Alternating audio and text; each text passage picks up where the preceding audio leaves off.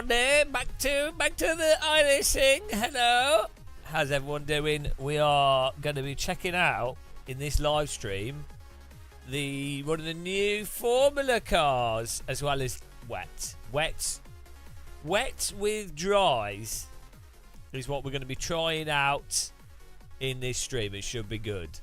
I've got orange juice all over me though. So we're already on a bit of a Debbie Downer. Don't buy blood oranges. They're not very convenient. That's my moral. No blood oranges. You might as well just buy a normal orange or just a banana.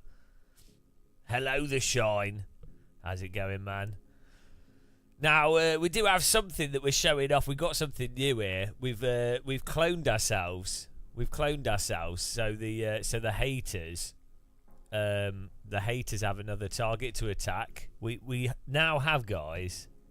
We now have a mini muscle, and autofocus. Autofocus doesn't work.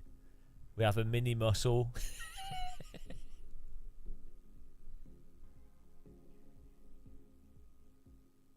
Which you can get using the link in the description if you want one.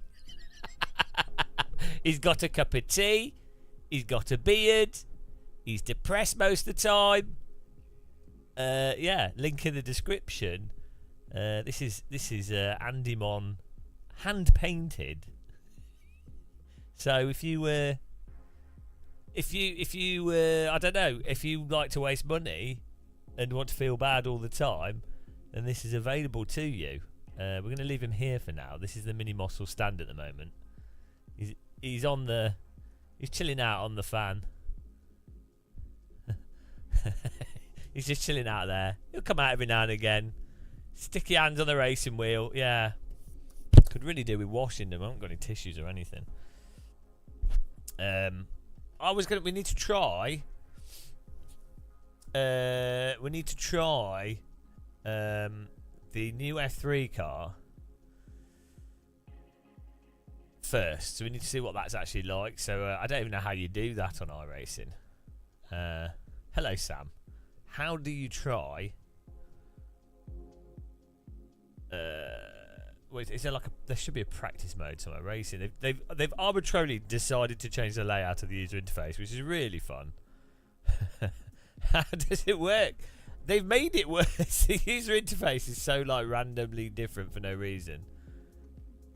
Home. And then it keeps coming up with this message saying, "Oh, there's new information." Yeah, where's test? There is no test drive. Oh. Right, home, profile, my content, official, leagues, hosted team, spectate, single player. AI single player. Maybe it's meant to be in that. The pace car is out of control. Thanks for following, Dahlia Rose. Thank you. Oh, test this one. Okay, fine. Yeah, the big button at the top. All right, I see. Wow, you know, I didn't know to look for it. You wouldn't think to look for it there. You'd think, oh, where's single player or something? You know, why not put it with the other stuff? It didn't make any sense. Right, how do we? What's this? What's the new Delara? What is it? What have they called it? Is it the Delara F3?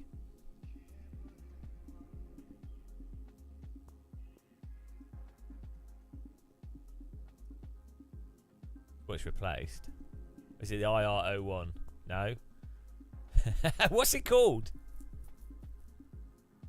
It's made by Delara. Super Formula Light. Okay, even though it's made by Delara.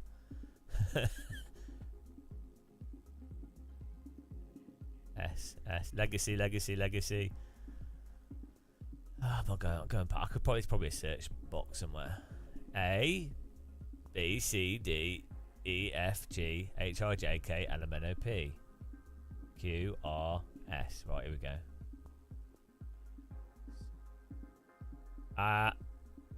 New. There we go. Right, what track? We got to do. We're doing Brands Hatch. We got to.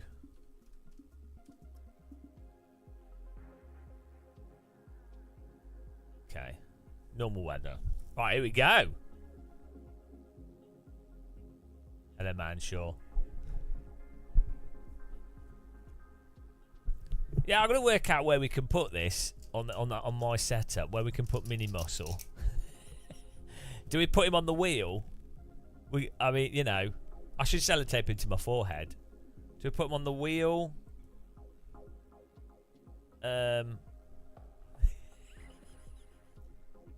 He fits on the fan. When we're in the main view, he's all right, Mini Muscle over here on the fan. Put him on the wheel. There he is. But then is he watching the screen? He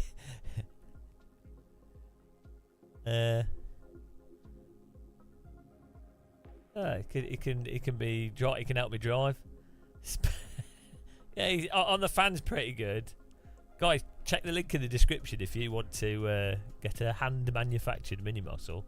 Right, put him on here for now. You can just chill out here. I think he'll fall over if I put him on the wheel. He's chilling there having a cup of tea. Okay, right. There we go. Oh, first impressions of my cables being tangled on my headset of the new F3 car. New replacement F3 car. I'm going to need a sip of tea before we drive this.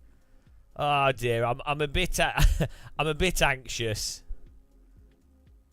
Every single new car that iRacing has done recently has been terrible. SR10, everything. Every new car has been pretty bad. I mean, the Formula Ford was passable, but it's still terrible. So it'll be interesting to see. Is medium downforce for Brands Hatch? Would you say? I'd say medium downforce. I don't know if Brands Hatch is kind of a bit weird. Brands Hatch. Let's do medium downforce. I don't say anything controversial, never. Right, we put this setup on. Oh boy. Okay. See, driver height. Oh, it's nice that the halo's off by default. Okay.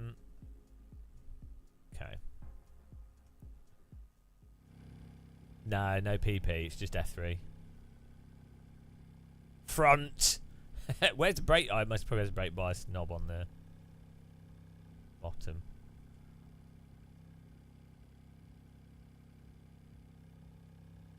There we go. Brake bias is there. Right.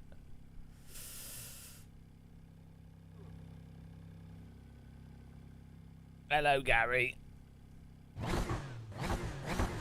Oh, will it be good?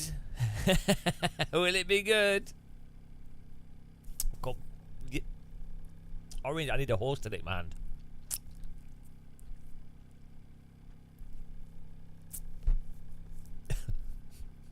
I need to wash my hands. Oh well. Right. Will it be good?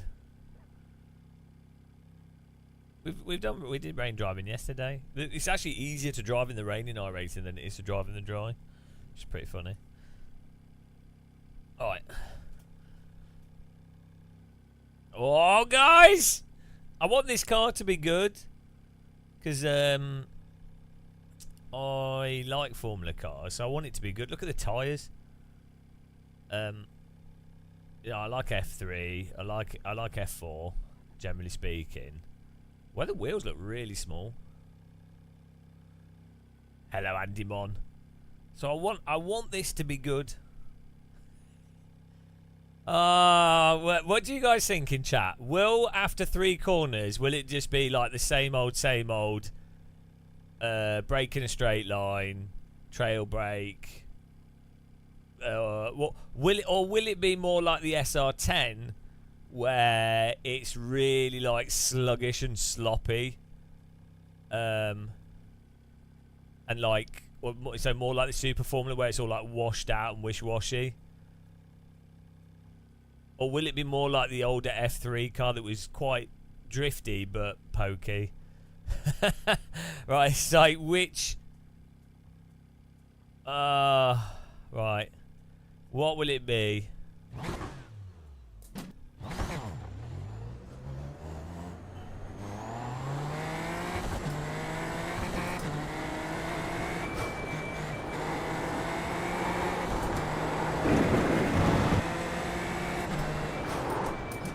I might need to make the...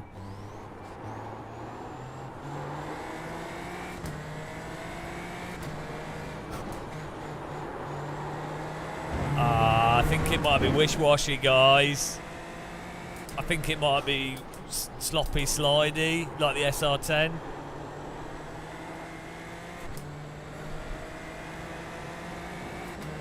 Cold tyres.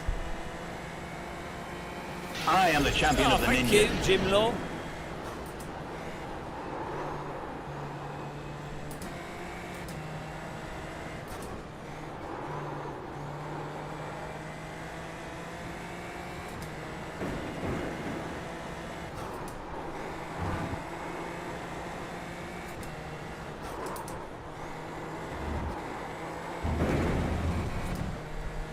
Oh, we've not binned it through some weird thing so far. That's good.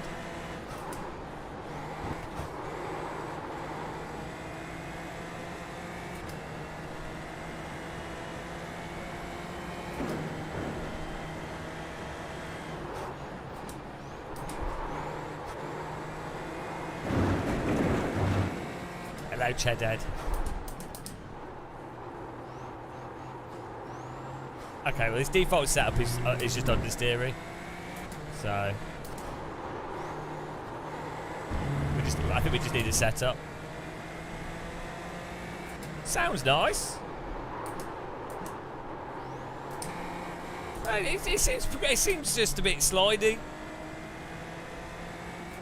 It's obviously iRacing, but it seems a bit vague and slidey.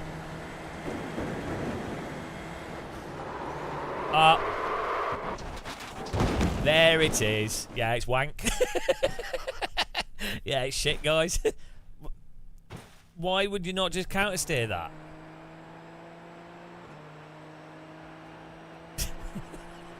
There it is. We knew it was waiting in there somewhere. We turned slightly too hard. Fuck, it's shit. It's shit. Same problem, they've not fixed it. Well, we'll do some more testing, but yeah. Well, it's a shame. Same old, guys.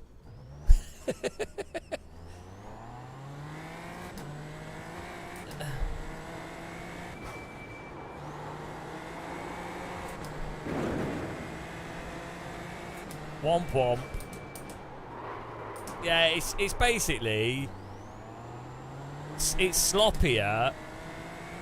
It's sloppier than the old F3 car, which then masks the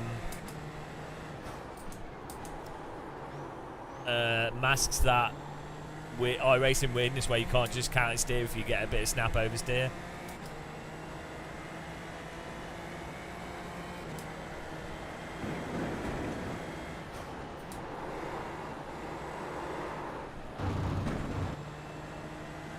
The back, you can see there, the back just wants to go, like from. Yeah, I think the rain tyres and the rain driving is quite fun. It is faster than the F4 car. It's an F3 car. Hello, Naomi.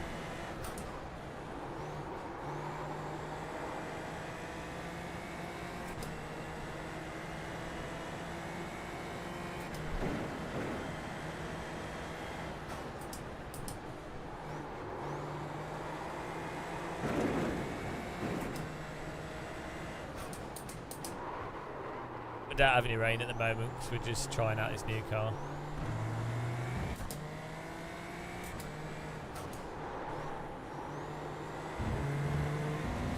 But yeah, you have to drive this like a bobsled. It's that traditional iRacing thing. The thing is, that mushiness does make it a little bit more forgiving in some ways, but then that makes it less punchy.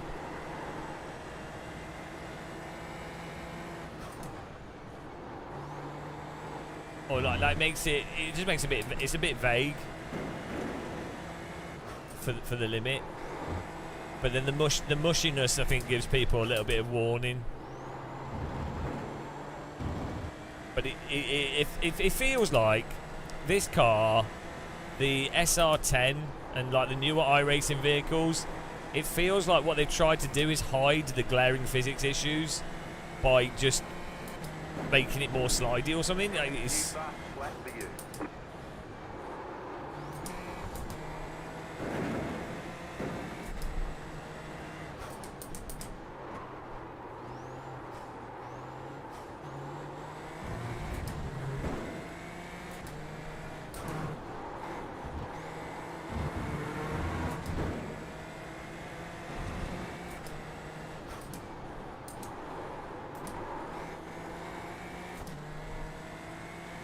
this is a Super Formula Light, yeah.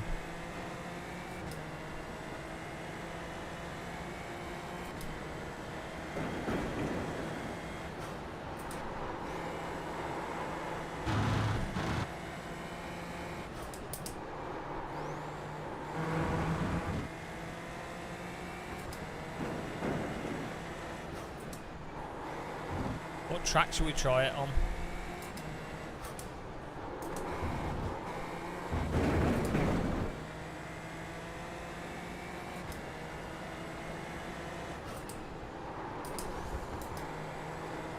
It drives like that. It's the Super Formula car. It's really shit. It's really bad. iRacing just their users should absolutely rip the shit out of them for how bad their slick tyres are. It's absurd. It's worse than Race Room. I quite like Race Room, but it's worse than R Factor 1. I don't know how people can't notice it. Sloppier than F4? No, I'd say it doesn't feel as sloppy. The F4 feels tighter than than this. Probably lighter or something. I don't know.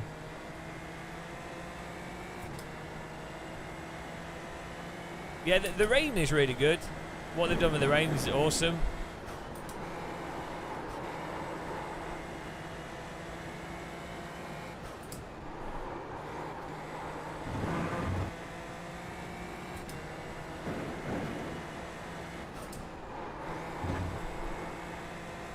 No, it's not particularly oversteery.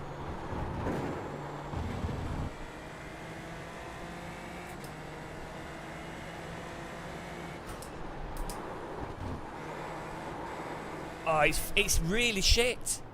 It's easy to drive around the track. It's just shit. It's absolutely shit. It's terrible. It's awful. Like it's just it's bobsledding. It's not driving. You can drive it around the track. iRacers probably won't notice. If you've played R Factor 2 or AC and you drive this, you'll be like, it's way worse than the old F3 car. That car's pretty bad as well, but no, ARB's not going to fix it. It's tyre model. It's really it's just like, come on, iRacing. They do like such a good job on the rain, but why have such a bad slick tyre?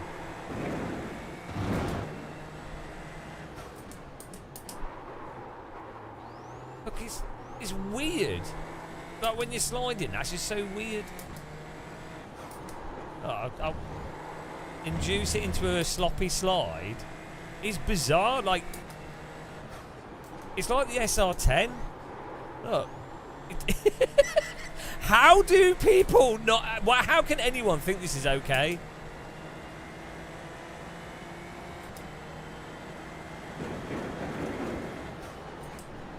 Look at it slide. Look at the slide. Like, I'll induce it into a...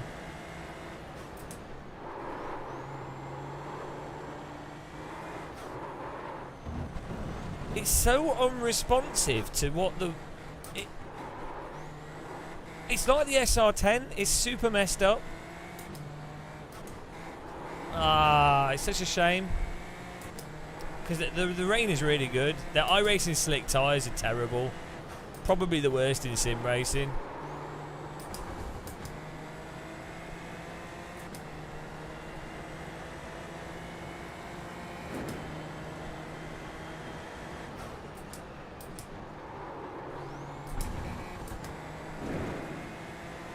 It's iRacing will never change. Yeah, I don't know. They did a really good job on the rain.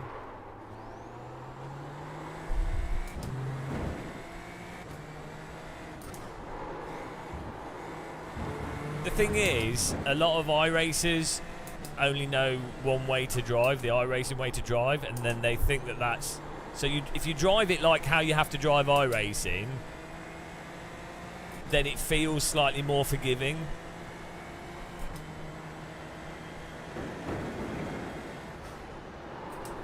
You know, because you turn into the corner, you brake, you do a single turn per corner. There's a little bit, there's force feedback variation for the grip. So iRacers will be like, oh, this feels great.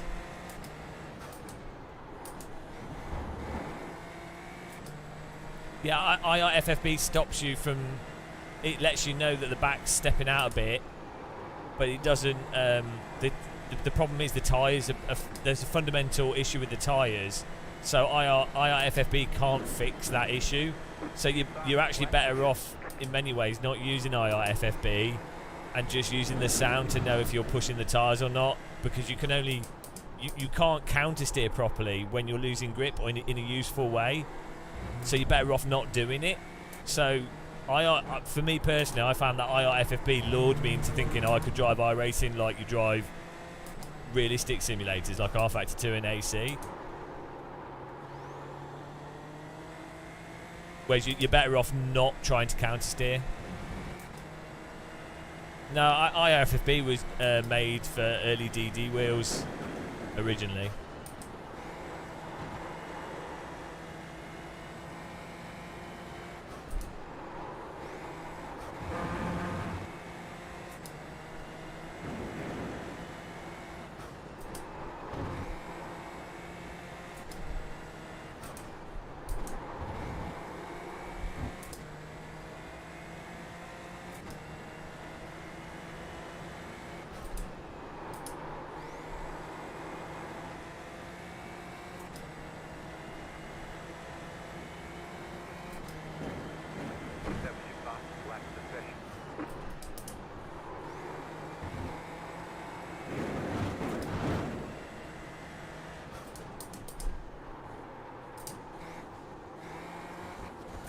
This is basically Formula SR10.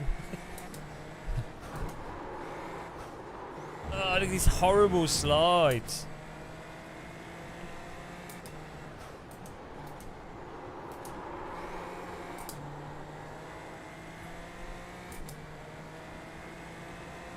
The rain's really good. They've done a really good job on the rain. If this was a mod for AC or DLC for R-Factor 2, people would be like, what are you doing, guys? So people would be like, oh, are you taking the piss? Like if this was a mod release for AC, people would think it was like a scam or like a rip-off port or something.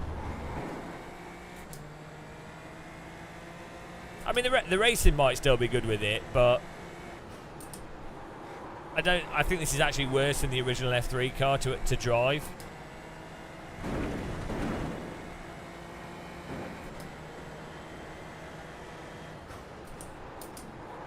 It's not hard to drive, but on this track,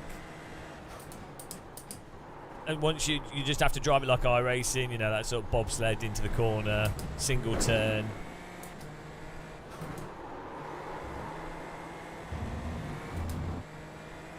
Yeah, this is the new. Okay,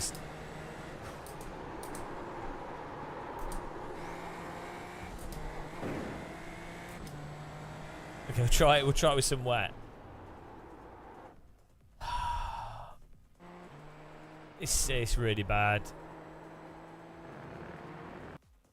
it's just the same iRacing problems. They need to massively change their slick tyre model. Is horrendous. Let's try. Oh no, iRacing's gone down. That's it. Banned. Too critical. Yeah, I think so, Tom. But yeah, you need like an I rating of 4 million.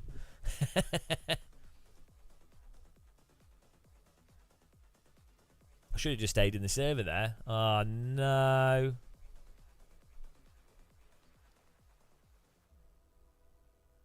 Yeah, I thought the rain tyre is a lot better. So I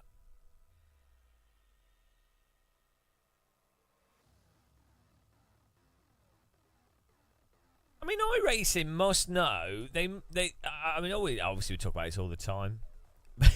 Hello, Elvis. They must know. Like, how do they release content with a straight face? And why do iRacers just lap it up? Like, what is wrong with them? Like, it's insane. Yeah, I do. Yeah, did you not notice? Well, I mean, you have to. It's so mental. It is insane. It's just mental, isn't it?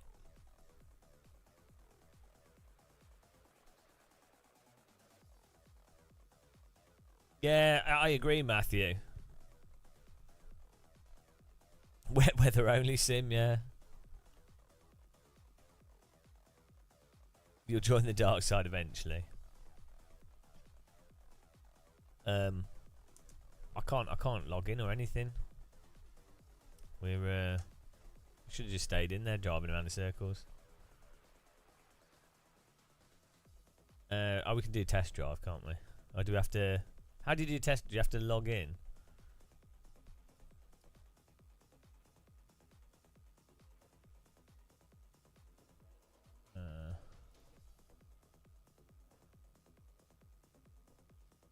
Right.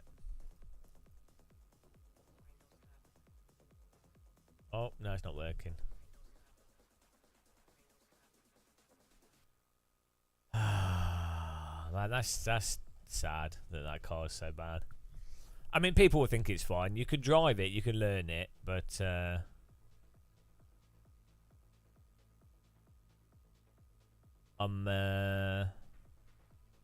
don't. So put it this way, I can't see in what way that car's better than the previous F3 car from a gameplay perspective. Like, you go, oh, it's newer, it's based on the real car, it's got the wet tyres and stuff, right? Great, but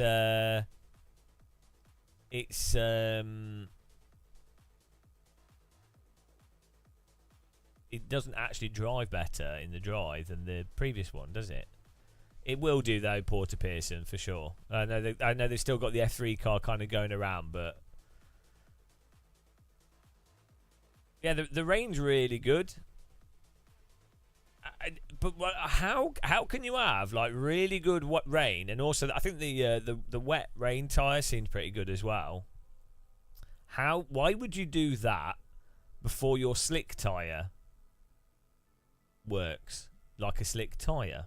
I think a slick tyre is going to be harder to do because it's more pokey. It's like if you play go-kart games, simulators, go-karts are really hard to do really well because they're so like, the more like responsive and nimble and pokey something is, the harder it tends to be to simulate. Like the more mushy and drawn out. This is the same with like visual stuff.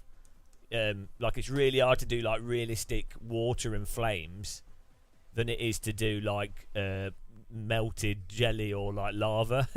Like the more sort of precise and snappy the movement of something, it's a lot harder to do. I've not tried the wet tyre in the dry.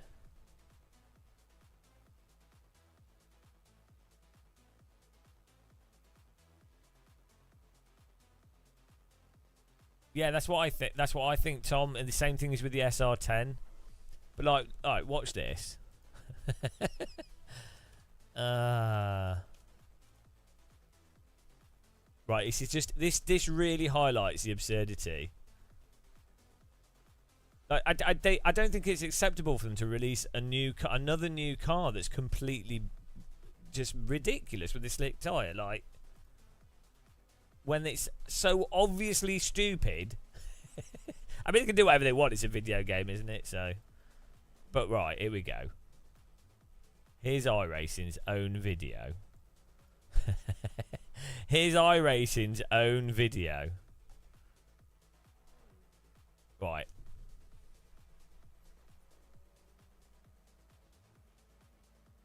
Right. Just look at the difference.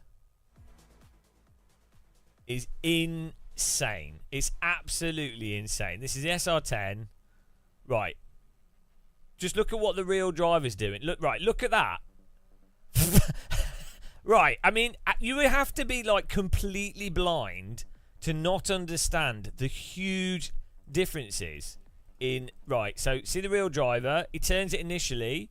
Then the car responds, and the whole car is now pivoting and sliding into the corner. The whole car is effectively in quite a moderately aggressive four-wheel drift that's still great for driving at a pace, really good, perfectly fine.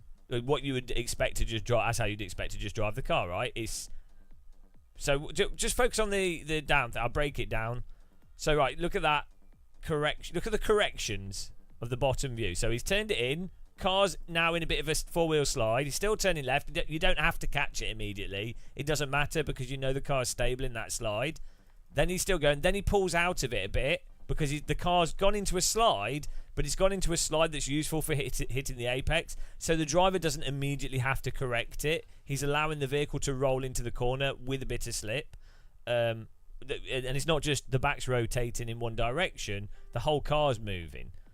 And then he's did a little correction to stabilise it, and then he's gone back on it, and then he's had to turn out a few times, and then he's done a few corrections coming out of the corner. Like the real onboard there, the process there's about 15 things that have happened here. Initial turning, correction, initial turning, induce a slight slide, correction, and then hit the apex, slight slide, quick correction, make sure to hit the apex, get on the throttle, corrections as the grip keeps coming and going in accordance with how much throttle and how much steering and how much grip there is in the bumps and everything else on the track. Get out of the corner as fast as possible, balancing the power out of the corner, another correction back to the centre of the steering, almost a bit of turning opposite lock, and then coming out the corner. Right, now watch the iRacing view. Now watch the iRacing view. The guy is braking it up on the brake. Now I turn my wheel at a fixed angle. Oh, hit the apex. Now I'm on the throttle. Like, what on earth is wrong with iRacers to not notice? Like, the way the guy is driving in the top video is how you have to drive in iRacing. It is nothing like how you drive. And if you were to drive like the bottom car, in iRacing, first of all, it's pointless, but you would just be losing so much speed. It's so dumb. This is iRacing's official marketing content.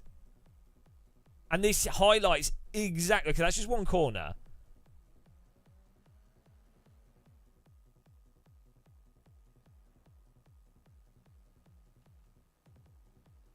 Right. Look, again, this corner up here, car on the bottom is turning left. It induces a bit of oversteer with all four wheels. Can we do like slow motion on this? Right. So he's counted initially. He's turned in. That is induced. So he's having to, like, the bumps of the track are doing stuff, and then he's also having to, like, he's turning it in, and then the car then he's getting on all four tyres. There's a slight, basically a drift almost, with the car's like sliding into the corner with all four wheels, and then you're working with that slide, and it's not like mental drift, and you can see that he's constantly doing little adjustments and stuff with that to then make sure that that slide that the car's in and that trajectory with adjustment is then lining up with actually hitting the apex. And then you see all the adjustments to keep it there. And then the car's understeering on the power. The car is then pushing outwards in effectively an on-power drift out of the corner, like a four-wheel drive stable slide outwards. The car's not driving in a train line. Into the corner, the car's in a four-wheel drift effectively into the corner, and then it's on a four-wheel drift out of the corner. And then you watch the top video. It's like it's the iRacing train line bobsled line through, and then on the throttle. Oh, look how the car is on rails. Why can't iRacers see how insane? Like, if you play Assetto Corsa or R Factor 2, it's still not as good as real life. It's on another level to what this is. They nailed it on the straights, yeah. It's just hilarious. Like, each time you see the real car turn, you can see that it's inducing basically a small drip. It's getting the car onto the tyres. Do they have an example of theirs? What do you mean? This is iRacing's official promotional material for the SR10. Yeah, you can use the same line in anything. The thing is, the brake point, the brake point will be the same. The general lap time will be reasonably similar. The actual track and everything else is really, really accurate. The car model's really good. And being smooth and stuff is generally faster in real life. So the thing is, that's enough to make people completely ignore that the actual process of driving is totally different. Do you know what I mean? I just don't know how you could. I don't know. Why would you do rain before you address this? That's true. That you can. If the real world driver was driving like that, they would have everyone telling him, "Oh, you can't drive. You can't drive, mate. Look at what you're doing. You're over driving."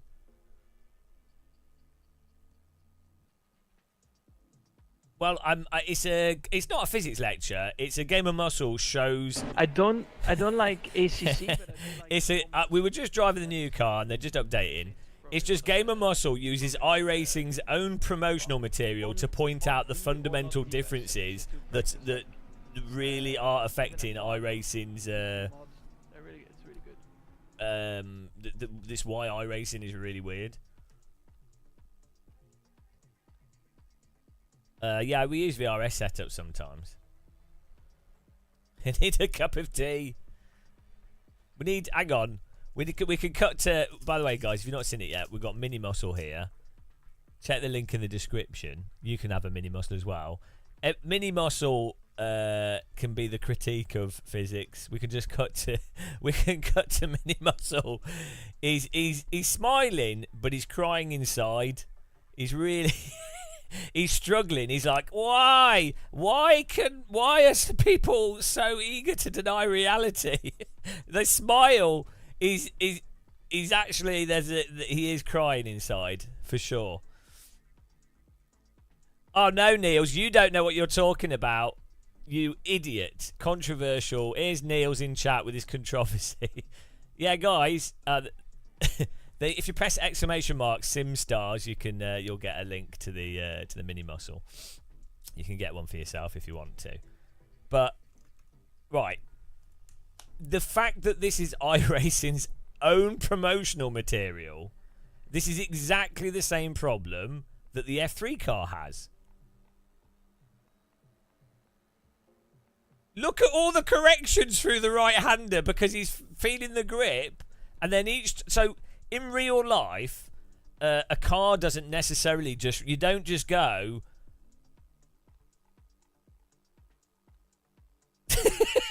you don't just go, oh, there's the corner. Oh. In real life, you go, right, what's the car telling me? Okay, turning in. Oh, I need to throw the car in a bit, so I'm going to turn a bit aggressively. That's pushed the weight of the car onto the tyres more. Now the car's in a bit of slip. Now I'm balancing the vehicle in that slip in accordance with the trajectory to hit the apex. You don't go. Right. Why would they do? They've done such a good job on rain, guys. They've done really good on the rain. massive props to iRacing. You have to give them credit. The rain is really, really, really well done. Like the way it was pulling down the track, the way the wet tyre was easier. The wet tyre was more like the radical in the down. Driving in the wet is more like this.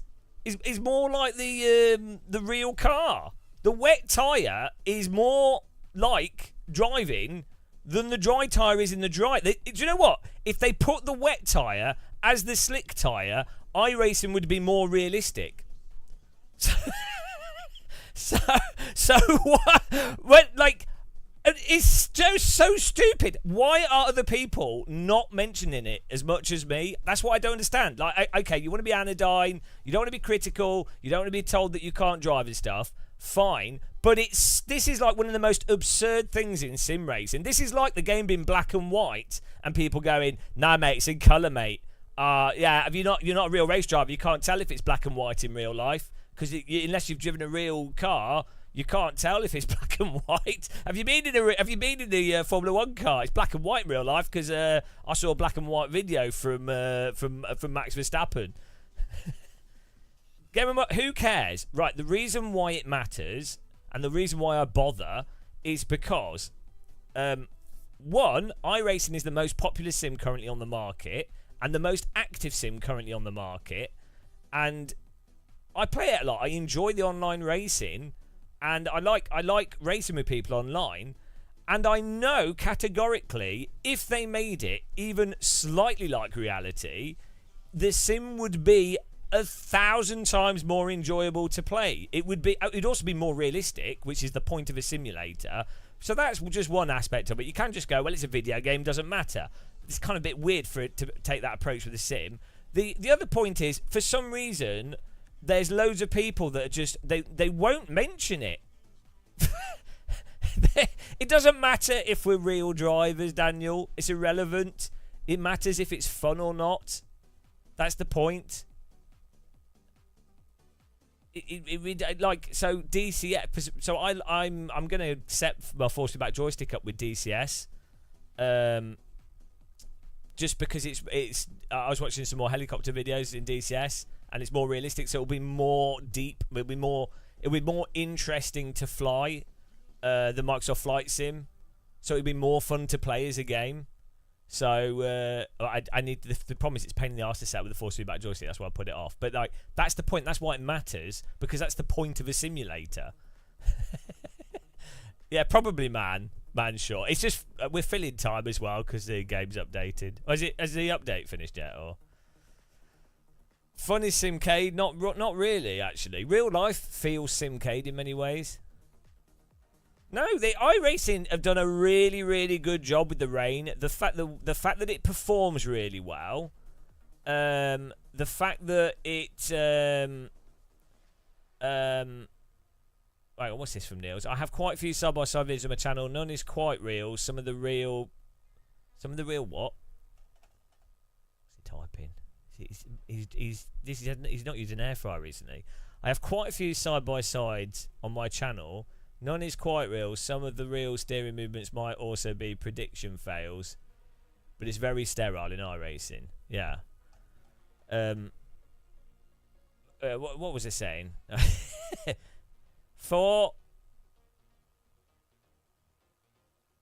Yeah, they did such a good job with the rain. Right, who in chat agrees with me that the rain tyre is closer to what a slick tyre is actually like? Right, but I have really limited experience in real cars. I've had probably about 2 hours of passenger laps in like Radical SR3s, multiple GT4 cars. Obviously, I've only driven a Toyota Sleek, shitty Aero Atom. Both cases were on like really small tracks, really shit examples. But I think that's enough for you to go to be like. So one had cut slicks. Some of the cars had road tyres. Some of them had slick tyres. Some of them had brand new slicks. Some of them had slightly used slicks.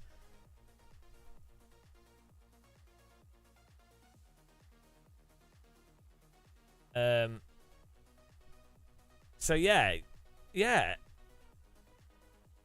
I know you could argue, oh, there's a bias to then wanting the more controllable tyre because it's easier, and so that's why you like it, which is fair. I think that is a fair thing to say. But I also think that slick tyres are actually they are quite forgiving in reality until they're not. That's the problem. There are situations in real life where slick tyres absolutely will screw the driver over, and I think that what scares me about any real world activity, this applies to flying, mountain biking, skiing, rollerblading, and driving cars. What always scares me with real life is that in most cases things feel very, very much in your control, and they normally are. But then you start getting overconfident, and then reality bites you in the arse, and it bites you in the arse in a way where you end up breaking your back or your arm or something. That's the problem with reality, is it lures you into a sense of, oh, I'm good at this is easy, and then you get too cocky.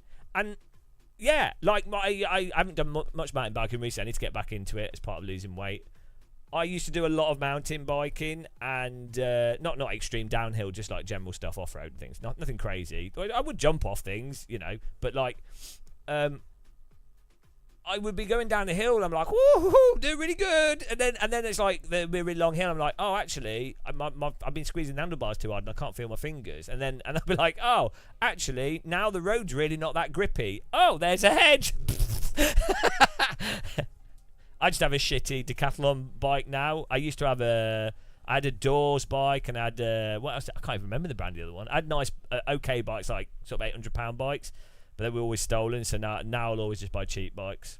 I'm not good at mountain biking. The point is, everything in real life is pretty much forgiving until it's flying is the best example of this.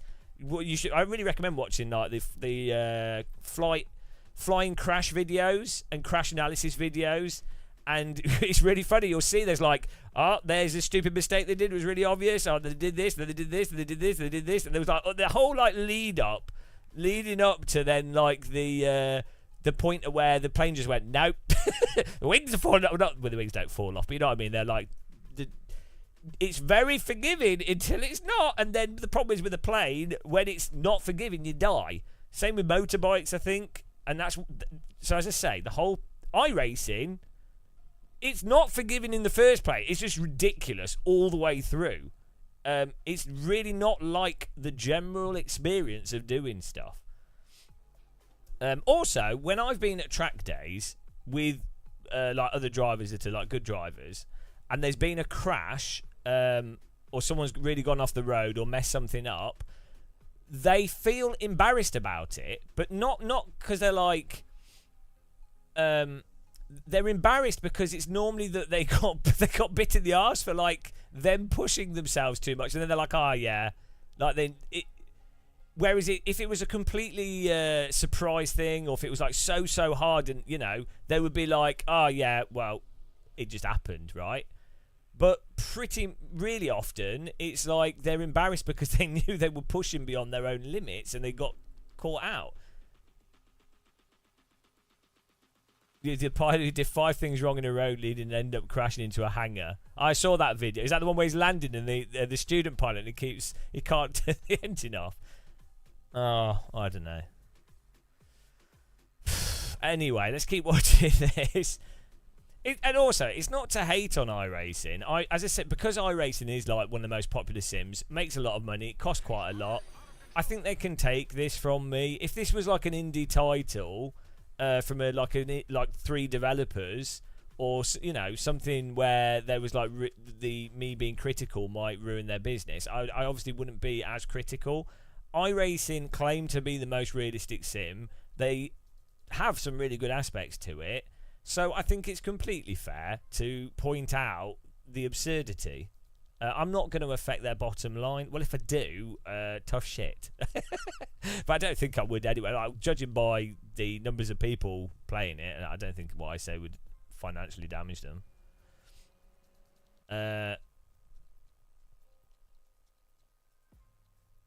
Please continue. When's has the update stuff finished? No, it's still in maintenance mode. Okay, that's fine. Well, this is the new way of streaming now. Maintenance mode streaming. Right. Oh, look, Streamlabs is doing messages.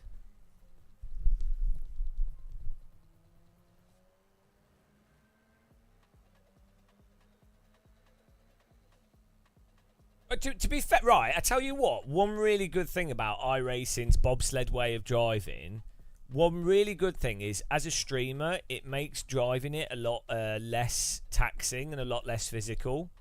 I don't think I can physically play LMU for 6 hours in a row, or AC.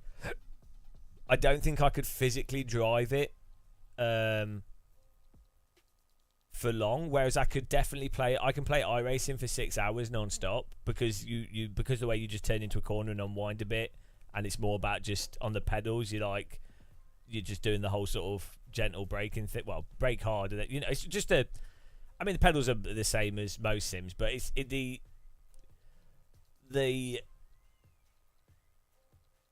less effort to drive than other sims, because there's less that you do as a driver, because you're not having to constantly calculate trajectories. It's not well, it is partly a backhanded compliment, but it is definitely a favourable part of iRacing. For me, 100% is one of the reasons why I play iRacing for live streaming. It's the same reason why I play Flight Sim. When I want to relax, I'll just play Flight Sim, because I don't have to be constantly making loads of little corrections.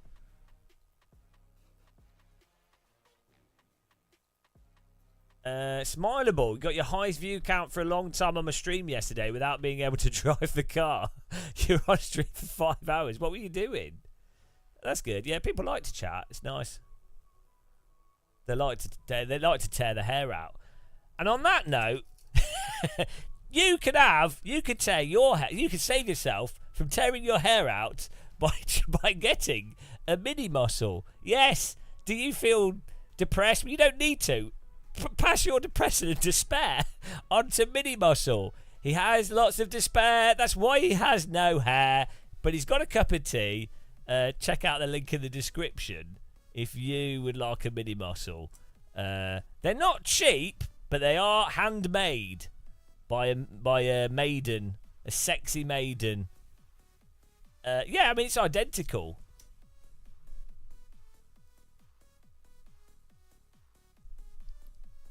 That's just creepy. That's psychopath.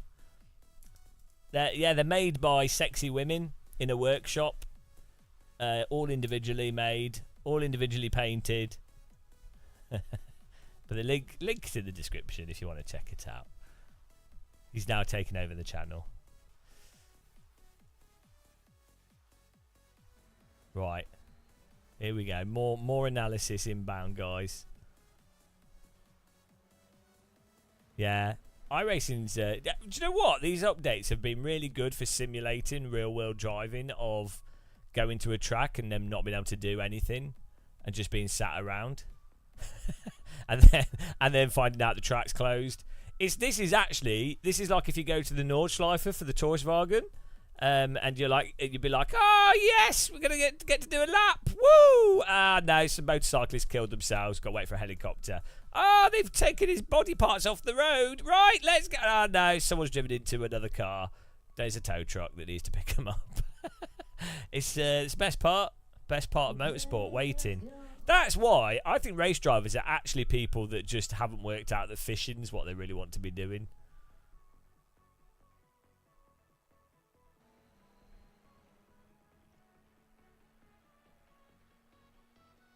Right, yeah, so there's not much more to say. Let's have a look at... We didn't really look at T1.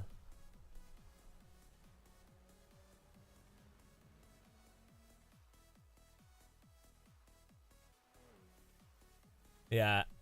I don't like ACC, but I do like the normalist. So that is amazing. Yeah, they need to pick up all the cars. Probably one of the...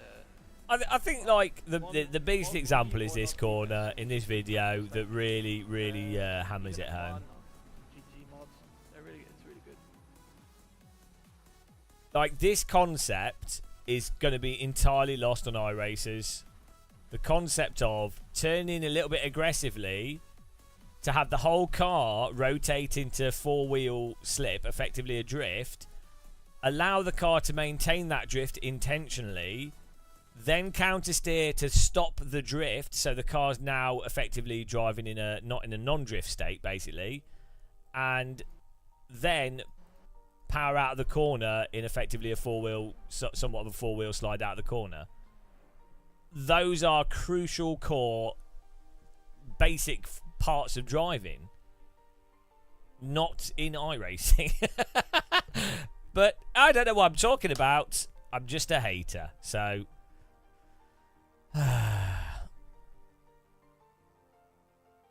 updates ready to install. Perfect.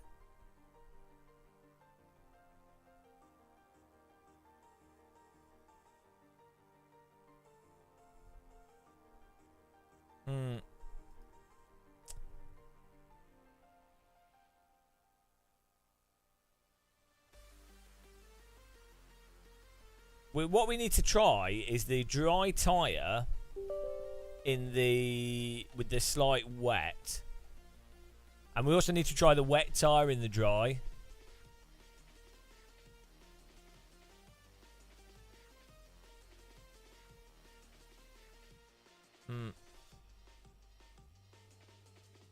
I'm not getting a hair transplant. Baldy. Why would I get a hair transplant? But, well, first of all, right, there are a lot of guys that are really insecure about being bald. So, I know you're probably just joking, but it's a bit of a dickhead thing to say if you're going to say it to other bald guys, especially younger bald guys. But yeah, personally, I don't care. I have a perfectly shaped head, as you can see with the model muscle. I'm happy. It doesn't bother me. But no, you can call me Baldy. Are you being a dickhead or are you just joking? I'm pretty sure you were being a dickhead yesterday. Your name looks familiar, like you were being a dickhead. So you're on the dickhead radar. And let's see, 13 messages. Yeah, you're on the dickhead radar. You're very close to getting banned. Yeah, I'm just gonna ban you. I can tell you're a dickhead. That's it. It takes 13 messages. I'll give you a timeout first. There you go. You get a 10-minute timeout. But pretty sure I saw you yesterday being an arse. How many messages do you have, fast boy? Well, it just says over 900. You've got 11 timeouts though.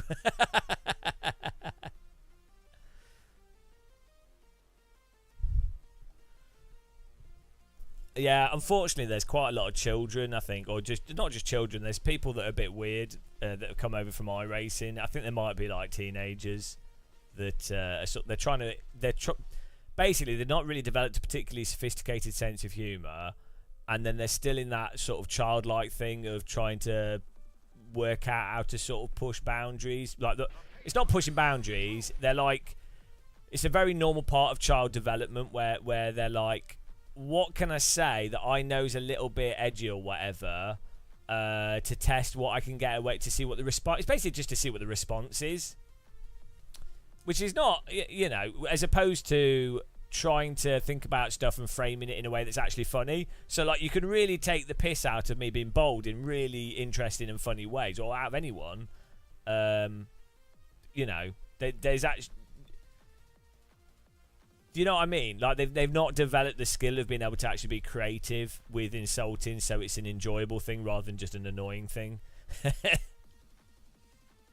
Oh, here we go. Are you Stefan Hausvik? Are you like are you one of those? Are you one of the iRacer F4 drivers? First time chat, yeah. So this is right. This is the other thing that you get with younger people. This is very much like what you'd have at school when you were like 13 or 14. They learn like a linguistic trick or a thing to say, and then they just keep repeating it as It's really weird. I can't. What would you describe it as? Like, do you remember at school when people would do that? Younger people tend to do it. Instead of them being creative again with insults or like taking the piss in interesting ways, they just repeat a saying or something that the other person might not know yet. They might not know the default retort to that saying. Yeah, it's like a meme. Like it's like an insult meme. It's just like a thing that you would happen a lot at school. And to be fair, if you do it in some senses, you can actually do it in a way that's actually quite funny. It can still work. But oh,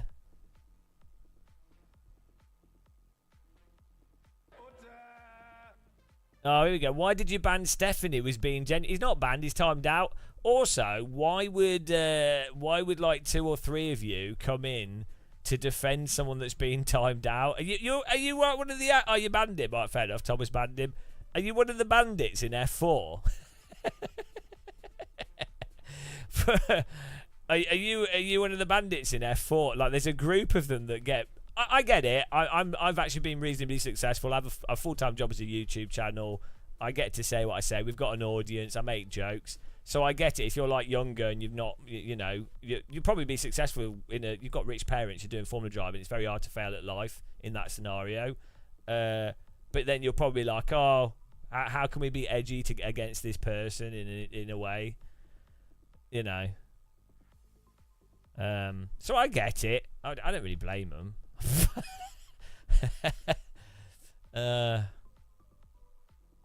It's a badge of honour. No, it's not, A funny way of calling someone bold is to say, can you come to the hardware store with me? Hang on. I'd like to see your head for the level of polish I want to my kitchen floor, yeah.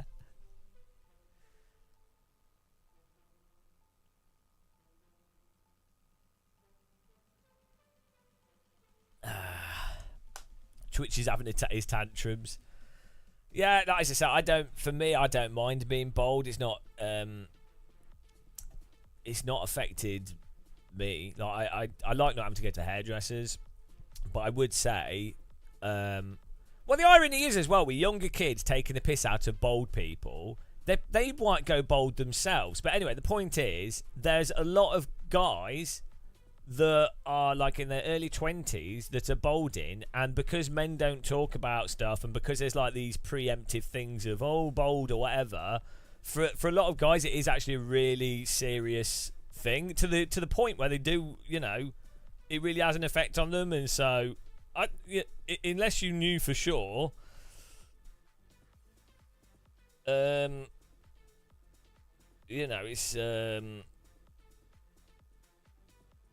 yeah, it's a weird one. Have you seen the what?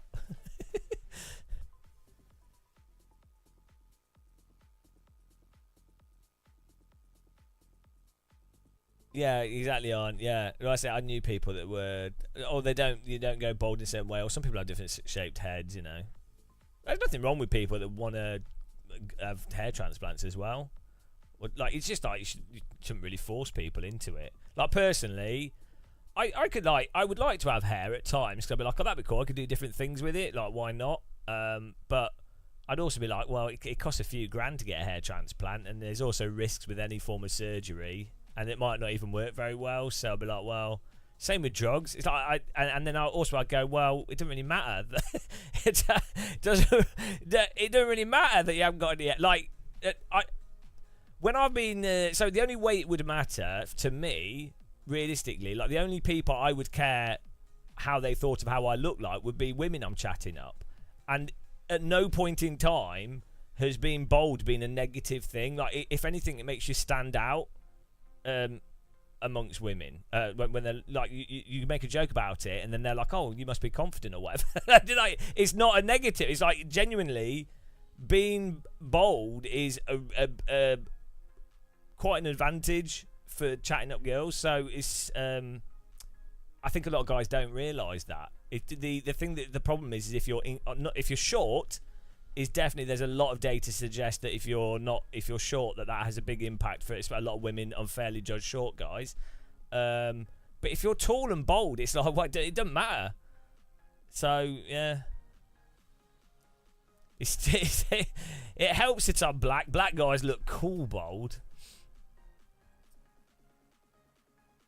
Yeah, but unfortunately, if I was to like dye my entire body black to look even cooler, I would get into a lot of trouble, and people would think people wouldn't think I was trying to be cool. So that, you know, thanks for the tip. I'll try that. What if I just made my head black? Do you think that would work? Did that? Surely I wouldn't need to paint my whole body. I could just do my face, right? No, I'd have to do the whole head. Do you think that would work? I'll tell you what, I'll do that, and then I'll just walk around town. I'm sure that will go down well. I'll do it in the southern states in America. When I'm next in America, that'd be a good time to try that.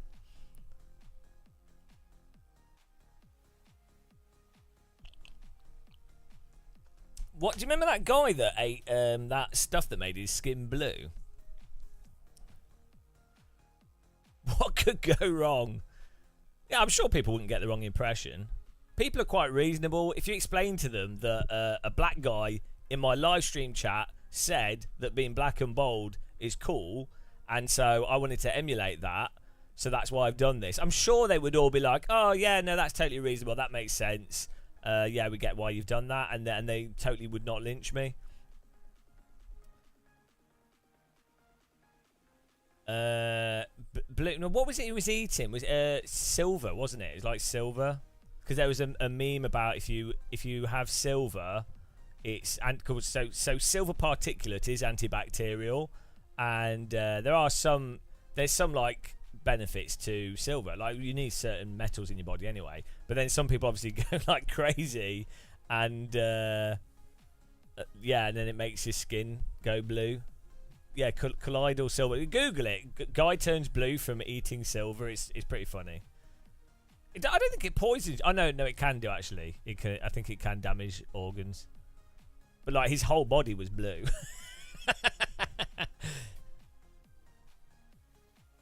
There's that guy that as well that got like the like 150 COVID vaccines. Like people don't understand it. Like they see something, they read it's good. And it's good in one context, to a certain degree, but then they're like, wow, their brain just goes, yes, that's good, so I need more of that because I'll get more goodness. It's like, no, don't work like that, mate. It's not how it works, I'm afraid. It's not that simple.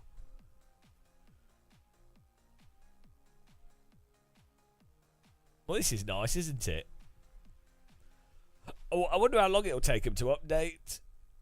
We should have just kept driving around in circles in the bloody terrible new F3 car. Thanks for following.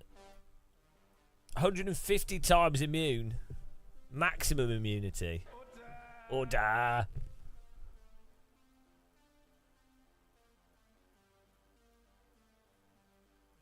These live streams are so unhinged. It's because we don't. I don't like to attach doors. That's why they're unhinged. We just put a door against a wall in the hole, and then every time we want to walk through the door, we have to push it down. Technically, a castle drawbridge, which is also a door, that's unhinged. Really. Also, one of those doors where it has a pivot before the end of it, that's unhinged. There you go. I think they are updating stuff. I don't really know what's going on entirely with that, so we just have to wait and see. Pocket doors. What's a pocket door?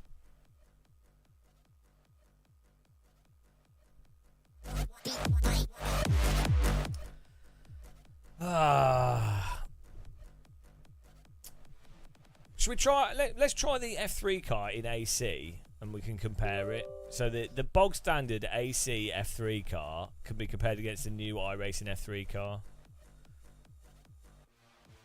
well, to be fair, we'll see if I'm I mean, I am biased. Hang on, what's the title? Biased hater. I think that's really good. I'm happy being a biased hater. That way we've set people's expectations and they can't be upset. So, so I think that's fine. You just moved from Norway to Scotland, so obviously I started drinking tea. It's improved my sim. That's to be expected, yeah.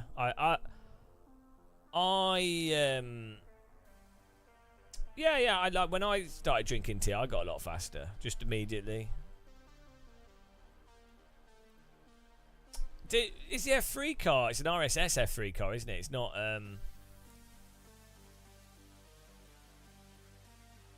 It's not even an official AC car. Yeah, RSS F3 V6. Right, let's see what this is like. You got the polish ready.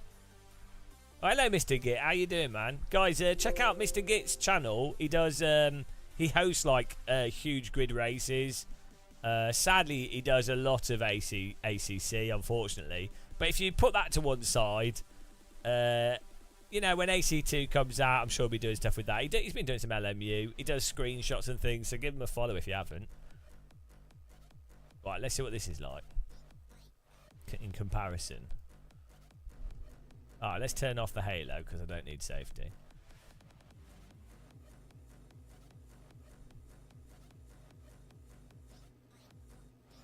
Oh, you can remove it totally.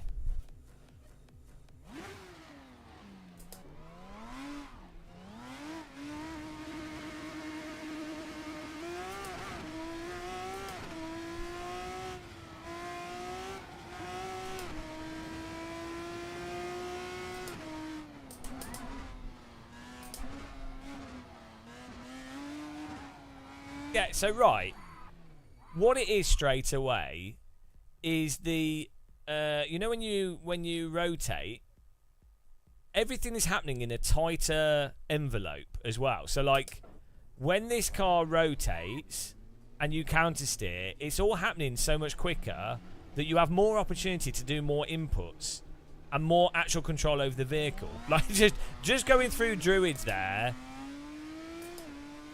it's you've got more grip once you're in a state of slip. Which then means that you're actually active. I don't know what that beep's about. You're then active. Oh, we got a DRS. Right, fine.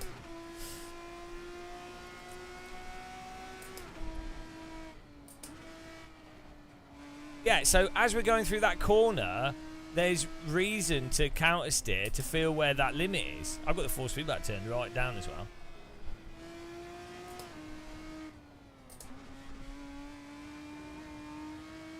This is like, I think a real F3 car would be way more responsive, quicker, bitey, and a whole bunch of things than this. I'd imagine in my mind, but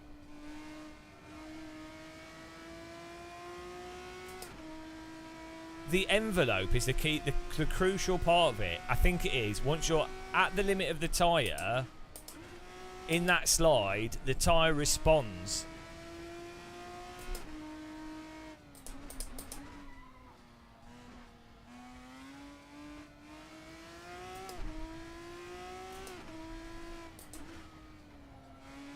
And when it gains and loses grip faster. That's the crucial part that they like. Why do they not have that?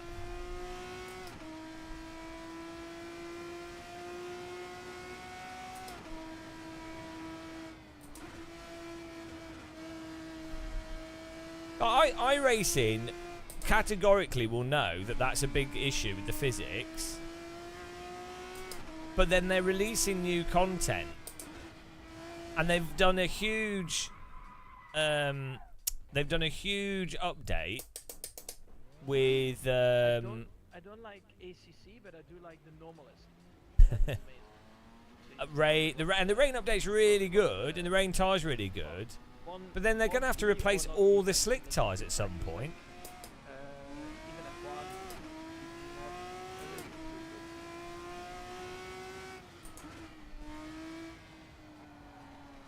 F1. I've cooked the tyres. This is the problem with AC. You do one slide, the tyres. This is where AC then gets stuck in the tyres being superheated.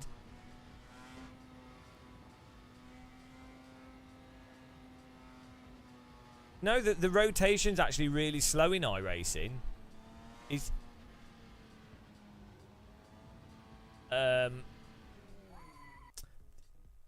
this is AC, not iRacing. The rotation's actually really slow. Everything's actually quite sluggish in iRacing, especially with the newer cars. It's not snappy at all.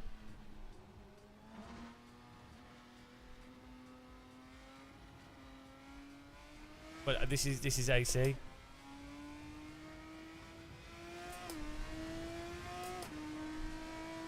As long as you drive humanly, you're good. But you start going really quick, the physics don't make sense. But in what way? This is the RSS F3 car.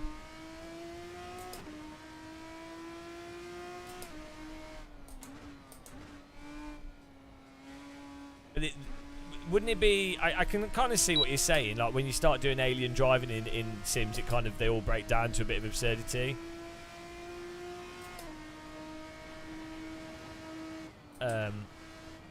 But wouldn't it make more sense for a sim to be broken at the point of where you get into the last like few tenths, as opposed to it being broken entirely for all the way through?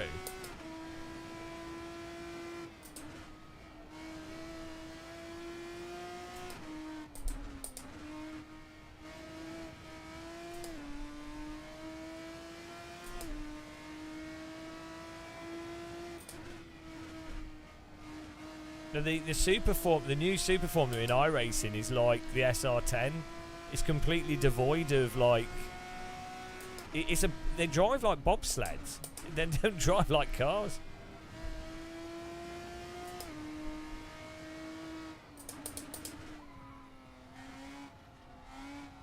What do you mean by you can push the fronts more than you think? Do you just mean driving into understeer, or getting on the throttle whilst turning more? But in theory, wouldn't that just be fixed by having more tyre wear? So I'm not saying AC is perfect, and I actually think the way that tyres damage over time is not necessarily that well done in AC. But like if it was a case of you can push into the tyres more, the solution to that in any sim is that the tyres wear out, because that's what happens in reality. You can push into tyres, but it just wears them out.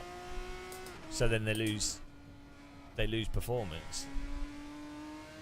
Oh, it also overheats them and other stuff.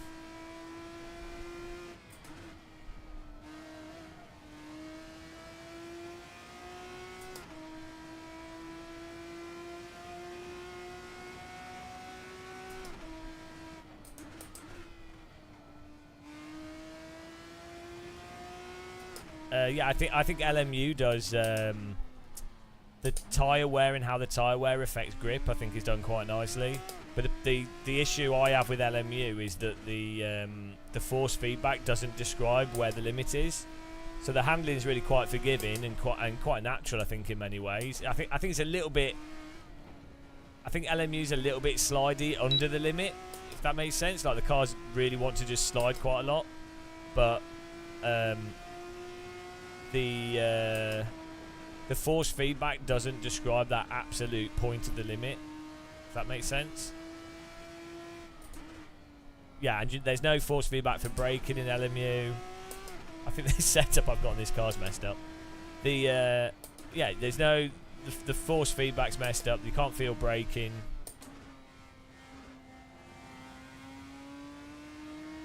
Yeah, it's definitely got better. I wouldn't say it's about it being more or less forgiving. It's just that there's a lot of it. But then it's nowhere near. It's LMU's not like AMS2 is completely messed up. Like I'd say AMS2 is like it's AMS2 is as broken as iRacing, but it's in the opposite direction. And in addition to that, it also doesn't have. So iRacing, I think, as long as you're not pushing at all, like if you were driving very like cautiously, iRacing's very believable. If you're not actually trying to push or drive, you're just driving the line and going around the track, then iRacing sort of general grip levels and car not sliding stupid is what you'd expect a real car to do, I think.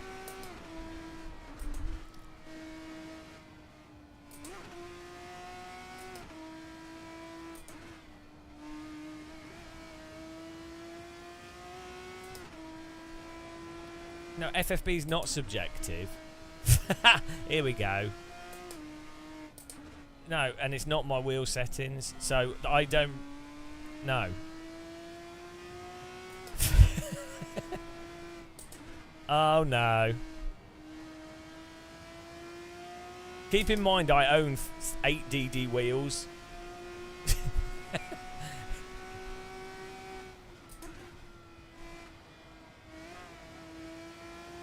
Yeah, everyone repeat. Everyone repeat. Force feedback subjective. Yeah, in the sense that everything's subjective.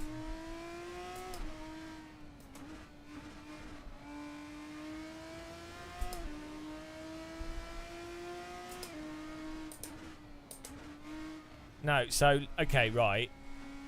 No, no. FOV's subjective as well. Like if you're gonna play the subjective game, right? I tell you why FOV is subjective. People have different spacing between their eyes. You're looking at a 2D monitor. Your monitor's at different distances. The rendering of the image in the game is fundamentally not literally the same as a rendering in real life. Different game engines actually render things slightly different as well. You don't have any 3D in the video game. The point of convergence is not done on a 2D screen. Even with a VR headset, convergence and depth is not actually done yet. Even with eye tracking, it's not done properly. Even with a VR headset, you have your view constrained as well. So no, actually, field of view. If we're going to be like go, oh, it's subjective. Actually, field of view is subjective as well. In reality, though, so like this is color, right? And you could go, oh no, it's subjective because the color palette of this monitor is 60. Well, I'm using an OLED, but you're using an LCD, so the color palette's different. So it's subjective. But the reality is, in conversation, once people are at a certain knowledge level, they all agree that this live stream is in colour because they're all at a certain knowledge level where they go, well, okay, that's good enough for it to pass colour. Now, the thing is, because people are completely dumb when it comes to force feedback, the threshold of general knowledge is so low that it means that people then go, it's subjective. As soon as someone points out some like mildly basic component from a position of reasonable knowledge, it's like they disagree with it because they have no clue, and then they go, it's subjective. And it's not. So you're using the term subjective incorrectly in terms of how subjectivity and objectivity is actually used in common language. Right. There you go.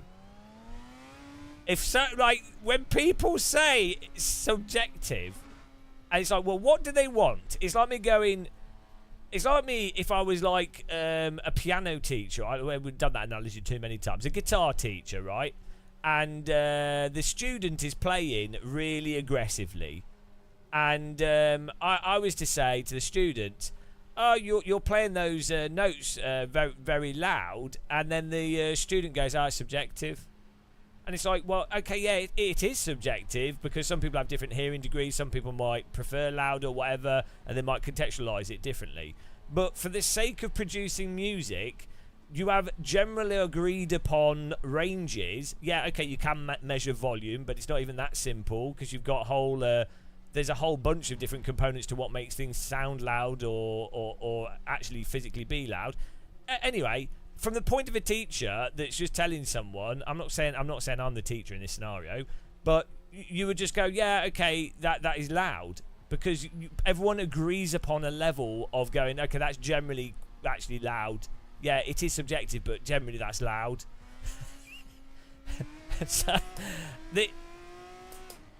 Yeah, don't tell me force feedback is subjective. It is, so's everything. But it's a useless thing to say in a conversation.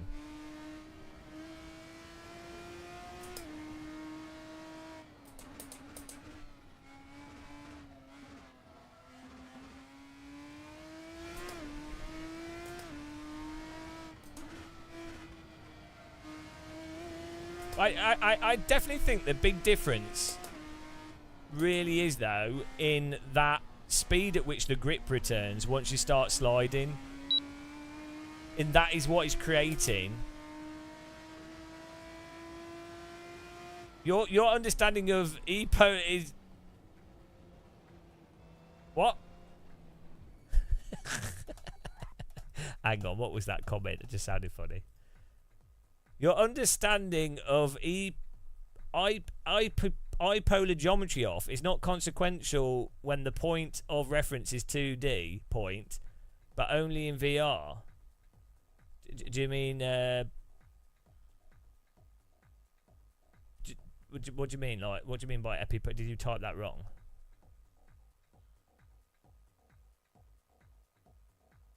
Do you mean like IPD?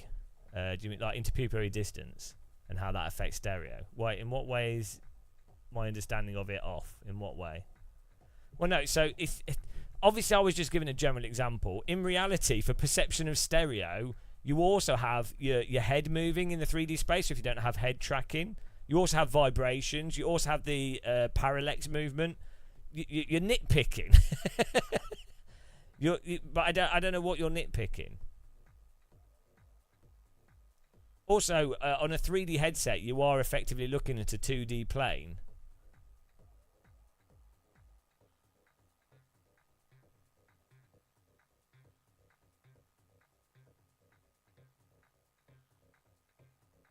Well, no, there's still of perceiving a monitor. No, you're missing the point, though. The point is, it's still fundamentally abstract. Therefore, it's still going to be effectively subjective. And, well, therefore, if you could use a calculator to go, well, this is the distance of the... So the assumption is, we've got a calculator that calculates if a monitor is this distance from you and you're pretending the monitor's a window, which you can't do because it's actually a 2D view and doesn't actually work like a window. But, so there you go. You've already assumed that it's a window, so it's not.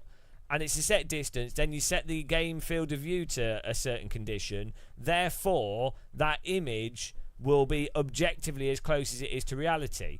Well, in a sense, but it's actually still quite limited because it's fundamentally abstract, which means that you can still do other stuff that goes against what that calculator's saying to actually produce an end result that ends up being more realistic from the perspective of the person using it. So that's the point. No, but it can't be objective when there's variables of abstraction involved in it. Like so, if a computer monitor was actually a window, yes, it could be actually objective. Like, okay, so the initial frame, like you can set up a framework and go, these are the numbers. Within that context of that specific framework, you can go, well, that framework has set parameters, but ultimately, yeah, no, I said that force feedback is actually subjective, but the point I was making before is that within the context of conversation, we don't call everything subjective, even though everything is subjective, because you lose utility of language and actually conveying information. So, oh dear God. You're never going to get anywhere with this. I think it's one of those things where no, it's not about being a politician. It's about how reality operates and how people use language and and how people then misuse the term subjectivity as a way to shut down conversation.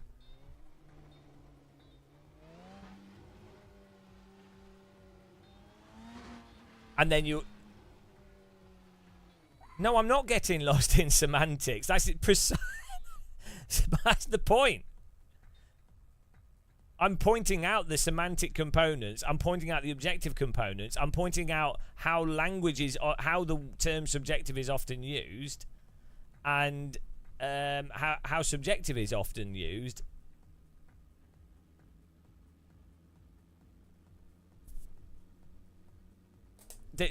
Right. If you use an FOV calculator, if right, first, it's making a bunch of assumptions. If a monitor was actually a window, right, which it isn't, but if it was, if the game also, when you set those FOV values in the game, actually applied them in a super precise way, also the seating position of the actual seat position in the cockpit in the car would have to be the same. Your seating position in reality, there's a whole bunch of stuff that you would have to do for it to be like in the sense that it would then, I mean, what you're breaking it down to is you're setting some solid parameters numerically, and then you're getting into a state where you're like, well, it'll be the same. It will effectively, that thing will be the same for everyone. So you can then say, objectively, that thing is the same for everyone. They might perceive it differently, but that thing is the same for everyone. But even then, even if you present the exact same scenario to everyone, or the same thing to everyone, they will subjectively interpret that thing differently.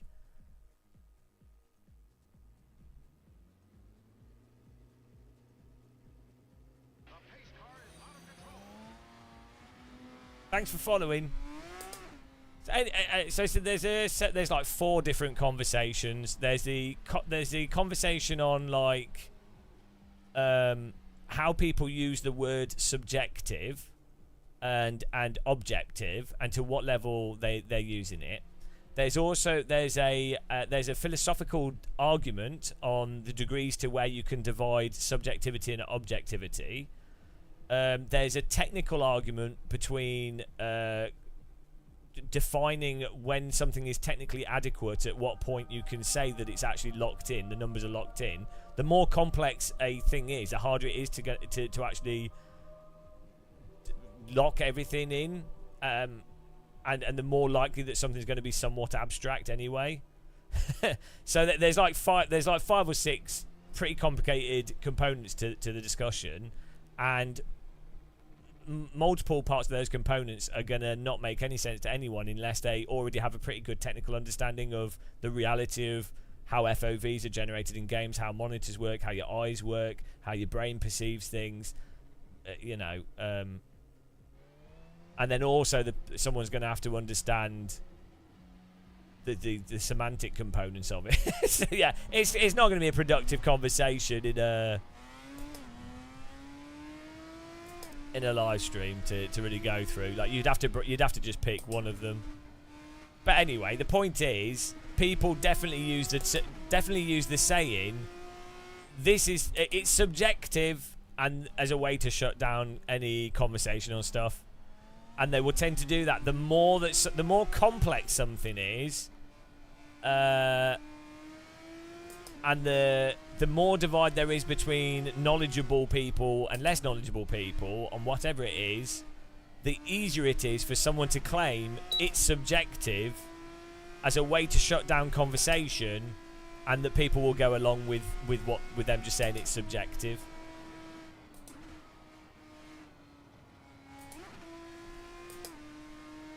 That's fun, isn't it? It's a fun conversation. Anyway, as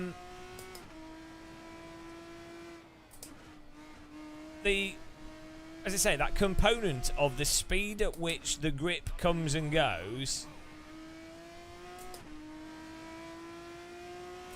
is probably the largest difference between this AC, ignoring how AC's tyres overheat, wear and all the other stuff.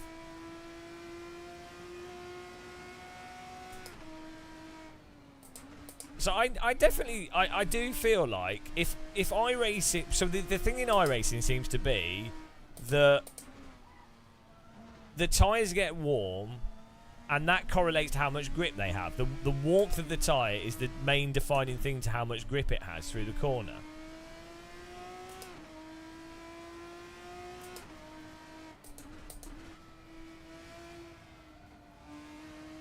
So if the tyres did not get warm on the surface, let's say, or what the component of where it overheats, if that cooled down quicker, then iRacing would have more pokey, responsive behaviour in the tyres. Then the steering would be more snappy in terms of, not in terms of stopping the car from spinning, but in terms of you being able to like do like multiple corrections through a corner because the grip's coming and going so quickly. Jason, maybe, I don't know. I don't know what they will probably claim that they've done what they've done, but primarily through the data and them doing stuff with data. That's what all developers will say. They'll all say, we've got this data and we put the data into our system. It's like, well, okay, but then every sim dev has the data and they all drive differently. So this is a Seto course. Yeah, we're just waiting for. We're trying the F3 in this. We just tried the iRacing one. We're just trying to like really feel out what the differences were. Why do you use Moser? Because Moser sent me this wheel recently. I think they're quite a good price. And then I like to use stuff for a bit, and then I like to do videos on it after using it for quite a while. But yeah, Moser, Fanatec, Simagic, Acertech, Simucube, all really good. All really good equipment. You'll find it hard to go wrong with DD wheels, to be honest. I mean, personally, I would avoid Camus stuff myself, but other than that, I think it's difficult to go wrong. My current steering seems, well, so the difference occurs as soon as the car actually starts sliding, as soon as you're actually pushing. So that's the thing. That's why I think a lot of iRacers don't really notice it, because what they do is they drive like this. So look, I'll drive AC now. I'll drive AC now how you drive iRacing.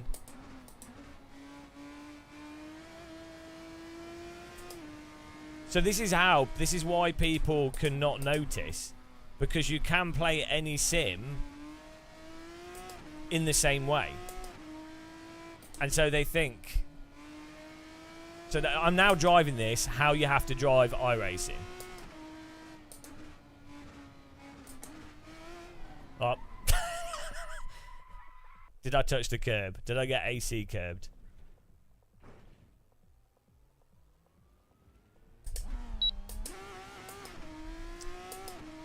So, what you have to do... Yeah, it looks like iRacing. What you have to do...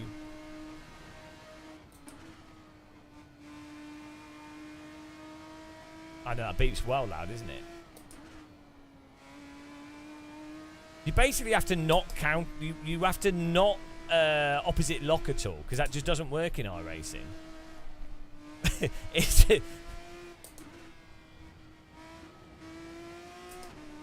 So...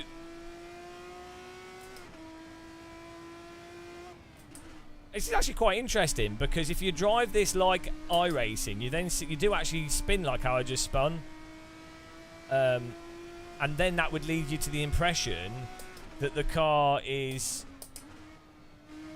uncontrollable or like less controllable.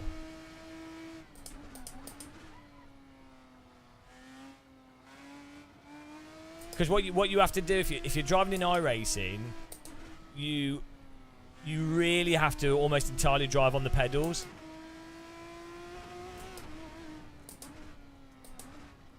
Which is a fast way to drive. And it is a valid way to drive. It just isn't the only way.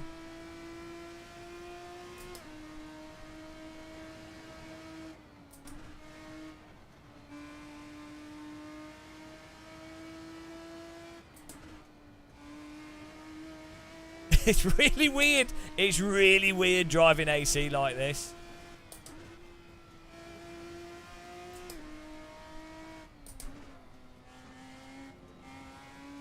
Because instead of testing the limit with the steering and feeling the grip, what I'm doing is I'm working out a preemptive trajectory as I go into the corner, and then adding to the load with a bit of throttle or a tiny bit of brake.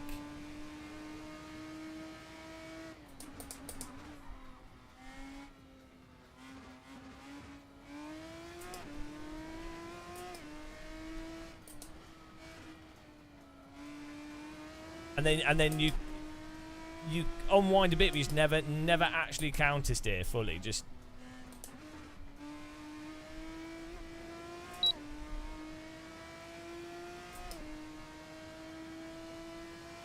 so I do. So those laps are how you have to drive iRacing, and then I'll drive this. Like how you drive AC.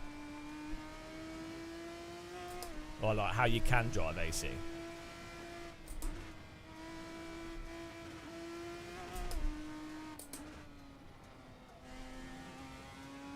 Yeah, we'll load up into it. So right, that's driving it like iRacing. Now let's approach it like AC.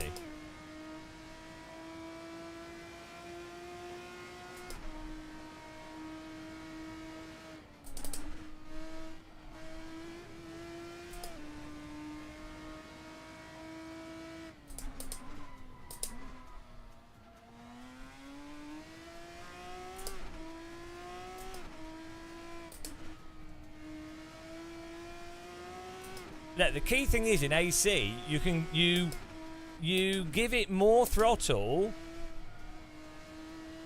than you know that the tyres can take, and then you use your skill on the steering wheel to deal with that oversteer that you've induced from using more throttle. Hello, Dan Suzuki. Why?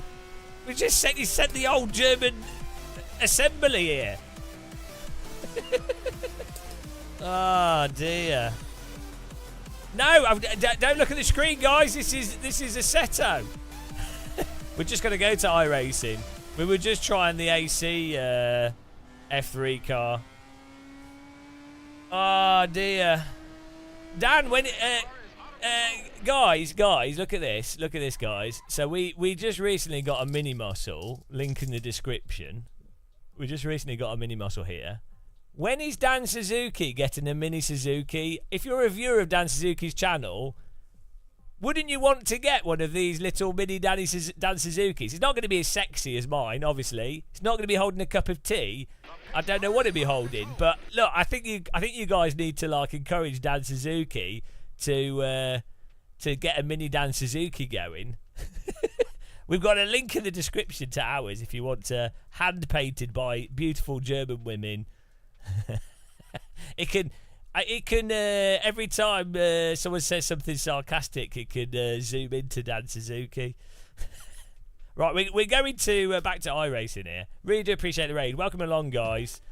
We're just sort of taking it a bit easy today, and we were just testing stuff out. Digital multimeter. Dan should be holding a doner kebab with a stern German face. Right. Dan needs a mini camera slider so he can slide forwards and backwards. Okay, iRacing's back up. Back to the land of iRacing. We'll continue our test drive. So now we've gone from AC back to this. Do you know a place where I can get a screen for Fanatec products? Any screen that fits in the holes will work. So the SimLab one will fit.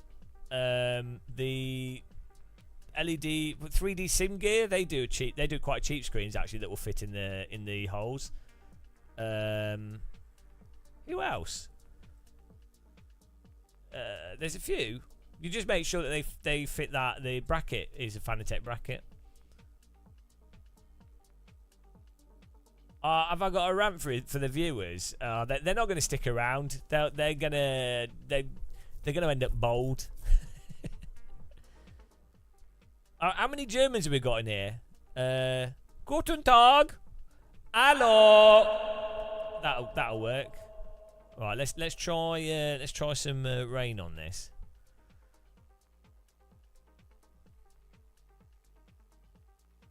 That's true, Jason Murphy. Nick Shorty. Time of day, afternoon. Right, here we go. Mostly very light track moisture. Should we go for light track moisture? Right, let's test this with some moist. Moist. I'll upload a video with the footage. I thought the rain was really good, to be honest. It surprised me. Like, I think as I was saying earlier, I think the wet tyre in iRacing is closer to a real world slick tyre. It seems to work better. Moist. Moist. Here we go. It's raining.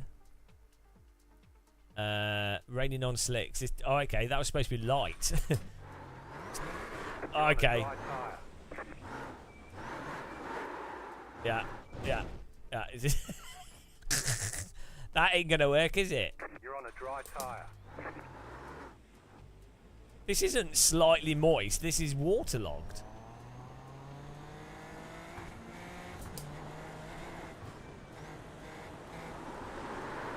Yeah, that's undrivable. That's beyond drivable.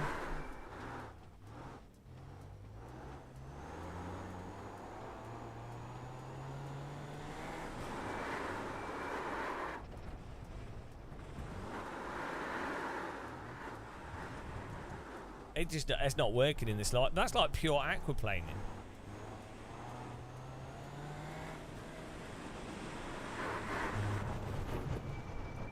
They're very weird physics on this slick tyre in the wet here. I mean, I'm sure it'd be weird in real life. I guess the track is waterlogged. But why is it like snow? It's not like if you're going at this speed, even with slicks, I mean, and you're driving in a straight line, unless it's wetter than it looks visually.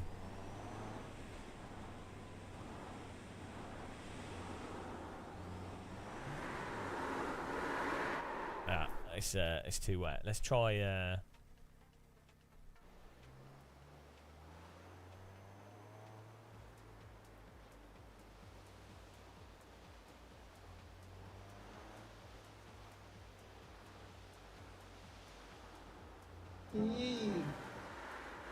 I mean, it depends how waterlogged the track is, to be honest. Thanks for subscribing. Let's try so that was meant to be light track moisture. That was more like monsoon, though. Try very light.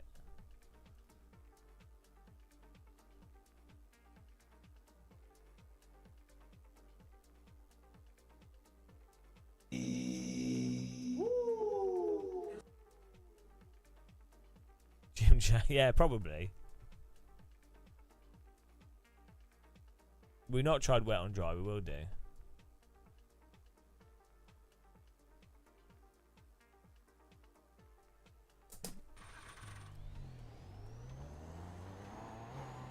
You're on a dry tire.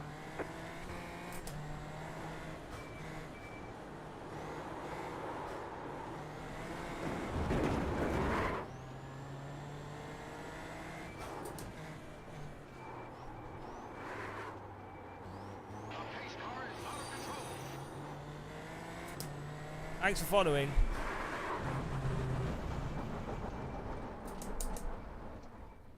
Yeah. I don't know. It seems like really weird.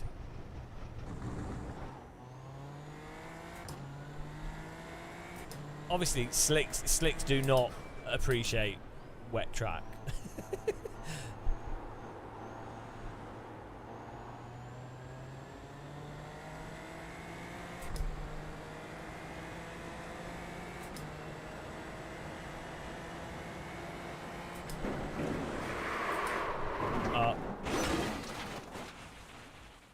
Yeah, well, he can't even brake. Oh, Jesus. Right. Do you know what? Yeah, you can't do that in iRacing. Right. I hope you're not just repeating marketing stuff.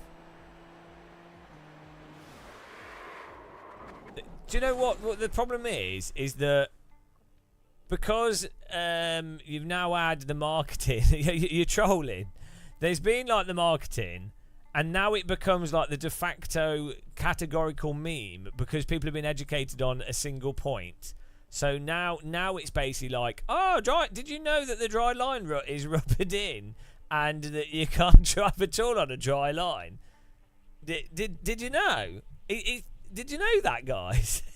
And so now, basically, because it's iRacing is one of the most popular sims, if not the most popular sim, any other sim that allows you to do something slightly different to that, which goes against that narrative that's established in iRacing, will now be considered as being incorrect, even though in reality, there'll be a lot more complexity to it, like tyre compound, type of track, how much wear there's on the track, how many cars are driven on the track beforehand, if the track was dusty, if the track was dry beforehand, if it's been wet for a long time, for a short time, if it was a quick downpour and then dried quickly.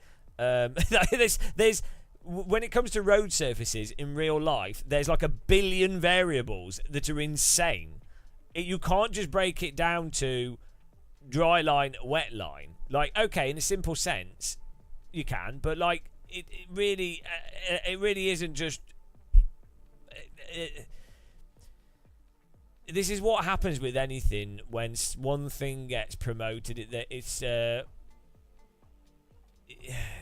I know you were probably joking in chat, but it's as an observation of this type of stuff.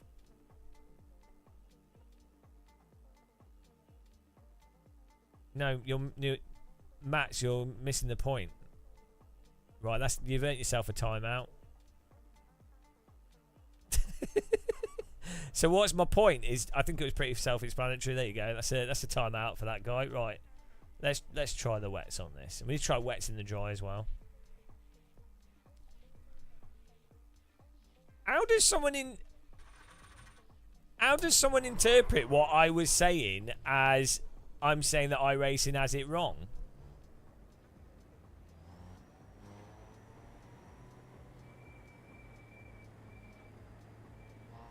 Yeah, no, I think the rain's actually really good. But why would you jump to the defense of it so weirdly? You're saying it's subjective, yeah.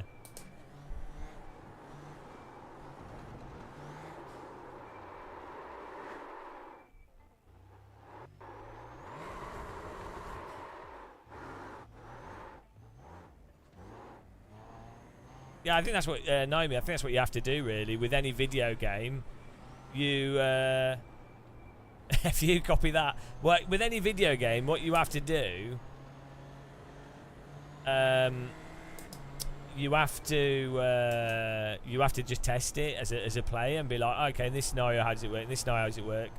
I don't know why that seems lost on some people. That's basically how you have to approach all video games, because they're not real. And they're all going to have some kind of like... they might have some stuff that's fairly logical, but then also a lot of stuff that's just the reality of what the game is. So you have to, you really just have to try stuff out. People have been doing that in sim racing for ages. Like that's how you sim race, is that they try rando setup things, min max, and then see what happens. And then that's it. And then you just see what the actual case is. You have to ignore marketing material, even if the developer's not lying, or they have an intention. It's all really beside the point with stuff. You have to just actually try it out. Yeah, they do have wet setups. Yeah.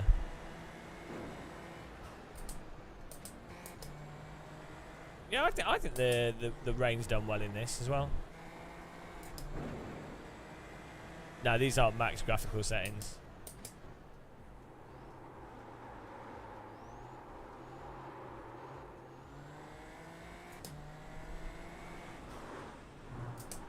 Yeah, so you can hear that we're going over like wetter bits of track, but graphically you can't see it.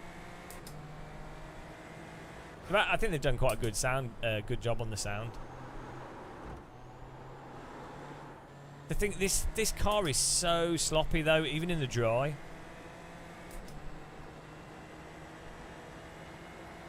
Your feet are planted.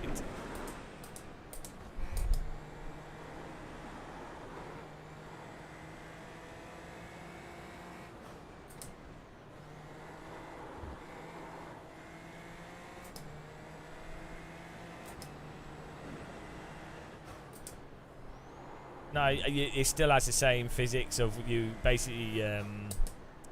You can do power slides in iRacing, but you can't. The car won't drift as a whole properly.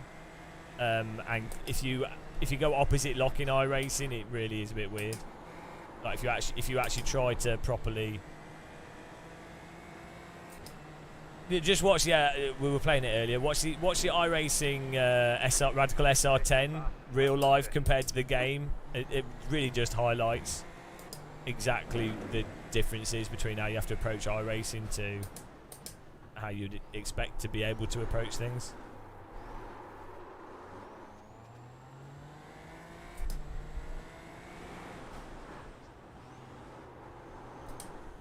Like, this is supposed to be light. Was this the lightest setting? But this feels, or this is handling like how you'd expect, you know, like a really wet track, if that makes sense.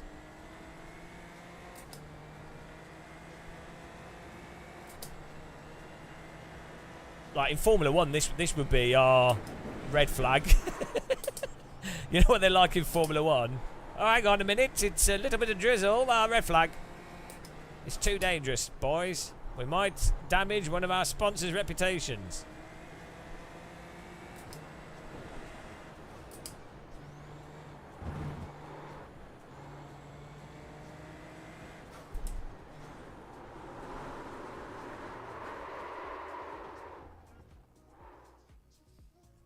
Yeah, maybe we could turn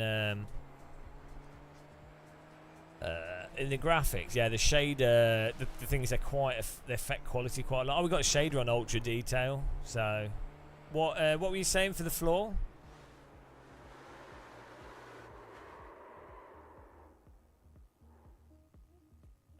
What's SSR? What does SSR mean? What does it stand for?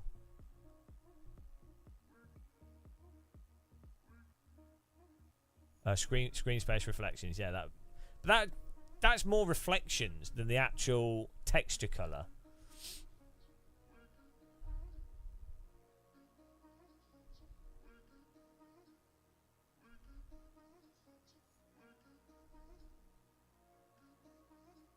Subjectivity rate.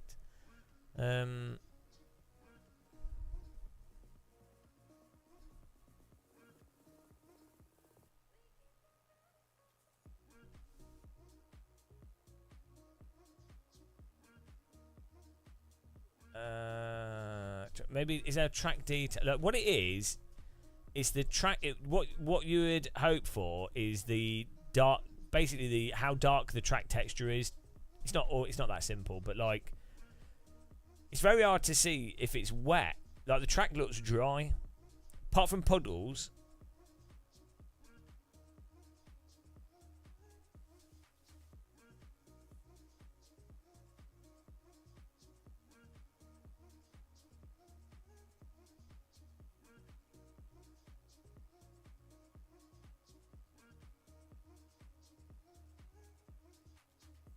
You don't need screen space reflections for puddles.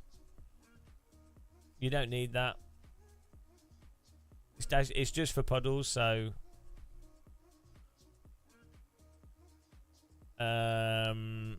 it's just from last time we were fiddling around with it. What the settings we had were working really well with our setup.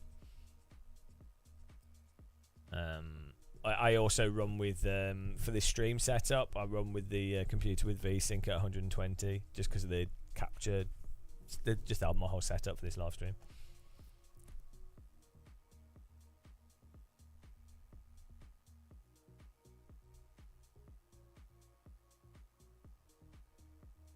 Bobblehead umbrella. I don't know how else we could get. Yeah, but it's not the puddles. Puddles aren't the issue. Well, yeah, let's try it. Let's see. Let's just see what it does. In theory, it should just be reflections. So there's no reason why you don't actually need screen space reflections for reflections to look perfectly fine. So because you just use like a cube map or a static map that moves as you move over it, but it's you know, it will look exactly the same, just won't be reflecting the environment in real time.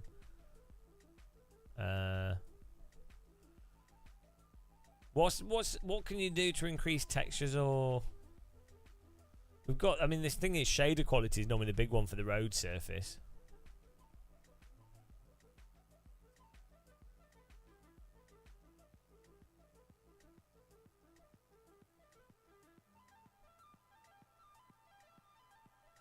I don't think there's really anything else that would improve. Where's fixed cube map? Is that an option? Or are you making a joke? That's it. Oh, fixed cube maps, yeah.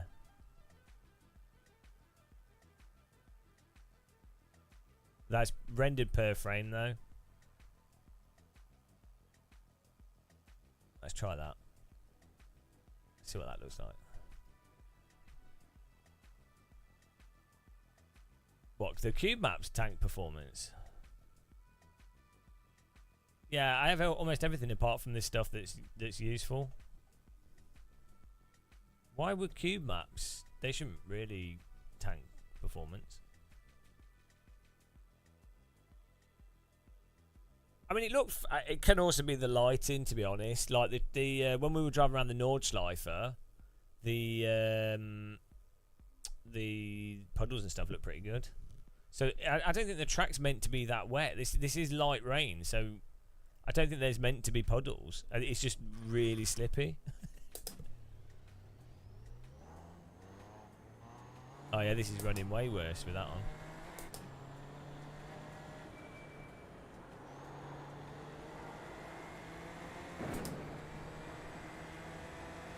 It didn't make a difference. Yeah, I think it's more because I think the track's just meant to be like slightly damp. It's just that's still very slippy. You shouldn't really run. You shouldn't really run G-Sync with a FreeSync monitor or G-Sync. You don't. Well, you go to Blurbusters if you want to read up on it. I'm not gonna be able to just explain it to you. There's a lot to it.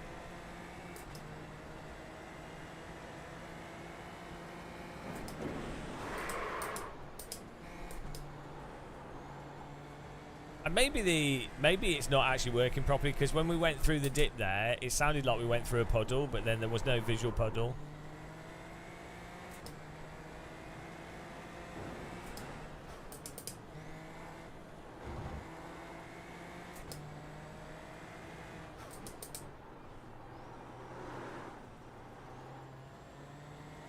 Yeah, that's what I'm saying. Like the dampness. The track doesn't look damp, does it? I feel like visually it should be darker. I think it's the angle of the camera though, because at some angles, like you see when we're going downhill, the track looks darker in the distance. Like, see there? See in the distance? in the distance it looks better, so maybe it's to do with like the angle of the lighting. I don't. This seems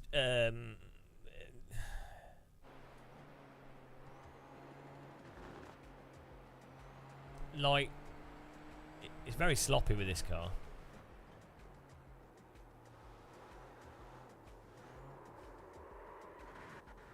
Now, this still has the same iRacing physics issues.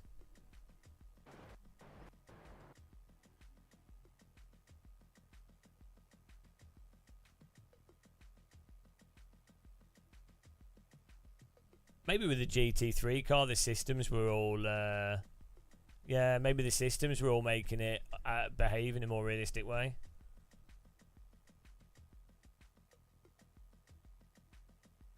If this is meant to be just slightly damp,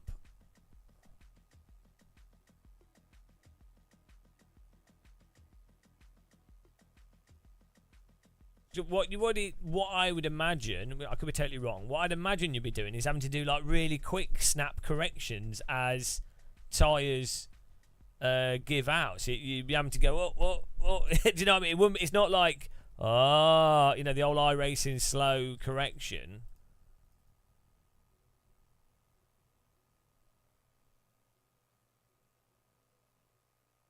Yeah, but this is driving like a waterlogged track almost. This isn't driving like a slightly damp track.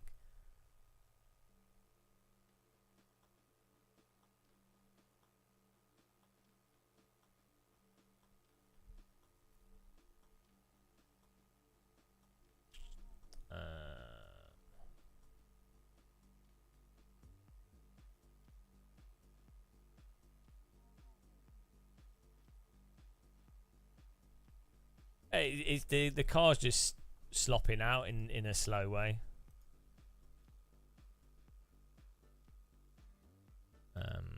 What else can we do settings wise?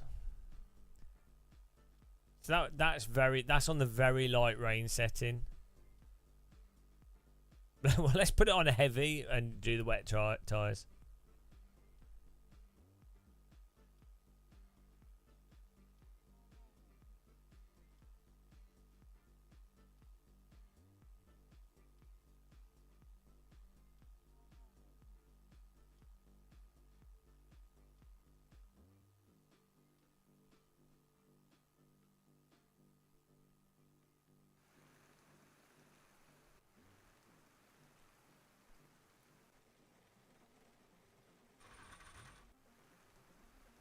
Oh yeah, the load times were good, weren't they? I think the difficulty with driving sims from a graphics perspective is when you're looking at textures from such an obtuse angle. It makes it a lot hard to see the textures. So you get this in a lot of games. You know, when you play like Forza and stuff, or Gran Turismo, or anything. When you do chase cam and you're looking down at the car, you can really appreciate the road textures and details way better than when you're sat in a cockpit of a car. They removed the camera adjustment options. I'm going to change the seating position in this. Yeah, like look at so from the outside, look how much more like puddle details and rain details you can see, and then when you go in the cockpit, it all kind of stuff like bump maps and normal maps and things just don't look as good as well from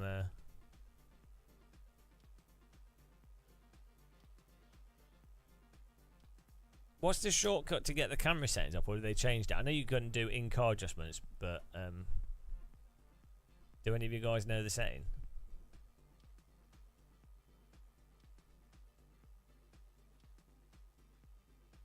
Yeah, it's not Control F12. They changed it. But if you're in the car, you've got the black box, but you don't have you've got field of view, driver height.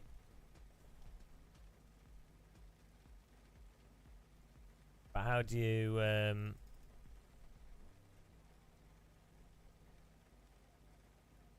move the seat forwards?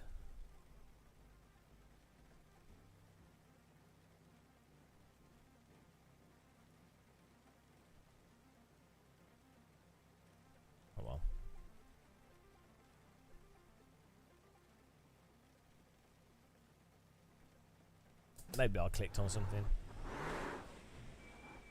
It is. It doesn't work. Like, oh, you have to bind it.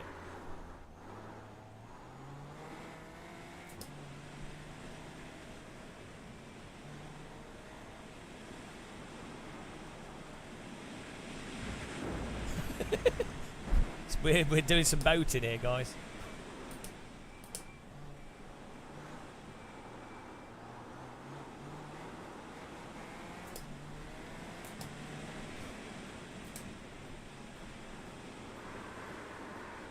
Oh, the track's water.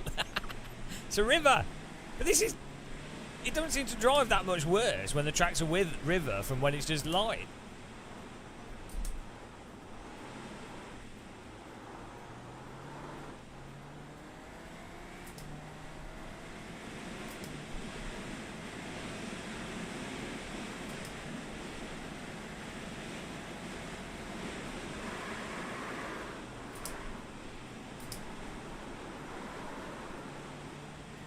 my helmet's filling up with water.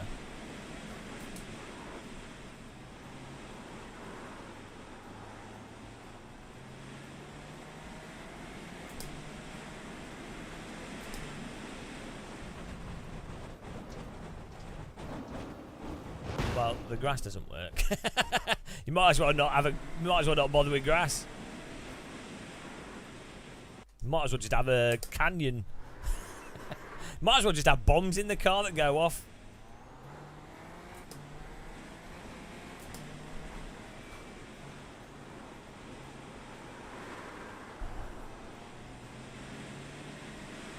Yeah, see, I think there's a big issue in that there's no force feedback for braking in iRacing, so you really can't feel that.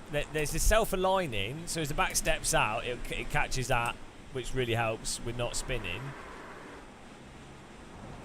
And you can feel when you're aquaplaning, the force feedback gets lighter, and when the wheels lock up. But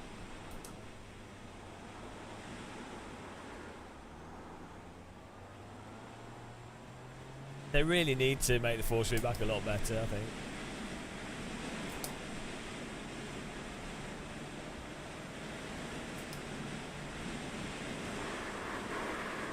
think. Got away with that. Lol. Yeah, I think where the puddles form and the graphics of the puddles is really nice, and the different variations in grip is really nice. Like different bits of the track have different amounts of grip and what have you. I think that's really nice. But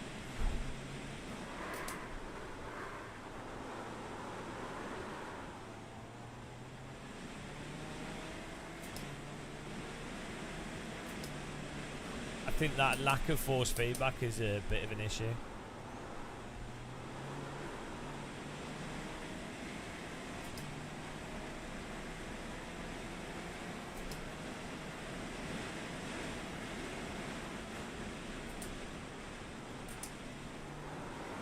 Yeah, but it's a really weird type of slide. It's not like a. It's not a sudden snap. You're just stopping the rear from spinning around. It's a passenger.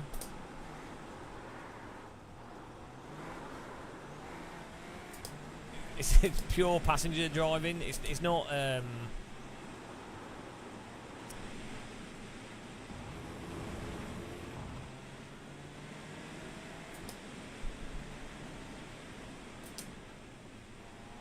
Yeah, but in real life you can feel the car through your body, so it's not as important to have the force feedback in the wheel. There's many cars in real life in the dry where you can't feel anything.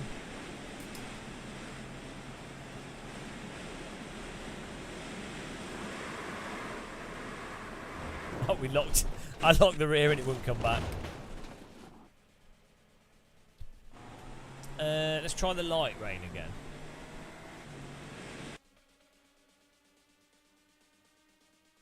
I mean, you know, a Formula car like this, they wouldn't do the race. Oh, that wasn't even the worst settings. They wouldn't even do the race with that much. Yeah, we'll do that next. We'll do this, and then.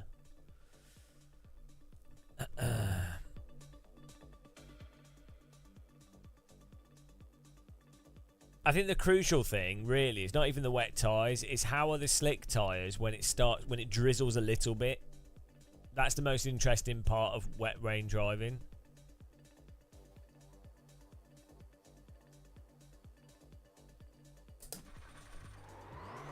That's the most fun part of wet weather driving, I think, as well. When you're like, oh, it's enough that you have to drive differently and you have to adjust. Earlier, weren't we saying that it's good because it wasn't like real life, and now we're saying because it's. Right, do I need to ban you? Like, I mean, how many people need to talk like this to not understand what's going on? So, right, this is. I don't know why this is hard to understand. Something can be good in some ways and bad in other ways, and it depends. So, iRacing not requiring you to be hyperactive on the steering makes it better for live streaming and for it not being too hard to be overactive compared to LMU or AC, or like, okay, driving a go-kart in real life is really knackering, right? It's really nice that it's active, but it's super knackering. If you were doing real life live streaming in a real world go-kart, you're going to do what? 30 minutes? You're going to struggle to talk whilst driving because of the wind on your face and everything else, and you're going to be bollocks. You're not going to be able to do a 6-hour driving reasonably quick in a real world go-kart, are you? So that aspect is actually quite nice in Assetto Corsa or iRacing or any other sim. Yeah, that the fact that sims don't have insane G-forces or break your legs when you crash is really good for live streaming. Is it realistic though? No. So, right? Why is it? Why would you question? Why would you sarcastically bring that up as if it's some kind of like, oh, I've got you. Hang on a minute. If said something one time. He's stupid. Like, are you like 12 or something? I don't know what's going on. Right, here we go. This is light with a bit of dry. It's only a flesh wound. Look, you got me. I cut my knee on the joystick yesterday.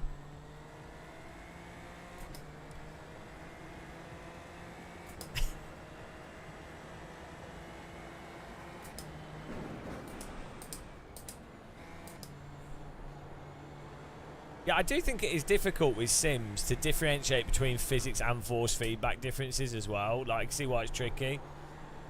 You can tell. Like, I think if you're an experienced sim racer, you can tell when, like, for example, you can play AMS2 on a Nintendo on a Steam Deck or R-Factor 2 or AC, and you can tell that AMS2, even with no force feedback, has way more forgiving handling. Spring-loaded boxing glove. So you don't necessarily need force feedback to be able to tell the differences, but if you have force feedback in any sim that then gives you other information, that will have effect how easy it is to drive, or like information. So even a basic thing in iRacing, if you play iRacing with a G25 compared to playing iRacing with a DD wheel, it's so much easier with a DD wheel because the self-aligning is so much more aggressive. With a DD wheel, you can just let the car will self-correct a lot of the stuff by itself. Whereas with a G25, you have to understand the physics and correct it yourself because the wheel's not fast enough to actually move.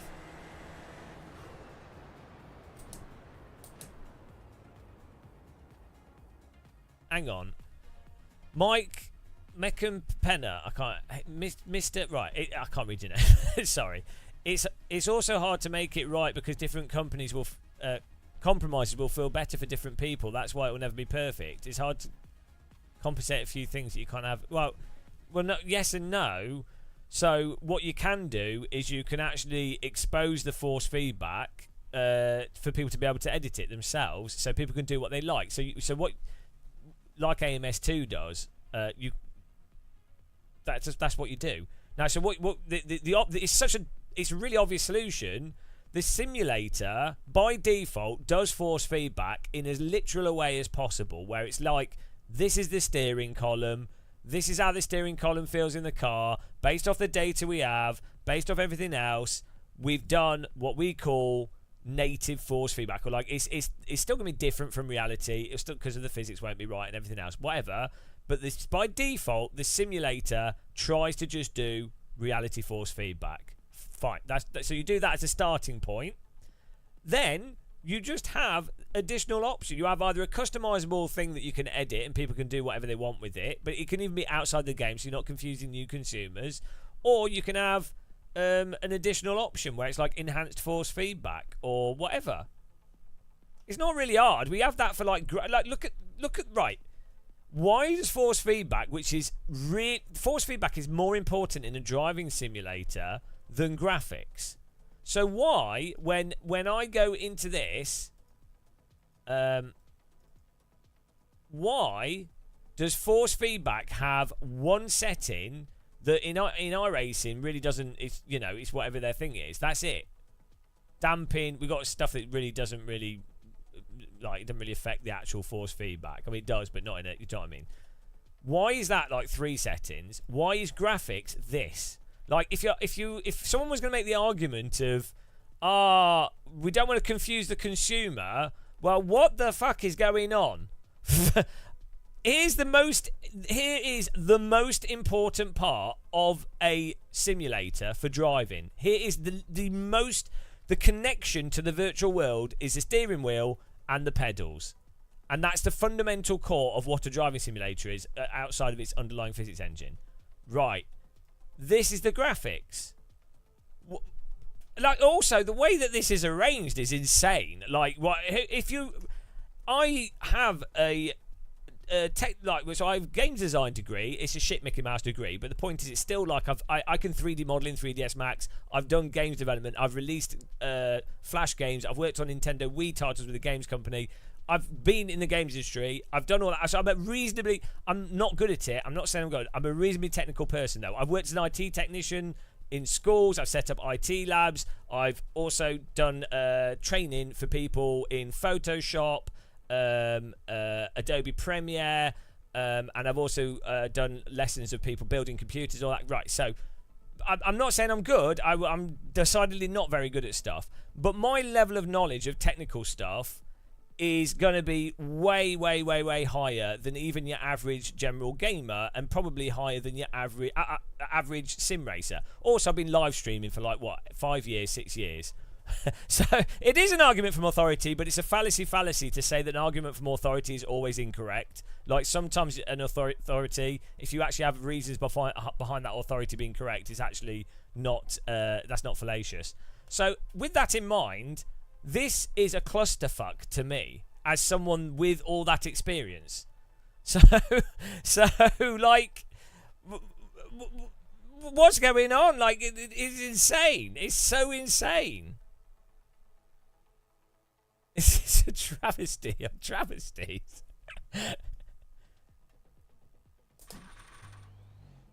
Half the options they put descriptions for them. I tell you what's going on with that. A programmer is what's going on with that. Programmers will do stuff like that and they'll think it's fine. Having worked with probably like 20 plus programmers, I love programmers. They're definitely more intelligent than me, especially for like programming. But they're definitely geniuses in many ways. Especially some of the people I work with are actual geniuses. But there are some aspects to programmers that, shall we say, are a little bit lacking. We're not everybody has a programmer brain, shall we say? That's probably the polite way of putting it.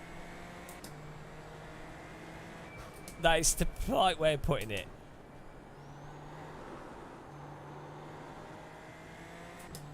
First commandment: keep programmers. Sometimes when you're working on a project, you stumble across the holy grail of programmers that have an intuition for like UI and games design stuff, and you're like, and then the key is to never let them don't let them know that that's the case, because there's too much power for one person to have. But occasionally you stumble across them and you're like, oh my god.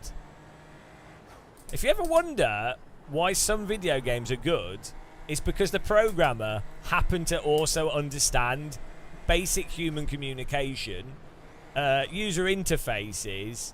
They just understand stuff to I'm not saying they're the best at that stuff, but like they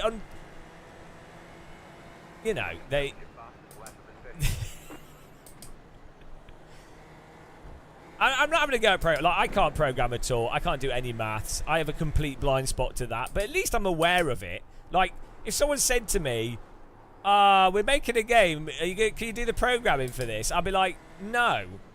I know I can't do that. So I'm not going to, like, I wouldn't load up a project we're working on and be like, and be like, yeah, guys, let me just edit this code here that's fundamental to how this project how the software operates, I wouldn't touch it.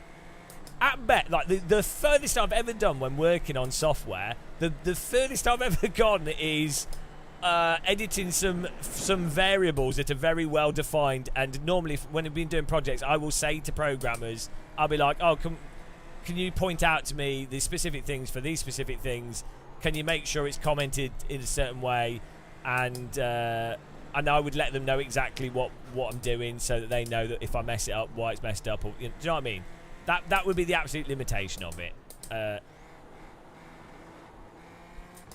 Weirdly, though, that does annoy some programmers. That they will go, oh, can't you just fix it? Fix that, because we only need this line just needs changed. I'm like, mate, that might seem in your head, that might seem like that would be quicker. And yes, if I wasn't a dunce, that would be a lot quicker. Unfortunately, you are heavily overestimating my ability not to screw things up. Oh dear.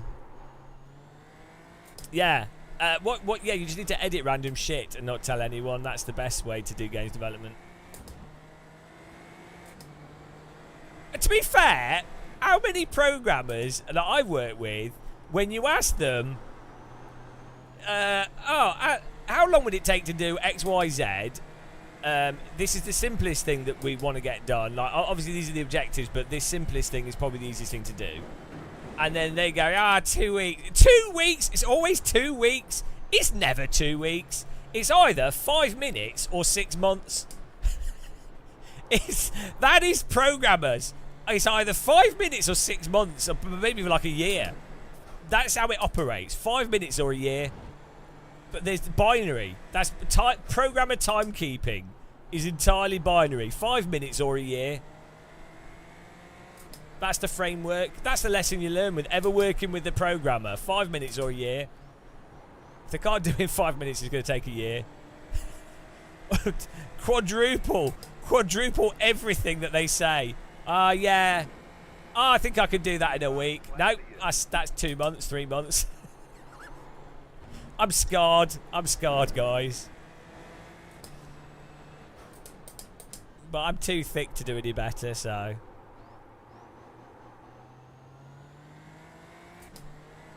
Four-day buffer.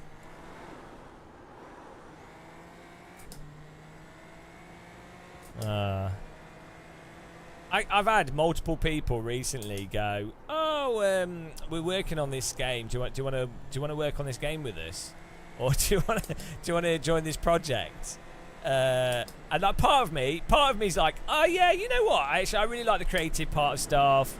I do like it when software and game stuff. It's nice when stuff works, and it's really rewarding getting something that doesn't want to work, right? You know what I'm like with fiddling." Jesus Christ, there's nothing you can do there. But then the part of my brain that's still intact, that actually cares about my well-being, goes, no. Say no. Say no. Not worth it.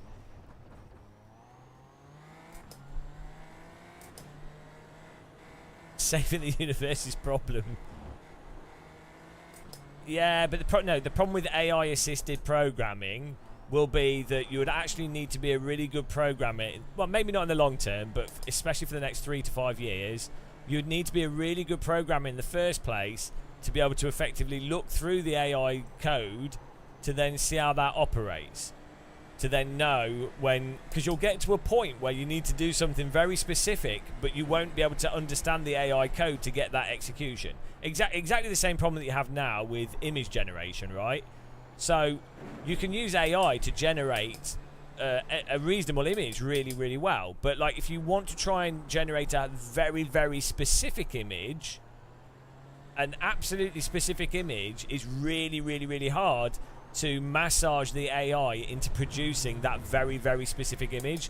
So you end up then having to actually defer to fundamental artistic skills to fix what the AI can't do. So it's a whole... I'm not saying that that's not still faster, but it's a whole different paradigm and approach that requires you to still actually be... So on the art side, it requires you to actually understand art still, fundamentally.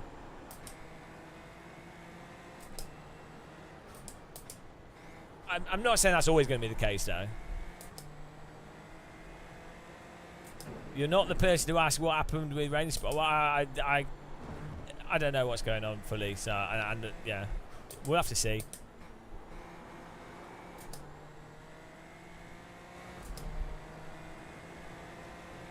But anything that happened with it badly, it's my fault.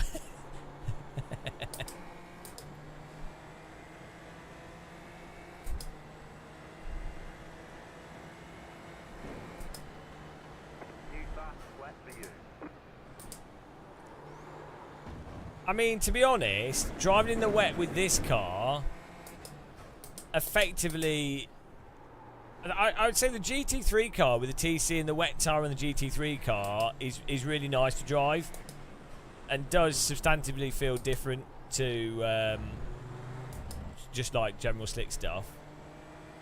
But this, in the wet with this car, basically falls in line with what I was a bit worried about, in that this just is like iRacing but with the track surface that's more and less grippy due to it being wet. The problem is you have to drive this like iRacing, so you can't really push properly and quick snap steer without... It's too risky. You can a bit, like it's a little bit less risky, but it's... I think you have to have a sim that drives like AC or R Factor 2. Like the grip needs to be operational like that. The force feedback needs to be there. Otherwise, it's just too... This is too sloppy to allow you to actually drive properly in the wet. So, fundamentally, I don't think it works. Like I'm impressed by the rain system. The way the rain builds up. I'm not saying it's universally bad, but...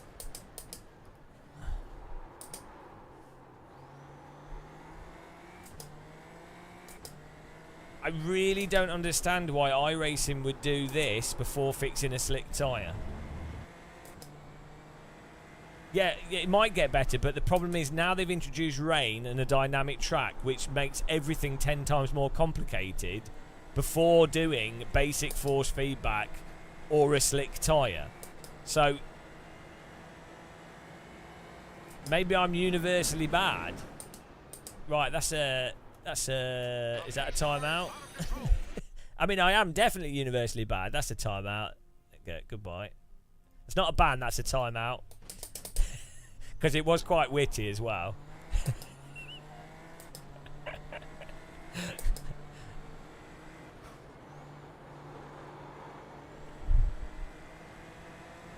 I do, on the positive though, I do think this is going to be good for me in races. Like, so many people are going to be binning it all over the place. This does reduce hot lapping potential still.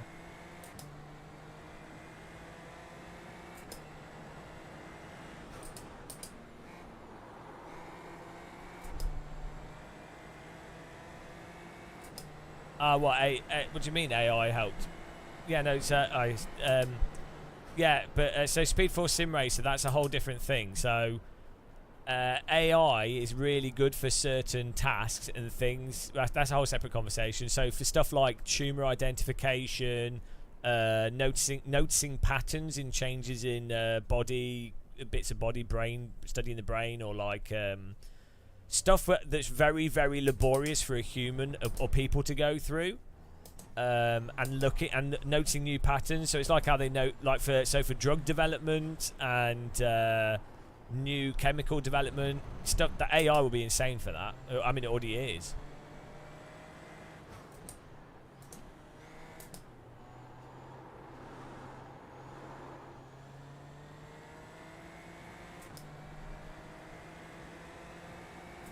I mean, the problem with the rain is, for me personally, is I have no. I mean, I've driven on a skid pan in the wet, but it was so slow. It's to be fair, actually, in that scenario, the car was really still quite balanced. It was like everything was just in a bit slow motion.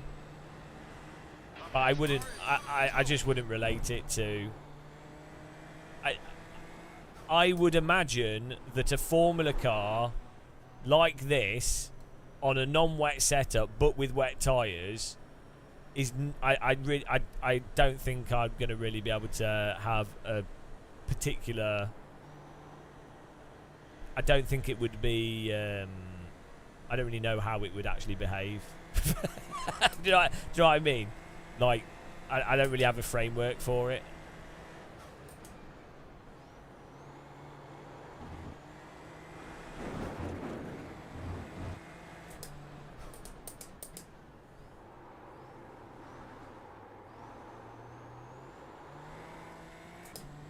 Yeah, but I mean, I've seen videos, and I'd imagine it would just be more snappy corrections, and I think things would be more responsive. But there's so much to a wet track, and so many variables that it's not as I say, it's so complicated compared to. I mean, a dry track's complicated, but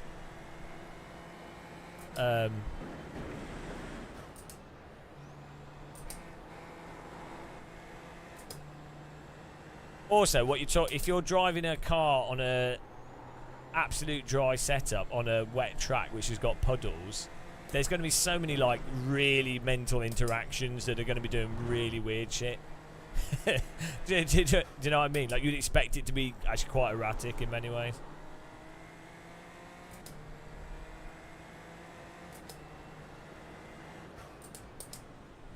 Oh yeah, I agree. I definitely think.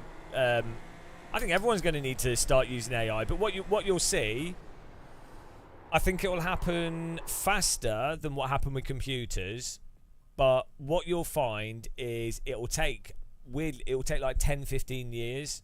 And so when I was at college was just when IT was basically replacing the lower end stuff. So IT had been in mainframes, and you know, people had IT departments in big businesses. They were using that since like the late 70s and early 80s.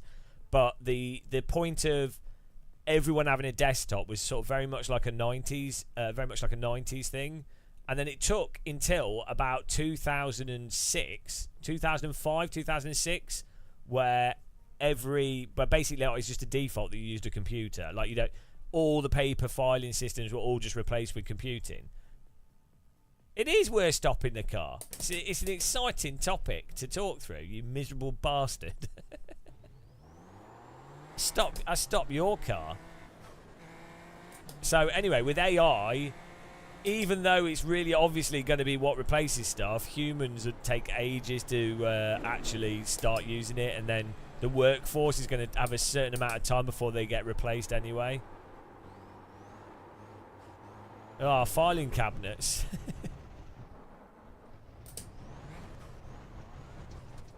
The wet grass. Right, guys. This is just how it was before. Right. So they literally made the grass grippier so that the wet grass could be slippier. Which then basically that's a complete admission to how bollocksed the dry grass was originally. Because you couldn't make it any more slippy. I know on a technical level they did some more complex stuff with it, but like still, that's pretty much it really, isn't it? So all the time in the past as well, when I was saying the grass is slippy like you would expect it to be when wet, and everyone was giving me so much shit.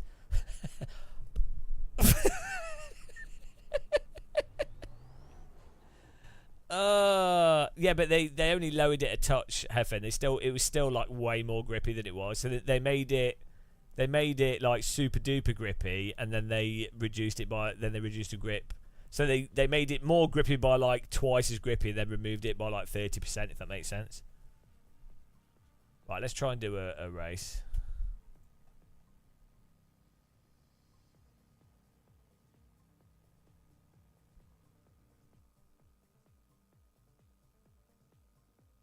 Yeah, it's way grippier than it was how it used to be. Like, you can go off track to avoid crashes. Like, you used to just bloody you're trying to avoid a crash and you just go flying.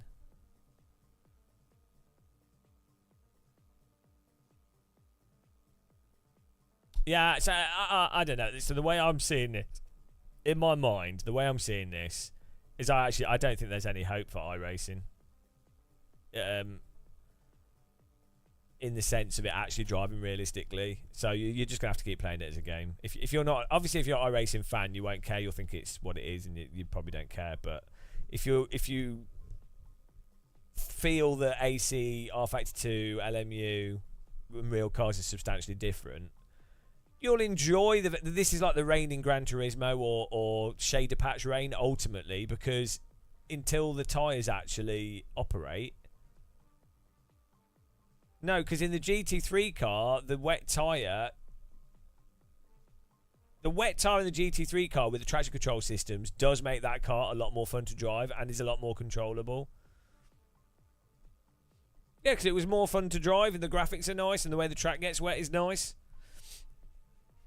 But driving we need to try slick tyres on wet on the dry. Driving a Formula car with no systems at all, with a slightly wet track, and it is basically exactly the same iRacing, but with lower grip or more variable grip.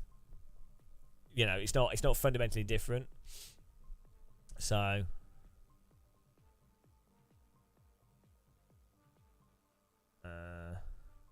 But it will definitely it'll massively affect the racing either way.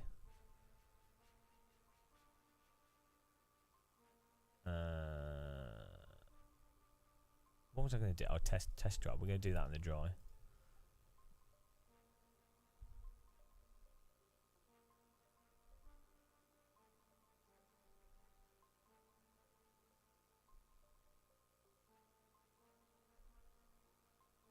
Well, that's the weird thing, isn't it? Counter debate. Like, rain is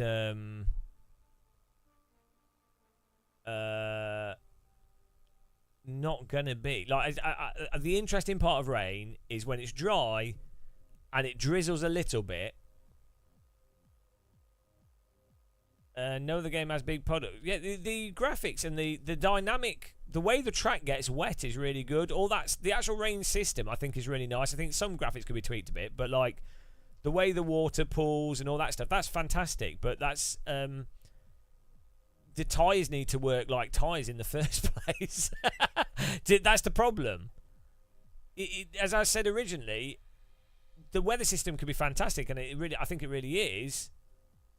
But the tyres need to work in the first place. So, not everything happens in time with the development, but it's a bit weird to do. You know, well, let's see what the wet tyres are like on the dry track. That'll be interesting. You should buy the content again. There's just a 2. There's just a 2. But it's exactly the same.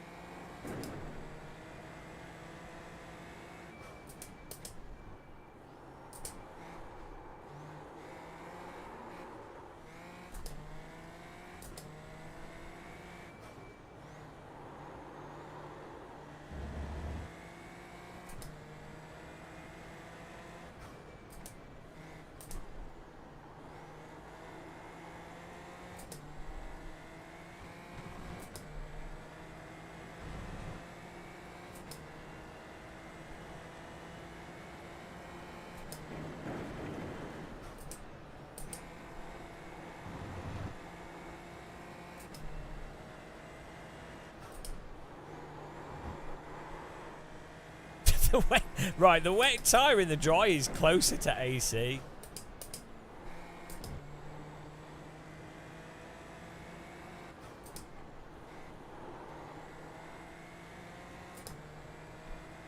Shouldn't it overheat and then just like start getting really sloppy? Or do wet tyres in the dry just wear out quickly? Or do they not? I don't know. I thought the problem with wet tyres on Formula cars in the dry is that they start just overheating and get really sloppy, or they just I guess they just don't have that bite, so you end up just being very slow.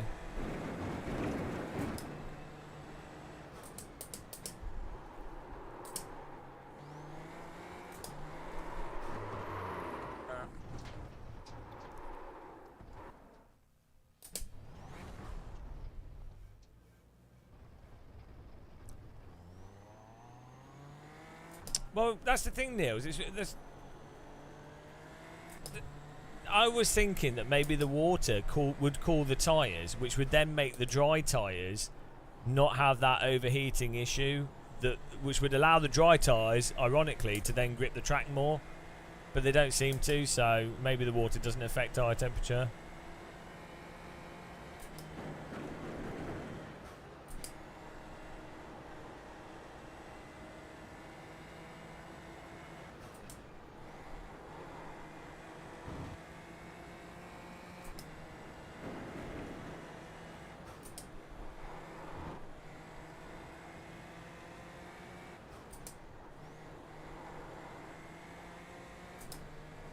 There really is no, like, you know, when you're braking and stuff, there's no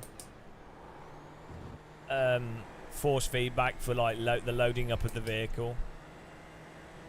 It's only once you start turning that you can feel variations in the force feedback. Oh, we need to load it up on the centrifugal track, don't we?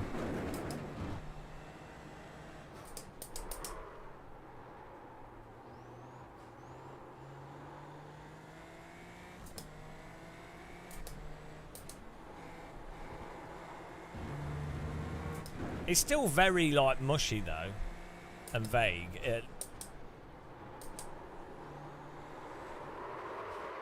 Compared to, like, AC is just way more pokey and reactive. Let's put the slicks on again.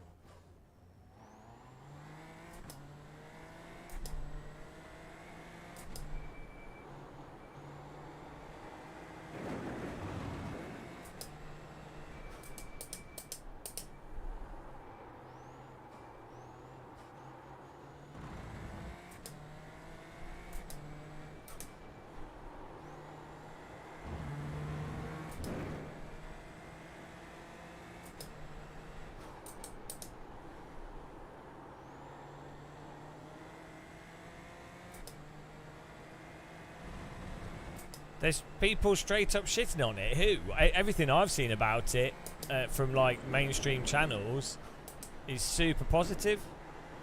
Who's shitting on it? That seems like one of those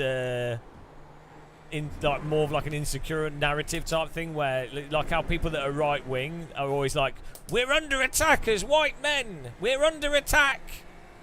Us Trump supporters are under attack.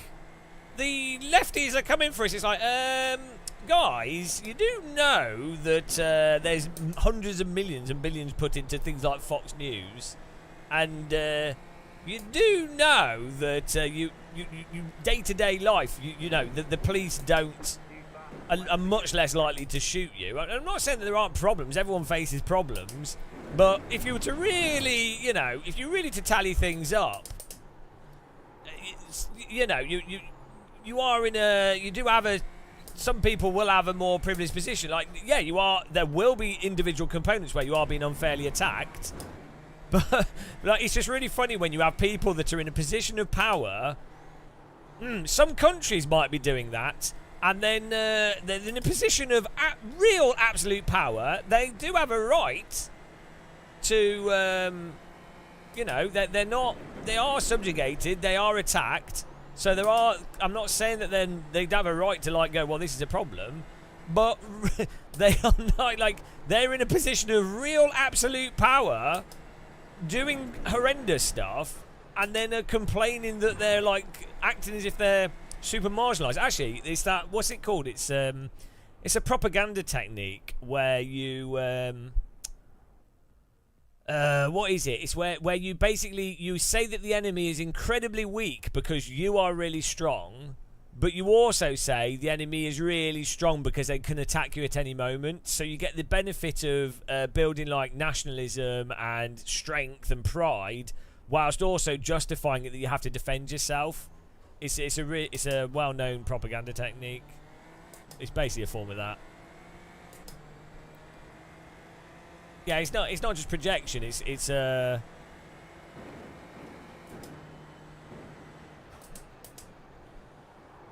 right. Yeah. Nail on the head again. The bold head. I don't know what it's called, though. It must have a name. That process of doing that.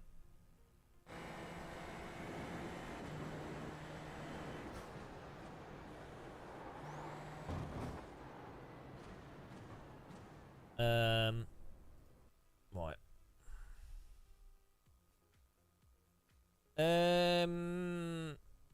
It's more the road surface, and from what I remember, I haven't played AC for a while, but from what I remember, the road surface is a lot more variable in this than ACC Rain. And how puddles build up, and it's more interesting than ACC Rain. There seems to be a lot more depth to what's going on. I'm not sure if I don't know. I've not driven it enough to really draw direct comparisons with the GT3 cars.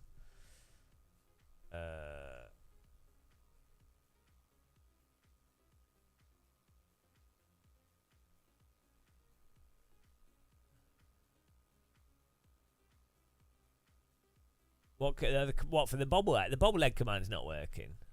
Is it not? That's weird.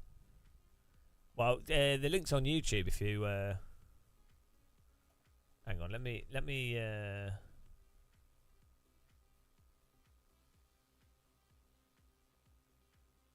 you go. And Andy Mon can send you a link.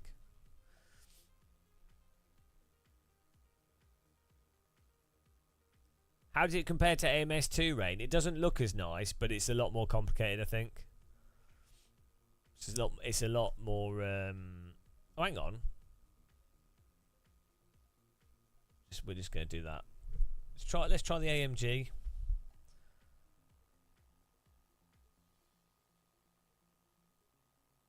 Yeah, AMS. Well, the thing with AMS2 is you're always driving in like monster slip. So if you had to pick between ACC versus Le Mans Ultimate, I'd pick Le Mans Ultimate. It's not got a deferred renderer. It's looks nicer. The cars are a bit like the GTE cars in Le Mans Ultimate. It's a bit weirdly slidey, but they're more fun to drive because of that. I prefer Le Mans Ultimate. It's just the force feedback's not as balked as ACC. The dynamics of the vehicle more interesting. ACC has more tracks though, and LFM's really active with ACC. I've played MS2 for quite a few hours. I think it's fun to jump into, but every time I play MS2, it just feels like really sluggish and sloppy. Like the more time I spend on it, the more I'm like, this is a chore to drive, and I feel like I'm driving on snow. It's not snappy enough. It's not tight enough. So personally, I would rather play iRacing than AMS2, even though AMS2 is more forgiving and looks nicer and runs better. Separate to the online system, obviously iRacing's online system is really good. But yeah, AMS2, it just feels sloppy, imprecise. So I don't know what words to use which really describe it if someone doesn't really know straight away. Compared to LMU, so if you're talking about like precision of the vehicles, how responsive they are, how like controllable at the limit, sort of how nuanced they are to drive, I would say you have AC1 is the closest to a real car. Grip going, grip coming back, force feedback detail, it all makes sense. Then after that, I'd say LMU is the next best thing, with AMU also having an advantage of stuff like tyre wear and tyre heat and things changing the amount of grip. But LMU has way worse force feedback than AC, so you know that's not ideal. And AC runs better, it's got more content, but LMU also has ranking based in it, so built into it. So then I would say iRacing after that. But to be honest, I would say that ACC, iRacing, and AMS2 are just they're fundamentally broken. Like all three of those games are messed up in that you really can't drive them like cars. Whereas Automobilista 1, Race Room, Assetto Corsa, and LMU, none of them are perfect, and they've got their own weirdness to them. But I feel like they all drive like cars, and even though I massively prefer different aspects of certain, like I think AC is just the closest to being, in terms of the raw handling, the most right. But Race Room is drastically different to drive than Le Mans Ultimate. But despite they have completely different force feedback as well. But despite that, I kind of feel like, well, you can approach them like cars. Like you can drive them without your brain having to go in a completely. So when I play iRacing or Race Room, I'm having to approach them in a super specific way to those simulators. Hyper specific to those simulators. Whenever I've driven a real car, any real go-kart, played AC, played Race Room, played LMU, played R Factor 2, yeah, they're quirky, they're all different in many different ways, but they all fall within a range of, oh, that's kind of expected, but it's some weird quirks. Like, they are not totally different to what I would expect a vehicle to be like. iRacing, AMS2. There's some cars in AMS2 that are sort of okay, but yeah. So there you go. You're on a dry tire. I think the thing with Race Room is it feels very slidey, but it's also very controllable, and you kind of go into corners a bit hot in Race Room compared to AC, and you have to get on the power. You have to wait before getting on the power, otherwise it induces understeer. Like AC has a really nice advantage of you get on the power at the midpoint of the corner when you would expect to.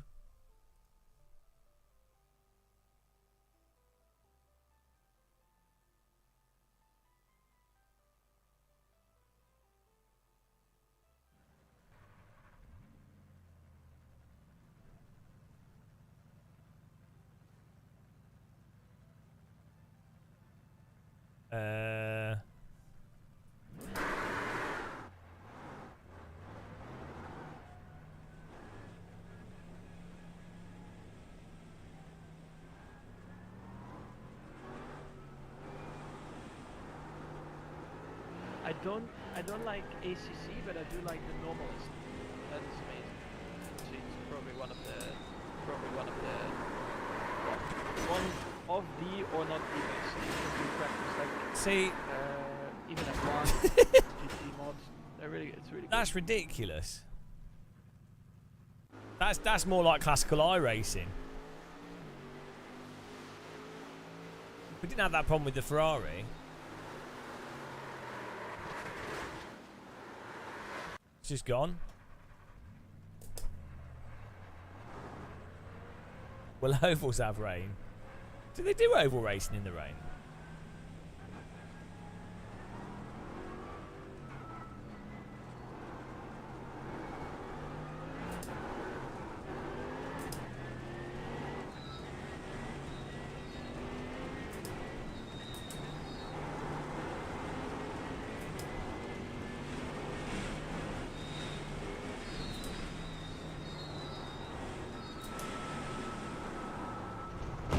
is this with slick tyres on us? Did it not apply the wet tyres? Like, what's going on?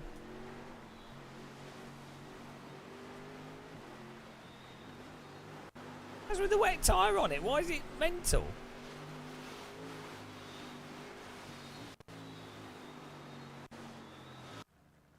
Oh, did I not load a wet setup? That's probably what it is. Oh yeah, yeah, we've got the wrong setup on.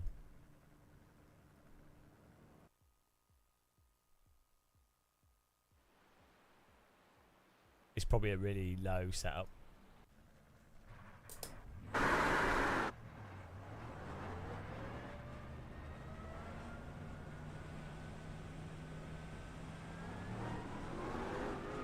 How do you so yeah, basically what it is it's the TC and the ABS that's then making this much more drivable.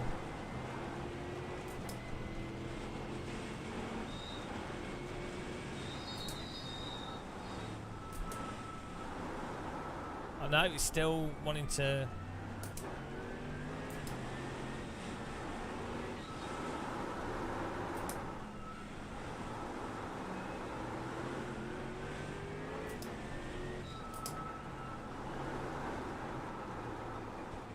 It's just understeering.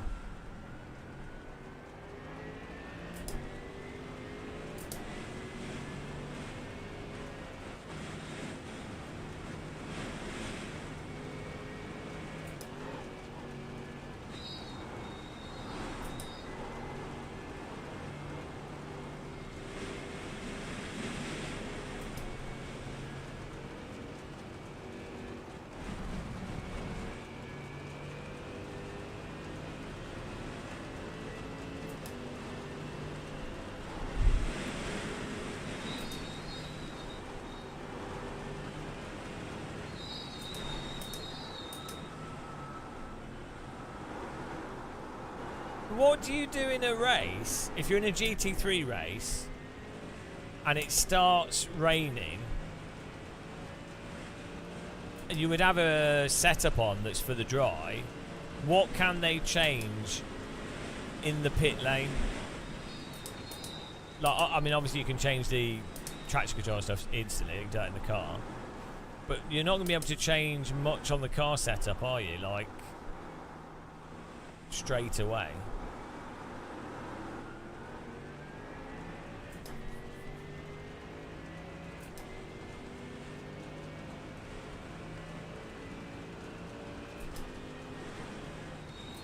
Like, you're not going to be able to go from like a dry setup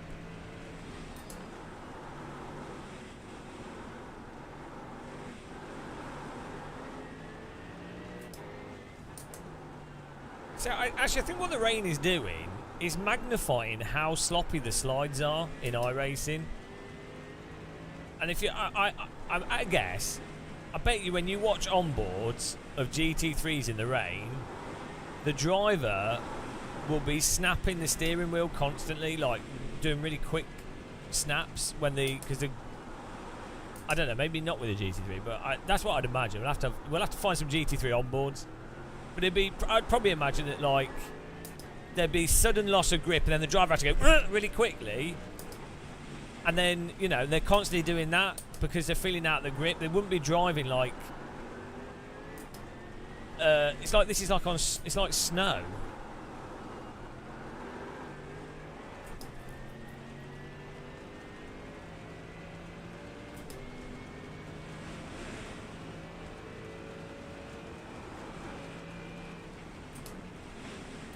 So what?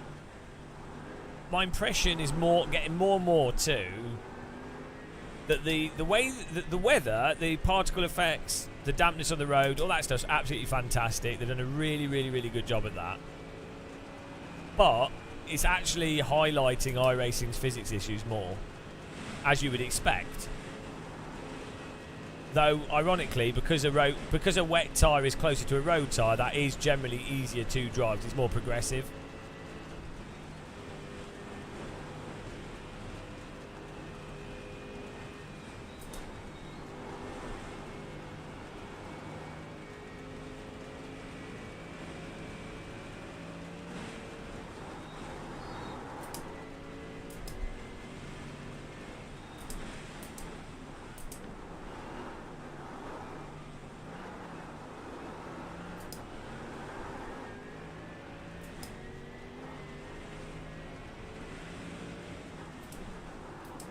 my prediction as well, right, will be that iRacers will actually really not like this.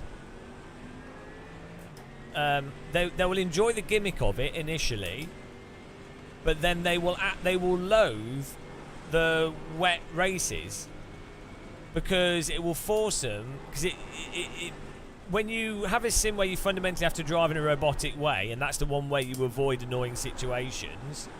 If you then have something that negates that, so you lose the one tool you have to not have frustrating shit happen. No, it's not. It's not too slippery at all. It's not about how slippy it is. So I would imagine that most iRacers, like real-wheel drivers in some ways, would be like, oh fuck, it's raining. Like, I think it's interesting for endurance things. You know, I think it's a good thing to have, but yeah, they'll just memorise the wet line. Probably, yeah. Unless it truly is dynamic. Wet lappers. Oh no, the wet lappers. Oh, the understeer there. The track had no grip. It's hilarious.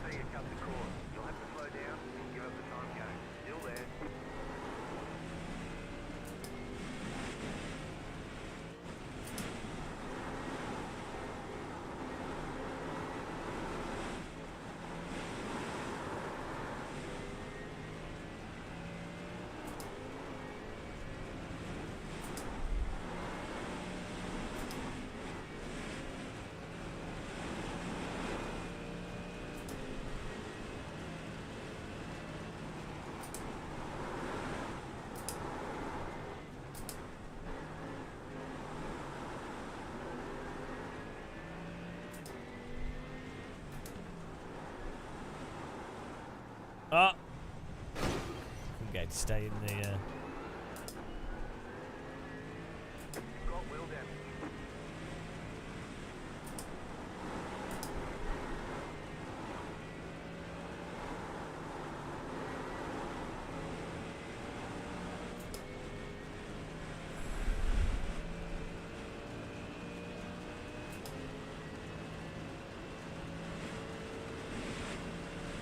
Yeah, the thing is that people often say stuff with sims. They go, "This sim is too slippy, it's too grippy," and it's like, well, the actual grip levels don't really necessarily matter in any sim. The important thing is how controllable is stuff when it's slippy, or when it's grippy, or how does the car behave? Because in reality, there's quite a wide range of grip and from track to track and tyre to tyre, and you know, but in all cases the cars are pretty balanced normally.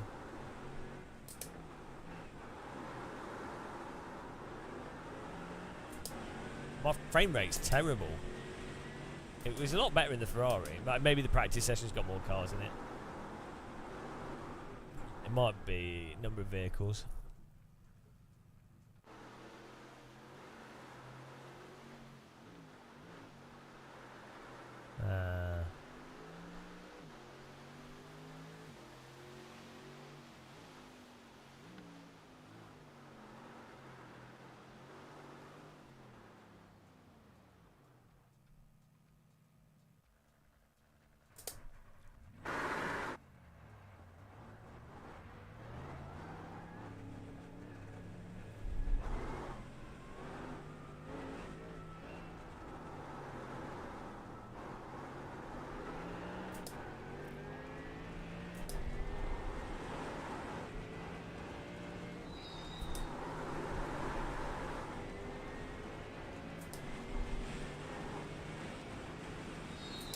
I think the wet tyres do make the GT3 cars much more interesting to drive because you can you can slide around a bit. So that's probably, like, for me, I quite like sliding around. So I think there's always a bit of a drifter in my mind.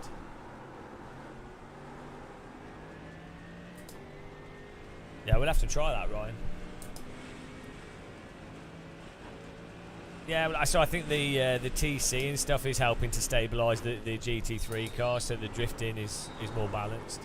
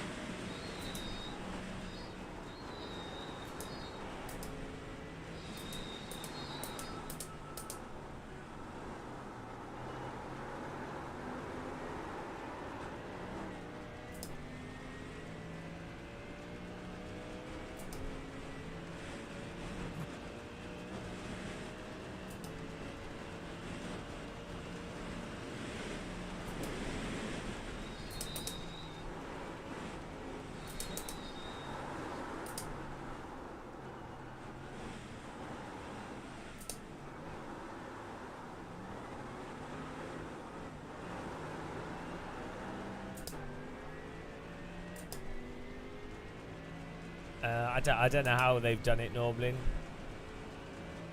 I think, well, it should be automatic from where people drive, but I don't know.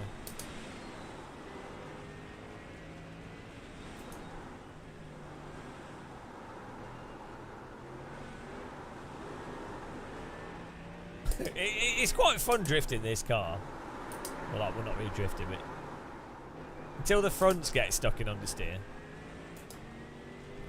Am I quiet? I'm not quiet.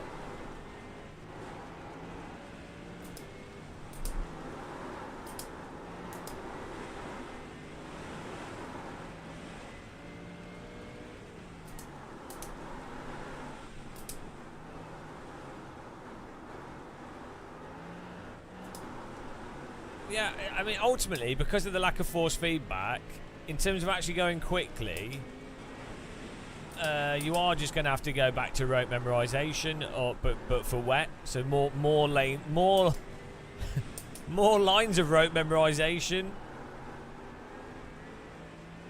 because you can't feel the grip out.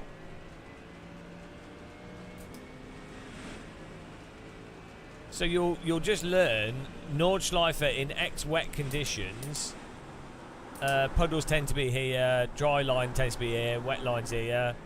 This is the line you take. So you will, I think you will just end up being hot lapping again.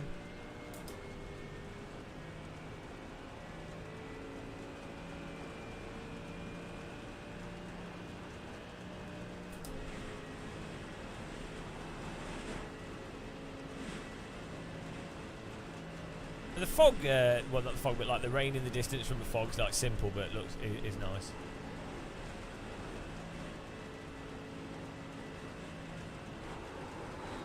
Oh, okay. Ain't going through that. You've got wheel damage. There is sexy gaming muscle face cam. It's just it's alternating through them. Right, I'm gonna grab something to eat. We're doing the race in a bit.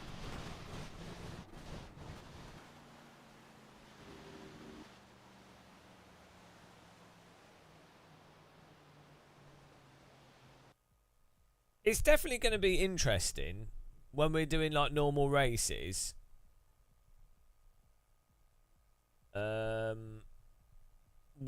If it starts to rain in a race, I think it is an interesting dynamic with an online ranked system, and you're just racing, and then it starts to rain, and then you're like, oh, do you pit or not? Obviously, everyone's going to be in chat spamming it, and then everyone's going to work out the meta. So the problem is, if you play ACC, if you watch, I don't play it, but I do watch OG UK, is really good, and Jardier, who's sexy. If you watch their channels, when they're doing a race, as soon as it rains, everybody is already like, they've all done so many wet races in that same car with that setup and the whole thing, that they know. Basically, they're like, oh, this is when you pit. This is the optimal meta for pitting with this thing. Like, it's not like oh, I don't know. There's some strategy, or it's like, well, this is very defined and regimented. Boobs, wrong channel. Always the wrong channel. I don't know how pitting works as well. If you're doing a sprint race and it rains, will everyone then pit for wets? Yeah, no, I mean, I like that. I think it's better when you don't really know. But what with a short sprint race, how they decide to do that, especially if you've got instant repair, then surely wouldn't you then need instant tyre replacement?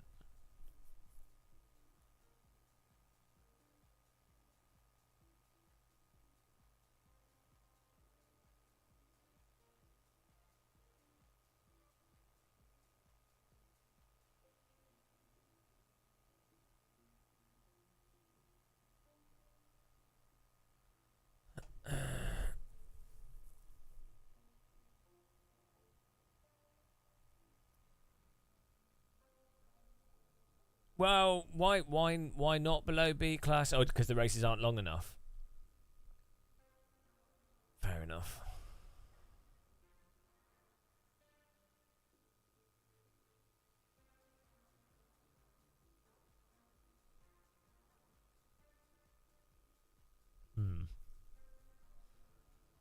It's very interesting. just thinking about it.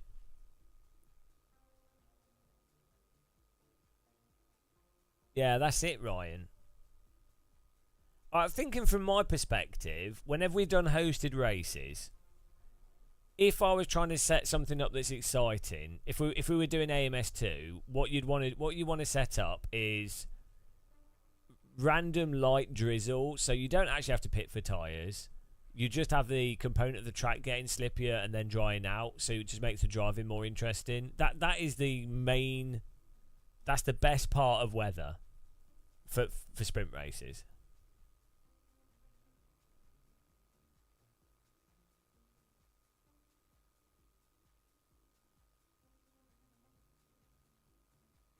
Yeah, well, also, Ryan, the thing is, people find it hard enough, even in AC or whatever the sim, people find it hard enough to learn a car on a track. So weather further divides people up. If the goal is racing, this is not iRacing, this is any sim. If the goal is close racing with people, what you really want to do is you want to be like, okay, Spa, Silverstone, Brands Hatch, Alton Park, Road Atlanta, Road America, like simple. They're not necessarily simple tracks, but well-known tracks that you've had for a long time that more people are going to know, and then cars like a Porsche Cup, Tatis F4, Skippy, MX-5. Like, if your goal is racing and close racing, you need to keep everything as simple as possible. As soon as you start having faster cars, open setups, weather, it's going to be even more hot lapping.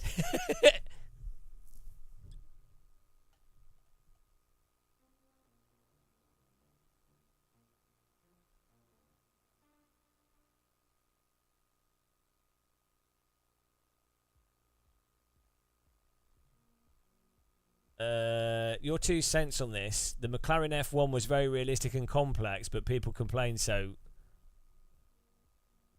Yeah, I mean, I spoke to one of the people that worked on that car. I mean, I can't say stuff, honestly. they were it was good. Like, I think they were quite happy with it, but yeah.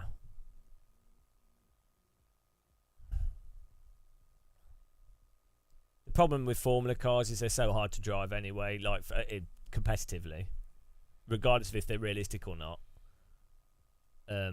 You have to put so much time. Like, even if you're a good sim racer, and you,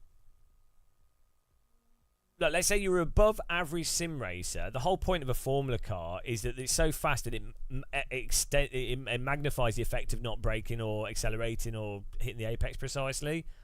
So, and then when you add netcode and everything else, those cars are designed for people that are only driving. A Formula 1 driver in real life is only driving that one car probably for like 3 years effectively until the tech package changes. And for the first year, they're working out what setup and other stuff to do, and then the second and third year they've dialed it in and got used to it. So that's a driver that's done go-karting from the age of 8 and are the best drivers in the world are only driving that one car for 3 years, and then the expectation that that you go into a driving sim with random people, even good random people, will then get okay racing with it. It doesn't make any sense, does it?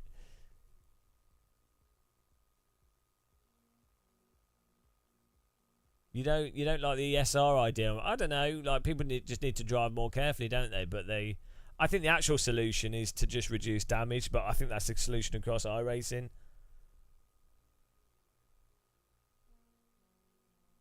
Visibility. Well, no. Well, you just need a spotter for that, or you use audio. Oh, you mean in rain? Yeah, in rain for sure. Yeah, sorry, I'm dumb. the race, the visibility, you can't see shit. Well, that's what it's saying in real life, though, isn't it?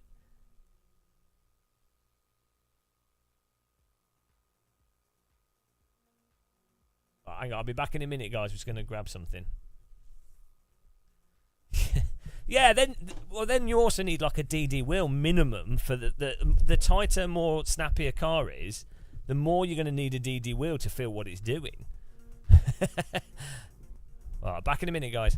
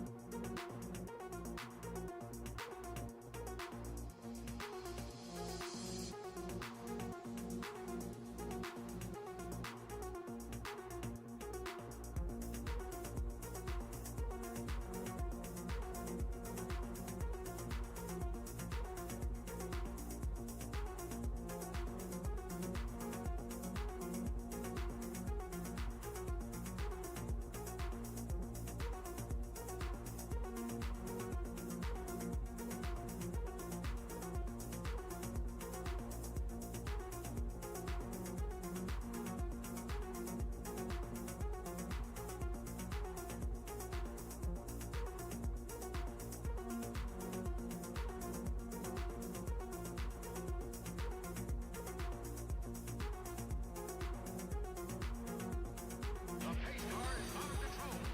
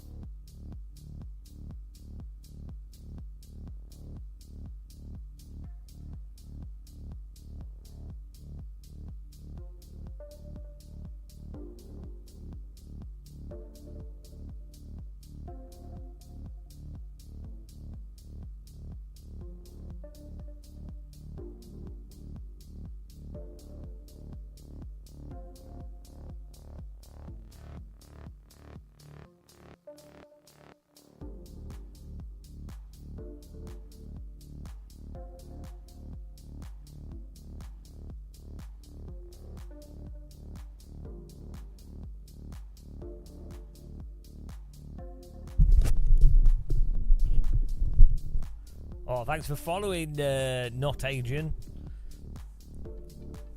Oh.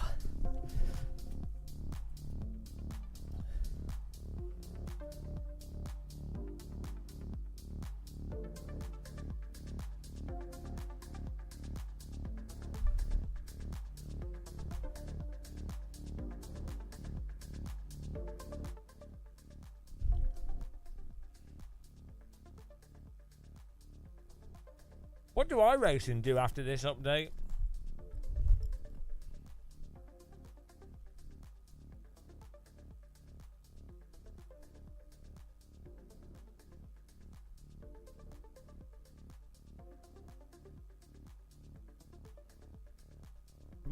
Basketball court.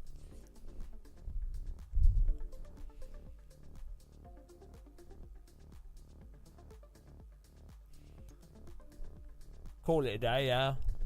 Just keep adding cars and selling them to people.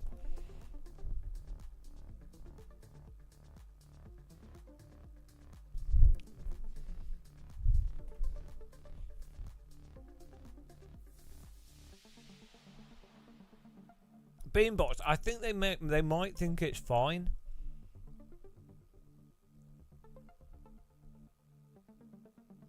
Because how do you build new cars in a game How do you build a new vehicles when you know that the tyres are messed up? Like how do you actually test stuff properly? You couldn't, could you? You'd be like, well. So they must think it's fine. And I know they know there's some known issues, but like they must think generally it's okay. Pelikido, thanks for following.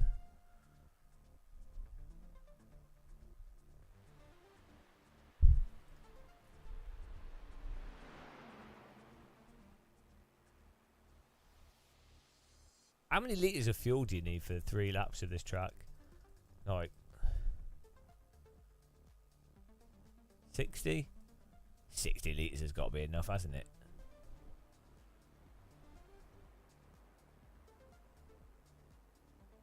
Yeah. 7-minute laps.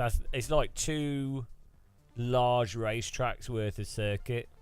Oh no, it's more than that because a lot of that's at full pace. So it's like 4 laps or 3 laps of a large circuit, we say. So normally 1.8 litres per lap with most cars, depending on what it is of a normal track. So let's say 1 lap of this is 5. So 5 times, let's say it's 2 litres a lap with most cars. So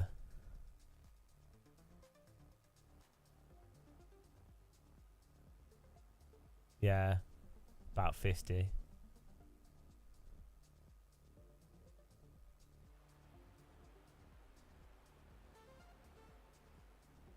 What's strange is I've seen some sim racers, they play, like streamers and stuff, they play other sims, and then they say, oh yeah, no, there's not much difference between LMU and iRacing. They're all, you know. And I find that a bit weird. Like maybe they're being honest. Maybe, like that might be what they think, but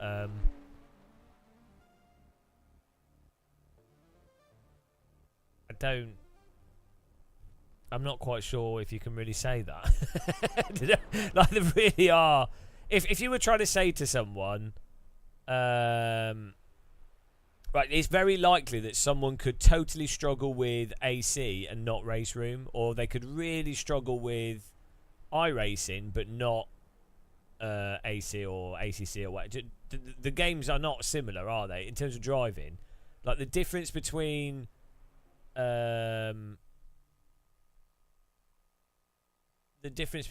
iRacing and LMU is huge. You could conceivably have someone that's pretty good in LMU that's absolutely trash in iRacing.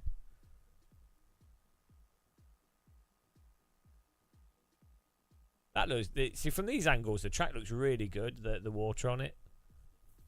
That's the shader's really nice, especially the way on top of the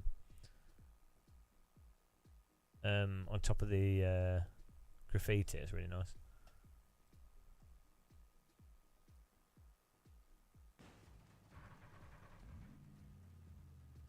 Are they all gone? No Oh. sign of this rain stopping. 1 to go. Next time by.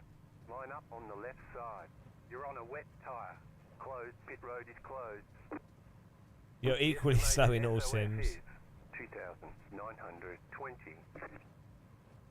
They're all Coke and Pepsi don't exist. Yeah, I mean, I personally find it really hard jumping from, even if I play LMU and then play AC, I find it really hard.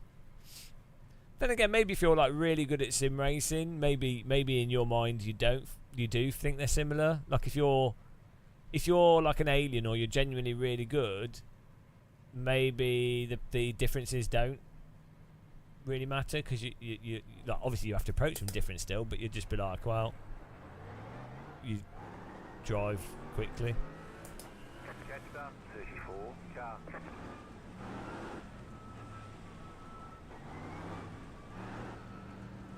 Yeah, I think this slowdown was caused by the number of vehicles.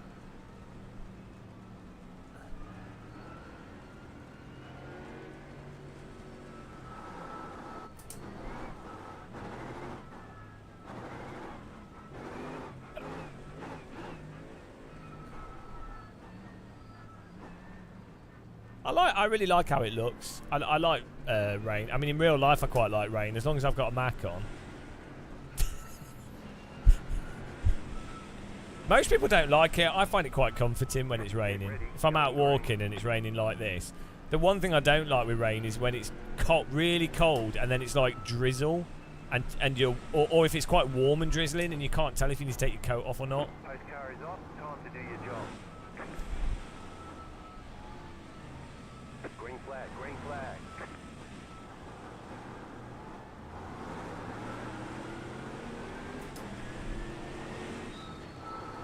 There's an incident ahead. Car right. You're in the middle. 3 wide. Clear on the left. 2 wide. Still there. Clear. I just got rear-ended.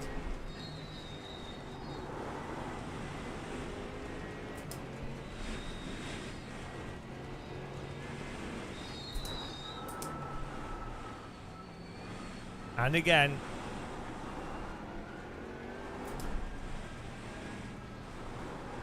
Yeah, I think the graphics in this of the rain are awesome. They've done such a good job with the spray effects and stuff.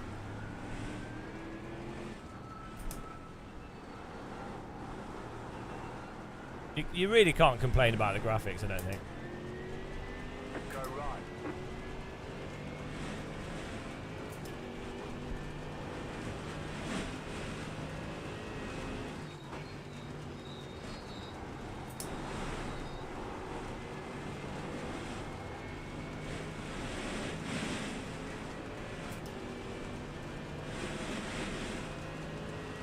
Because crucially, you can still actually make out the track.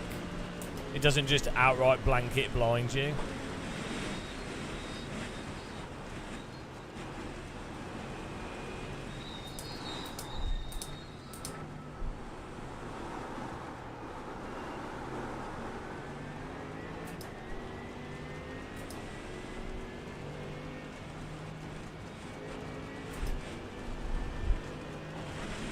This is pretty difficult to see, though. I mean, in real life, this would be terrifying. I wouldn't do this in real life. I just wouldn't do it, I don't think. I mean, unless you can see significantly better in real life, I wouldn't do it. I just be like, it's not worth it. Especially in a Formula car.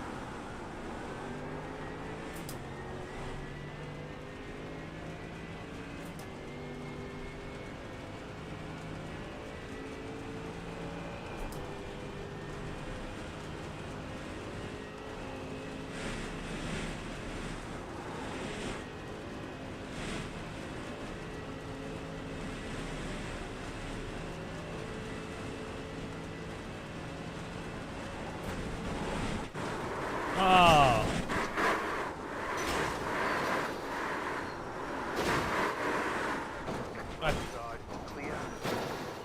I think I just touched a... You've got wheel damage. Whoops. I think I touched a Looks like puddle. your car is toast. That was weird. Pit lane. Press and hold to reset. Ah, I touched the grass. Yeah, Damage is repairable. yeah, guys, you don't want to you don't want to touch the grass. You don't touch the grass. Oh dear, that's pretty funny. Yeah, don't touch the grass. I couldn't see where the grass was because of the spray. I couldn't see it. I was like, oh. I was like, I'm alright. At the point of turning in, I'm just following his line. And then just as soon as you touch the grass, the physics turned off. Would it do that? Yeah, good job, mate. Good job. Would it do that in real life? Like if you're at high speed with a high downforce car, would the grass absolutely throw you off like that? I can't believe you've done this. Completely unrecoverable. GT3 car's pretty high downforce at speed, yeah. I think GT3 car's pretty high downforce.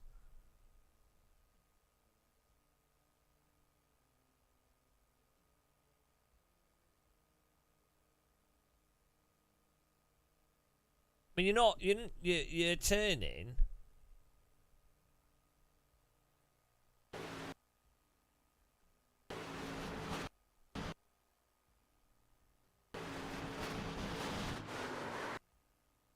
I mean, I'm just saying, would a driver have a chance to catch that, or would it be absolute death regardless?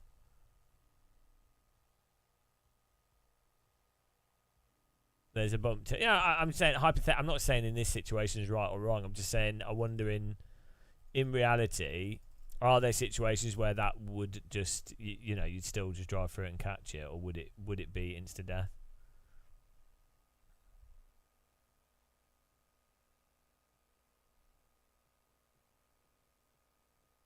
Yeah, I think it can do. I'm not saying it's not completely mad.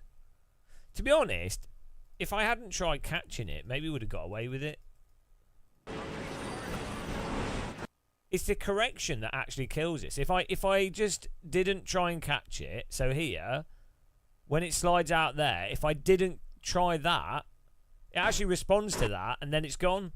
So if that happened again, and I just didn't counter steer, maybe the old brake accelerator trick would work. Normally, if you let off, it would induce more oversteer.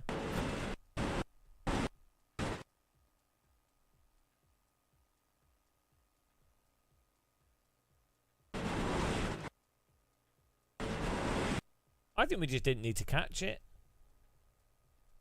You've got 2 laps to go.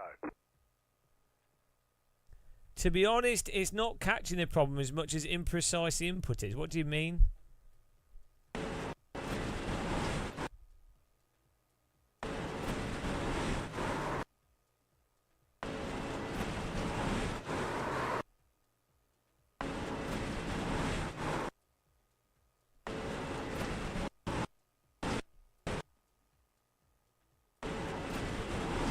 TC was fully lit up and then turned off.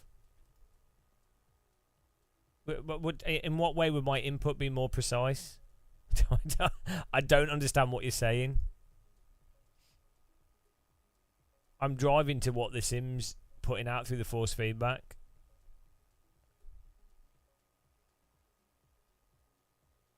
Yeah, but that's what I'm saying. If I don't counter steer, but I'm doing this counter steer based off what's happening with the force feedback. So what I'm saying is, you actually have to. Again, it's ignoring what's going on. Like in iRacing, opposite lock is almost always a disaster. So you're better off in situations where you do opposite lock in LMU and AC. You're better off just putting your brake and accelerator on at the same time rather than trying to actually catch it, or not counter steering at all.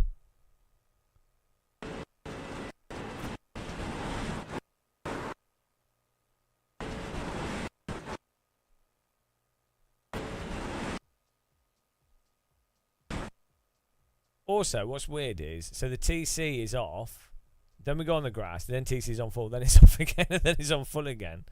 And it's flicking on and off. I wonder in a GT3 car how you would program TC. You like in terms of like you probably want some like kind of curve to it, and then you'd have to design that curve really carefully because you don't want TC engaging and then unengaging. You'd want like a nice ramp to it. We killed everyone afterwards.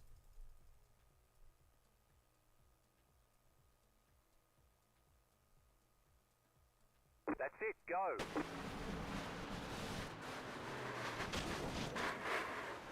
I was on my break. I was on my break. I was 100% on my break here. There's nothing that I could do.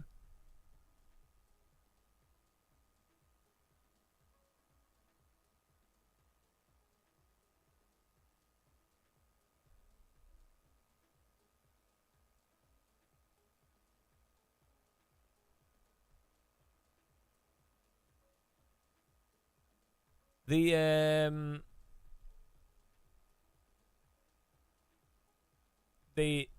Ferrari was a lot easier to drive than this car in the wet, I think, or a lot more catchable.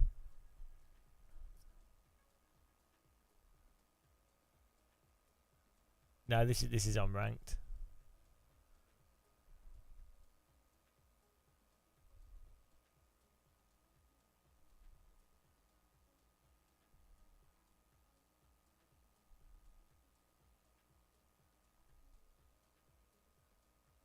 How wet is this supposed to be, this road? Because this looks pretty bad.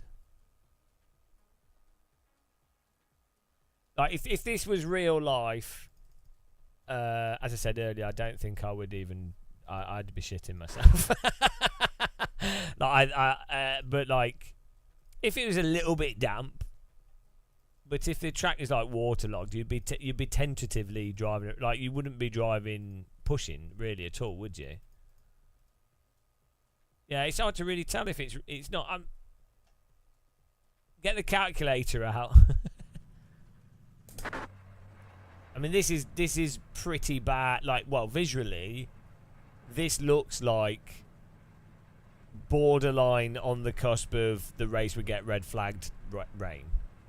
So it's very hard to then be like, well, if you watch real GT racing or any racing, when it's borderline red flag, well, there's so many cars going off all over the bloody shop.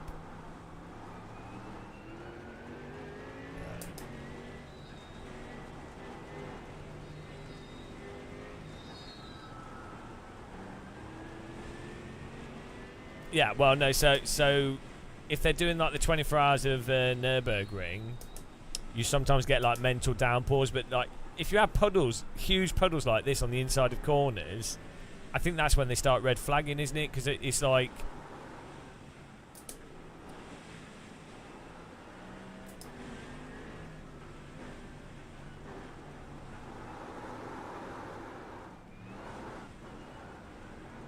Callum Mooney.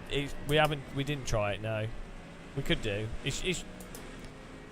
Yeah, we need to give that a go just to see what the difference is like. In theory, it shouldn't actually make much of a difference because it will already be using reflections. They're just not screen spaced. They're just not real time. They'll just be some form of cube map or something, static cube map, which basically, from the perspective in the driving sim, it'll look the same, just not as good.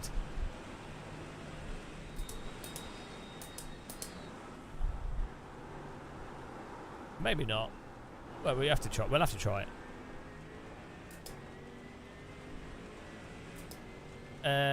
The mad, exactly. Well, that's the point I was making, or made with AC, and I got people, AC fans were like, "Oh no, you're an idiot," whatever. It's like, and then how many? Right, when you've been doing Assetto Corsa or joined Assetto Corsa servers, how many are using the rain?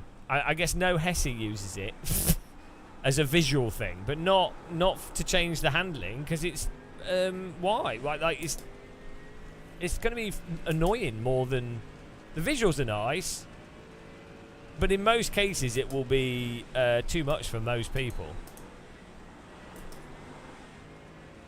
I mean, you know, I was just thinking about it. Interestingly, like the rain gives you such a big advantage for qualifying further up than being further back. Because if you're behind all that spray, you're screwed. It's even more unforgiving. The advantage... The problem if you're first is you don't know... But in this, you would know. So, in real life, the driver that's in first doesn't know the absolute current condition of the track. So, they're having to test things out. Whereas the driver in second place will be able to see how much the car in front is able to push without binning it. So, they'll know, well, look, if the car in front's doing it, I can do it. But with this, for sure, people are just going to memorise the different track stuff. So the guy in first is going to have a massive advantage.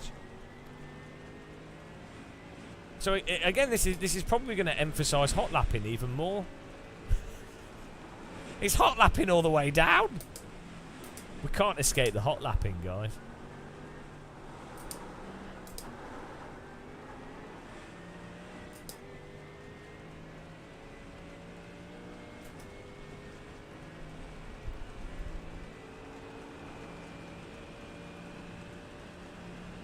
Built for oval racing. Yeah, I think the puddles might change, but the reality is holes in a track are going to always be in the same place, and when it rains, the rain is going to basically operate the same all the time. So you can have a dynamic system, which in theory is great, but the reality is that if you do a rain race with the same settings, the rain's going to be the same, isn't it? So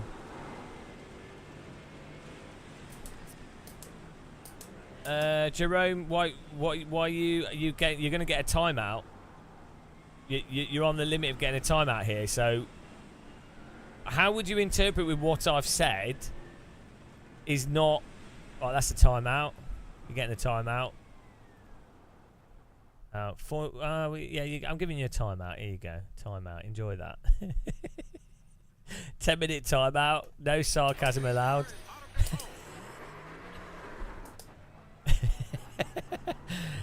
We're sending everyone to the gulag today. Can have a cup of tea, 10 minutes.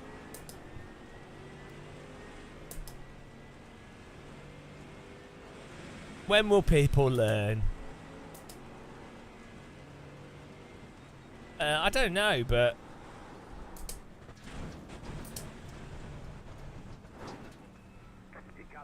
yes. Well, like a machine, right? Do you want a timeout? That's the point. You got another timeout. There you go. Well done. Yes, that's the point. I wasn't saying something negative. Right. So everything exists in a context. So in any simulator and in real life, being faster and hot lapping and being quick at hot lapping is always going to give you an advantage. That is obviously a given, right? That's really a given. So, given that that's a given, when someone says, "Oh, this aspect is obviously going to emphasise hot lapping," you would obviously go, "Oh yeah, they must be talking within the context of this specific thing, on top of those other things." They're not saying, "Oh, hot lapping isn't important." Like, how do you get to someone saying something to, "Oh, they must have ignored the most obvious stuff." Like, it's, don't do that. Like, it's not, you're not gonna have if you always interpret what people say in that way, where you think you basically assume that they've ignored the most obvious thing, you're not gonna really understand what anyone's saying when, you know. Can't park there. It's alright, they're like a minute behind. I've had that said. People said that a lot back to me when I say, "Oh, iRacing's a hot lapping sim." They then go, "Yeah, in real life you have to be fast and you have to hot lap," and it's like, yeah. But guess what? Some things that's more the case than other things.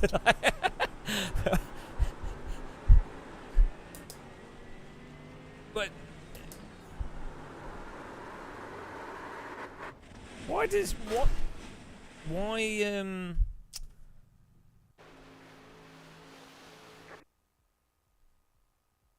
There's sometimes when you lose the rear in the wet, that it seems a bit like you're like, well, I mean, maybe there's a puddle there. Hello, British Dragon. I wasn't really concentrating. Let's see why we slid out there. Oh yeah, we can do that. That's a good idea. We'll try those.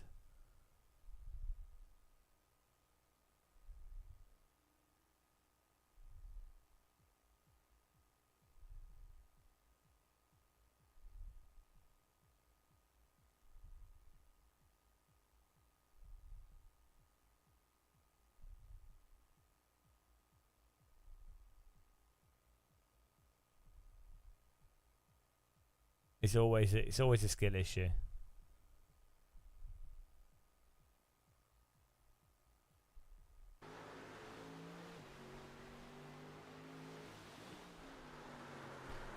So it's from the downshift. This is like iRacing in the dry.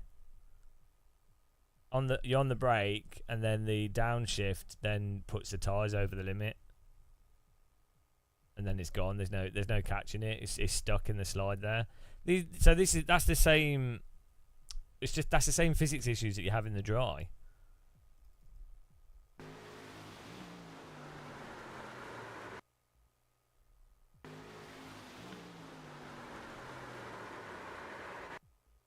There's no catching that at all. Mo's at R12.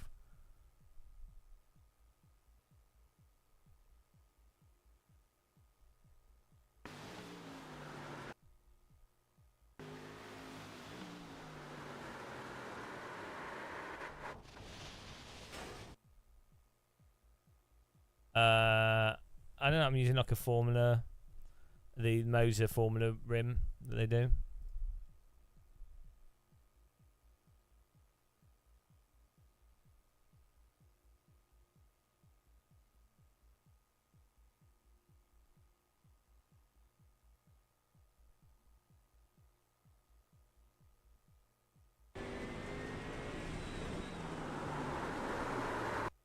No, it's from the shift, isn't it?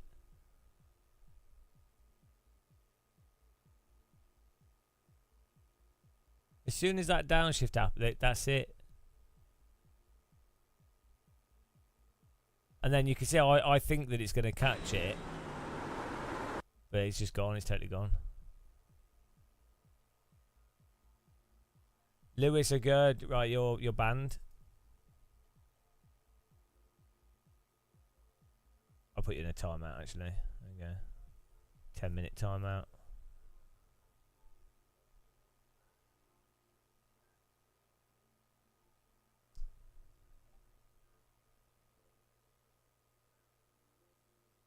No, it wouldn't. F1 gridlock, it wouldn't. It's totally gone.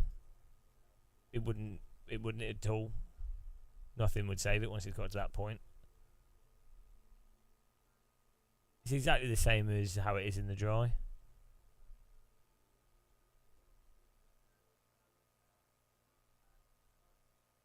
You have to stamp on the accelerator and the brake.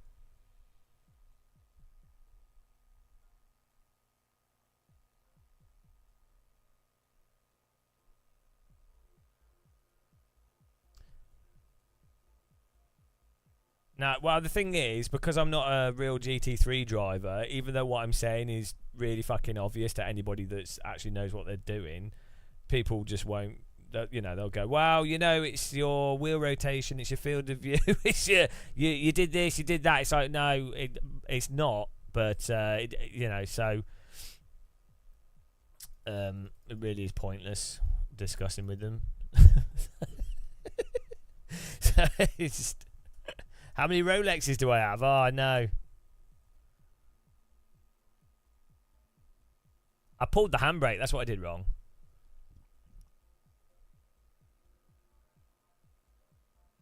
This car is definitely a lot less forgiving than the Ferrari, for sure. The thing is, if you have oversteer that's enough on the from a downshift, or if the downshift is going to be enough that with a bit of brake, that the downshift will cause the rears to lose grip or spin up in the wet. Well, first of all, you'd expect TC to deal with it, but you would have enough TC, or you'd have it so that, I don't know if it's auto blipping or whatever you do with the GT3. You really would probably, I would imagine, you would set it up so that that's not likely to happen, because you don't want to wreck a. How much is this car? It's like a £540,000 car. You really wouldn't want a. You've got a amateur driver, or not an amateur, but like a GT3 pay driver approaching a corner like this. You wouldn't want a situation where just a downshift and they're not particularly going in too hard, not particularly aggressive. You wouldn't want that downshift to result in the car getting stuck in a slide. So, yeah, it does have downshift protection. So, I'm just saying, I didn't notice this happening with the Ferrari, but so some of it can be, like, a lot of that can be set up as well, but maybe more TC. That is true.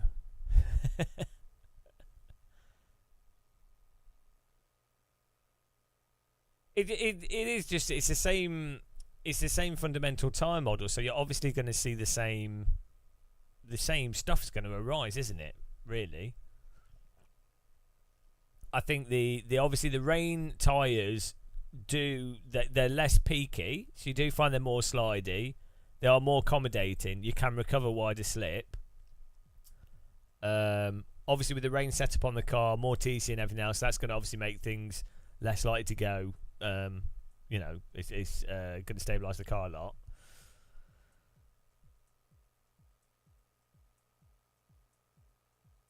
But it's already got really aggressive TC, Jimmy Bobby. This is the default wet setup, which iRacing's default setups are normally really quite safe.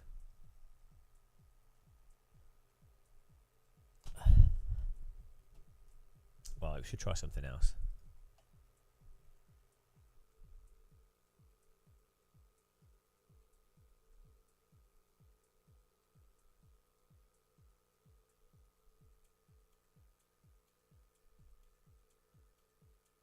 Oh, Battle of the Little Wing. All the Formula cars are on stuff I need to buy.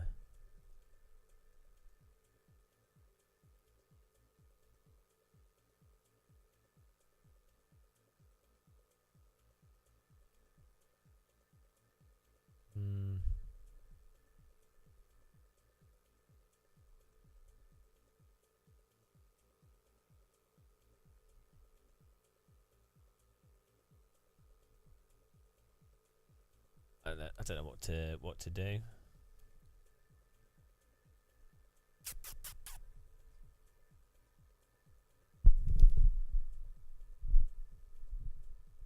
Hang on, why is this classed as is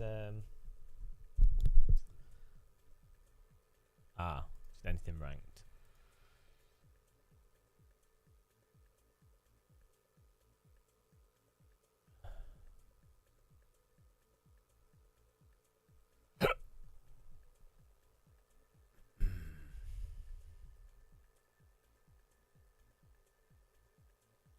Oh yeah, what was the LMP2 running? What have they got that still going? They got rid of it. They had an LMP2 car on. Oh, I don't have that track, do I? I do. There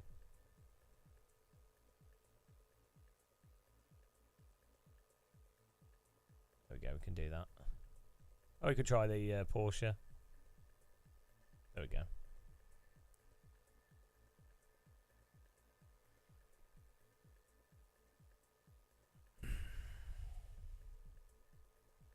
Off-road trucks.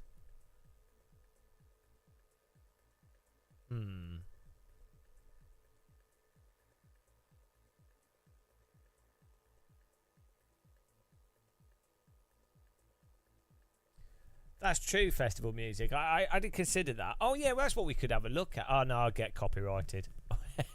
We're on YouTube. You have to be really careful with showing footage. Yeah,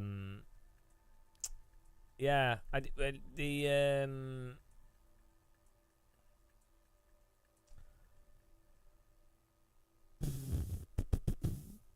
need to look at some GT3 footage in the wet. Or maybe I can look to it and then we can just link. I can link you guys. Have a look. GT3 onboard wet footage.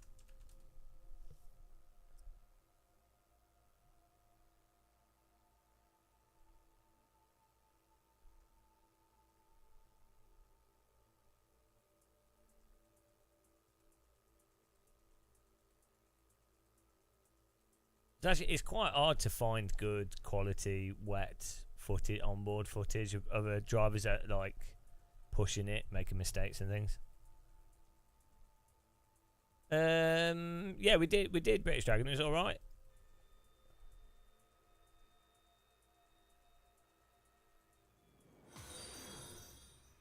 Oh, thanks for following. Welcome.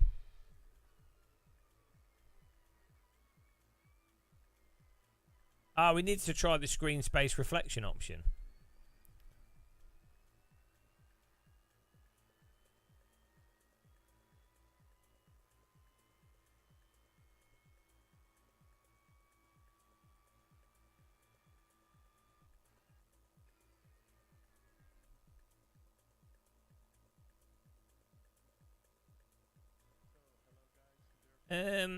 What's a GT3 Cup? Is that GT? That's not GT3, is it?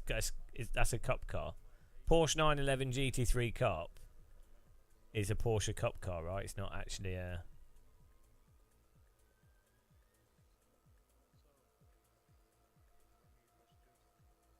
Hello, B-Sim.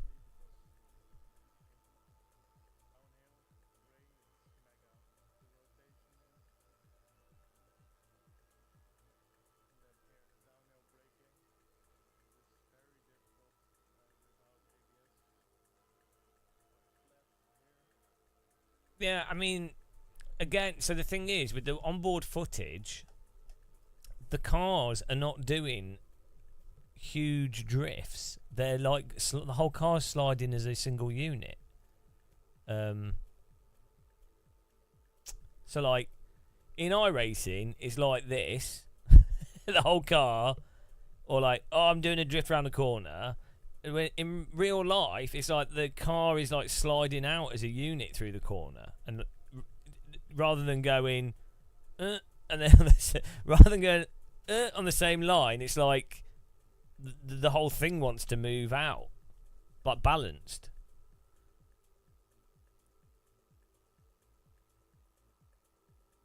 I wonder what causes that balance though. Like in physics code, like I wonder why.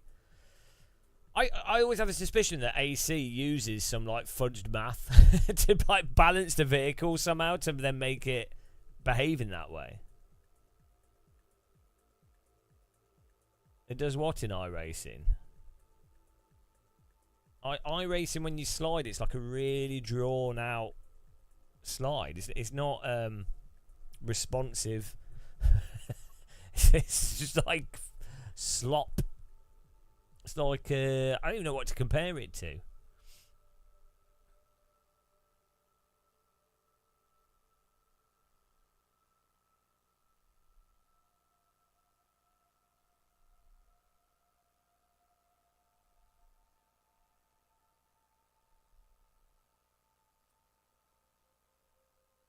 Marquee Muppets. Yeah, I think, yeah, basically the same sort of thing going on.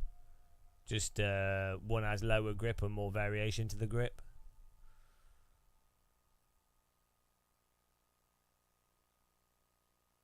Yeah, no, I don't think it is just feeling, because you can play AC, LMU and iRacing with no force feedback and still notice it.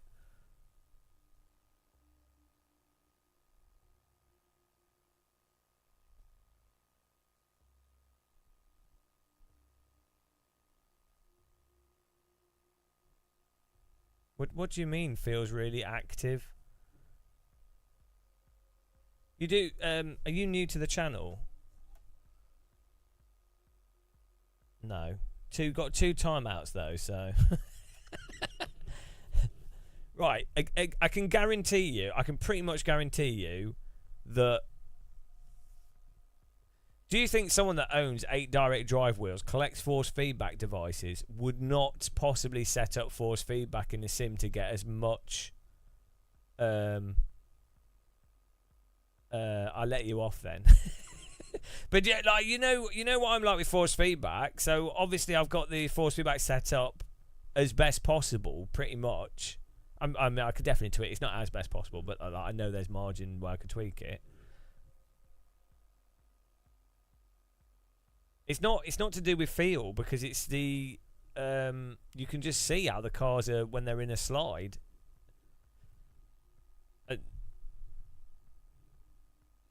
And how you hold slides, how the car moves out as a whole on the throttle, how it responds to the steering. So it isn't about what you can feel. I'm sure that does affect things, but that's not really the root of it.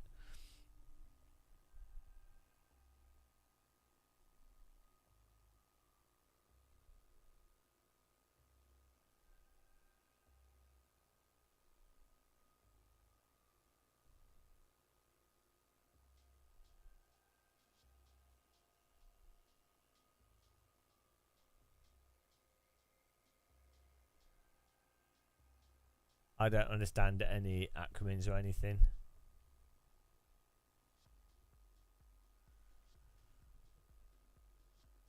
I don't know what PEBCAC is. I have no idea what that is.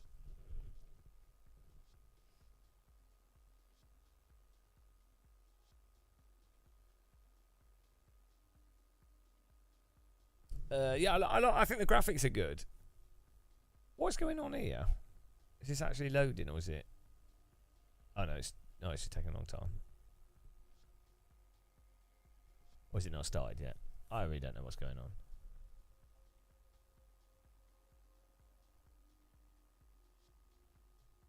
Oh right, yeah. Well, I mean, you can say that, but then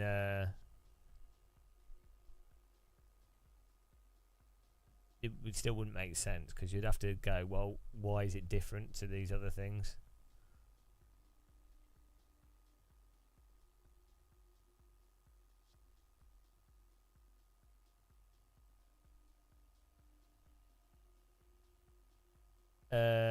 Festival music, yeah. If you're driving a car properly, you're sliding around quite a bit, yeah.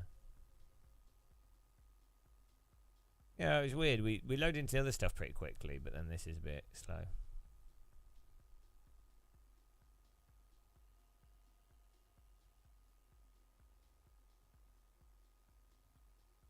We haven't tried GT3 much. We drove the new F3 car, but it's just iRacing. Until they sort the tire model out, it will always be iRacing.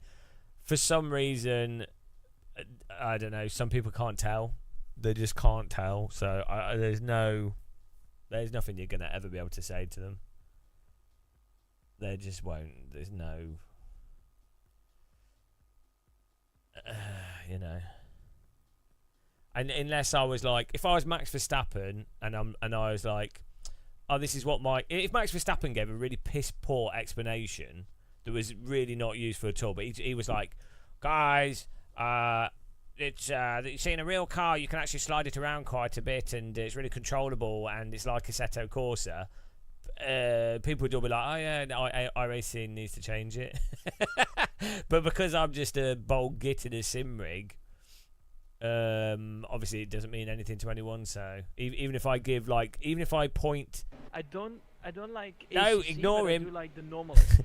even if you point to the exact It's probably issue one of the- or say probably exactly one what of it the- is, it wouldn't, you well, know. One of the or Oh. not the best simulation. I want to to do a practice, like, race. even F1 or GT mods. It's really good. Right, that's a timeout because you've missed the point of what I was saying. Again, it's another one. 16 messages, timeout. There you go. Why?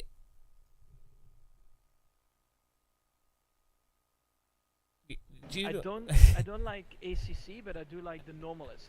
So that is amazing. So it's probably one of the well, one of the, or not like the best the simulation timeout to button's practice, on fire today, like, guys. Even F1 or We're like, I really, it's really good. we're firing through the I timeout. don't like Oh no, this ACC, guy but doesn't I know do what he's like the talking about. normalist. So that is amazing. So it's probably one of the well, one of the, or not the best simulation to practice, like even F1 or British Dragon, yeah, I do think that could be possible. Like, if imagine you've got a product. Well, so this we said this with like ACC, they arguably improved it. Well, this is not working, is it? They arguably improved it a while back. They did an update which changed how the suspension felt. Some force feedback changes and some handling changes. They were quite subtle, really, on the grand scheme of things. But they actually lost a load of players because they had to drive differently to what they'd memorized. so it like really, you know, people that had spent a load of time learning the lines and the tracks and the specific car they liked and exactly what to do and to get a result.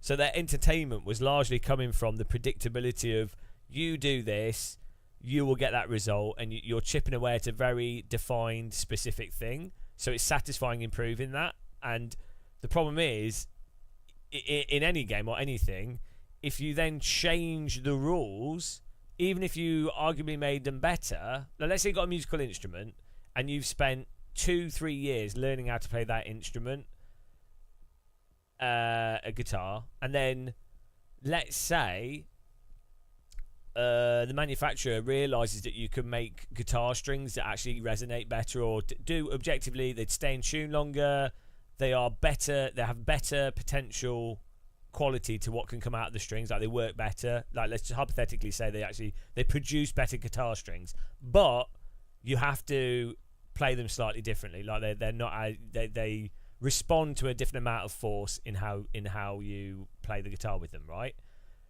It would, if you then said to everyone, right, you now all have to use these new guitar strings that are objectively better, this is hypothetical, it would really throw a load of people off, wouldn't it? Because they're used to it. Actually, you have examples of this. If you have a piano, and then you change the key, if you go from like a weighted piano keys to unweighted, or to like a shitty keyboard, you can still play it, but you're never going to be able to feel like you'd have learnt. Or with driving sims, if you go from like shitty load cell pedals or shitty pedals, you can be really quite competitive with them. And load cells might be a lot better, but when you that transition period is like 6 months really of going backwards to then go forwards, and that's a lot of people just don't have time for that. Oh, hang on, we can join now. So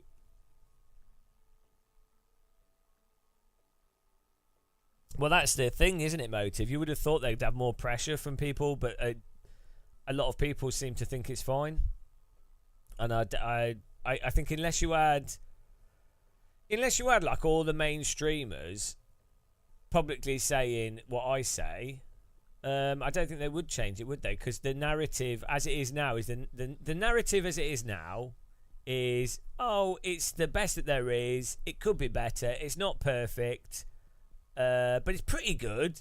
It's pretty good. The narrative, the general narrative is not iRacing is severely lacking behind Assetto Corsa and LMU in the handling, especially within iRacing users. So yeah, so it probably won't change, will it? But then again, you know, you've got the racing, so most people are just playing it to race. It doesn't really matter what the game is. Yeah.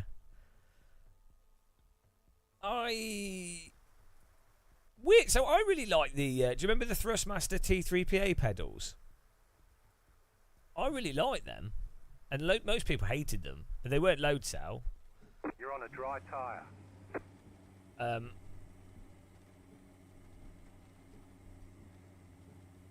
I really like them. Hang on, why am I on a dry tyre in the... Am I supposed to...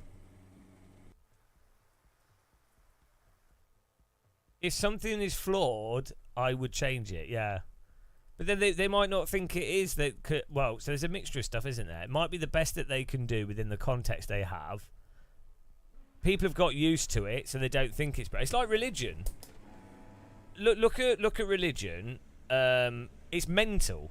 But people are comfortable, they've got used to it, so they're not going to change it, are they? And then if they do change it, if you end up with another separate religion.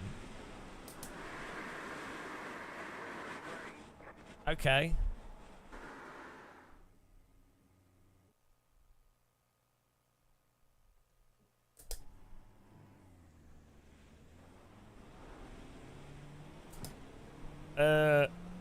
I think there's a little bit less controllable slip in LMU. We need to load up LMU. Green, green, green. I might jump into it.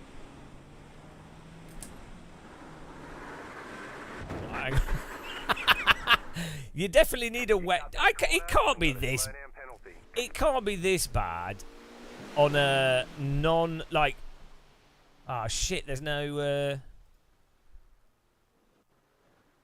Right, if it starts... Yeah, no, I get that. But, right, think of this. If you're in a race, you would have a dry setup on your car, right?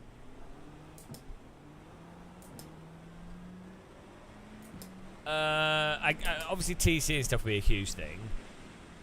I don't know how much the wet setup is changing. If it is just TC and ABS and stuff. Maybe that's a large part of what it is. But it isn't for rain setups. Don't you run higher ride height? Is it?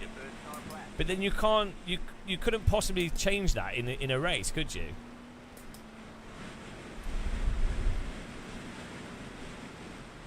Or maybe they do. I don't know. So I just don't know.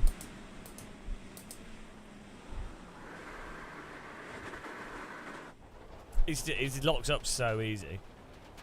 They say you cut the cord. You'll have to slow down and give up the time game.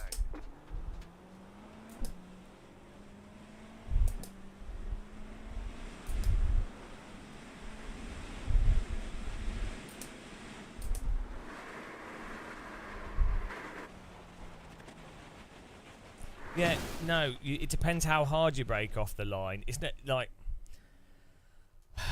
Stop just regurgitating what marketing and people have said without actually thinking about it.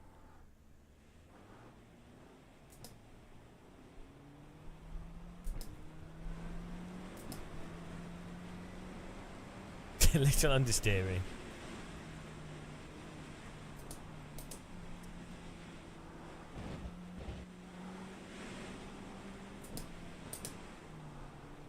Well, right. Yeah, but do you guys that like say stuff? Do you not think that I've maybe watched the same videos you've watched, read the release notes, and also have like I'm aware of some of these things from having followed motorsport for 20 years? Also, I do think that you should be able to feel it in the game, but you can't.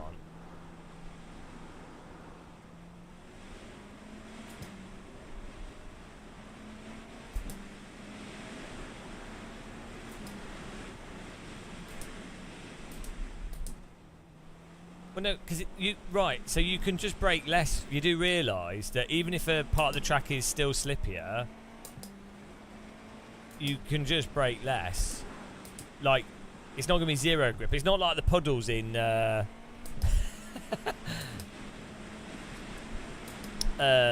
puddles in Project Cars 2, where they were like zero. Right. The puddles in Project Cars 2 were like zero. Like, I don't mean like. I'm not. I don't mean. Low grip.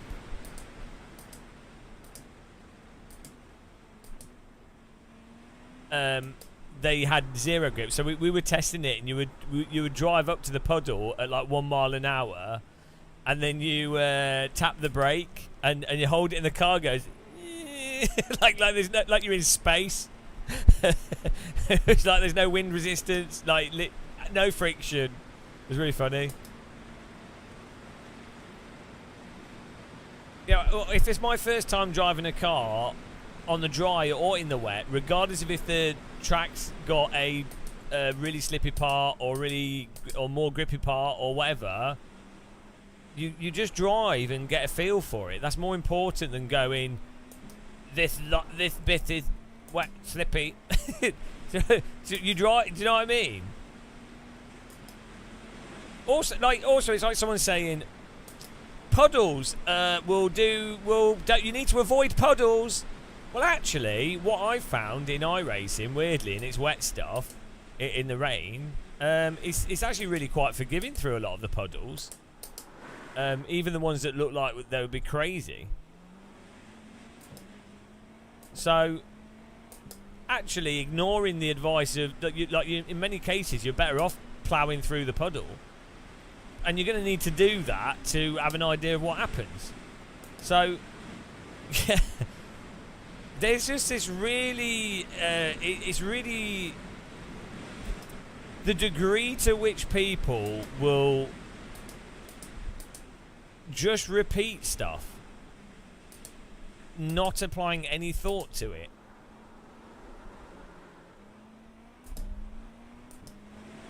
And assuming that a game is doing something perfect. But you just don't know until you've tested it. So, but I'm not saying people just do this with iRacing. People do it with everything.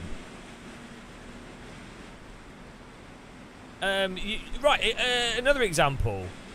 If you go buy Steam reviews, if you do airsoft in real life, you have like wannabe SAS military people that are like, guys, we need to do this formation and we need to attack the target like this and we need to do the cover like this and we want you to move out like that. And it's like, it's not the army for a start, and in airsoft and paintball those same things don't apply. And then if you have actual people that are in the army doing airsoft and paintball, they don't do it as if they're in a real military situation, because it isn't. Oh, it's so stupid. Alright, guys, I've read all Rainbow Six books. I'm a big fan of Tom Clancy. So what I've done is I've actually adjusted my airsoft gun, and I've removed the capacity, so it's got the same amount of pellets that a real pistol would have. And yeah, guys, I've also got this new kit. So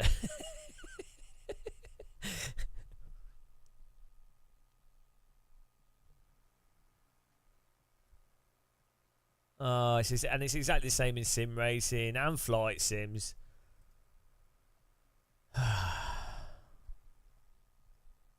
Yeah, well, we're not getting to the end. I can't even drive this. This car's undrivable for me. How much fuel? I don't know where the fuel is in this bloody car.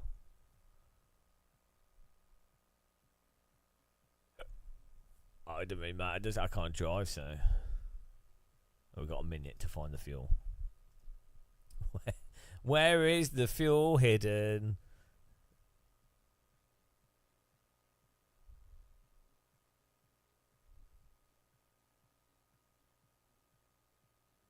The pace car is out of control.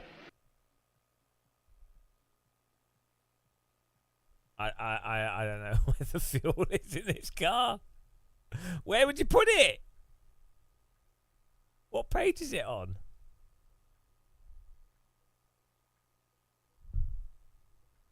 Oh well, let's just hope there's enough fuel. Well, I'm in first, so that's good. We obviously did something right. Closed right now. No sign of this rain stopping. You're on a wet tyre. The estimated SOF is 2,825. We expect to be fighting for the podium. I didn't even do a lap, did I? And no one else has gone for the hypercars, I don't think.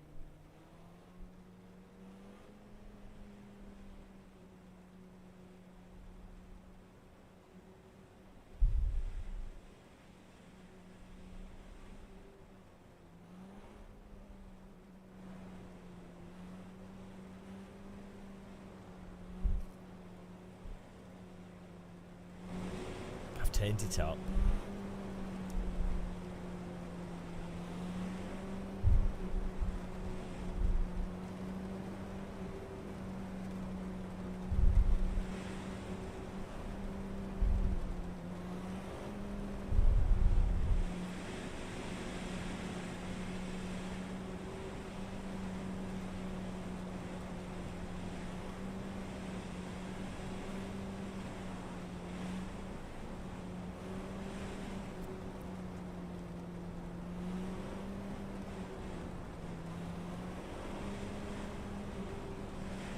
Just gonna crash immediately. I have zero confidence in this car.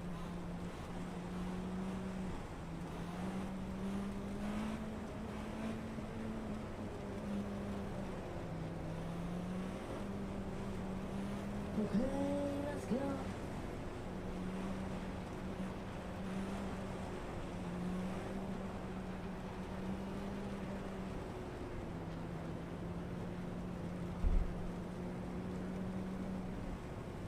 About to go green. Stay focused.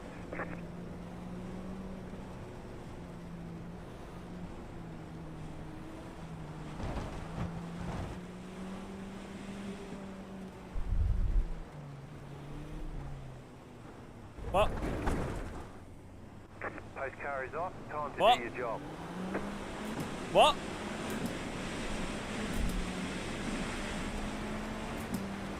Okay. Catch up. One. Car. Apparently it's not just raining. We have some like...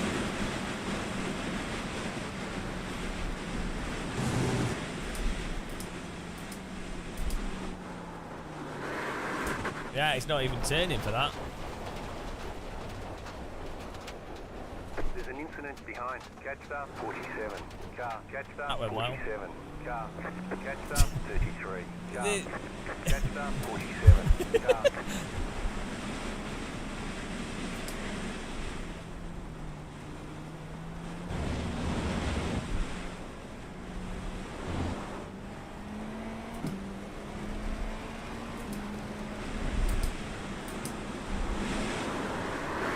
Ah, puddle.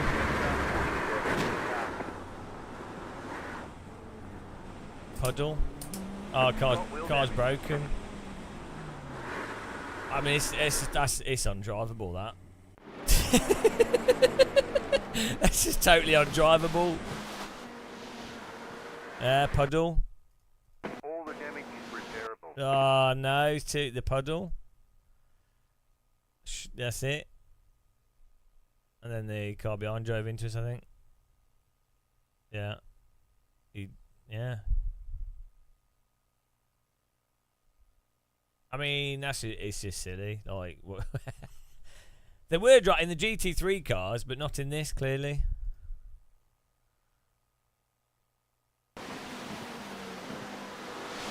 I mean, that is like a lake on the inside of that corner. Yeah, in the GT3 cars, the puddles are forgiving. Not in this, though.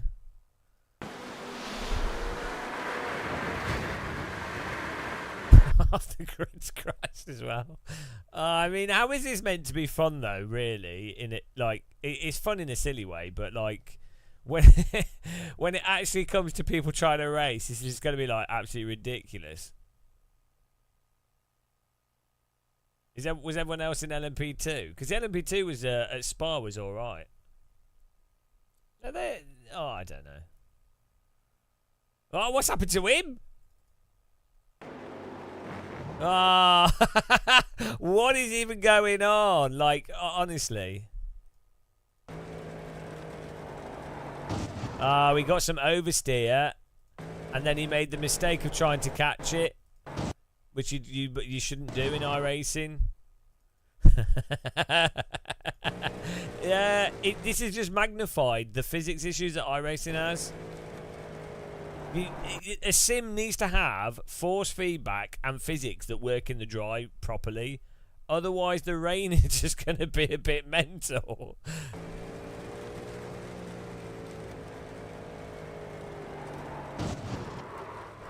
Well, but this is really bad rain. That, you know, obviously they put it on for a joke as well, but.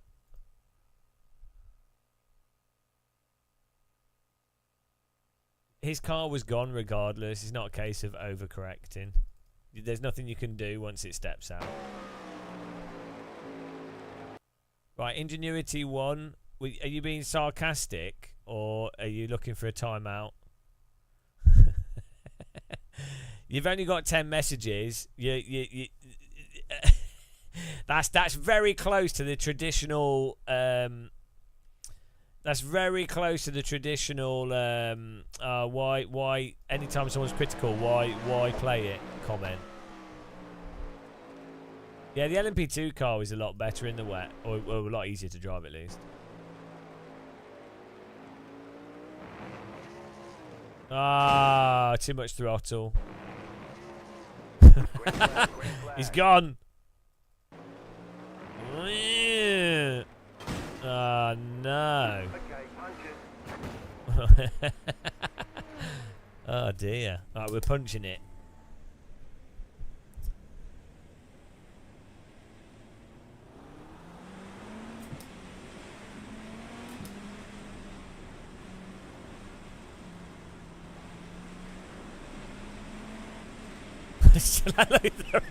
There's only 3 people left in the race. Everyone's dead.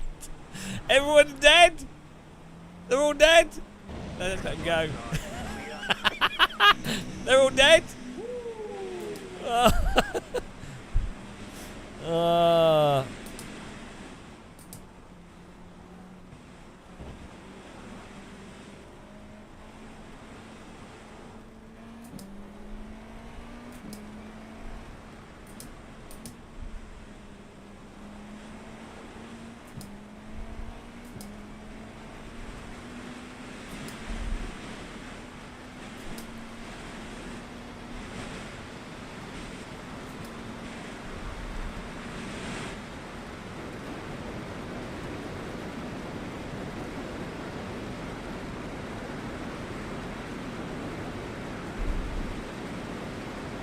Keith, exactly. I agree. Keith, I totally agree. Oh no. I totally agree. Like as I said, I've said it a few times now. Rain is really good when it's like very light rain. So you have to just drive differently, but it doesn't. It is actually, isn't it? We're on wet tyres here.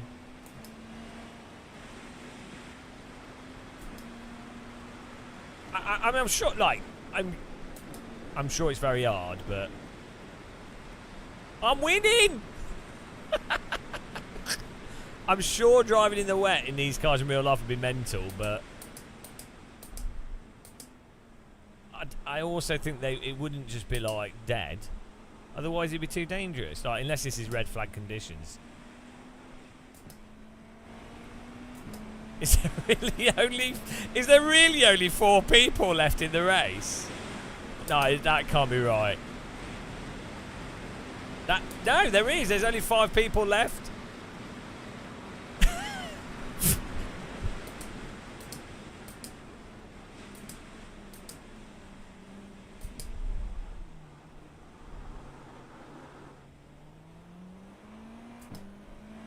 I can win this.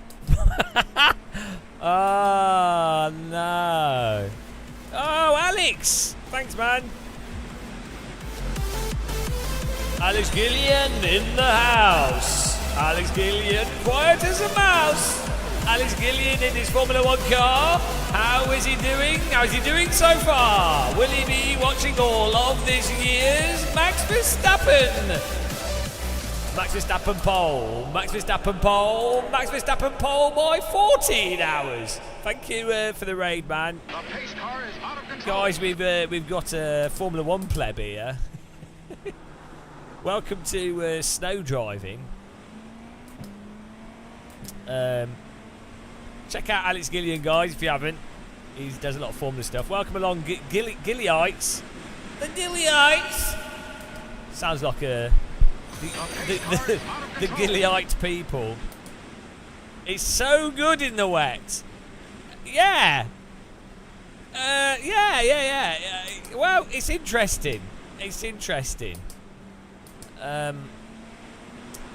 Well, people are finding it very easy, as you can see by the fact that we are 5th. I think there were 25 cars that started this race. There are now 5. 1 in my class and 4 in LMP2. So it's going pretty well. I didn't crash, obviously.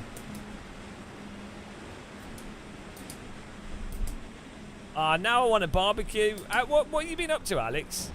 As well? I've not seen you for ages, or like seen you at anything. Oh dear. No grip there. Thoughts on the Horner situation?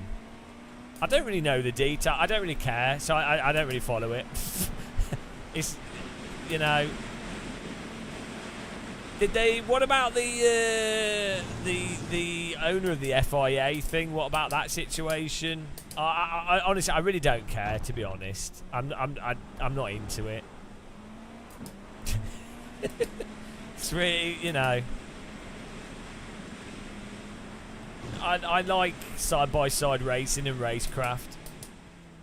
Matt Malone's sexy. What do you mean thoughts about? I think about Matt Malone every night. What do you mean thoughts about Matt Malone? No, there's something else. But yeah, I really just I just don't care. You're a bit worried that nobody will race wet race. Yeah, for sure. I don't know, Alex. I mean, my thinking is you would have thought iRacing would make the tyre model actually like tyres before introducing highly dynamic, very tricky to drive weather. You know, that would have been my reasoning. But iRacing will do what they do. Oh, there we go. Oh, it's snagged. We're taking the Joker merge lap. There we go. Nice one. Good line. Good line.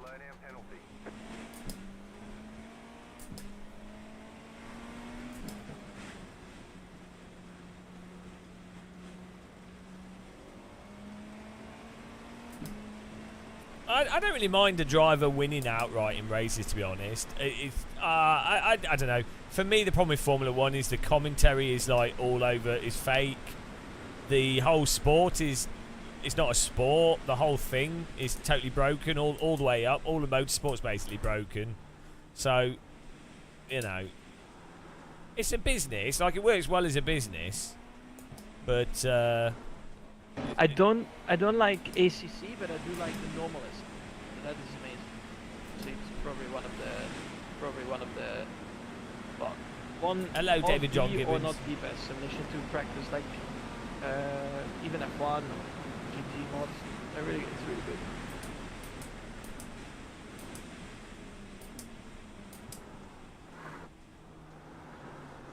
yeah, they should do punching. Should be like UFC.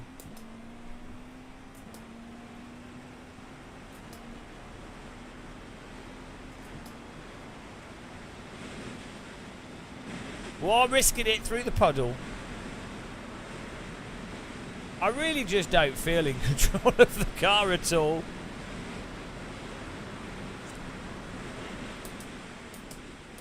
I have about as much confidence in this vehicle and the tyres gripping the road as I do. No. There it is. Stupid. Yeah. I mean, yeah. This is like a driving metaphor for being British. I was only a 1X, car's fine. I was just warming up the car.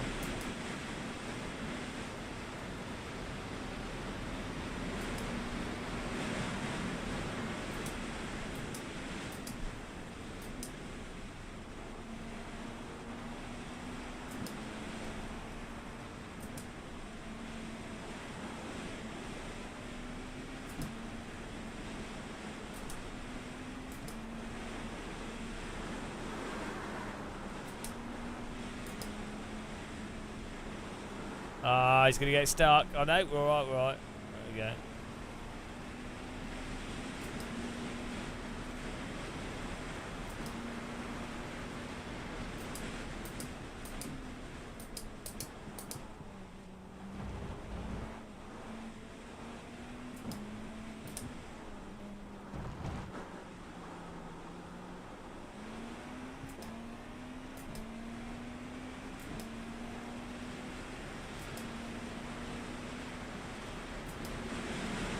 What do you mean the amount of people that don't know what a dry line is? I've had the opposite, where basically people have seen the marketing release and know what a wet line is and what a dry line is, but then they basically don't realise that the racing line can still have grip on it and it's not binary. But they rather than thinking for themselves, they are just entirely repeating the marketing. That's so it's been the opposite of people not knowing it.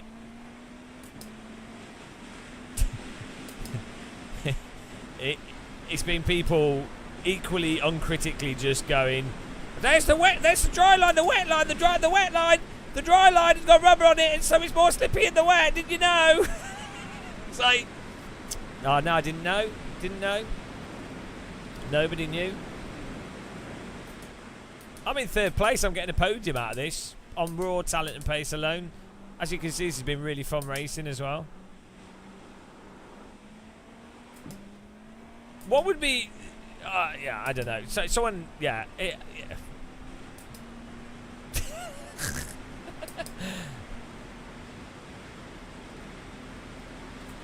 I'm driving in the middle of the road. That means I've got more space either side for when the car goes crazy. Genius. I've outwitted the racetrack. This is how I drive in real life as well.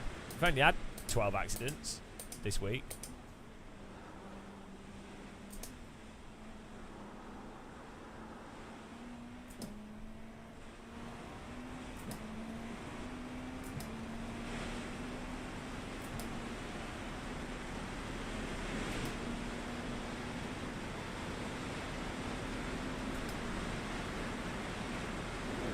Yeah, exactly, because this is a public road as well, so it'll be tilted down the sides, so I obviously thought about that.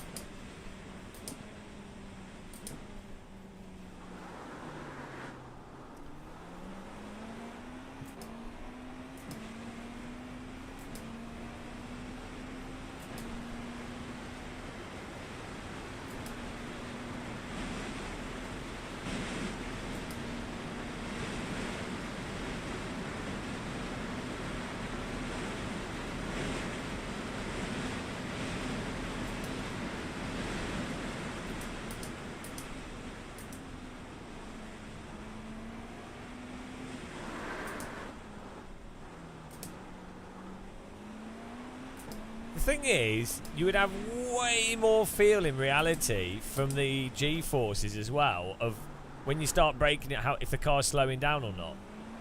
So they need to really change. They really need to have better force feedback in iRacing. If you're going to do rain, you need to have AC1 or better force feedback. I don't think there's any way around it. Otherwise, how are you meant to know where the grip is? If you're actually pushing and exploring the limit, how are you meant to know?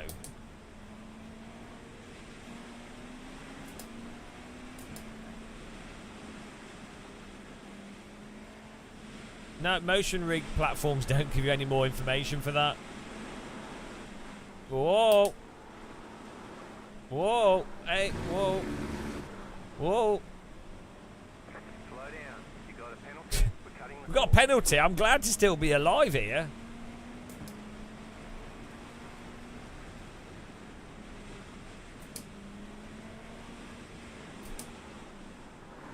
Real nice work. This is the white flag lap. Real nice work. Everyone's dead. Everyone's dead. Hang on, where? Second place! He's so stupid. He's so dumb. Nobody can drive it.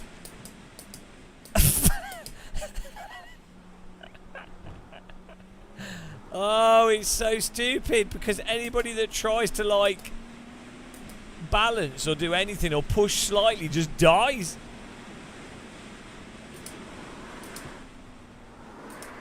I think I went to Mauritius for a week in the pit lane. It was a good holiday.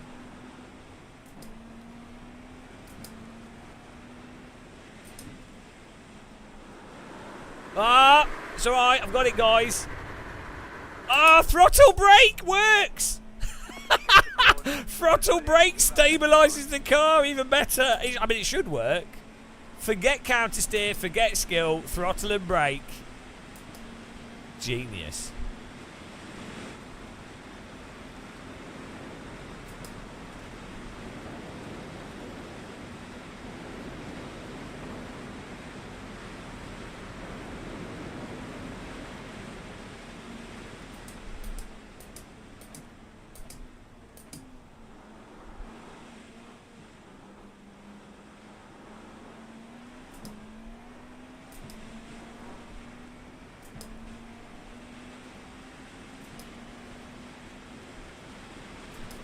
I think graphically it's nice. I think it sounds nice. I like how the tracks get wet. I think it could be a bit more clear. The graphics are a little bit vague at times. Particle effect's nice. Performance is pretty good. Handling wise, it exposes iRacing's massive tire model physics issues even more, and the lack of force feedback even more. But it's a nice implementation of rain. The puddles and stuff are really nice. It's just iRacing is not ready for it physics wise. iRacing physics would need to be as good as AC or LMU to genuinely be able to pull this off. The problem is a lot of people seem to think that iRacing's physics are fine, even though it drives absolutely nothing like real cars, LMU or AC. So, or R Factor 2. So, I don't think it will. I really don't think anything's going to improve. But it'll be funny for racing, you know.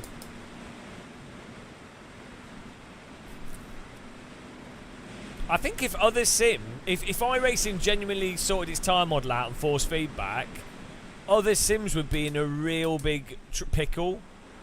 Because what? Oh no, we were gonna win. Oh, car's fine. Car's fine. It's fine. It's fine. Don't worry, guys. Little scratch, cosmetic damage.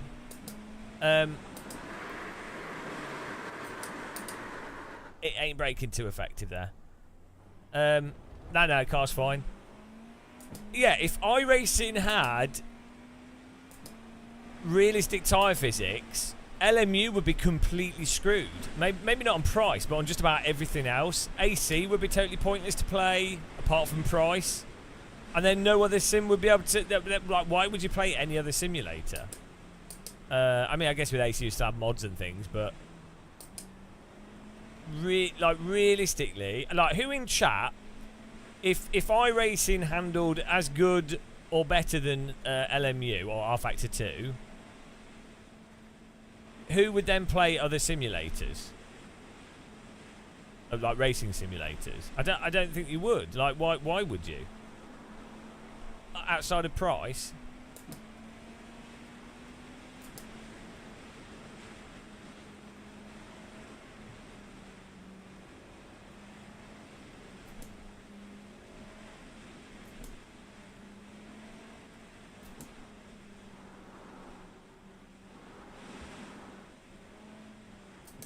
Oh, get in there, guys. Get in there.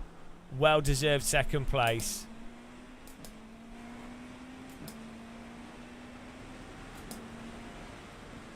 Get in there. You won. You deserve that. Oh, I won. I won. I won.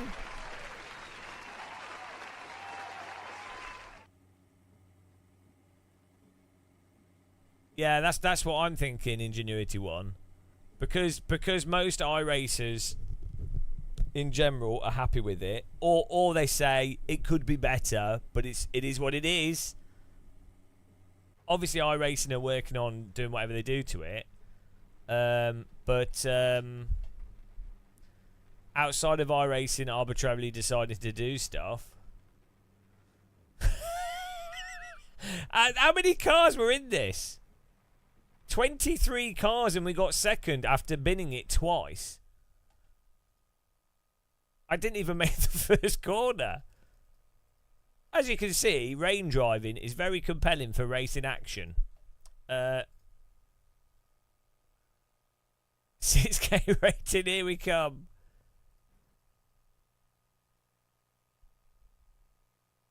Right, where's the race? Oh, this is when we went into. Oh, there we go. No, where's the race? Is that quali? I'm well confused what this is on. What? Where? Was this the outlap? No. Oh, we hadn't started the lap before we crashed. I really don't understand what's going on here.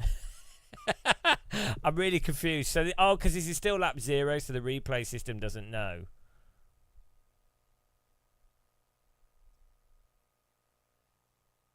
I don't think iRacing would take anything from ACC. LMU. I definitely agree. Let's get some music on. I definitely agree that in my mind, I think LMU will basically pilfer ACC users, not the hardcore ACC users that are just that's what they've got used to and they're invested in it. But LMU basically will appeal to people that want more realistic physics than iRacing, or people that want cheaper stuff and they want to just do GT3. And they've got it in a they've got it in a package that's cheaper. Why? No, so it would be LMU would basically be people that would otherwise have got ACC. I don't know what's going on with Rensport.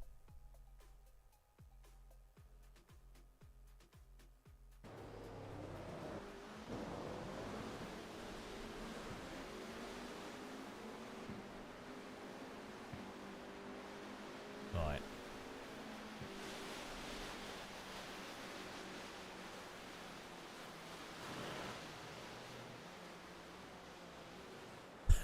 My car just wouldn't make the corner. I mean, we're on wet. Okay, how fast are we going? 170 kilometers per hour, 150, 140. It just wouldn't slow. It wouldn't turn or slow down. It just wouldn't make the corner.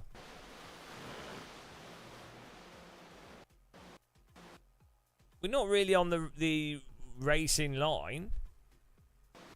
I mean, even if you were on the racing line, so I would imagine, could be totally wrong here, if a track where you've got like rubber on a track, like let's say you've got a really low grip bit of track for your tyre, doesn't really matter the reason why,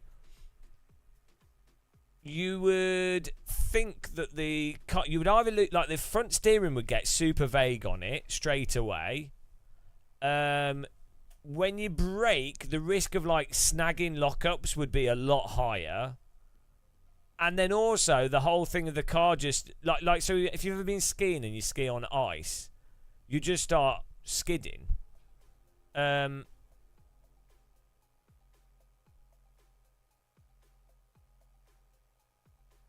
this is kind of still working, but they're not. I don't know. It's just weird. I think it's the lack of force feedback is really a big issue for this sort of thing, as much as whatever's going on with the physics.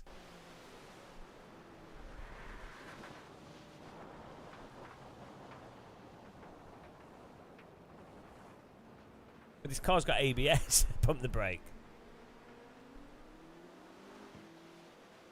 Yeah, I find LMU way more satisfying to play than ACC.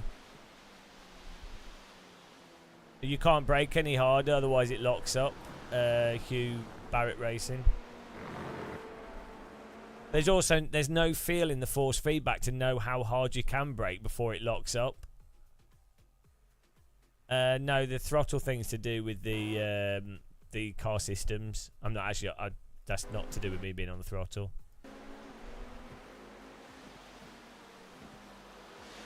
I mean, I don't know what was going on there. I don't know why I was. If I was on the throttle and it was me, I don't know why. I don't even know. You need the force to know what you're doing. Well, maybe you don't, but I would argue you need to be able to feel what the car's doing to be able to respond. Like some drivers clearly don't. They could just drive with no force feedback, wouldn't make any difference. For me personally, I drive by what I can feel the car doing, and so with sims like iRacing, where there is no force feedback for braking, so you can't know how much grip you have at any point in time.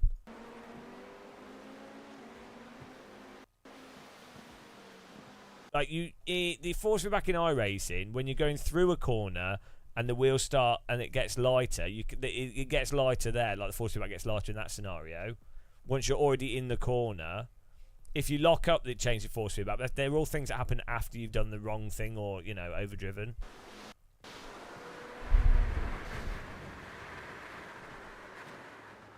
Did everyone else just crash into this? I'm not sure what's going on here.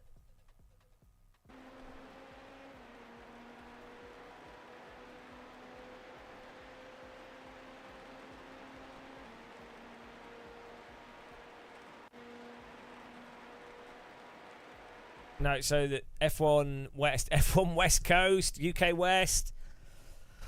So if you have like vibrations for wheel slip, it's only going to tell you. It's only going to vibrate for like, you have X amount of slip, so it's vibrating. It's not the right type of force response that you need to be able to know where you are on a limit. You need a consistent force that you're pushing against that's either stronger or weaker, depending on how much grip you have, which you can only really get through a servo motor that's got a sustained force that's variable.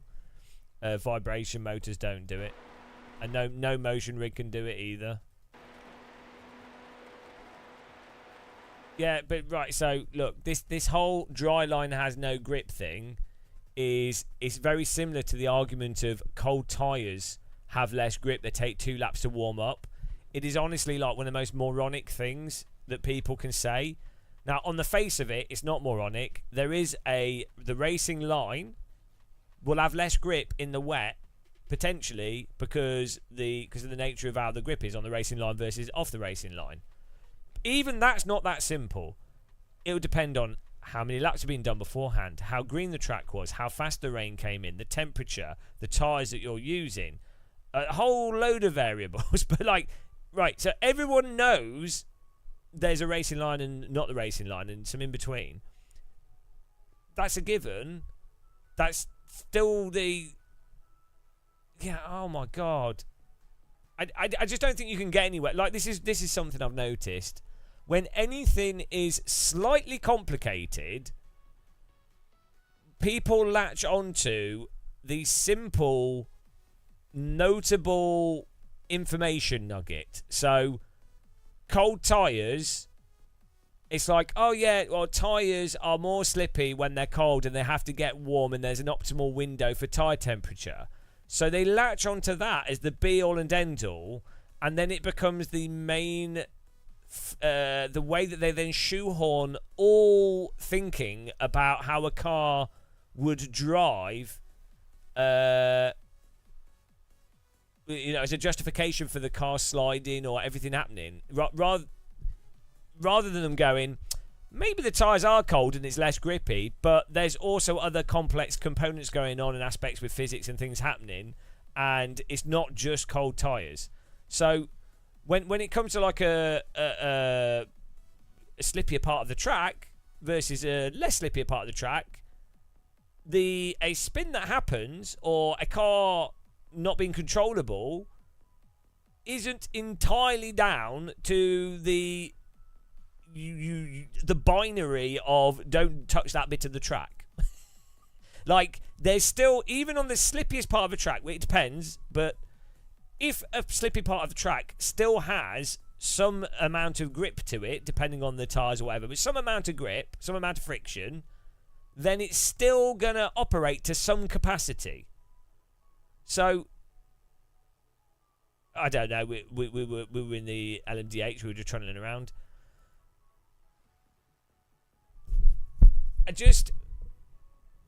It's the same thing that happens when you're watching Formula 1 and they explain the soft tyre compound and that they simplify it massively so they can just talk through it quickly for promotion to like explain the concept of why a team would change tyres, right? And then what happens is people got Formula 1 game, iRacing, AC, whatever, Formula 1 car in a video game, a simulator. And then they just regurgitate the soft, medium, hard, and some very basic information about those tyres, and then automatically try and shoehorn that into the reality of what's happening in the video game. When it's like, well, no, AC soft tyres are not going to work like iRacing's or R-Factor 2's or whatever, or real-world tyres. How many laps they last, how they overheat, how they cool down, how they wear when they overheat, if they come back within a lap or not. It's like, yeah, this is right. Actually, this also ties into, this is one of my bugbears with physics stuff.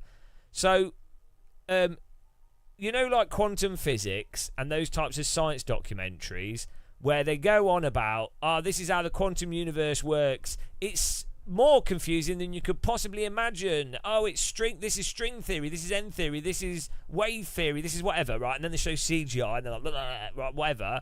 And the idea is that's educating people about science.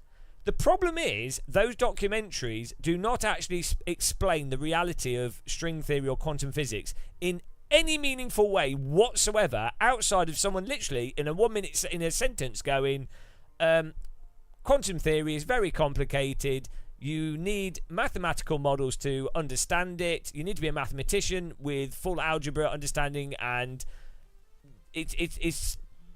they're all based on mathematical models, which are models in and of themselves, which are just the best attempts at trying to explain reality. There is literally no way for you to understand which model is better or worse, or which is more likely to be reality, outside of someone just saying, this is the best model that we have now, because all these other scientists that do understand the maths behind it seem to think that it's internally consistent. But you can't... Richard Feynman, in a book from like 20... I was listening to Richard Feynman, I can't remember which book it was, but a book that was from 20 years ago, effectively, which said, you can't understand it without having a background in this... the mathematics, which it was fine. Like, so anyway, the problem is you give someone what seems like an explanation, but it isn't really an explanation, and it's so low level, but they think that they actually understand it, and then they start doing weird shit like they go, energy, chakras, I'm ill, that's because my energy is out of kilter. Or like, do you know what I mean? Because the science education has actually done the opposite of what it's trying to achieve. Well, look, counter debate, stop being a knobbler. I explained to you that an argument from authority isn't fallacious by default. That's a fallacy. Saying, that's an argument from authority. If someone is actually a very good authority for something, that is not fallacious or unreasonable to use to be like, they probably know what they're doing. It's just quite reasonable, especially if you've got nothing else to go with. Hugh Barry Racing, how the ABS works in iRacing on the turn-in is correct. Well, how do you know that? Is that just based off what some GT3 drivers have said? Because I don't know. I just know that Morad and who else? There's some others that have said it's really good. But then I won't talk for them. I won't say the names. But I've talked to other GT3 drivers that are like, no, actually, my real car is set up like how ACC operates. So Yeah, I'm sure that I'm not saying what's right or wrong in that scenario.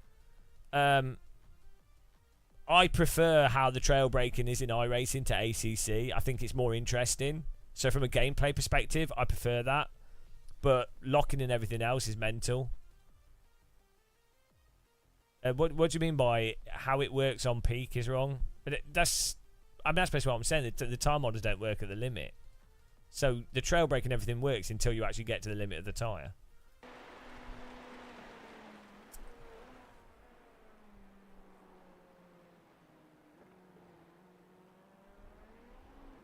This was a great race. See how these other people lost it.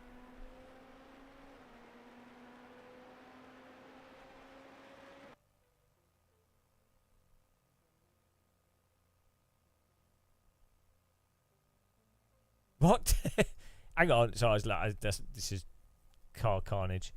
It's because latitude and longitude can't be independent in Sims. I don't know what you mean. Well, they can't. Anything's possible in a video game. It's just made up programming. So, but you. Yeah. Why can't they be independent? Where you getting that from? I mean, sure. If you have it would depend on how you define grip from the tyre model. I'd imagine. Like I guess if you only had a single contact patch and that contact patch has one single variable that defines friction, then whatever decreases friction is going to affect it in every single direction. But iRacing has quite a complex tyre model. I'm pretty sure it's got multiple contact points of the road. I don't think it goes down into a single value. I mean, I don't even know if what I'm saying is actually the relevant factor. But I'm just saying logically, why wouldn't they be separate? Why couldn't they be separate? Why would longitude and latitude have to be a single value? The iRacing icon. Oh, what's this?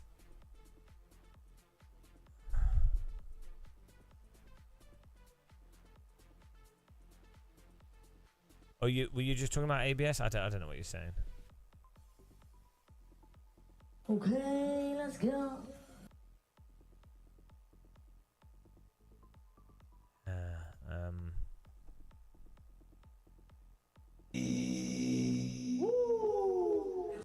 Combined traction and trail braking. Hang on, combined traction and trail braking can't be independent. No.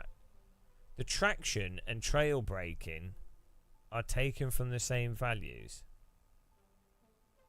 I really don't know what you're saying, and I don't know if you can say what you're saying without knowing how the game is programmed. So I mean, unless you're like a physics programmer and I just don't understand what you're saying. Like, I really don't understand what you're trying to say.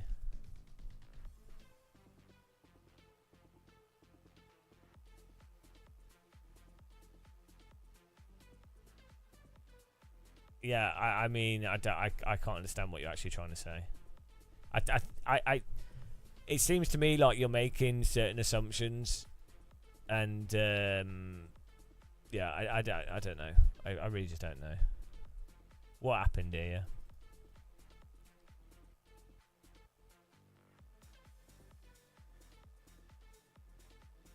He wasn't even close to making this.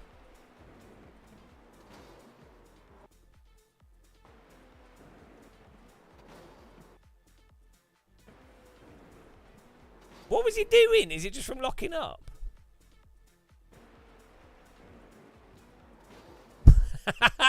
He was never making that. Oh, he's not making it either. This isn't like what cars are like on wet tyre. Like, okay, if this track is monsoon wet, fine. But this is the way that stuff's driving here, and the way that I'm not saying that this is iRacing is necessarily wrong. But the end result of what's happening here is what you see when these types of cars in real life have slick tyres on them still, and then it starts raining and they need to change the tyres and it's caught them out. This is not what you typically see in real racing when the track is wet and everyone knows it's wet and everyone puts wet setups on and everyone's got wet tyres on. Now, obviously, I don't think you don't expect everyone to be like skilled at driving in the wet, but real world drivers have hardly any time to practice. Many of them have hardly any time to practice in the wet. Like, they have really small amounts of track time. Some drivers have almost no track time in certain conditions if they're new to the series. So it's not necessarily the case that someone is going to be. You make the argument, well, they're a real race driver, so they've had lots of experience of driving in wet, so they're going to know exactly what to do. But this, like, this is understeer. All this, pretty much all the accidents that are happening in this race are not what you would expect on wet tyres. I mean, you know, I'm not saying that they could all just be terrible as well. Don't get me wrong.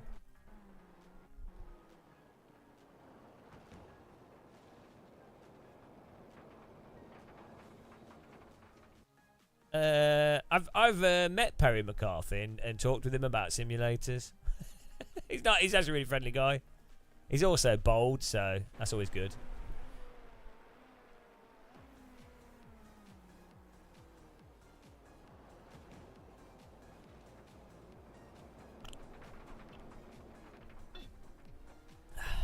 IRL drivers probably don't try to push cars as hard in the rain. Yeah, probably, but also maybe they can drive more aggressive before things happen as well. Like, as I say, it's very hard to know.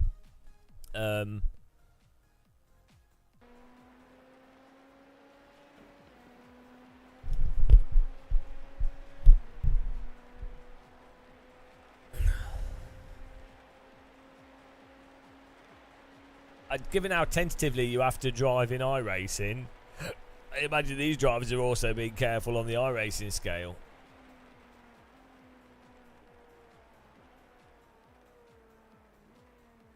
Any idea what most IRL drivers think about sims? Well, so there's from my experience,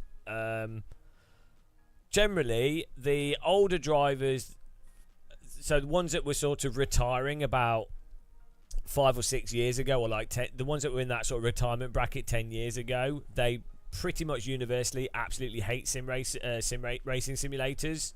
Pretty much all of them were like this shit. The drivers at Lewis Hamilton's age, sort of 37, like people in their 40s basically now, most of them are like, simulators are shit. All of them, they don't like them at all. They just think of them as really alien. They didn't grow up with it. Then you have like a bracket of a lot of drivers that are sort of, I'd say like 20 to sort of 35, 20 to 35, who got into sims. These are not like Formula 1 drivers. These are people that sort of do GT or like F4 or what, you know, not F4, like, you know what I mean, like the lower tier sort of stuff, but they're still professional, but a lower tier. A lot of them do use a lot of the simulators for training, but it's a mix and match. Some of them do like iRacing. Most drivers will use iRacing because it's got the online competition. But iRacing, AC, R Factor 2, you've got the simulators, the custom simulators, which basically drive the same as AC and R Factor 2 in many ways. They just have better data output. So there's a bracket there of them, and of those, from my experience, most of them think iRacing is complete shite, but they like the online competition, but they think the physics are completely fucked.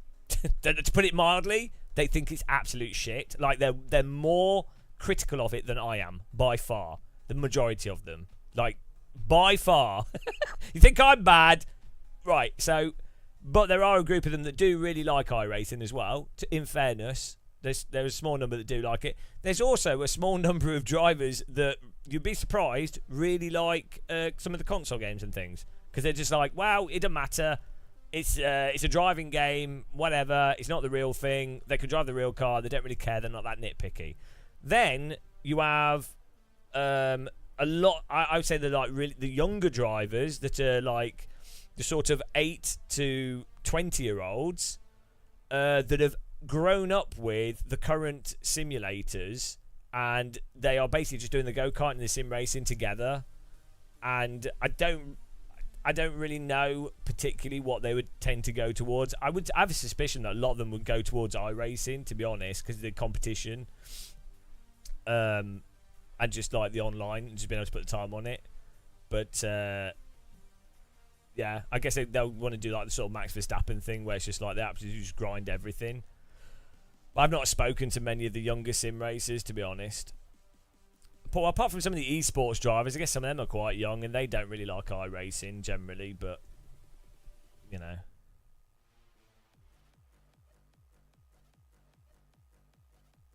That's just the context that you're using it in.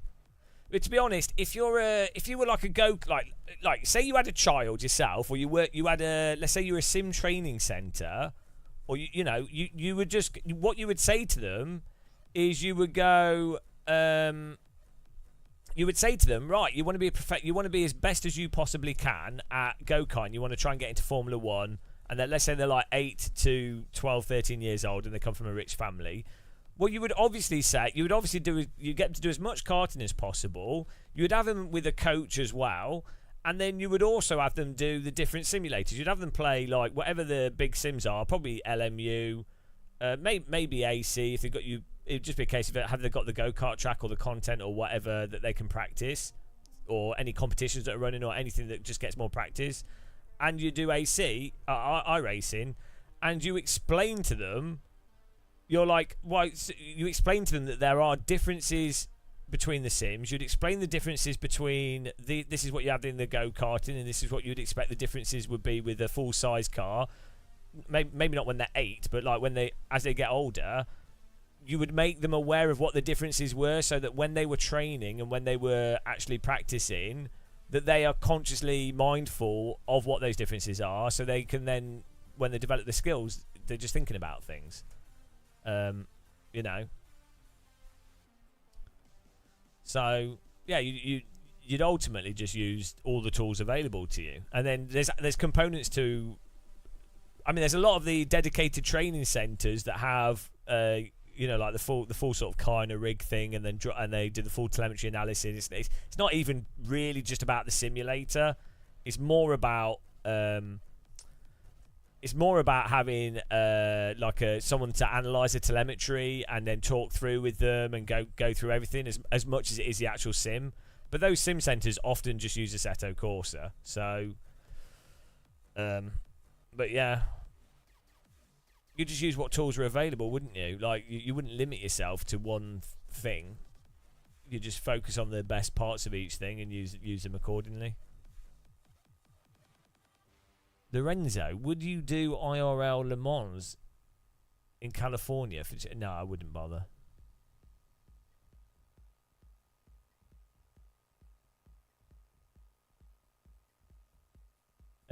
First of all, music. Well, yeah. It depends if you're doing something competitive, doesn't it? If you're in a league or something.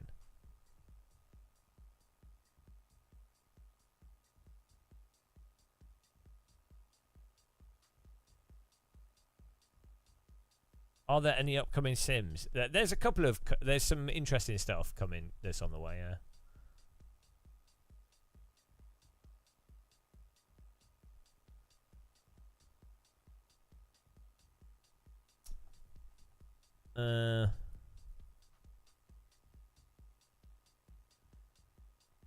Yeah, the problem with AMS2 is it's too broken. It's too far off. So there's no real point in it. It's good in VR. It's nice for single player, but I think AMS2 is going to basically die as soon as that. What's that new the new game? The GT Revival thing. That's just going to totally replace AMS2. Like the type of people that play AMS2.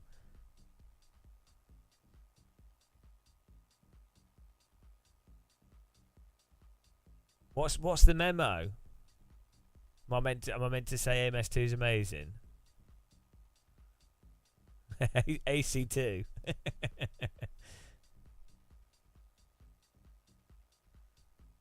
Let's try something else here. I've not eaten anything all day today. I'm like dying here. I've had 2 bananas and some porridge. No, I don't know anything about AC2. I really wanted to do some walking today. I think I might do a long walk tomorrow because it was really nice and sunny today. Oh, yeah, by the way, guys, have you seen Mini Muscle? It's a small man. It's a small man with a teacup. He's stuck. Hand painted by beautiful women. You two can own myself. I mean, if you really are dedicated to hating me, you could buy this and then you could shout abuse at it. Now, they're not cheap because they are, each one is uniquely created. They are hand created out of rare earth materials known as plastic. But it is hand painted by a hot nude lady, so that's worth it. Check out the link underneath the description, guys. It is quite nice. It is a treat if you have a lot of disposable income and you like buying pointless stuff, really. But it does look nice. I mean, for me, it helps build my ego. Each one of these has a microphone in it, so I can hear exactly what you say. And when I die, you can be like, oh, we have a little statue, and then everyone's going to be confused when these are all over the world.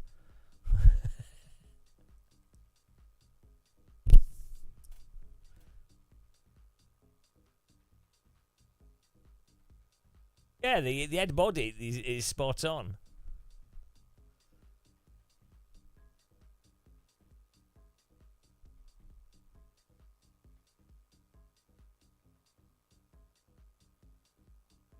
Are there customs fees? Possibly.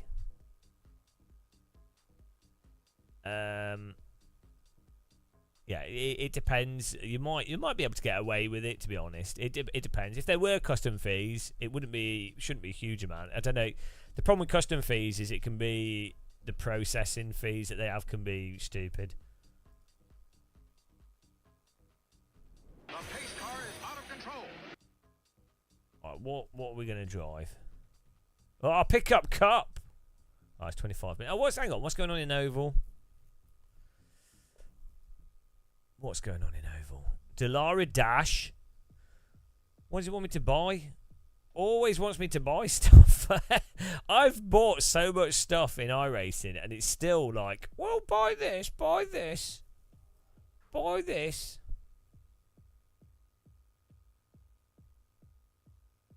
What do they call it? Sports car. Would you describe a car with a roof a sports car?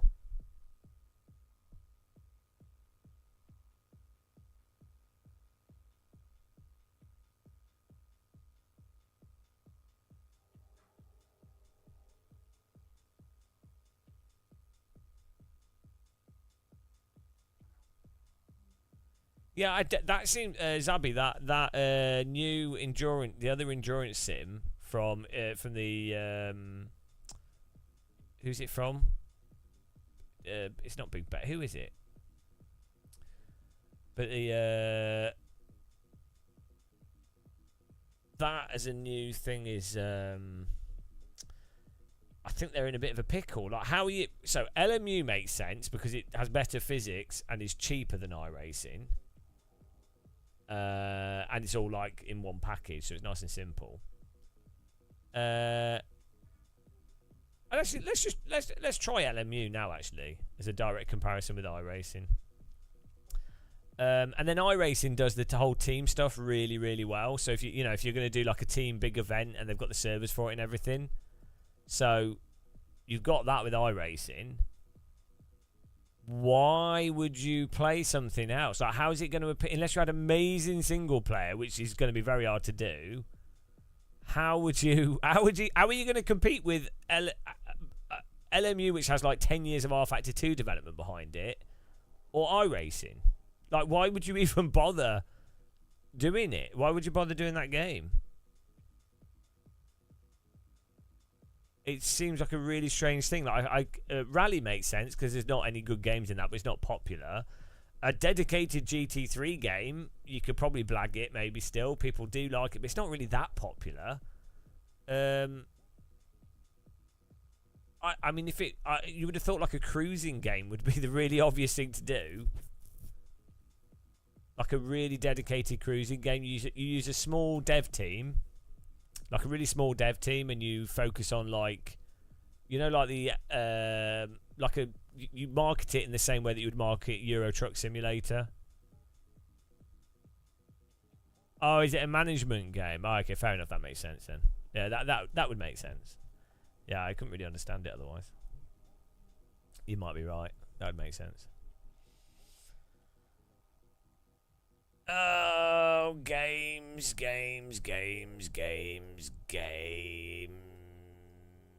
Le Mans Ultimate, here we go. Let's see how well this works.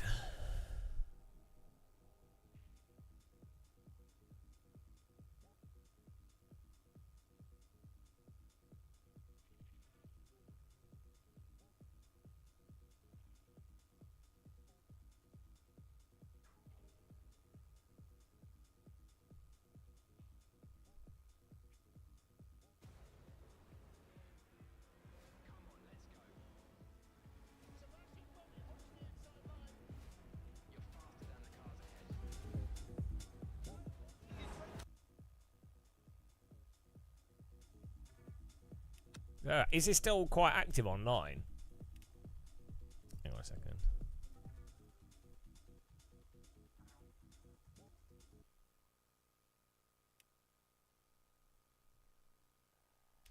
GTE fixed. There we go.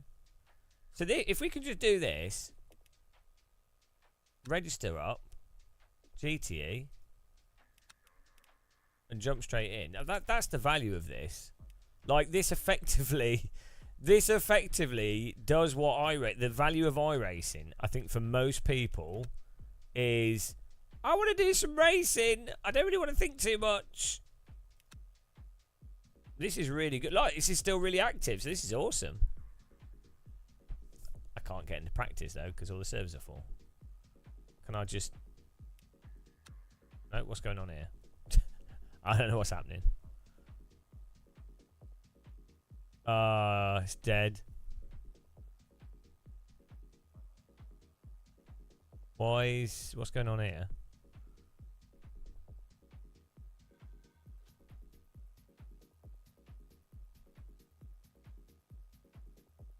Is this showing people's names by their rating?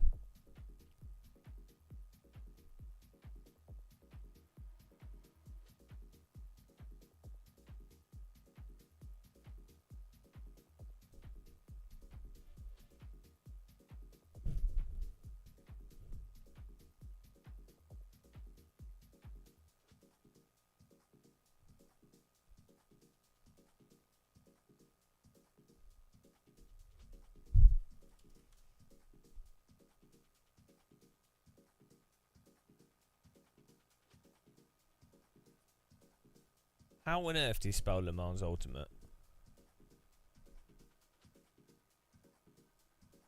Oh, there you go. Oh.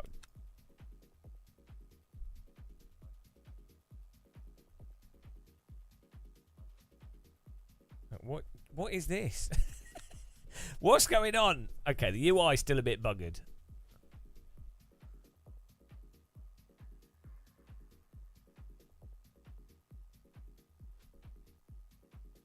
I think you have to click one and then click the button at the bottom.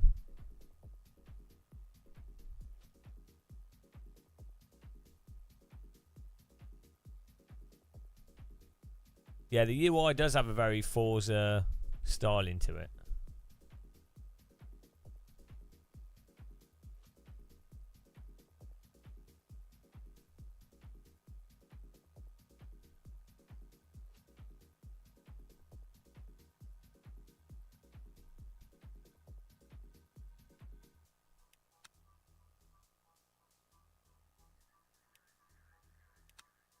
Oh, how does this work? Oh, there we go. It's like a what? I mean, that just doesn't make any sense at all, does it? But oh well, we got there eventually. That is bizarre. Go me! We are the champions.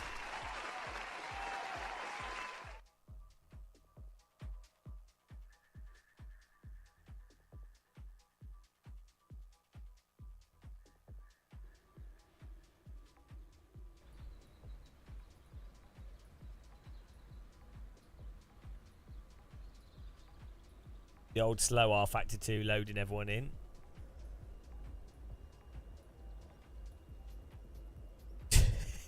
It's so bad. Like, just this. It'd be better to keep showing the loading screen for longer. Oh dear, it's still loading. This just makes it feel so broken. Waiting for server.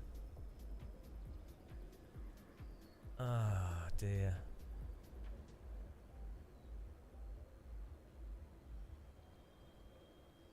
What is going on?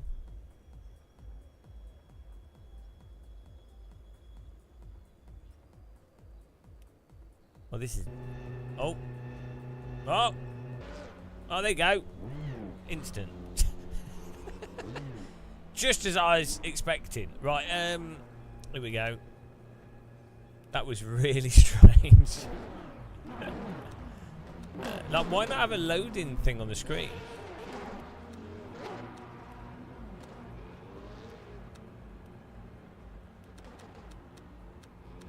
Why is this not responding? Oh, there we go. It's just very slow.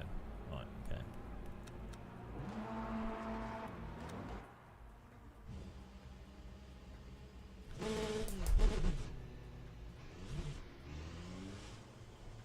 Oh, we're at Spa. It changed track. But we're at Monza. What is going on? Yeah, the graphics look nice, actually. It looks a lot better than iRacing.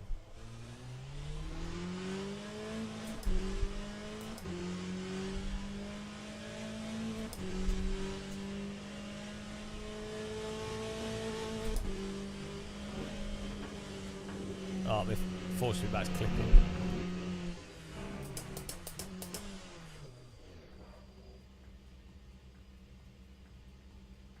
What?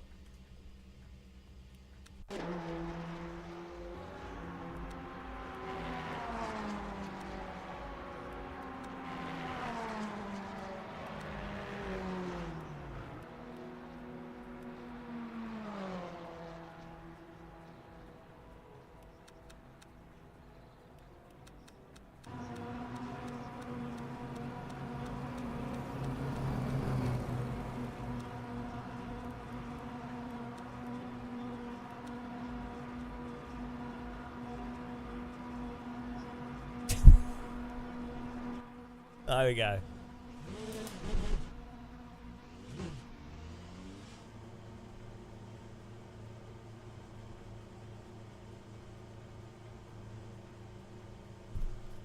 Event starts in 15 minutes. Okay, it's on my chat room.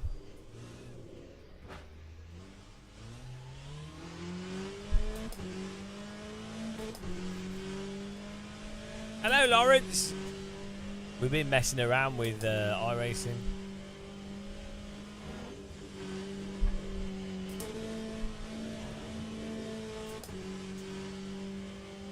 How you doing, man? Wow, what do you think of the rain, Lawrence?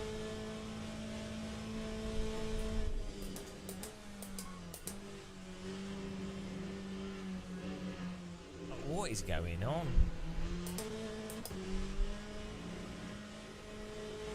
Hang on, the wheel rotations are off.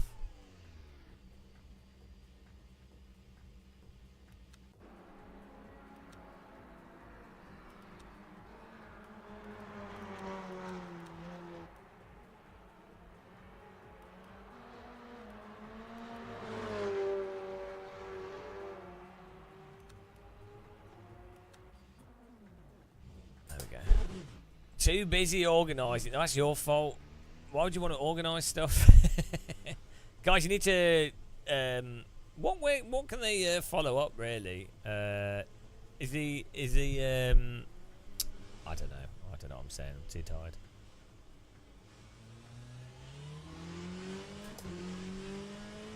Yeah, it doesn't have the same detailed force feedback that AC has, but for some reason there's a bunch of brainwashed people that are like, R-Factor 2 has the best force feedback, but then if you actually ask them, they can't really they can't actually clarify what they mean. It's just the really aggressive suspension and track texture. Oh, there you go, guys. So you can follow Lawrence for Potatona, which we're doing on Saturday. It's gonna be awesome.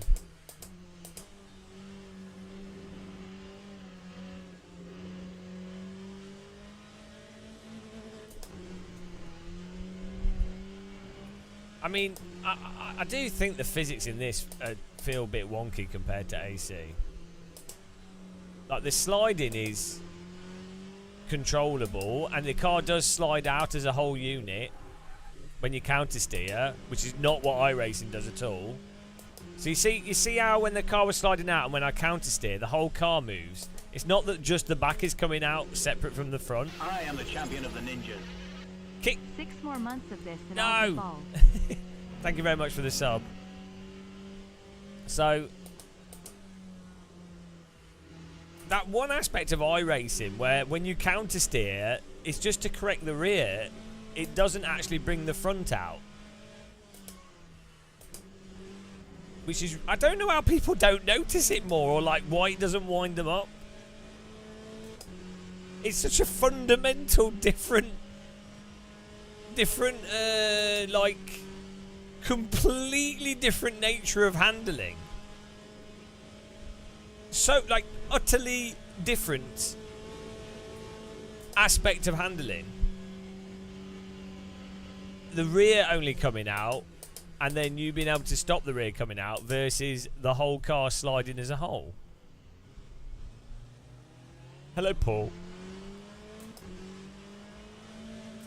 Just not being on. I let you off.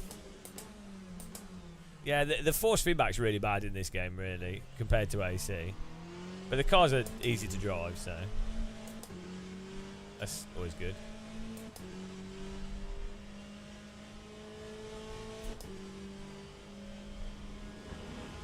The sparks look nice, don't they?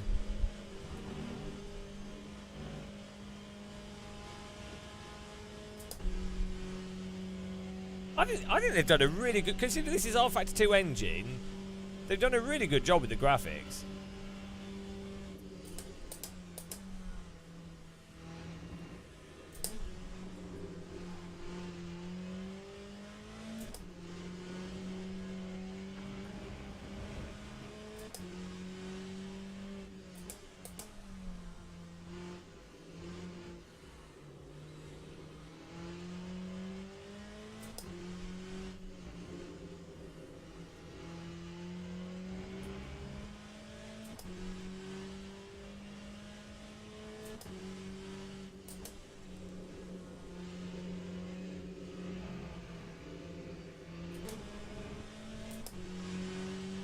I mean, this does look like Spa. And that sounds stupid, but like I've walked around this track in real life, and I think this might be the best version of Spa in a video game. This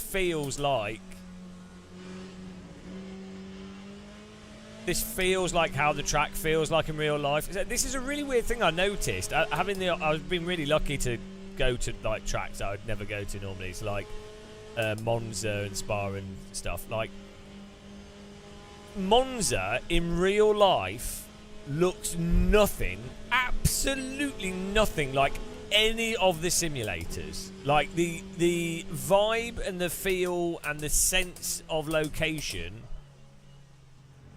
is nothing like The Sims at all. Like in real life, it just looks so different and feels so different being there. I find Donington's done quite well in a lot of Sims. This is really good. This genuinely, this looks like the this experience of playing this now feels like I'm at the real track visually. It's just, I think it's just like the trees, the objects, the scale, the texturing, like it's all the subtle stuff that goes together. The stuff you see in the distance. So if you walk around Spa in real life, you really notice this is on top of a huge hill, a really, really huge hill, and then when you're looking down here, this is like huge. Like it's crazy. The colour tone as well, and this hillside, the way the hedges are on it, the fencing on the side. There's a public toilet up there on the top right. These objects are there in other stuff, but then you see how the hillside is on the right there, and with all the trees on the right, and then the view in the distance of those hills. It's really spot on. They've done a really, really good job of this track model. Did I just kill him? Sorry. Yeah, like this view here straight ahead with the gap between the trees, and these like technology centre buildings on the right that are on the infield. The brightness as well. The trees are a bit sort of toxic green. They're different colour green. But yeah, I don't think I've tried Monza if it is in this game. So on the left here in real life, the spectator footpath is sort of up on the hillside, and you can walk along there, and then it goes to like an underpass. Yeah, like the infield of this track is actually bonkers as well. The infield of this track is a complete maze. Like if you had to drive a car through here, you'd get totally lost. There's all these like random roads and paths and things and side, or you wouldn't even realise it. On Spa, there's like not all the track is spectator viewable straight away. Like there's side roads that you can drive down. It's really weird. You just wouldn't expect it. It was a shame when I was there. I was pretty tired. So like, there's always like when I'm at stuff, I'm like, oh, this would be really interesting in a video. This would be really interesting, and you're normally being rushed around quite a bit. And yeah, so here on the right here, there's actually a road there between the two fences. That's a bit of road, so you can actually drive along where the Armco and that fence is. There's road. See, you can see it there on the right. Actually goes around. You can drive all around that, and there you can drive all around that. And they do when I went to Spa 24, they gave us we had a lap whilst the race is going on. They drive you around this side bit. They go on the right there, and you can see all the cars racing around. But you wouldn't think playing this, you would not think there was a road on the right at all. You just wouldn't think it. Then there's another bit of road down here.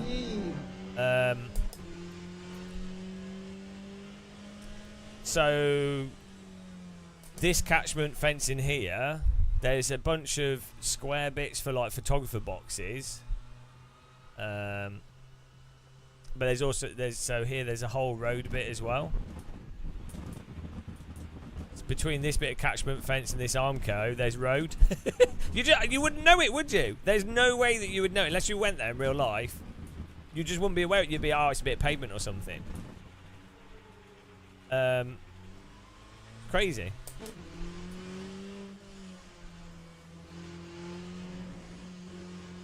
It's a shame I was recording video whilst I was doing it at night, but it came out shit.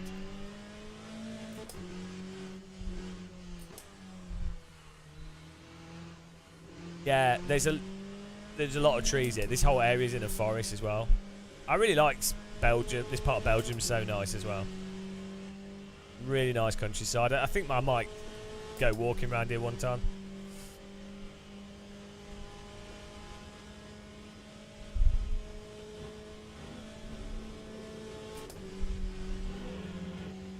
When's this? When's the race start?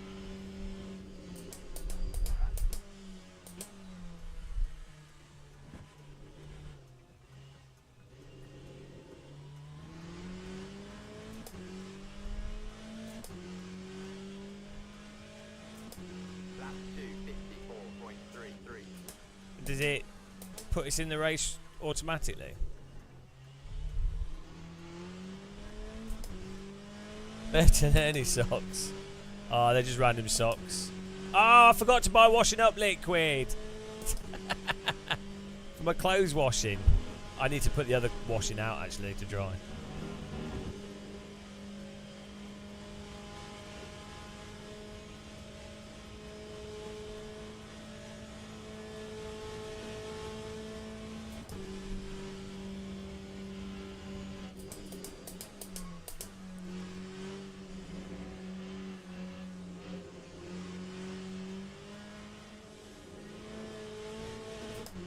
So I definitely would say that LMU does feel a bit overly slidey though. That's the one thing that iRacing has. Before the car starts sliding around on the track, it does have more initial bite, which I think is quite satisfying.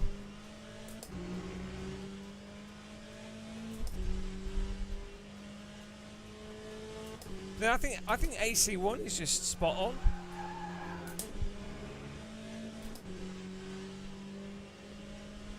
Well, it could be better, but like it's pretty close. It's got close to the grip of iRacing, but then it's also responsive and doesn't feel like you're on balloon tyres, and you can catch it and you can counter steer and.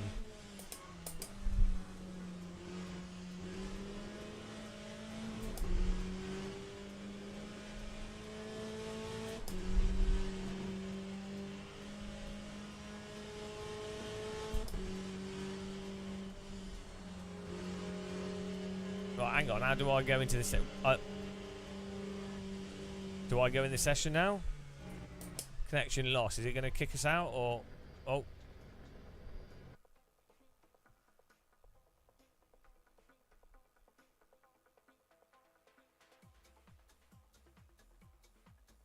What's happening now? Oh, 50. Okay, we've got a bit of a gap. Yeah, that's good.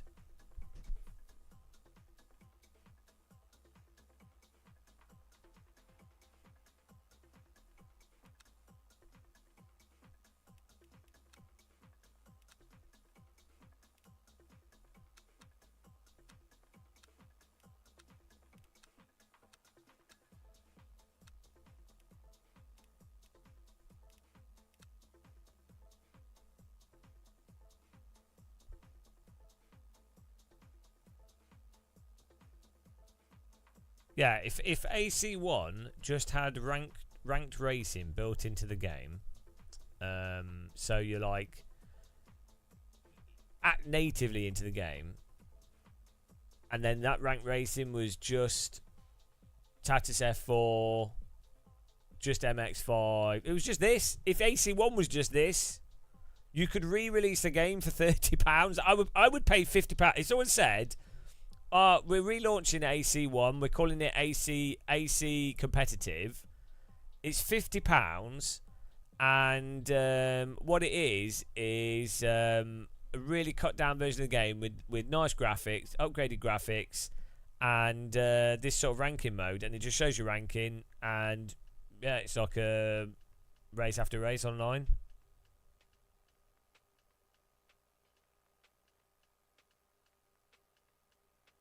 Yeah, you don't need mods in AC2. I don't think any other game needs mods. You only need one simulator that has mods. Yeah, there you go. Worst force feedback. No ranking. Crappy graphics engine.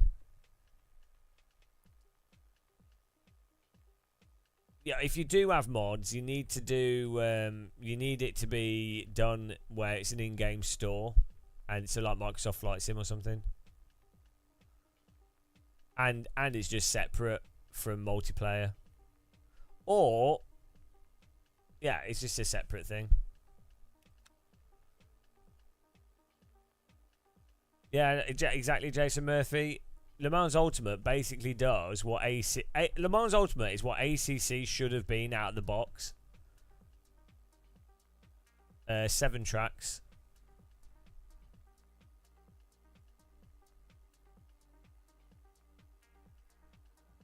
Le Mans Ultimate is kind of what I thought ACC was actually going to be.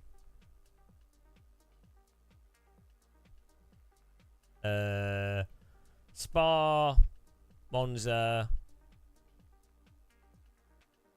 I don't know. You have to list them out. I can't remember.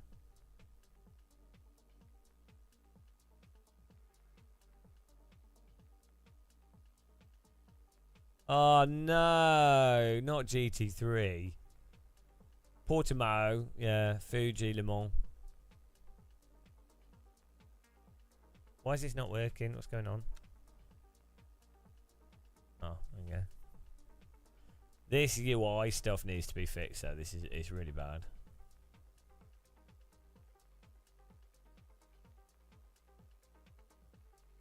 You'd have thought it would in some ways make more sense to have a launcher that's separate, like how iRacing is, separate Windows launcher. But then again, if you're ever going to release on console, having it all in the same thing's handy.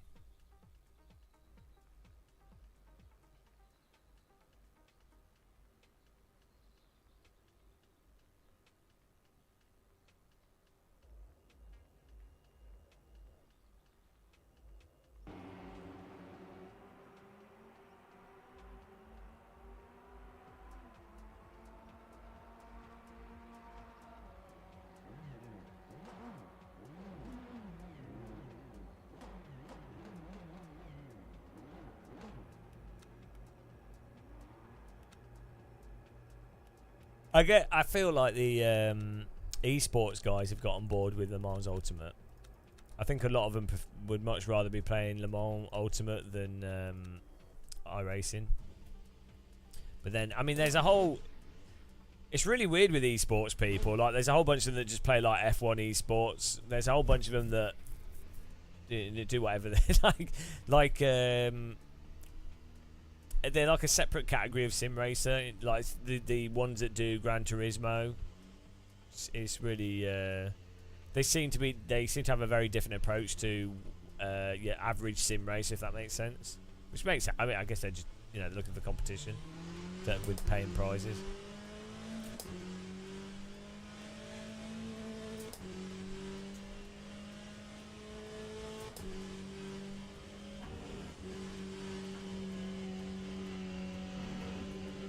I do feel like the steering is somewhat dislocated from the car, though, in a weird way at times. Mitchie R Factor Ultimate. They should have just called this Mitchie Factor.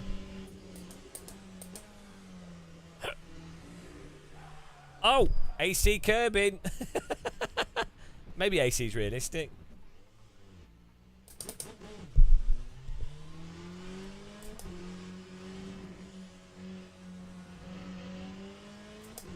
Bloody hell, bent my hand out of shape doing that.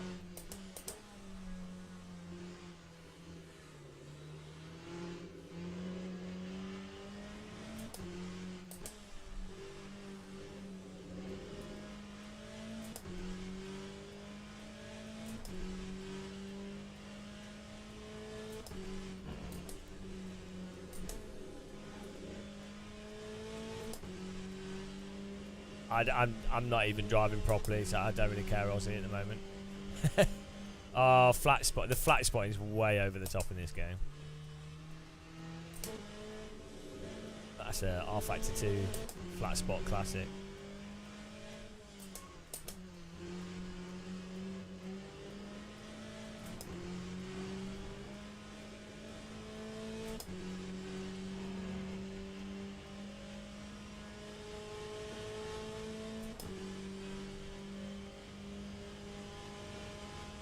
Oh my god, my old rig's shaking.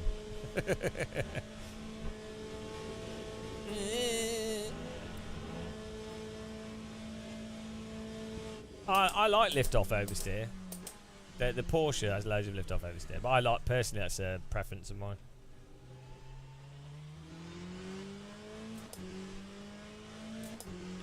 I think Agent Sibben, I think what they're talking about is specifically the braking. ACC, the braking is really a bit bland and you have to ride it through the corner, so people say. But like, my personal thing is I think GT3 cars aren't real race cars. Like, they're too big, they're too heavy, they've got a roof. Like, if you put a roof on a car, it's not a race car. Radical, Formula F4, Formula Ford, F3, if it's got, it can't have a roof on it.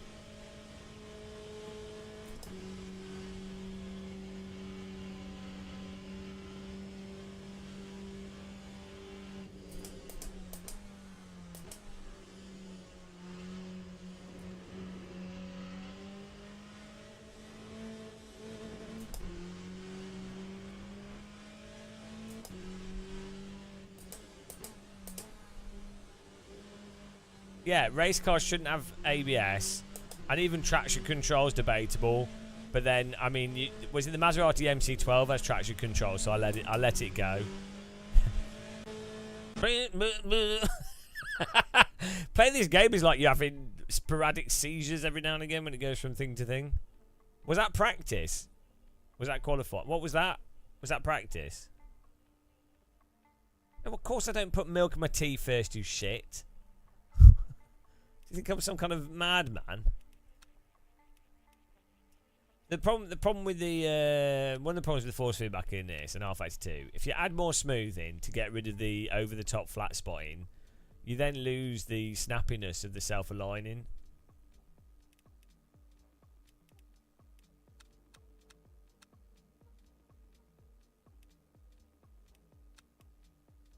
Right, how do we put the car in quali mode? How do we do that?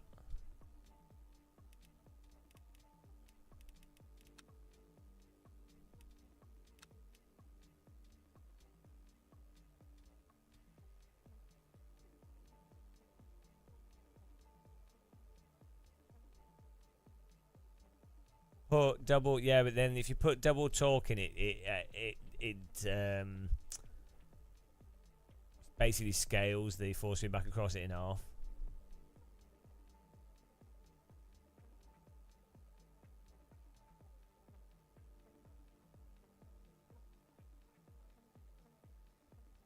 Yeah, it doesn't really matter. I don't really care. We'll just drive.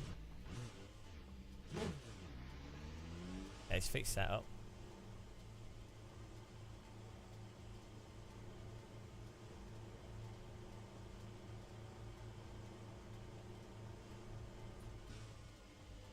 Yeah, well, you need it, don't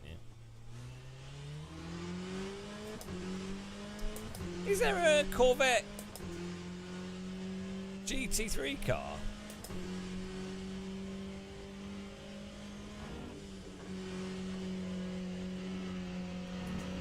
It's not yet.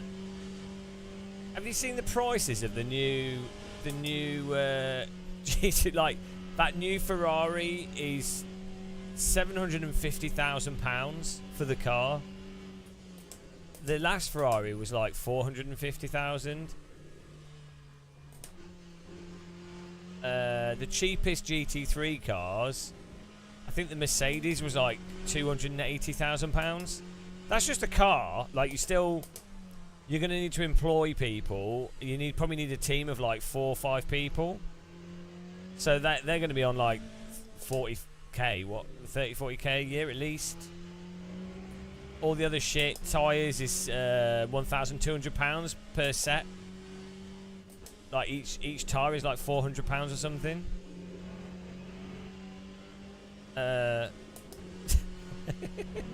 It's crazy.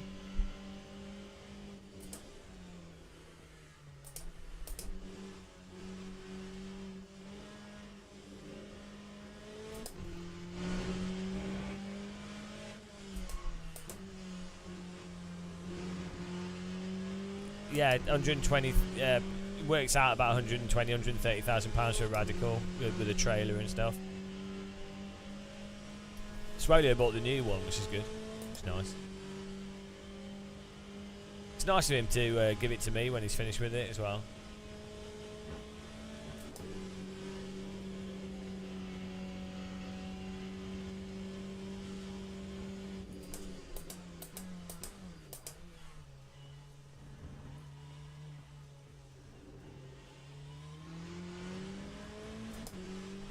Yeah.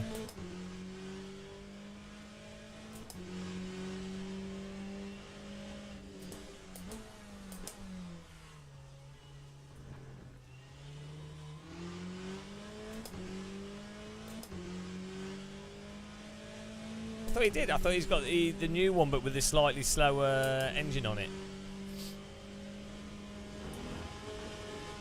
So is there a new? There's an even newer one.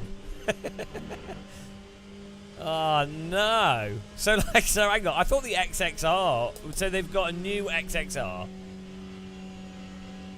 Jesus Christ! And then,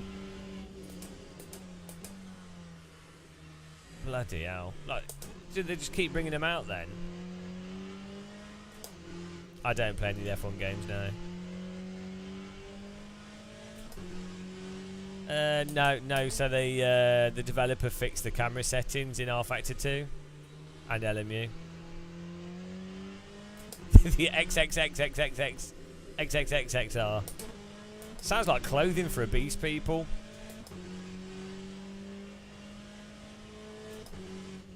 Yeah, he's got the slower version of the new car, of the new one, because only the brand new one has the halo on it. And then in his video he said there's two versions of it. One has the engine souped up, and one has the engine under clocked a touch to get more time out of it. Which is ridiculous, really. Like, I don't like the racing should just always be with what allows you to get the time. Like, either the engine needs to be at X spec, otherwise it's going to be crap. And you're not, or it's fine, and so just run it at whatever makes it make sense.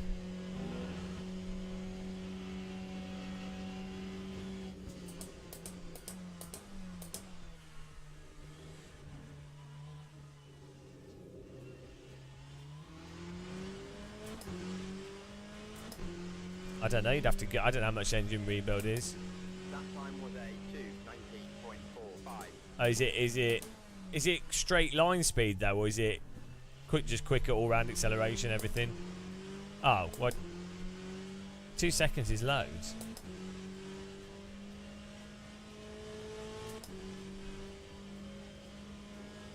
So hang on. So what? So what's the difference in the two cars in terms of track time that you get out of it?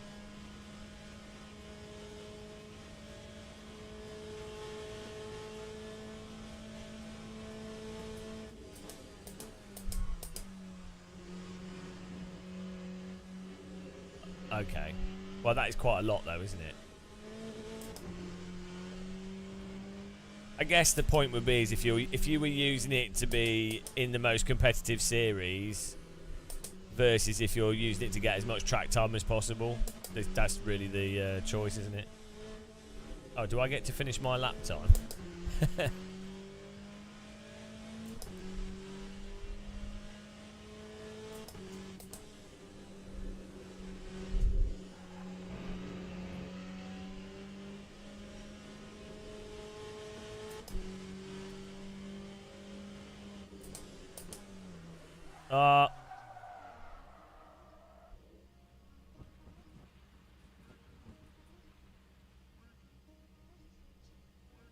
Full tank bandit, yeah. Well, I don't really know what's going on with this. We're just messing around. I'm just gonna pop to Lou. I'll be back in a second. Hopefully we don't miss the start.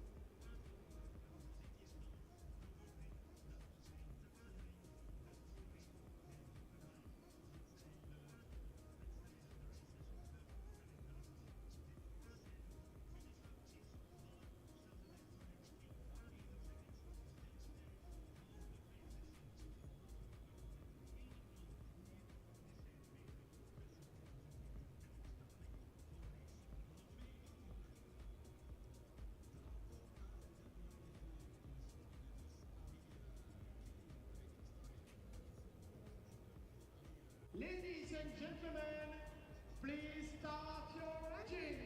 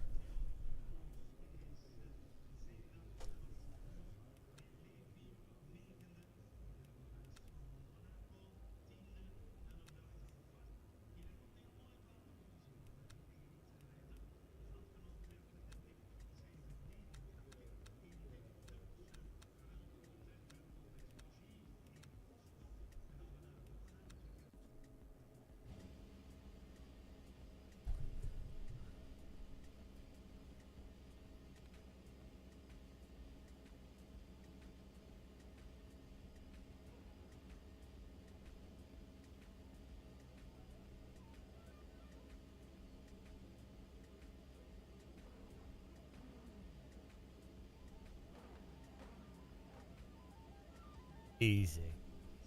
Ready to go with our full tank of fuel and too much TC.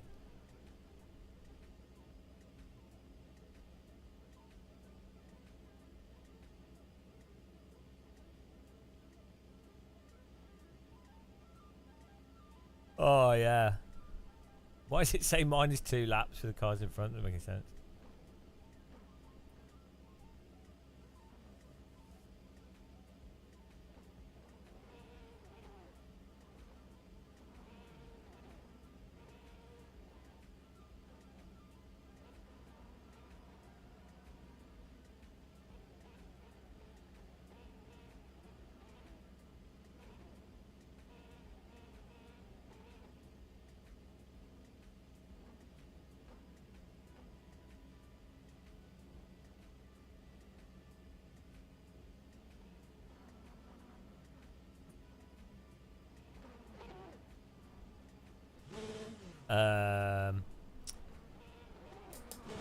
Because UK West's on holiday at the moment.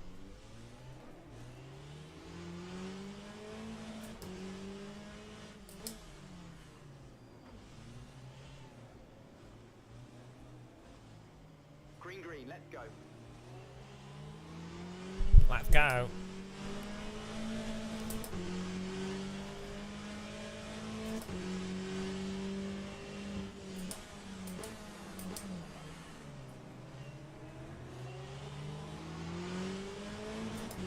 We have way too much TC. I don't know if we can change it with this fixed setup.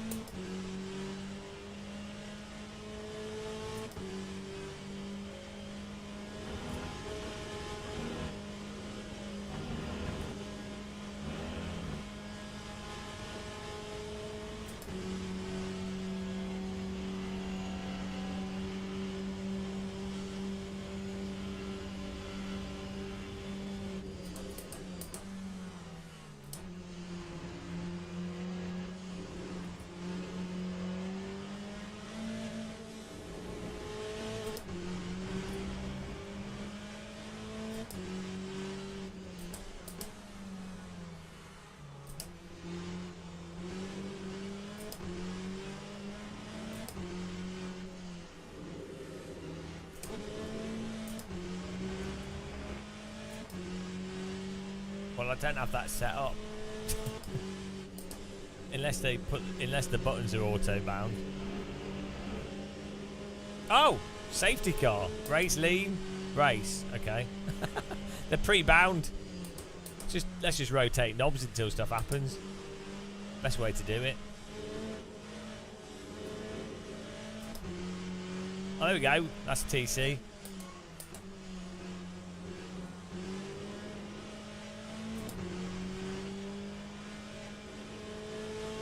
That's what she said. Lol, lol, lol, lol, lol.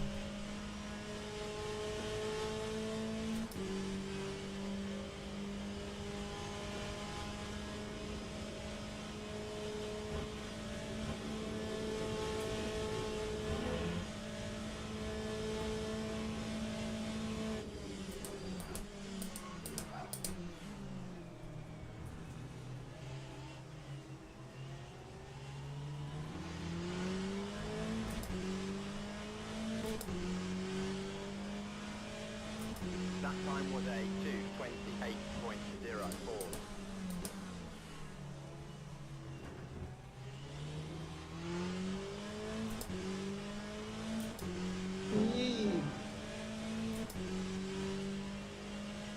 think because the idea is that you only look at one thing that you want to look at. You're not looking at everything. It's all on one screen, so that you go, oh, what TC am I on? I'll look at the TC area. You're not looking at everything all the time. You just look at one thing.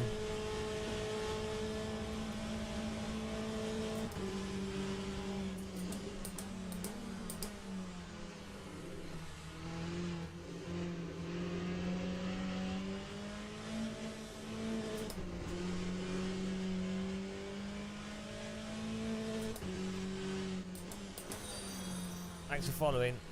The pace car is out of control.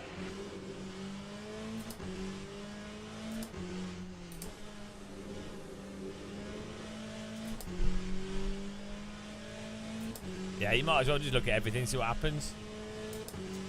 Take it all in.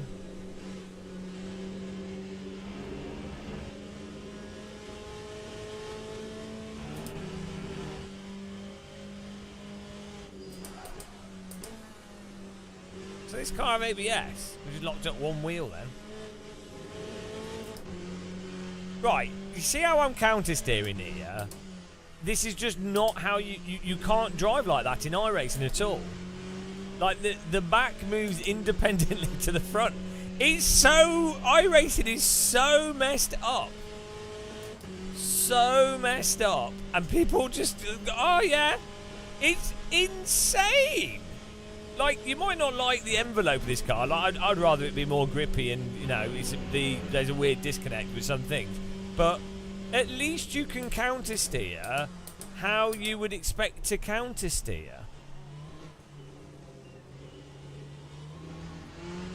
Like, when you counter steer, the whole car moves. It doesn't just change the back of the car. That time was a 2:18.18. And people say, oh no, they're basically the same. It's like, well, they're clearly not.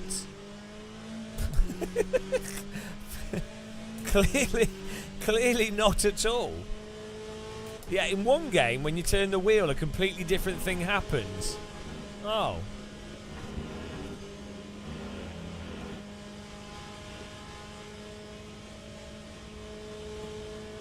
I think, yeah, sure, if you drive into corners in a robotic lean into the... Like, you can drive every sim in an iRacing way, where you do a turn like this, and then you lift off, and then you drive on the throttle. You don't use the steering wheel at all. I think that's what's going on there, is that people are not... They've internalised how you drive in iRacing, where you just hold the wheel at a set angle and then only drive using the pedals. They've internalised that as the only way that you can drive.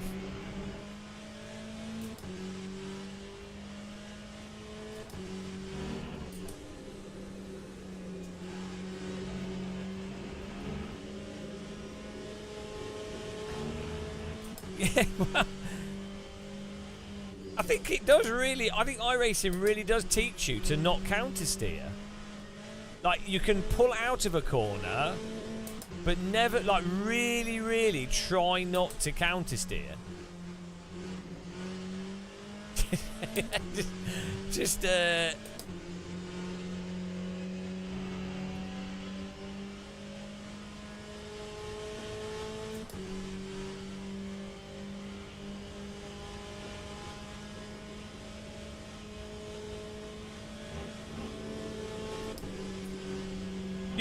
iRacing genuinely punishes you for trying to catch the car in the most natural way that you would catch a car.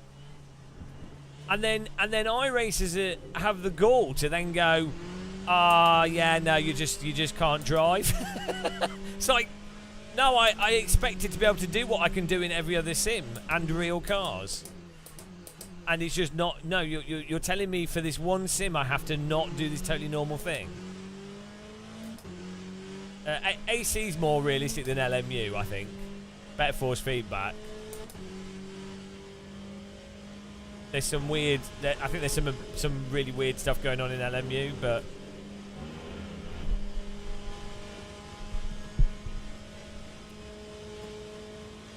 But LMU's like... Both LMU and AC are on another level to iRacing. Like, it's not even... iRacing is like 90s driving simulator. Basically, like I'm not saying that as like as a diss. I'm just that is iRacing still drives in the same way as how you had to drive a lot of sims in the 90s and to early 2000s, apart from Richard Burns Rally.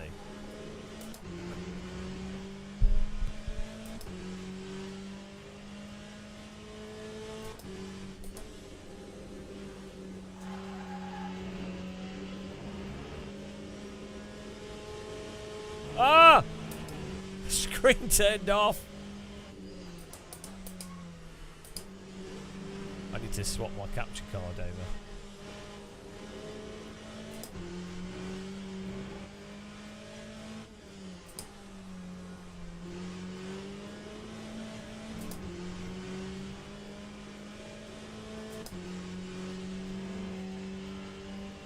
Yeah, but he does. Well, first of all, Morad doesn't. I don't think he plays AC1. I don't think he plays LMU. And secondly, he points out there's issues with iRacing. And also, Morad is one drive. Why do people? Right. So Morad is clearly an iRacing fanboy. Like he plays iRacing. As a, he's just one driver, but yeah, he's got because he's a real driver and he plays iRacing. He does YouTube videos. He's now like the de facto. You know. Why does Morad like it? Well, go and speak to a whole bunch of other GT3 drivers. Note how even when the screen's off, I'm nice and relaxed. I don't even need to be able to see. Morad is also playing iRacing because it's popular, and he's selling merch, and he's got his career to be concerned about. To make money, like so ACC, I like Morad. Is it? No, he's nice. I'm not having to dig at him as a person, but you have to also think about people's like why are they doing what they're doing. Simulation to practice like even F1 or like GT mods. It's really good. For competition. I mean, I guess this is actually really good probably for competition as well. But like, why am I like? It'd be like someone going, well, why does Game of Muscle play iRacing? And if it's so bad, like let's say some other streamer was playing another game, and they were saying, "Oh, this is bad" or whatever, and then someone would go, "Well, but Game of Muscle plays iRacing all the time." Do you know what I mean? It's like, well, yeah, because it's entertaining. But no, iRacing's just had a big update, and we've just been playing iRacing, so.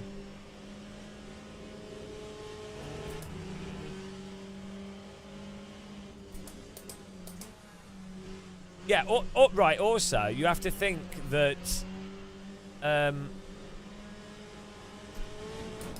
the user base of iRacing are the richest user base.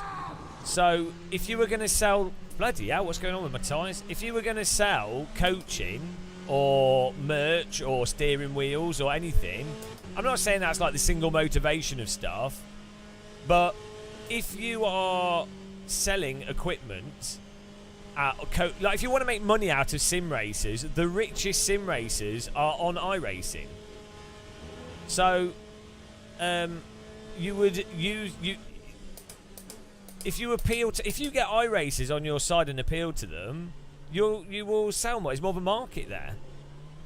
I'm not saying that's their single motivation. I think TK, Morad, and a whole bunch of people, they do enjoy iRacing as well. There's nothing wrong with that. Like people can also just enjoy stuff for different reasons as well. It's not. I'm not saying they're biased because of this, but there's a whole bunch of there's a whole bunch of variables.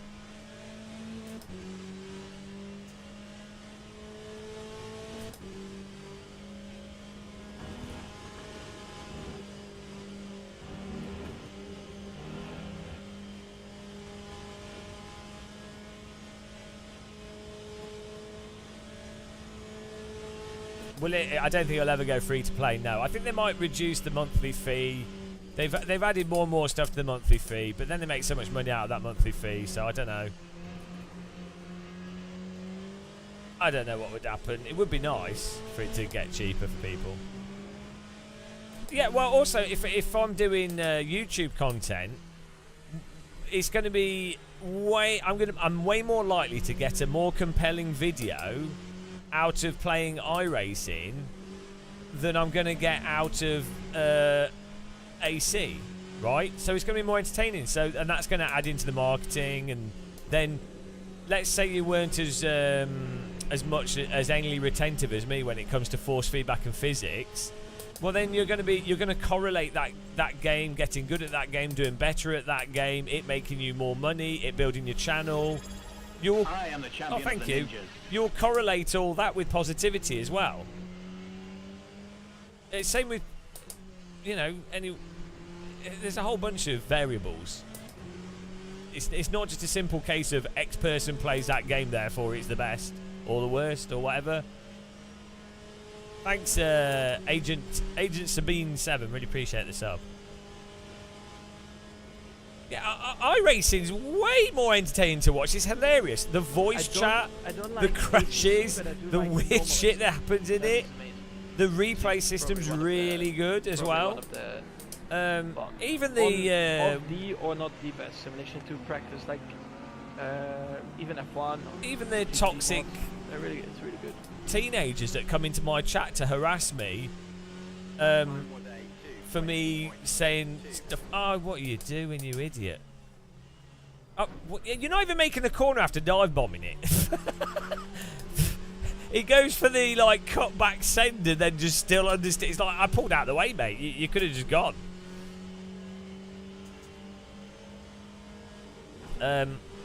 Yeah, so I think iRacing is really entertaining. I only keep going on about stuff because people keep coming into the chat, and also I'm concerned about honesty. And if other streamers were talking as directly as I would, I wouldn't feel like I'd be as burdened, to be honest. I know it's a bit tiring, but unfortunately, other people just won't be as honest, so... Hello, Ilmoons, thank you very much. Almost. It was not textbook. It was drawing board. His move.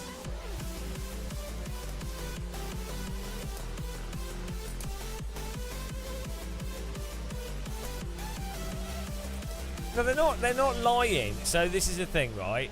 It's not a simple case of it's not lying. The biggest concern. The biggest concern is when you're a live streamer. The rear's locked when I broke. We need to move the brake bars further forwards. Yeah, the biggest concern is the stream being entertaining and all those things. And if you keep going on about stuff, like let's say even if you know something's the case and someone keeps coming in the chat, you're better off just ignoring the chat messages. Yeah, it is lying by omission. The problem is the word lying comes across as like very loaded. It comes across as like, first of all, it comes across as if it's really intentional, and also it ignores the entire context of like someone's not really necessarily lying in a really evil way, or you know what I mean. It's just that they're less concerned, or it's less convenient for them to be as outwardly honest. So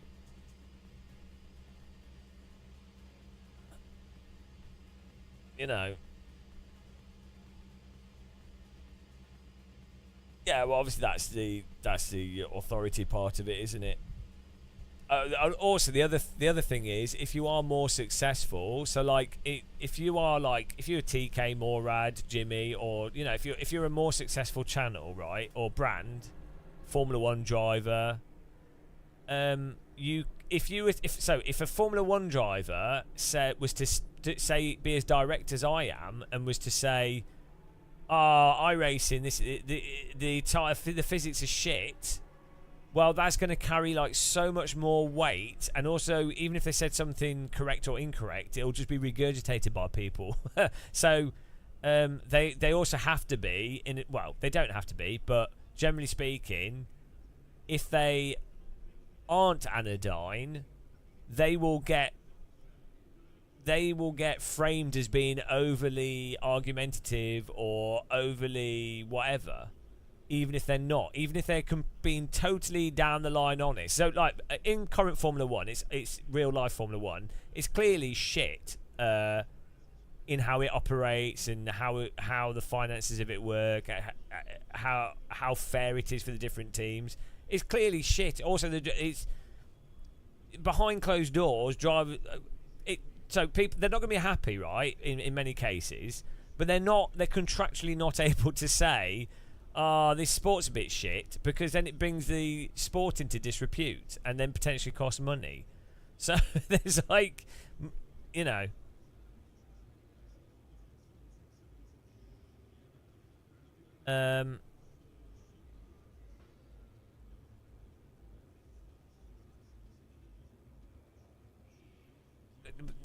So yeah, you there's lots of reasons why someone would lie by omission, even though it's not necessarily intentional, or they're just trying to be. The problem is it's framed as if being diplomatic is an overly positive thing, and as if it's virtuous to not say stuff. And it's not. It's easier to not say stuff. It'll make you more money. It'll make you more popular. So it's not easier. But then everyone's like, oh, wow, they're so agreeable. They question the regs, but so there's degrees to in which to how much you can question certain things. And you do have to sign contracts for a lot of stuff where you're not allowed to basically be negative, or even if you're completely right, you're not allowed to say stuff.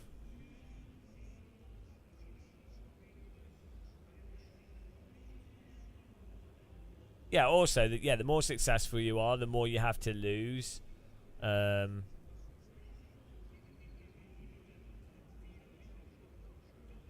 on, F1 is not shit. It's as fair as it's ever been, thanks to the budget cap and the aerodynamic testing restrictions. The fact that one team has done better job than all the rest. Do you not see how the budget cap restrictions might not actually work entirely like as I mean, I don't know. If you really believe that, I don't know what to say.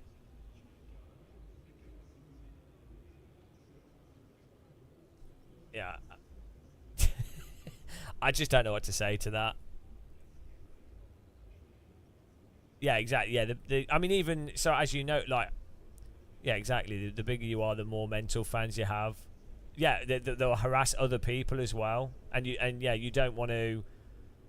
You don't want to. So even though I like hate on iRacing, I'm or anything like ACC and stuff, I'm very clear with the user base that you shouldn't. Why would you attack other people, or what? Just everyone should enjoy what they enjoy as well. But if you started streaming when you were younger, and maybe you were like anodyne as well, generally speaking, you might have built up a sort of somewhat vapid user base, a bit of a cultish user base, and then you would then know from the perspective of your user base, if you were to say, "Oh, this is crap," then a percentage of your user base will start harassing that thing.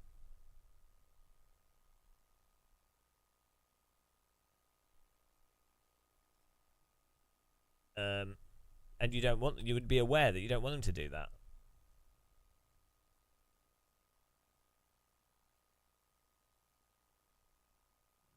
The pace car is out of control. No, back attack. You think unrestricted spending by the big teams is sustainable? No, I'm timing you out, mate. Right. People are going to learn how conversation works eventually. When someone says something, you don't reply to what they say by inventing something out of thin air that you think is a good argument, or that's a shit version of what they're saying, or just a shit argument, and then say, so you're saying this. You just don't do that in conversation. It's not productive. You could with what you just said, you could say, you could go, Yeah. So your response that you could say, I mean, I don't know, you can say whatever you want, but like, you could go, I think Formula One have actually done a really good job with the cost restrictions, and that has had a positive effect, which I wouldn't disagree with. And then you could say, I think it's better that they've got cost restrictions than it being totally open, and I wouldn't disagree with you necessarily. But you could also say, oh, maybe if it was totally open, it'd be more interesting. Maybe the rules actually stifle stuff. There's different conversations you can have, but you can't just. So you're saying proceeds to straw man with something. So you're saying that the moon landings were faked? Like, no, they never. Nobody in a conversation is ever saying the easy straw man. Oh dear. Oh, we lost some rating. We need to do another one.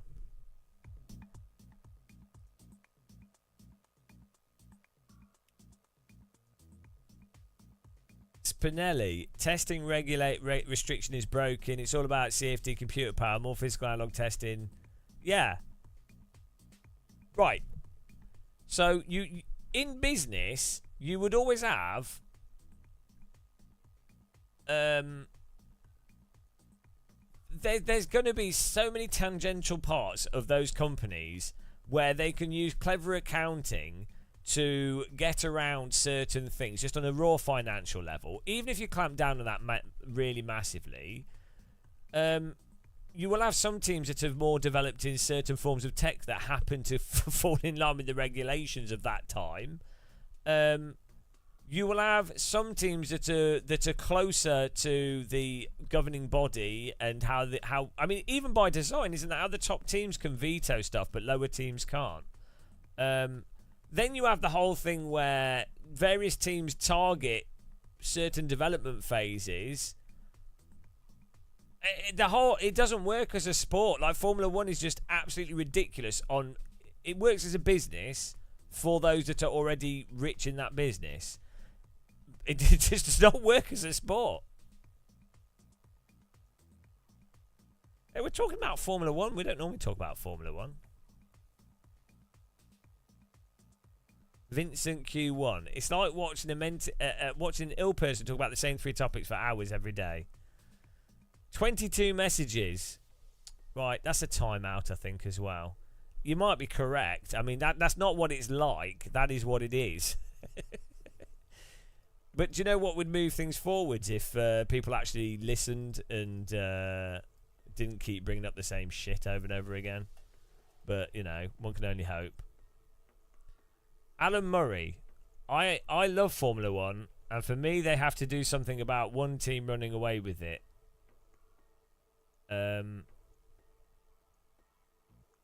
I don't think the problem is one driver running away with it, to be honest. I think the issue is, so the commentary is absolutely terrible. It's just ridiculous, constant shouting. The coverage of the actual tech and the actual sporting parts of it is terrible. The cost of it is so high that the grid is actually comparatively small in terms of cars. They got rid of fueling, and the strategy part of it seems like since 2007 or something, the driving in Formula One has been, right, we've tested, we know what the general profile in the simulator is, we've got the setup, now we need to just underdrive to the defined profile to get the result. Where it's not a case of, can the driver drive the car as fast as possible? Like, they're often drive. The last race as well, especially, is a good example. There's no point in overtaking. Like, there's no point in racing. The race is pointless. You might as well just put them on a simulator. And then you have DRS. So then you're like, well, there is an overtake because a car's got an issue or someone's slow or someone's faster unexpectedly. They just DRS pass, so you don't even have overtaking anymore. Then they're like, okay, we'll have virtual safety cars because we don't want to slow the racing down. It's like, safety cars were the only thing that bunched the grid up. that allowed people with cars that were slower to have a chance, and also created more opportunities for stuff to happen in pits and other accidents to occur. This like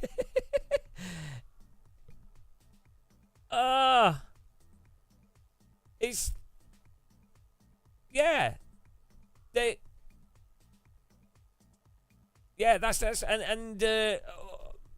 it's really stupid. It would it would genuinely be better to not have DRS and have it so that the cars can't overtake and they're stuck behind each other. That would actually be better, because inevitably one car is going to break down at some point. Inevitably one car will actually be slower, or something will happen and a faster car gets behind a slower car, so they have to then push to overtake by actually driving better. And inevitably that's more likely to cause accidents, which will then allow more opportunities for other cars. So it's categorically better to just, even though, yeah, a lot of the races you'll just have a convoy of cars because they can't, the dirty air and everything. Categorically though, that would still produce really interesting racing, versus any time there's ever going to be an overtake. Boop!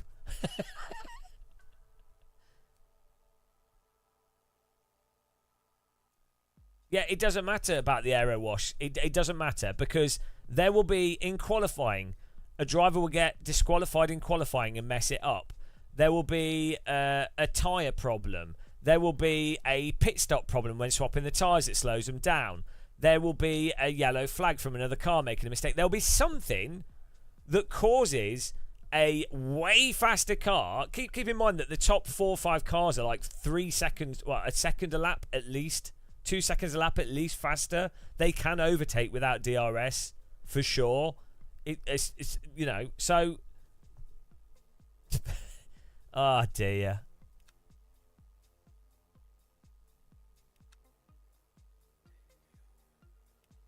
Yeah, there's so many ways. Yeah, so all it is, it's like capitalism, where they do stupid band-aids rather than address the fundamental problems. And one of the big problems is that what they need to really do is have a largely unrestricted Constructors' Championship and a completely locked down fixed class, fixed spec series that's the Drivers' Championship. They've already decided that they're going to do bloody sprint races and the big feature race.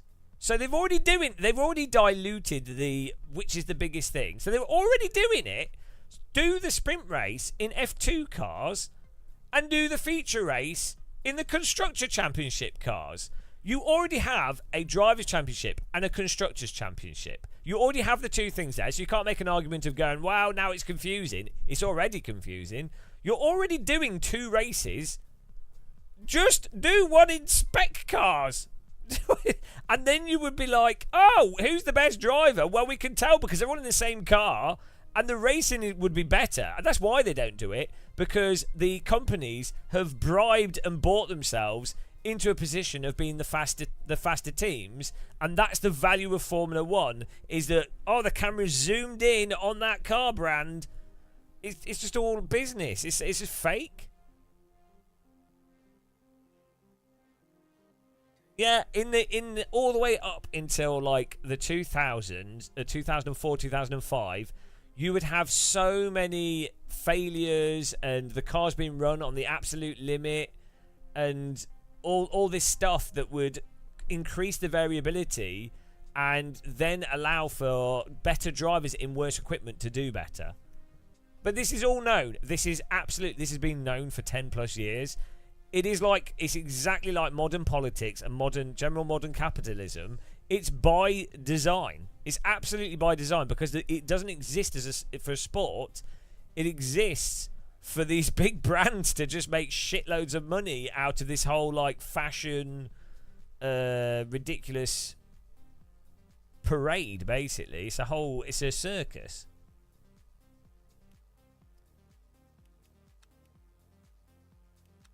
But it's all known. It doesn't... Kevin, that's irrelevant. It's totally irrelevant. It's one of the stupidest retorts where people go, wait, well, actually, you're being nostalgic because you know, if you watch 70s races, there was often minute gaps between them and not much close racing. There was the Schumacher era where he won all the time. It's like, yeah, no one cares. Nobody cares. I don't care if Max Verstappen wins every single race. I don't care. That's not the point. It's totally like there's been sports where you have one person that absolutely dominates that sport for a long period of time. It doesn't matter. It's not. No one's arguing against that. No one cares. What they care is for when there is action. The action is genuine, and that you don't need the winner to be up in the question. You just need the actual race in general to be interesting and not feel like not to literally be just a marketing thing.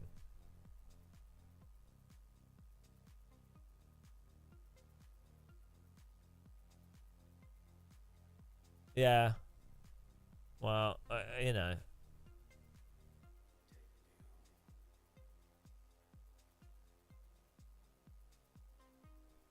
I mean, like the thing is, Max Verstappen probably is by far the best driver on the grid. I wouldn't be surprised, but that's all separate.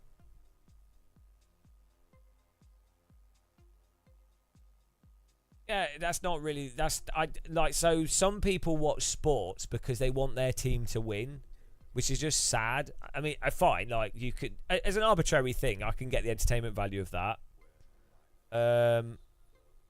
But presumably, the reason to actually watch sport is because you're watching because you're seeing interesting stuff happen. It's not the extrinsic motivation of who's going to win. It's the I've just seen someone perform at the highest possible level, and they were pushed even higher to their absolute limits due to the framework of this sport. That's why you watch sport, I would have thought. Like, well, you know. Yes, this is iRacing's new update.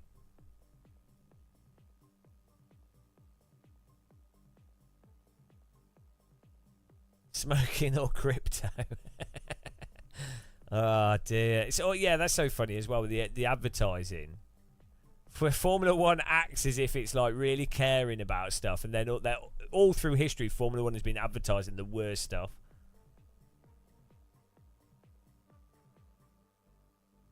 Yeah, a robot tourist. I'm not saying not to do that. I'm just saying what's the pointless doing that if the sport is shit.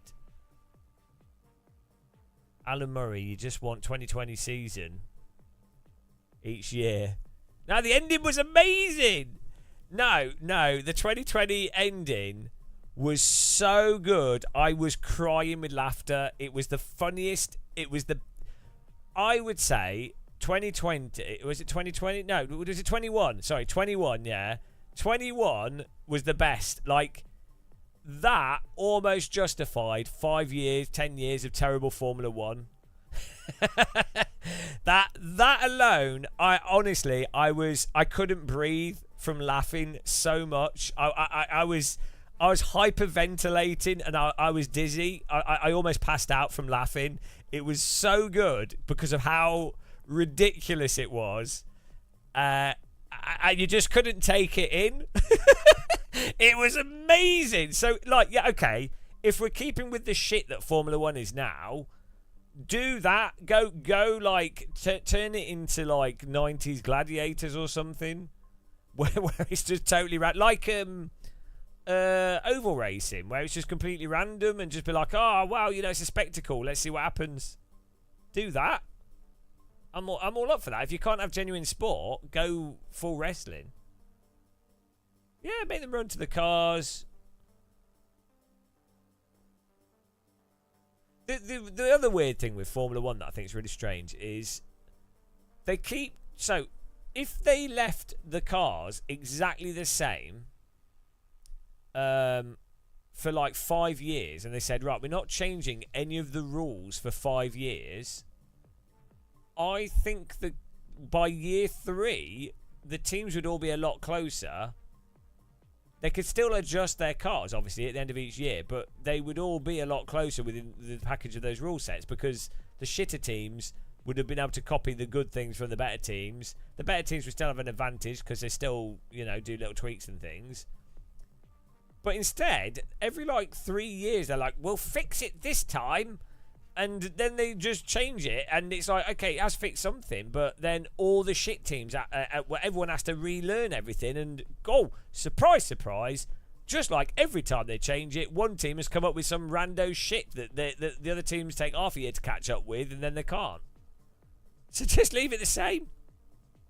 If they were using the 2010 cars now and hadn't changed the rules and they had to tweak it, it would be way better.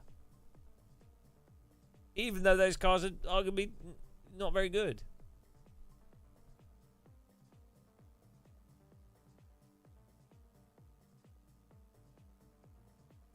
But, yeah, you know. I need to have some fish. Right, I'm going to get some fish, guys. We'll be back in a second. Cup of tea. Oh, get me all wound up about Formula 1. Bloody hell.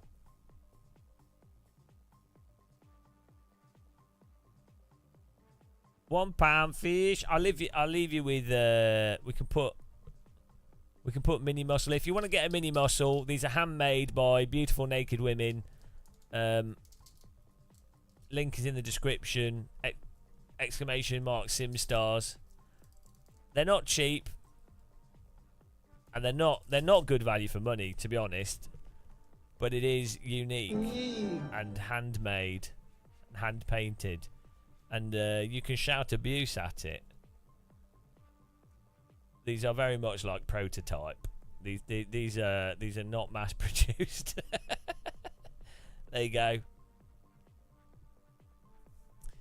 It is possibly the worst, most useless thing you could ever buy, but it's there. It's available. It's almost. It's not as bad as Formula 1, but it almost is. No, we should just leave it like that.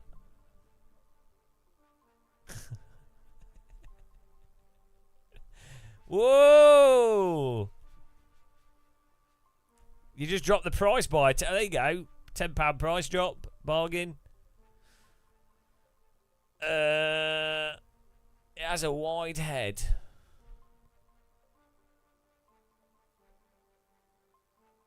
Whoa! Whoa! Okay. It might waffle. Right, we'll be back in a bit. Getting a cup of tea.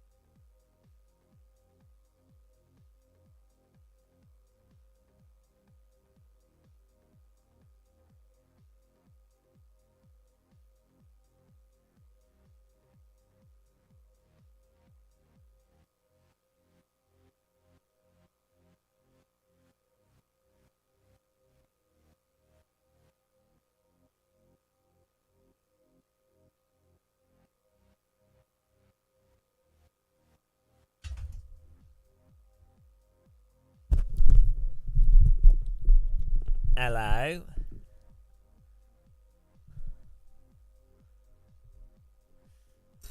Oh. Oh.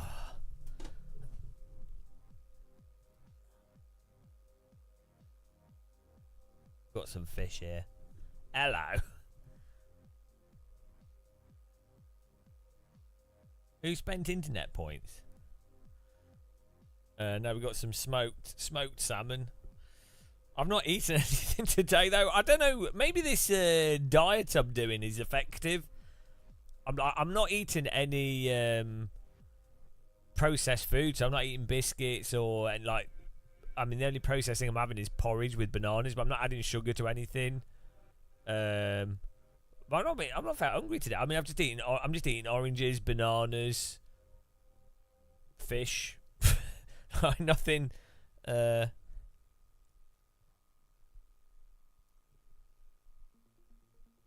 know.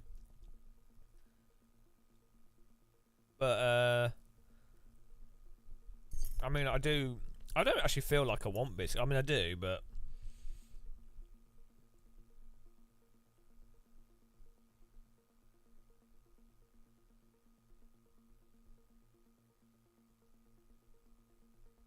where did we finish in our first Nordschleife race? Did we win it?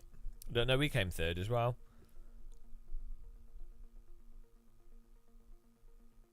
Oh, get out of there, Niels.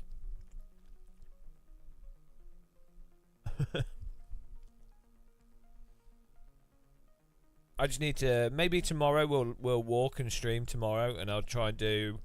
I want to do another 15 miles. I need to be able to get it down to doing.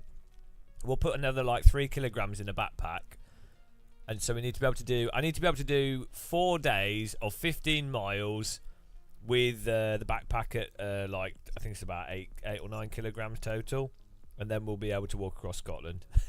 then we're good.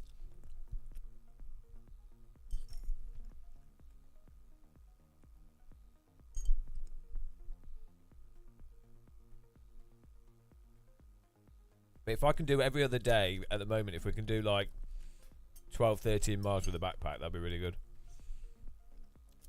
I'm camping, yeah. I'm just going to take... I'm going to stealth camp. I've got a really small one-man tent which uses walking stick poles. What nutrition am I eating? I'm eating whatever I want. It's just not processed. That's... Because I'm not... It's not like a temporary diet. I intend to do this probably for forever. To be honest, it's not... So I don't think like temporary diets work. No, I'm just not eating unhealthy food. I'm eating whatever I want. just not unhealthy. So I'm eating. I'm not eating biscuits. Like I will if I'm. I might have a biscuit occasionally, but I don't want any now. In you know. As a general rule, I'm just only eating unprocessed food.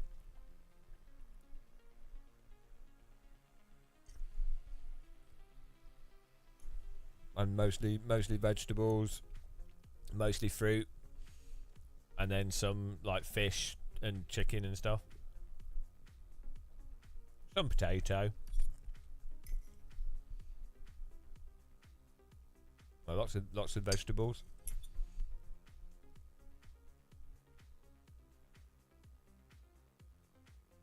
Yeah, but if you calorie count, you can't eat whatever you want. Because you're calorie counting, and so you'll go, oh, I can't eat that because I'll go over my calories if I eat that. So then you can't eat what you bloody want, can you? It's bollocks. Calorie counting doesn't work. Like, I mean, it does if you're just trying to lose weight. I'm not saying that. Obviously, if you eat less calories than you use, you will lose weight. But if someone enjoys doing that, fine. But generally speaking, if you oh yeah, I'm just telling you, just if you don't eat any processed food, you eat a mixed diet, then we're fine.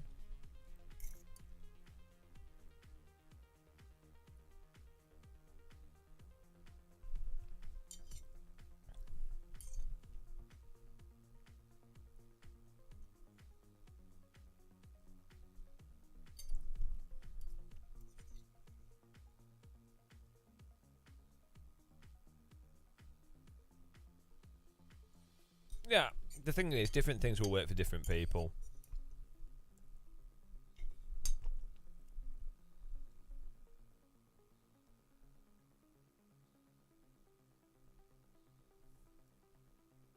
You can't replace 1 pound of potatoes with 1 pound of olive oil.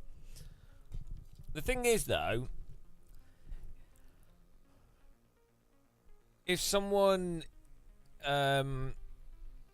if you cook with like butter, but you're eating healthy stuff, but you're eating like unprocessed stuff, and you cook with a bit of butter, you'll fill you up more, so you'll eat less. Like, I think the problem, the big, in terms of like being fat, the issue is not moving is one part of it. The other part of it is biscuits, waffles, pancakes, anything where you're like putting fizzy drinks, anything where you're putting like shitloads of sugar in something where you don't really notice that you've got a load of like sugar there or calories there. Yeah, try eating 200 grams of butter. Try eating 200 grams of butter. I mean, I've eaten a chunk of butter. It's not nice. And if you cook a meal, if you're not eating other random stuff, and I don't know, let's say you put loads of ghee in a curry, or loads of butter in a curry, you'll feel full. If you don't eat it really quickly, if that's like a good, like, you're going to have to eat a lot of food, you'll feel full.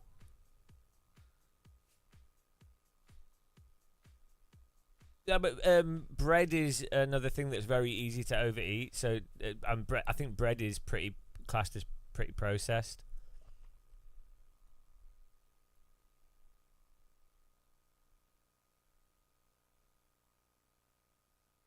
For me, it's biscuits. It's always been biscuits, though. The problem is, if I say to myself, I can eat biscuits.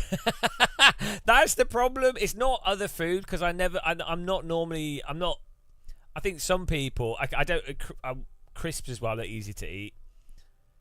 It is just biscuits, though. I could just happily eat biscuits all day long. I could eat like 5 packets of biscuits. So if I say to myself, don't buy any biscuits, because I don't ever feel like I need to buy ice cream or other stuff. It's biscuits and like waffles and stuff. So if I just don't eat biscuits and waffles, that's it. And any time I've just said no biscuits, and then I'll just eat fruit instead, because whenever I feel hungry, I'll be like, I want something sweet. Then I'll eat a banana, and good luck eating like 4 bananas. A banana's like, what, 70 calories? So if you eat 2 bananas, you're not going to want to eat anymore, because you're just going to be full. Even if you're like, I want something sweet, 2 bananas, you're going to be like, well, actually, I feel a bit sick from eating 2 bananas.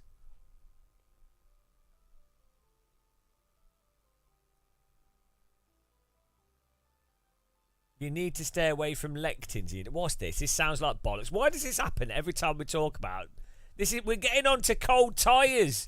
It's cold tyres and wet racing line. The diet stuff is exactly the same. I'm not saying, you might be right about lectins, I don't know, but it sounds bollocks, but you might be right. But with diet stuff, it's exactly the same, where there's a lot of nuance to stuff. There are some basic truths, like if you eat less calories than you use, you will lose weight. That's a fact. And also, there's the basic thing of just eating a varied diet is generally proven to be healthy, along with a bit of basic exercise.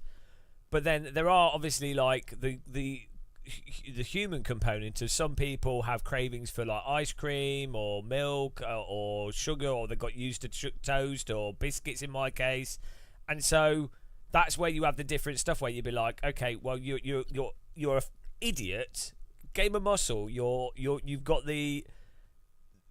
stupid when it comes to biscuits. Like you have the inability to hold yourself back from biscuits for some reason. You're just a moron with biscuits. So you then for me, if I just go, right, no biscuits, well, that makes it I don't need to count calories, just no biscuits. So, you know, yeah, there's so many biscuits. Oh, yeah, and then cookies. The Fox chocolate, yeah, the Fox chocolate box rich. They're wet. Have you seen the price of those now? Right. Fox chocolates used to be £2.50 maximum for the mixed box. It used to be like I think even like £1.70 like 5 years ago. It's £6 in Tesco's. I'm not even right. Here we go. Fox Selection. You know the one that it comes in a tin, but they do a cheaper one in a cardboard box. Okay, £3.50 for the 550-gram one. I've seen it for £6. £3. Hang on, no, we're back to £3 here. I've seen it for. Where is it? Oh, they do a deluxe one for £15. I mean, they're with biscuits. They're beyond biscuits. £4. Here we go. Fox's Classic Bix Biscuit Selection. Yeah, £4. They used to be like £1.70. The prices of biscuits have gone. Oh, crisps as well. Yeah, they rise price when you walk in. Crisps are insanely expensive. Fortunately, I don't really care for crisps, but Fox's biscuits, oh my god. Like, yeah, you've got everything in there. The chocolate ones, you've got the cookies, you've got the jammy dodgers, oh my god. And they're well good with like a cup of tea. Yeah, biscuits and a cup of tea. Whittaker's chocolate. I think I've had it. I'm not. Hang on.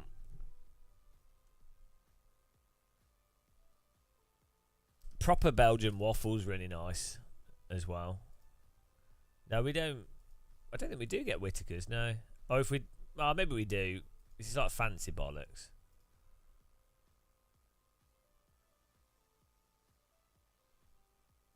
No, I don't want anything. Ah, there you go. That's what we need. Fibre chocolate. Right, well, lectins. What's this? Right, let's find out if this. I'm telling you, red flag. As soon as you said avoid lectins, my brain is like red flag, bullshit alert. Let's find out. Are lectins? I mean, I don't even know what they are for a start. Research suggests that plant lectins could have a role in cancer therapy. However, eating large amounts of them can damage the gut wall. So yeah, no, they're in exactly like everything else. It's just a mixture. What's in lectins? What has lectins?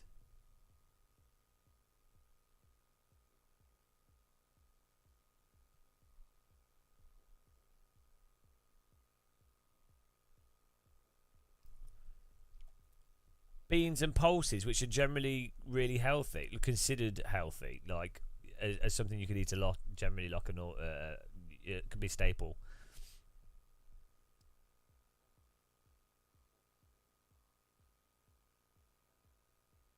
Here we go. Lectins are a large family of proteins that are found throughout food supply, but especially common in grains and legumes. The lectins in food bind to carbohydrates, forming glycoproteins.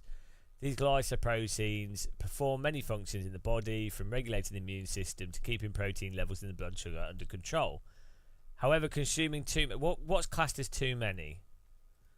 What is too much lectins? How much?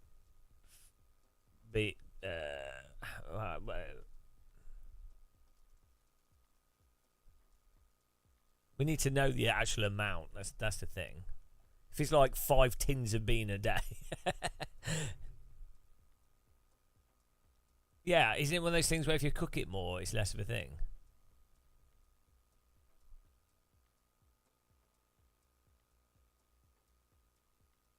Okay, well, okay, so it's saying peanuts, potato, tomato, bean, wheat, kidney beans. And soybeans. Like any bean. Yeah, I mean, I imagine you probably have to eat a shitloads.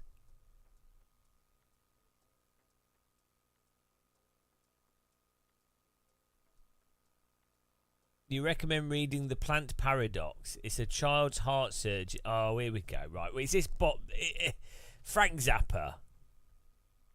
I mean, it already sounds bullshit. It already sounds like it's bollocks. Just the title of it makes me red. I'm not saying it's wrong, but it automatically comes across as like red flag. Red flag bullshit alert. Right.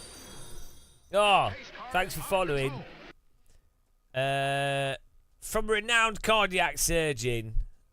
Most of us have heard of gluten, a protein found in widespread information in the body. Americans spend billions on gluten-free. Okay. Right, let's just go straight to reviews and see. Okay.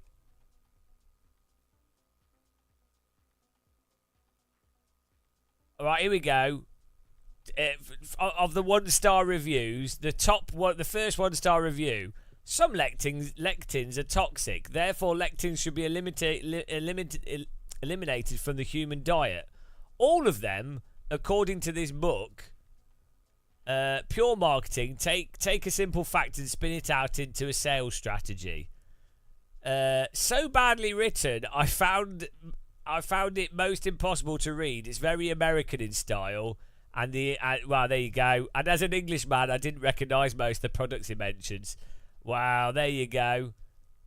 My personal view is that this is utter rubbish. Well, he's convinced me. I was very interested in first because his arguments appeared to make sense. Unfortunately, it appears that many of his references to technical research that support his arguments do not in fact support his views. In some cases, it appears to be unconnected. The more I researched this man, the more he appeared to be a salesman selling snake oil. Well, this guy in this review should link some stuff. Michi Hoyer! German guy on R-Factor 2. German guy he plays this too. It's called LMU. Don't get it confused with R-Factor 2. Totally different games. All right, hello, Mitch. Thanks for the raid, man. How you doing? Welcome, Mitchites, to the channel. We're just talking about lectins. Mitchy.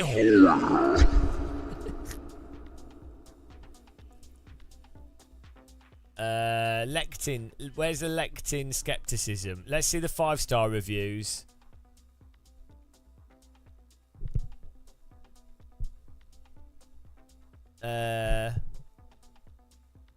God, these are big. The pace car is out of control. Oh, here we go. Hang on. Thanks for subscribing or following. You follow. Thanks for following. Welcome, guys. This book is a must-read if you suffer from any kind of autoimmune disease. I've had psoriasis, joint pains and stomach issues for 20 years and tried almost everything I could find. Avoiding certain lectins, as described in this book by Dr. Gundry, is the only thing that's been able to completely clear up my symptoms. Could it also be that they just changed their diet and maybe accidentally eliminated the thing that was causing the issue? Could that also be a possibility? Now, it could be lectins, it could be something else, but could it really just likely be that they've just eliminated the thing that's actually bad from their diet accidentally and then they've joined a correlation? Is that possible? I mean, it might have done. I mean, maybe lectins are the key to immortality, but it could be placebo, it could be real. It's just, I mean, I bought different skin cream and that's kept my face nice. Well, I mean, it's not fixed my face, but it's kept my skin from getting dry. I had dry patches all over my head. I should sell the cream. It's called Wank Wank cream. No, it's guys. So I'm really proud of this new product that we've developed, and it took a lot of training and research, and Well, really, I'm really proud. Podcast voice. Now, what is it? It's really old crit.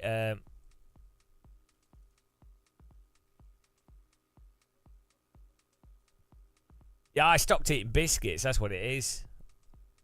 Now, what is it? What's it called? It's not expensive. It's a cream that old people use. Often have.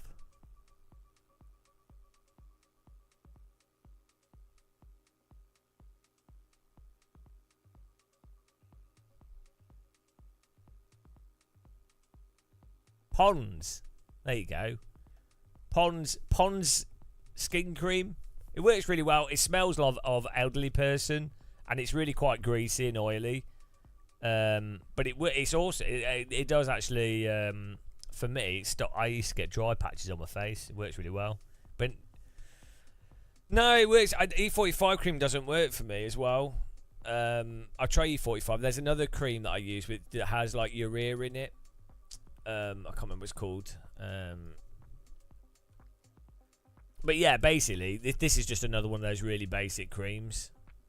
You know, it's just a simple.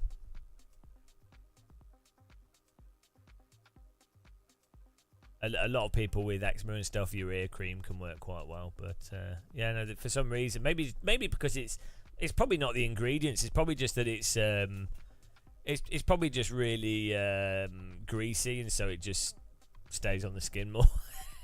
It's probably just did some like weird thing, but you take 3 vitamin D a day and K2. Well, right, first of all, surely there's other.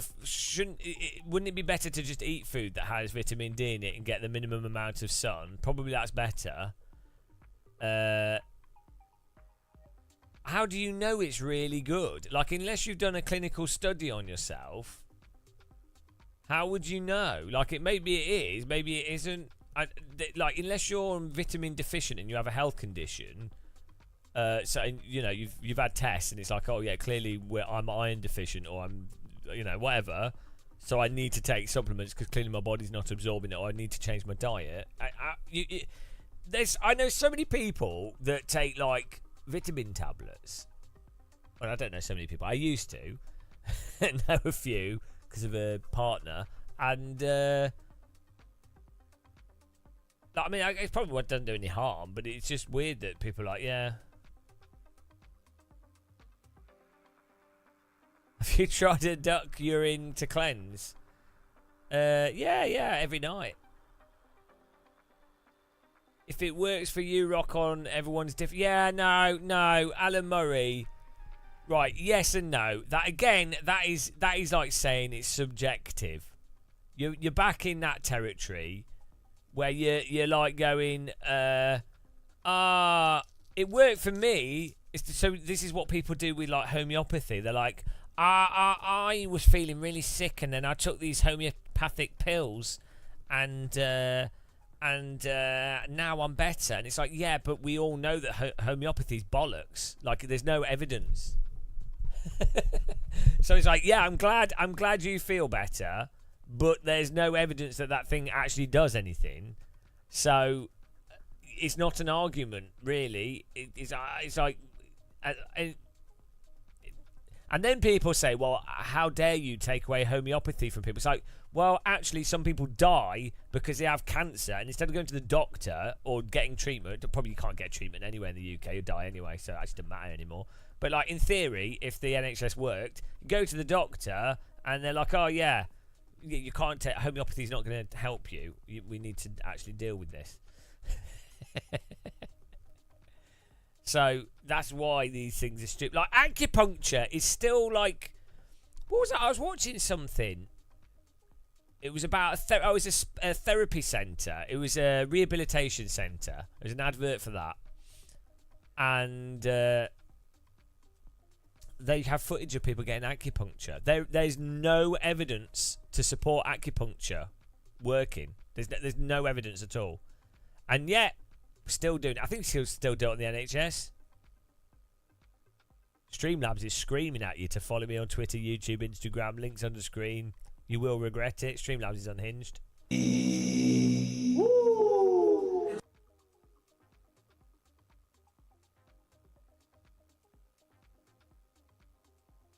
Thanks for subscribing there, appreciate that.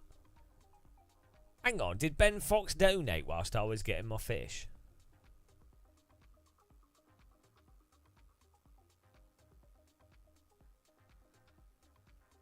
Hang on, what's going on here? Oh, starting servers. Oh, I've got a cup of tea, yes! Right, that if someone said to me I wasn't allowed to drink tea anymore, that would be... I couldn't deal with that. Because even though I drink coffee, I would...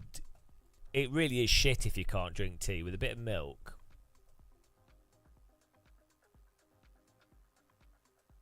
People wear magnets. Well, the magnet thing is so stupid because if they worked... like...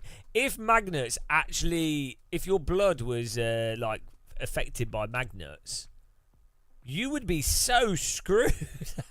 Like, you would be so screwed in so many situations. Like, you would just die. Oh, I've walked past an MRI machine, dead. I mean, any electromagnet, like anything. You so like, oh, DD wheel, turn the DD wheel on, dead. turn the microwave on, dead. Niels, I avoid all internet doctors and dietitians. I have no knowledge on these topics, only that there's so much nonsense about it. I just do my thing. And that's why he doesn't take my advice on air fryers, because he won't accept the internet, the supreme internet knowledge, the air fryer knowledge from the gods. Yeah, I often find myself walking past MRI scanners. I'll be in Poundland, where stuff isn't even a pound anymore, and I'll be walking through the aisles and passing it, and there'll be an MRI machine, and I'm like, oh, thank God my blood is not affected by this.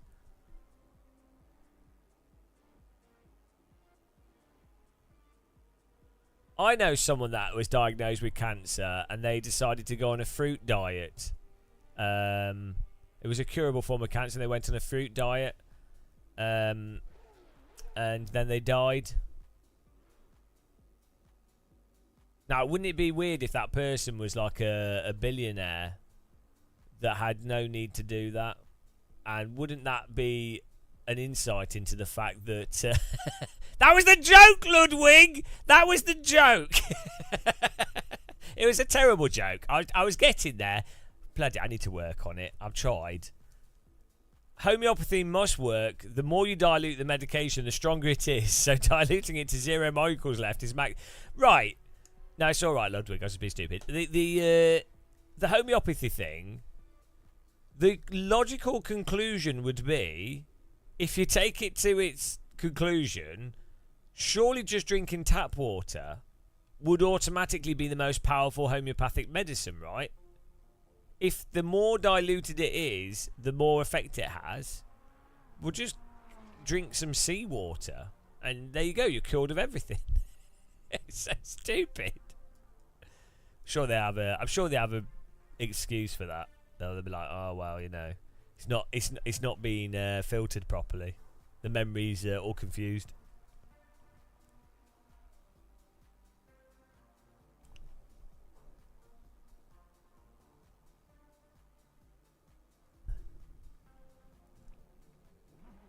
Well, Frank Zappa, if you watch this channel, you are probably dead inside. So maybe you are dying. Why would you watch this? I know most of you are not actually watching. It's just background noise, and you're like, oh god. But like, why? Really? Honestly, from my perspective, I'm sat here talking to a webcam, talking bollocks, playing driving games, having small mental breakdowns. You guys are choosing. You are lit. From your perspective, it's like, oh, there's a YouTube channel. There's a weird guy. He's been doing sim racing for a while. He's a bit weird. Well, yeah, I'll click on that. I can't I can't picture it from your perspective because I don't watch other sim racer channels really. Occasionally, I put them on, like randomly, but not really, because I'm normally live streaming myself. So it's really weird.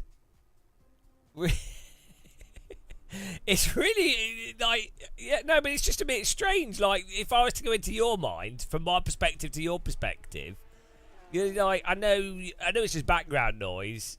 I can only imagine it's a cathartic thing of someone else is having a mental breakdown over the internet. Therefore, you're like, oh, you yourselves are not currently having a mental breakdown. That guy's crazy. That makes me feel less crazy. So that's probably what it is.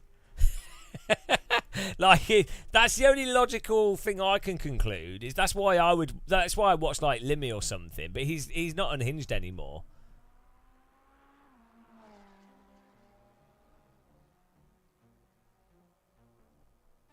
And then it's Stockholm syndrome. You're kind of like, oh, I'm just used to that whinging noise. It's like if you live in a tropical or hot country, you get used to mosquitoes flying around, and then when you can't hear them, you're like, oh, there's something missing. I didn't like it, but I just know something's missing. The neurons in your brain are like, oh, we need to have some stimulation. This is the only live stream I watch by SimTubers, but I watch a variety of people's content. With the neurosis. Just the despair. Oh dear. I do feel like a lot of other channels are optimistic or they're like positive. No, they are like positive. They like, even if it's like, sometimes it's fake positivity. Sometimes it's like real. There is a lack of channels where someone's like, they just say, oh, this is shit. Probably because it's not a good way of being successful. but I don't know. I'd have thought there'd be more people doing the same thing. Maybe there are in other genres of stuff. You would have thought in sim racing there'd be way more people like that. I think who's that guy? The what's his face? The esports driver, the popometer guy. Niels Niox. I think if he live streamed, he'd be like that. I like him.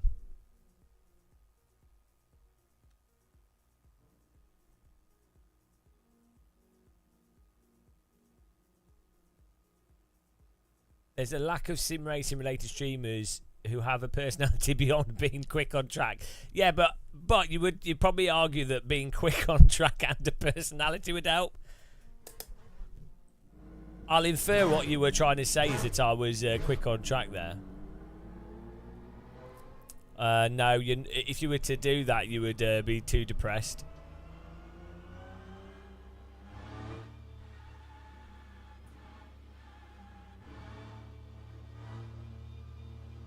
We're gone for we got too much fuel.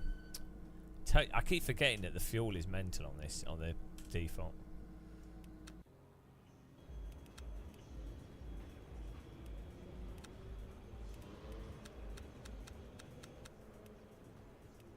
Oh, 7 laps is still too much. I can't even drive. What is the lever here in front of that white thing that looks like a pool ball on a stick? Is that a brake bias knob? You'd think you'd have it on the wheel,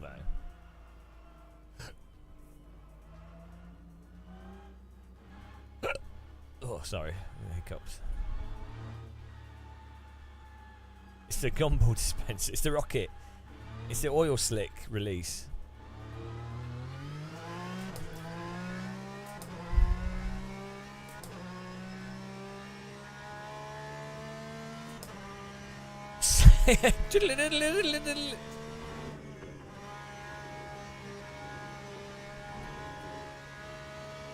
Oh no, the flag screen in the top left is absurdly big. Yellow flag, white flag.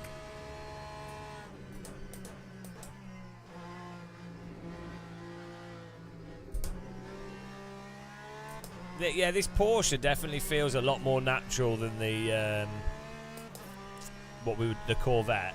Like this. Normally, Porsches in sims are more unhinged. Like, obviously, you get a lot of lift off oversteer. I mean, so obviously that's some of that setup as well. What? Okay, that's not where I was expecting the oversteer to suddenly kick in. Yeah. Okay, it was a bit unhinged there. Maybe because I was off power. I don't know. But before that happened, it was pretty predictable. You were saying? Oh, it's after you've turned in a certain amount, then it gets the oversteer. Fair enough. Maybe we should turn the TC down.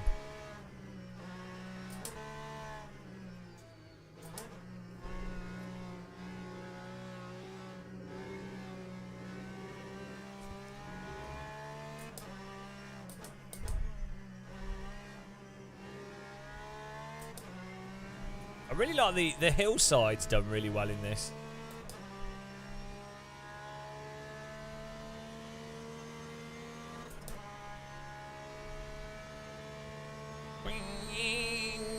Oh, by the way, guys, go and follow Mitchy Hoyer if you haven't. He's really talented driver. He's pretty quiet when he streams. It depends. Normally he seems a bit tired, but he's a good guy, and you can actually learn from watching him if you want to see what fast lines are, and he'll respond to questions and things. So, if you wanted to ask a really talented driver like hyper specific questions, he's also done loads of stuff with motorsport games and R Factor 2 Studio 397. Yeah, he's been around sim racing for ages, and he's really friendly. Hopefully he's not watching. If he is, he's terrible. But yeah, I got to spend quite a bit of time with him for like a Formula E influencer thing we were doing. He's cool.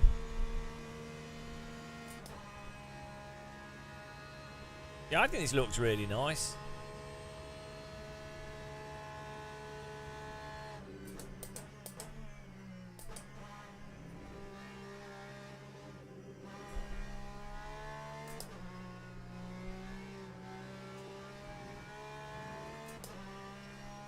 Yeah, he hasn't recovered. He does. Yeah, it's probably true.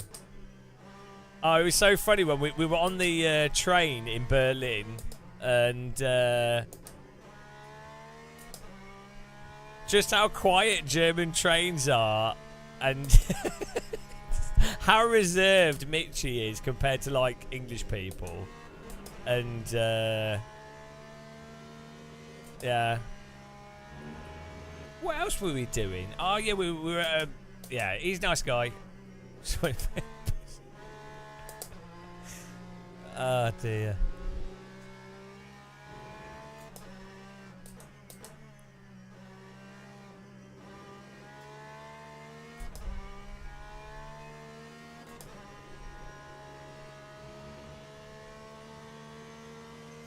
What shit? Where's the rain? I don't know if it's a sim racing channel. I think you're a bit delayed, Andy Mon.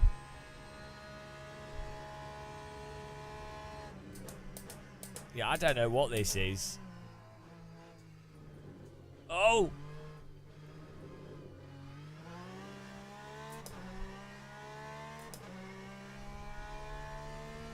Hang on. Did the advertising boards just change then?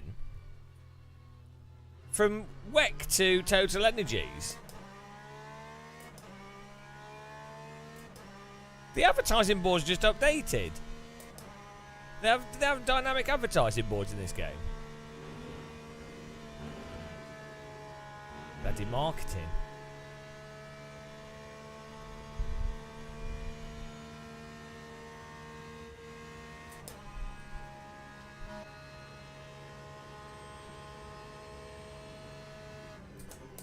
we're in 8th place.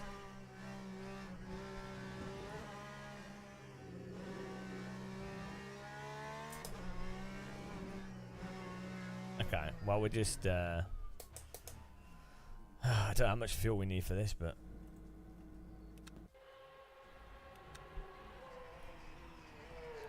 oh man, I feel so good after the tea. It's like a 15-minute race or something. It's not gonna be more than. It's not gonna be 11 laps, is it? Oh, we'll put 12 laps of fuel in, 50 litres. Oh, 9 laps. Okay. Well, I'm gonna put 10 laps in. I don't trust you.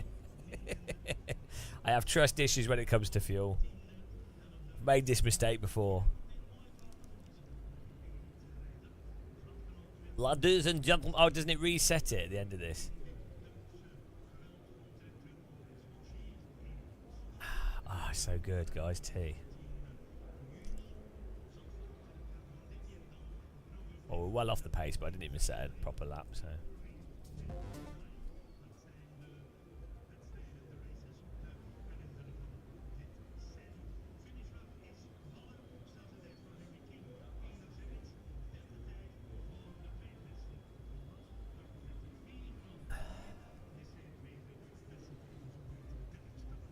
This, so R Factor 2 has like weather and stuff. Right, so this is an interesting point. In iRacing, they have all the dynamic track stuff, the racing line. Please, your engines. They have they have the track with the racing line, the dry line, the wet line, blah blah blah, puddles, blah blah blah. If this was not totally dynamic and they just put puddles in the right places and then they just added a certain amount of track wetness and a certain amount of track dryness and a line and then it dried off as the progressing goes through and it's not actually dynamic from the cars, why would it matter? Like, there's no way it would make any difference. It just wouldn't matter. From a development perspective, it would, because it's probably nice to have all the tracks automatically do the stuff, but yeah, that's the thing. From a gameplay perspective, that is what I always think. For me, it's what works from a gameplay perspective is the most important part. Like, it's technically interesting when any sim does anything complicated or does, you know, it's academically very interesting, but ultimately, from a gameplay perspective, when it comes to like rain and stuff, GTR Evolution is fine. like, okay, it's raining, track's got a lower grip. Yeah, it's not as totally realistic, but it captures the essence of rain, like tracks getting wet. So, do I pit or not? I can't see as well.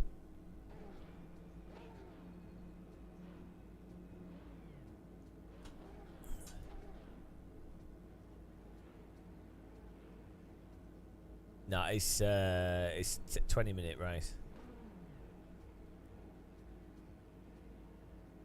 Sir Ropey, yeah, but you'll find in reality the puddles are going to be in the same place every time because the holes are in the same place every time.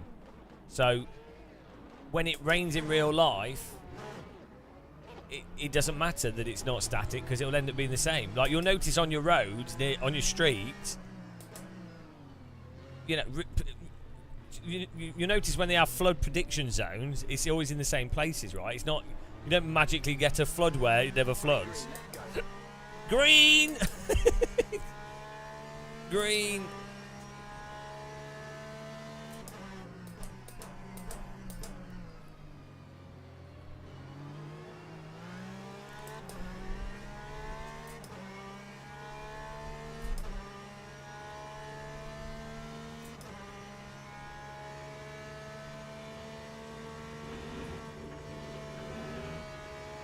Yeah, but cars are always going to drive in a similar place because they're going to drive off the racing line because it's less grippy. So they're going to disperse the water in a pretty similar way all the time. No, I don't. Right, that's you're in timeout territory. Jesus Christ! Are you being genuine? Are you being genuine? No, I don't think dynamic track is of no use. I'm giving you the benefit of the doubt here. You didn't completely straw man what I'm saying. All I'm saying is, so in game development, there's a hierarchy of important stuff to do, and you have a very limited amount of time to do things. Something like a fully dynamic racetrack that also runs well and performs really well is a really hard thing to do very well. It's actually really impressive what iRacing have done, right? But that is going to be at the expense of maybe other graphical stuff or other things. You know, not always at the expense of other things. Different departments do different stuff. But once you have rain in a simulator, now you have to deal with more car setups, pit stops with more tyre compounds. All the testing has to then operate within that. The frame, the performance and everything all has to operate within that. Yeah, obviously it's not going to always be the same, but you'll find from the player's perspective, in most cases, it could basically be the same. They wouldn't know any difference. I'm not arguing that reality is very complicated and not, you know, and there's a lot of nuance there, and that iRacing might have simulated that. I'm just saying, to what degree do you actually notice that when playing? Time 2:27.17.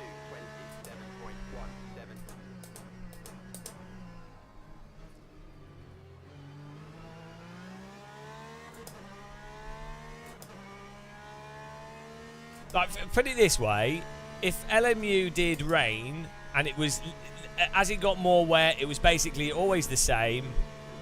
The same racing line, same dry line, and puddles in the same place, but they got bigger and smaller. Maybe you could even have like you could have 4 different versions of variations, so you wouldn't know which one it necessarily was. Especially as you wouldn't know, each variation could have like, through like it being light to heavy, so you wouldn't even know which variation you're on. You could blend between them, right? So you could really fake it in a way. You could simplify it massively in a way where I think players just wouldn't notice it being dynamic versus not dynamic.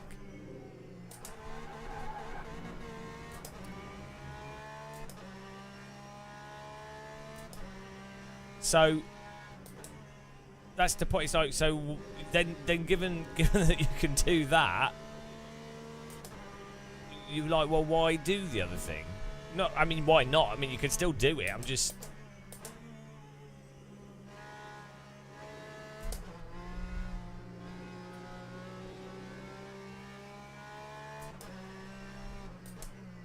Yeah, it was only a small slide. It was just a very small slide. That's the difference with LMU and AC, is you can have absolute confidence in what will save the car to the point where you don't even need to concentrate. It's obviously because they're both Simcade.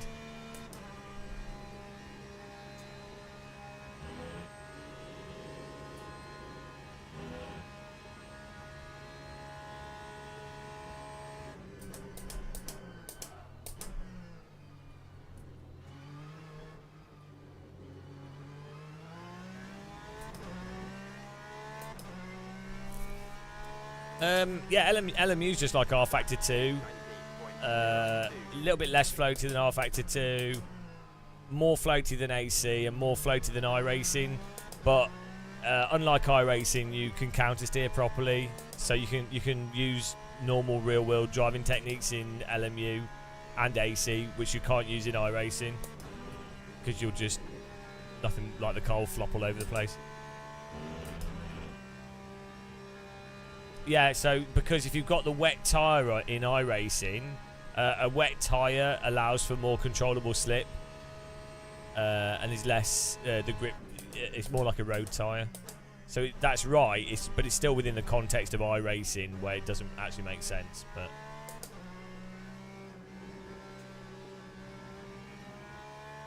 I don't like ACC. I find it really dull. So I just don't really play or talk about it.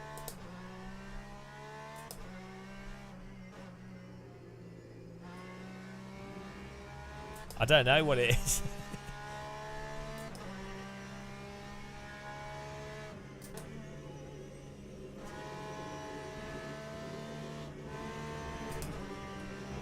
I can't get back on the track.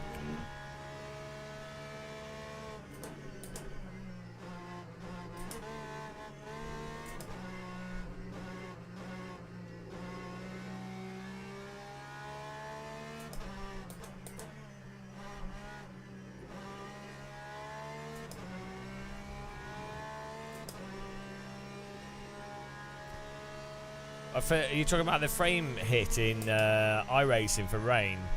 To me, it seems to be around about 10-15%. It just intuitively. I've not measured it, but that's what it feels like.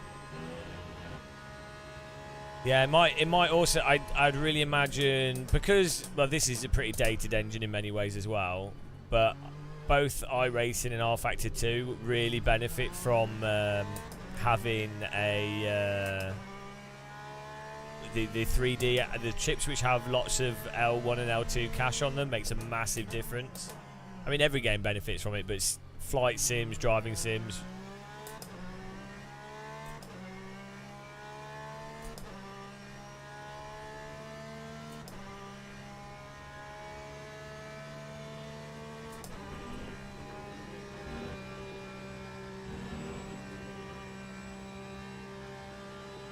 Accident Compensation Corporate. Is that like, yeah, just an insurance company? That's pretty funny. Do you know what? I think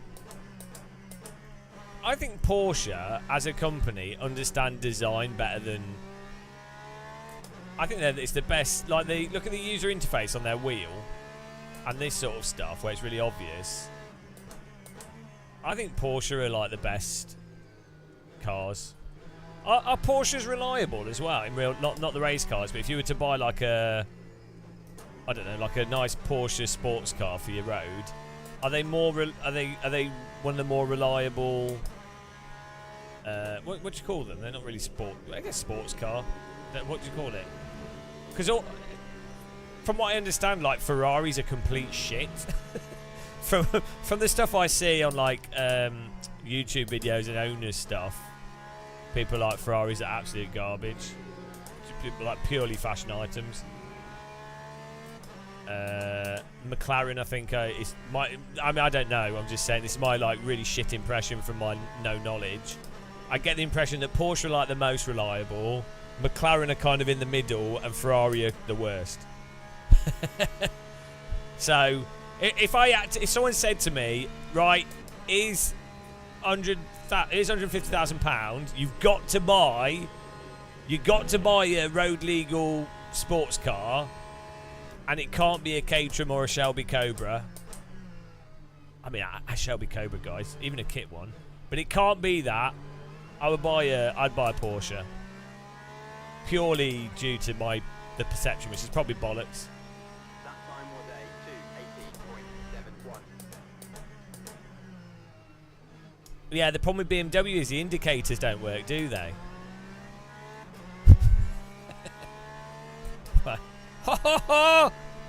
That's an original joke. Lol.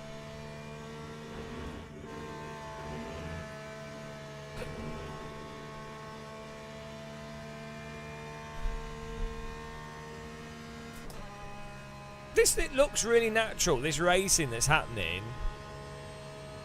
This feels and looks really natural, the stuff that's going on. Do you know what I mean? Do you get what I'm saying? Like, the way the other cars are driving and the spacing of them and the mistakes and the sort of sliding and how things are moving around, in terms of the way of the race looks, this looks really like a real race.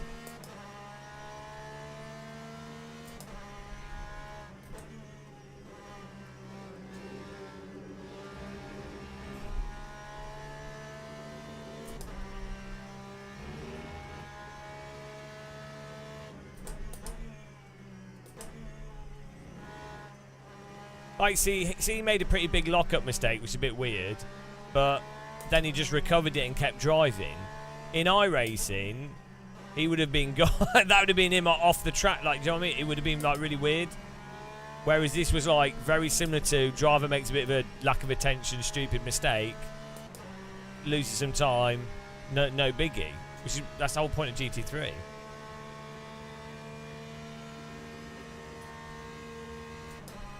I mean, my rating's not that high, so.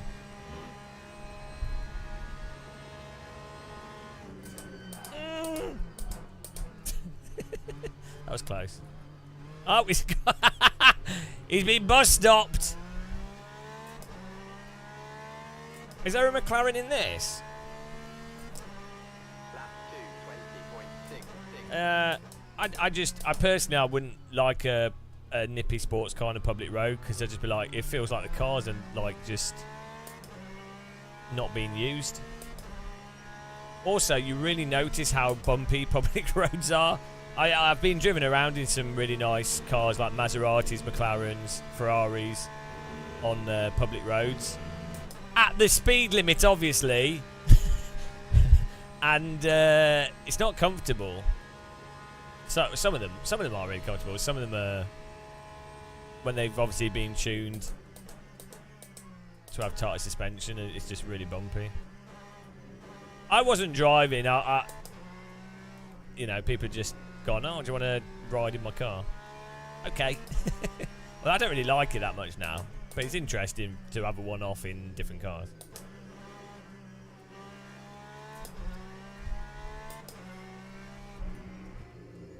Yeah, I tell you what though, I think if I was really, really rich, like, so I didn't care about money at all, and I was going to go, right, I just want a car that's entirely for myself. Why is that happening? I think Shelby Cobra is what I'd go for. Like, for pure just sound, and, you know, they're the nicest looking cars. Probably the nicest to drive at lower speeds.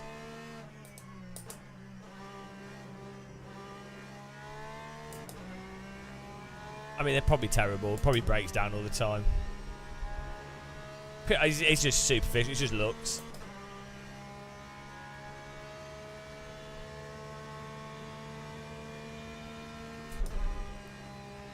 I think Shelby Cobra is probably the nicest looking car. Yeah, TVRs. TVR looks like a modern Shelby Cobra, but the problem with TVRs is they're very small.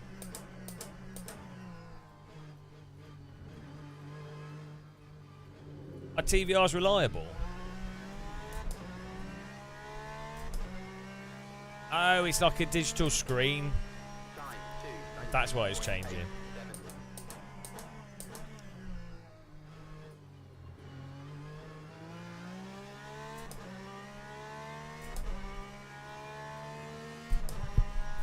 I think you can buy one for £70,000. I think they might do kit cars for. I think they might do 45,000 for a replica one.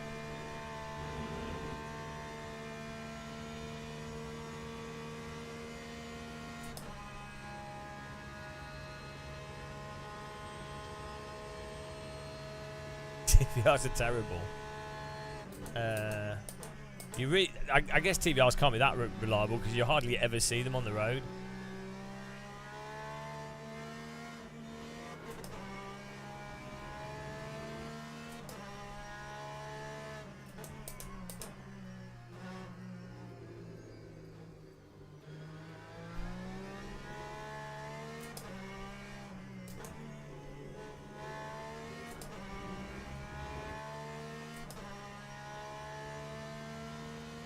Yeah, be chauffeured around. Yeah,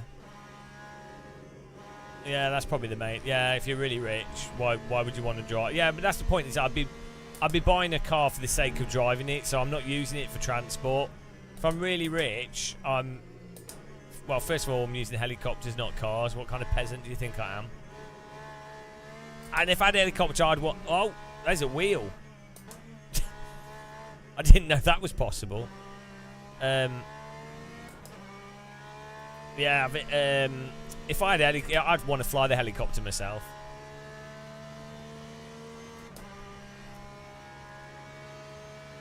That looked really good, the wheel off that cut. That looked really realistic. There was no like weird lagging shit happening.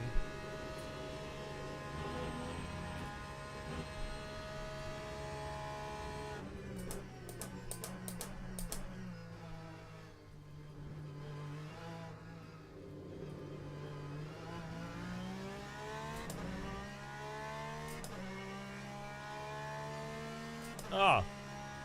The fifth Cirrus Vision jet. Aren't they like £2.5 million? Turboprop. That was quite pleasant.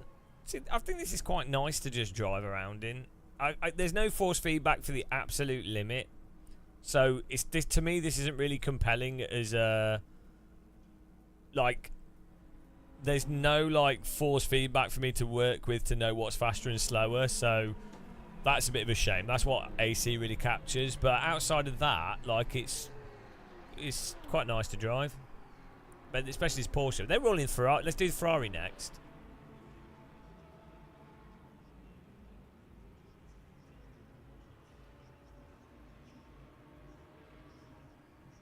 MX-5, yeah, that'd be good. Yeah, a nice MX-5 that's in good condition.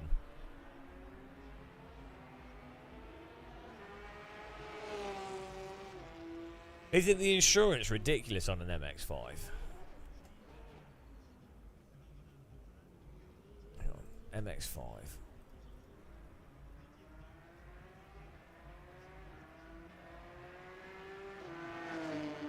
Let's see, 2023 MX-5 Auto Trade. Here we go. £22,000. Yeah. 2023 reg.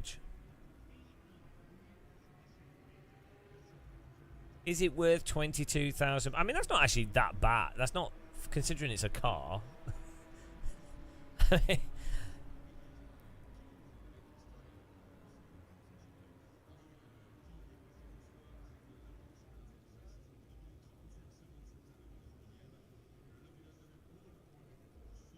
What's going on here?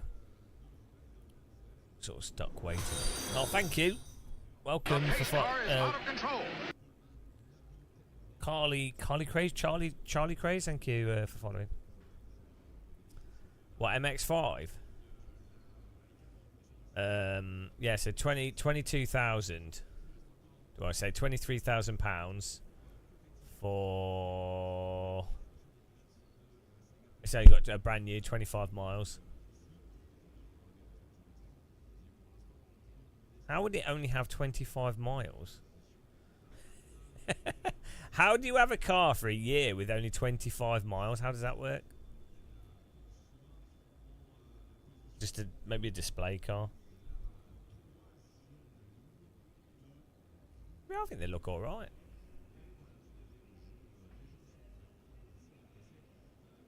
Yeah, but 25 miles is not even like... That's half an hour of driving.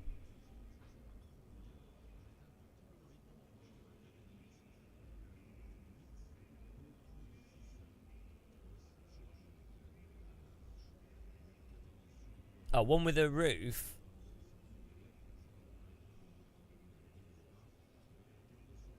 Oh, the one with the roof looks quite nice.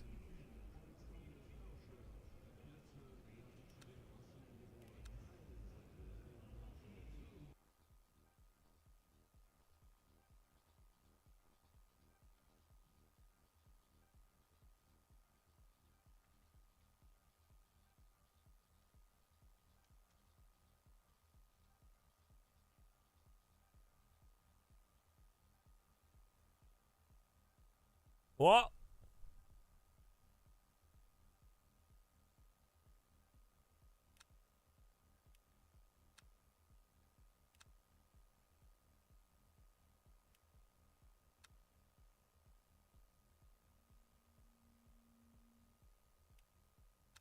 I don't know this track at all. I don't know this track. Well, it doesn't really matter what car we have. Yeah, it's really packed. It's really good. Because guess what?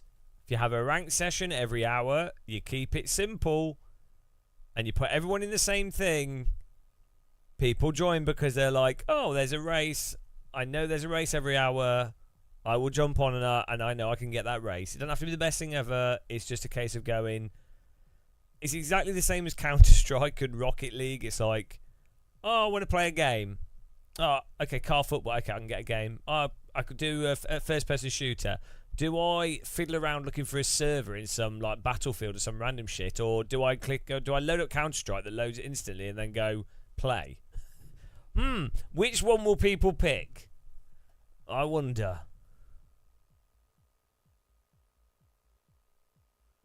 Yeah, so what's this Mazda MX-5 2.0?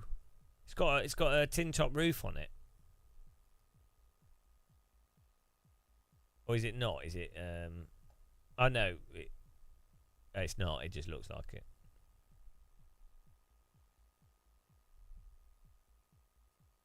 It's not actually tin top. I thought it was a different version.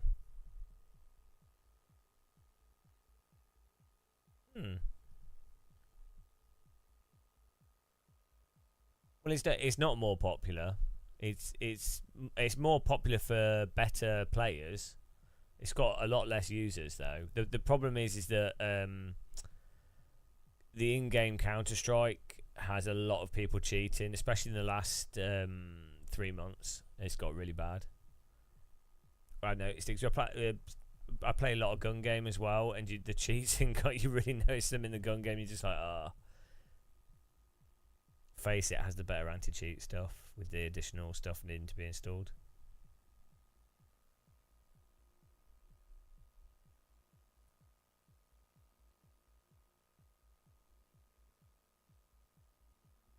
Which is funny because the whole thing that Valve wanted to do was to close, like, have it so that everyone was just using the same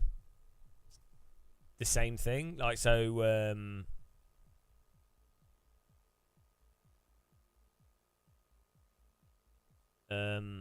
what do you mean? Yeah, I know CSGO had cheats as well, but I got to Global Elite in CSGO, so I played it a lot. I've got like 3,000 hours in it.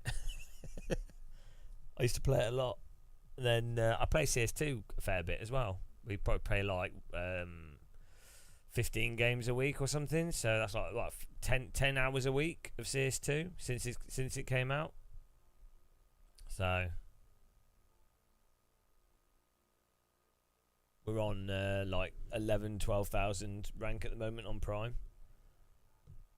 That's messed up as well. It's like the variation in skill level is mental. In CSGO, it used to be, what was the Eagle? So I settled it around the Eagle rank. Was that Supreme Master Guardian or something? I don't know. And then that was fairly consistent if people were that rank. But then the double AK rank is just like a mess. And then silver players. No, I'm not. I don't think I said that CS2. I really don't think I said that CS2 has more cheats than CSGO has. I think I specifically said that in the last 3 months, there's been a lot more cheaters in CS2. And so in the last 3 months in particular, I've really noticed that there have been a lot more cheats than there were in the prior months. Yeah, at no point did I say CS2 has more cheats than CSGO. You just invented that. Do you know? I'm pretty sure you just came up with that out of the blue.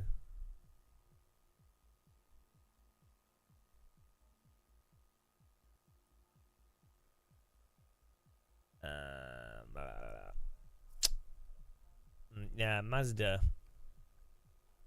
So what car would you guys in chat buy if you were gonna buy like a nice car? But you also want it to be somewhat practical.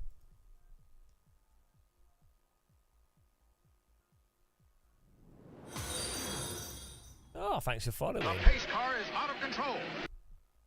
Beef Fleeper. iRacing is simple. You don't need a degree in informatics to get it running. It has huge multiplayer user base. That's all. Yeah, I think LMU, apart from its menu being sluggish, is actually pretty simple and good though. Let it, but a caddy. I know, maybe like a camper van would be nice.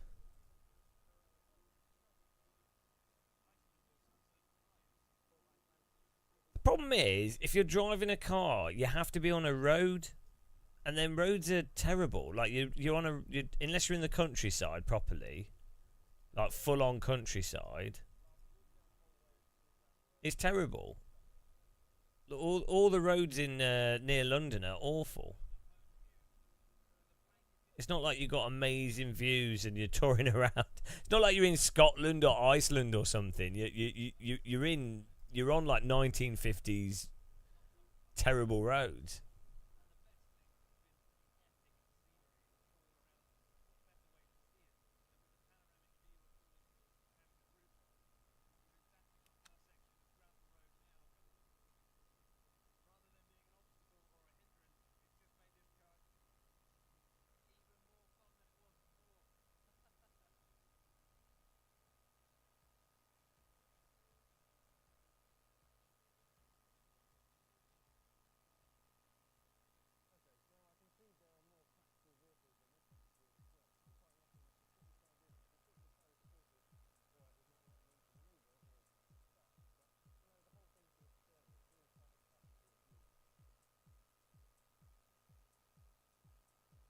New Zealand, yeah.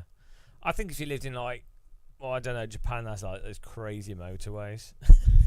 If you live in,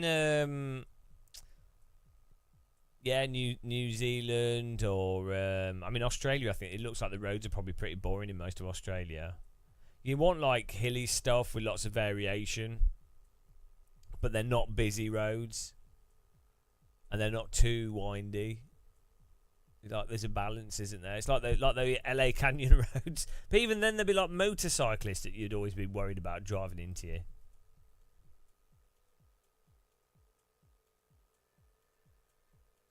What's another car like an MX-5 that's good?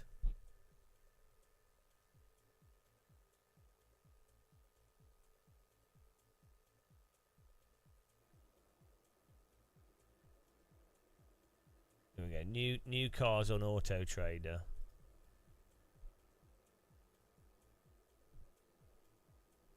The pace car is out of control. Oh no, we might. Ah, has LMU just crashed? Okay, the game's not exactly stable. Hopefully we can still get into the session.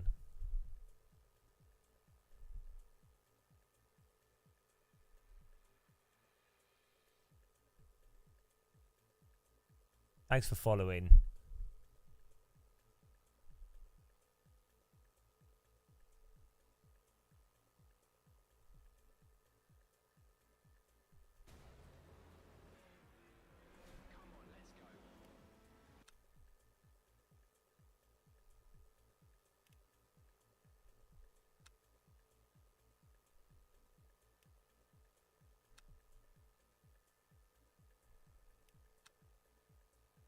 Oh, I'm sure now we get to do the old loading again. It's my favourite part of the game.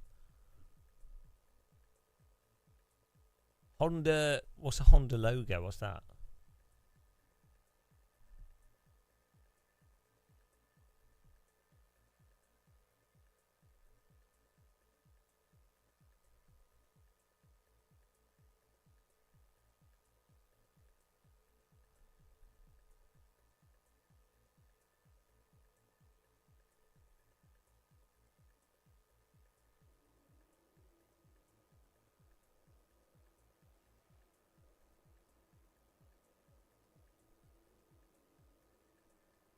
That's all you need. 75 horsepower is pretty powerful.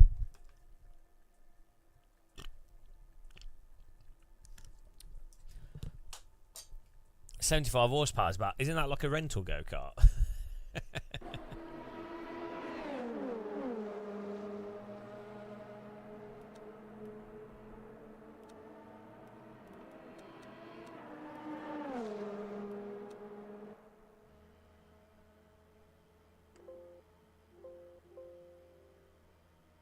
Well, fair enough.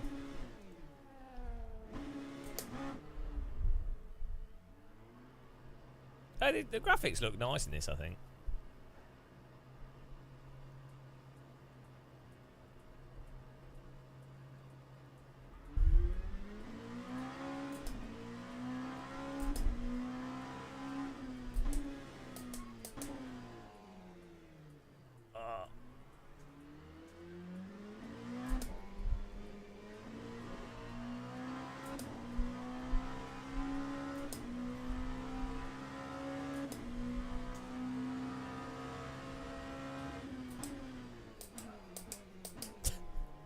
I know this track.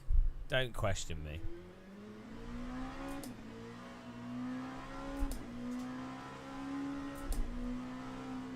What? I can't see the road surface. I can't see the bloody road. It's too bright. Turn the sun down, guys.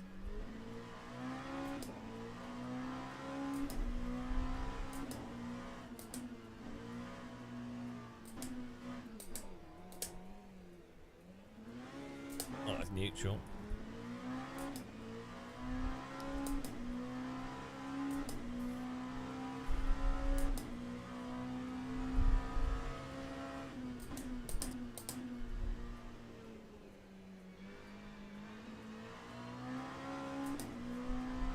Last time I drove this track was in Forza.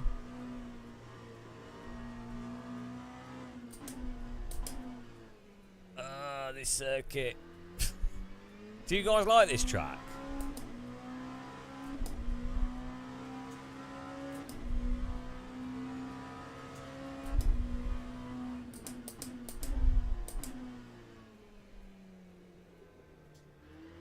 Why has it got nuclear silos?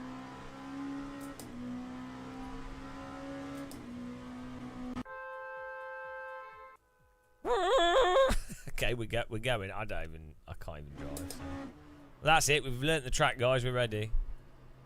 Why frame rate's going crazy?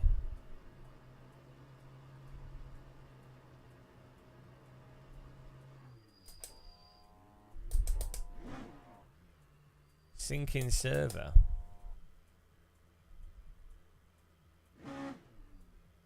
Can I go? It says it's red light. Oh, okay.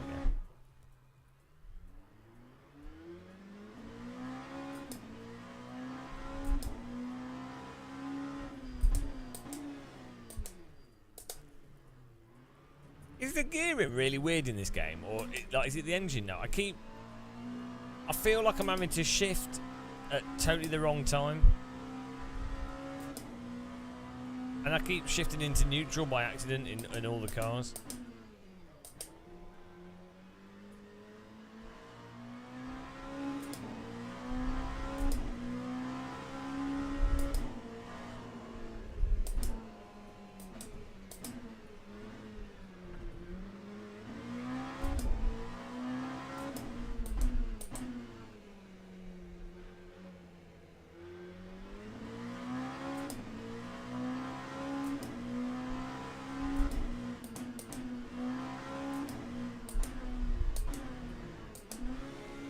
I've done it again. Like, I don't know what it is. It's like there's some like weird. I don't know if it's the engine noise or if it's the amount of engine braking you get or the speed of the car at the various gears. I don't know why I feel like it doesn't, like the gears don't intuitively line up for me in this. I don't know why.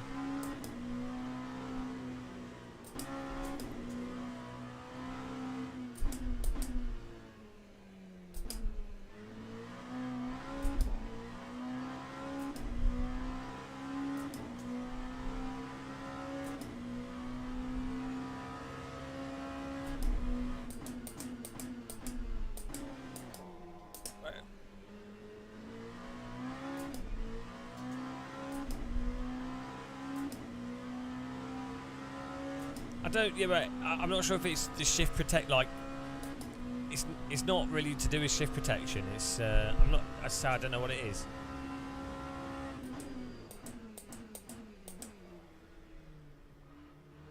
Like normally when I'm driving in a sim, I'm not going, oh, am I downshifting or upshifting too fast, or am I hitting it as fast as possible to.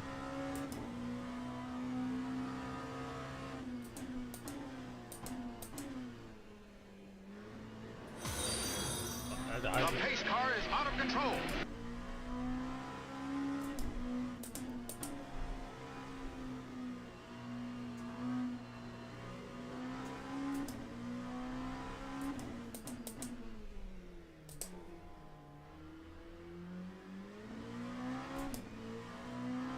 Maybe it might just be the sound.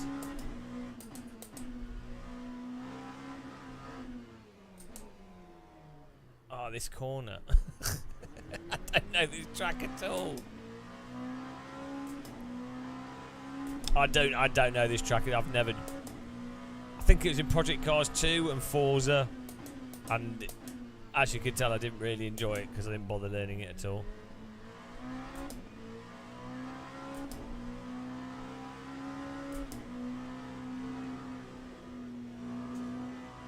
Corners are like really ridiculously tight corners. Wiggity woggity bollocks track, that's what this is.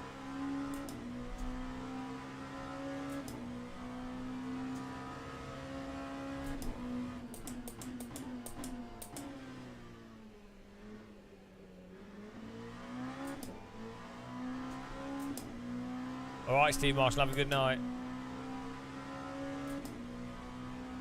Time 157.66.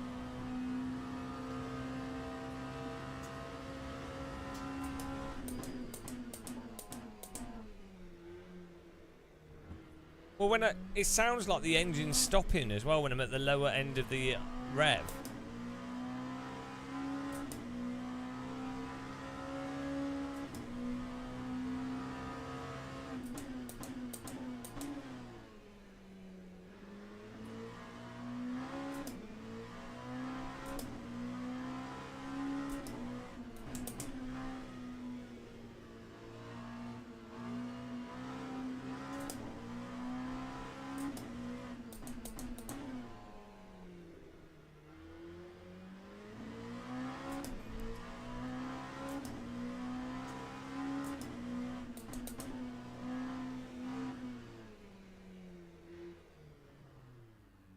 Like that sounds like I'm coasting. Like, I mean I am, but like it sounds like the engine's turned off. It's like the RPMs don't match up with where you are in the gears. Like, I don't know. It's just a bit weird. I don't get that feeling in iRacing AC, even R-Factor 2. Like, yeah, I'm not quite sure what it.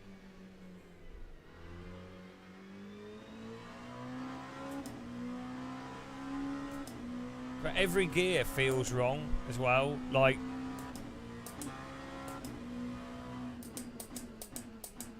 I think it's the sound.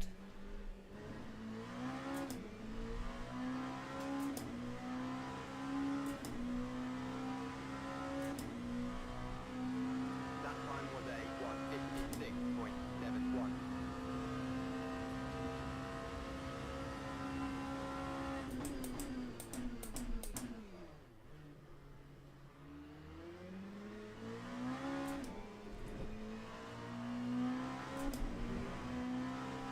Yeah.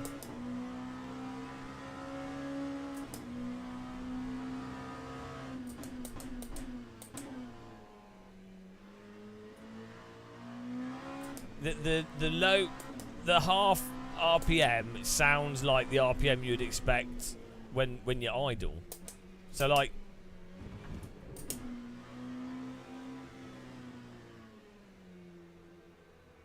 that sounds like totally idle. But it feels like I'm going to drive in a soapbox.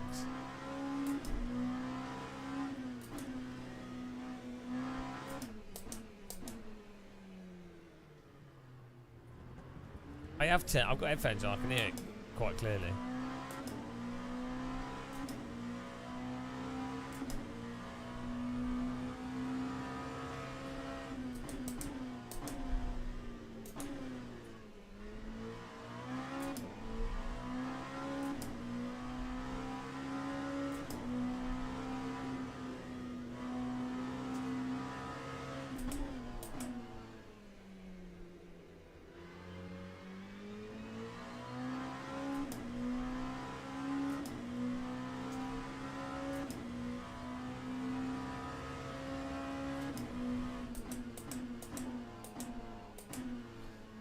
They've done a good job on the transmission. Sounds are really nice.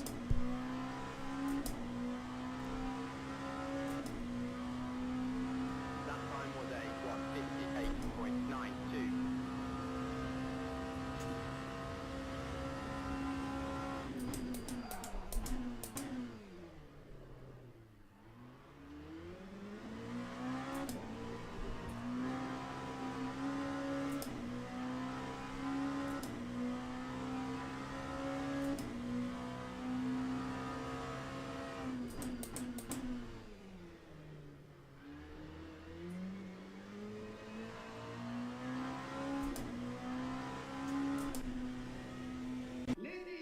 Ladies and gentlemen, your engines.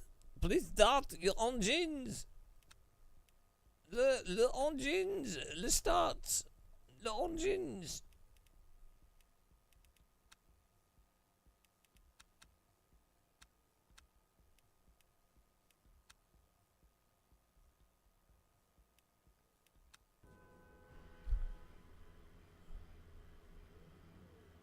Quite intense.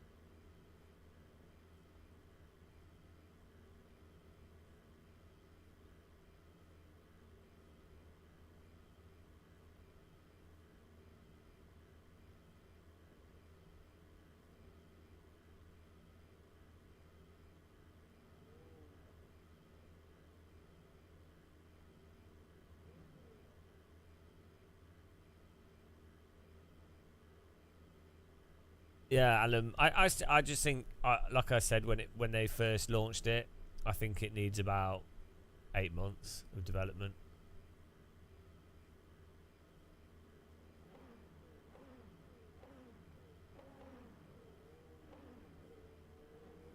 How do they get these cars to this track? Do they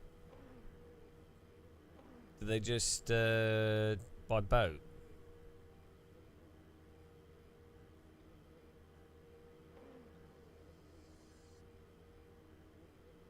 They don't have 8 months. Well, they do because they've been selling copies of this on Steam, so I'm sure that would have helped.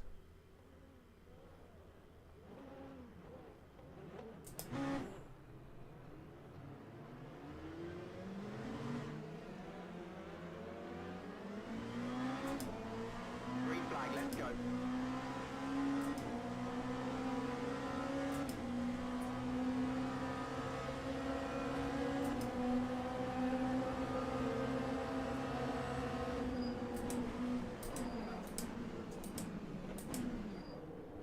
Why is my car not turning? The understeer. I thought it'd turn on the brakes a bit. Easy. Nailed it. That's how you start, guys. We didn't even touch anyone. Pure skill.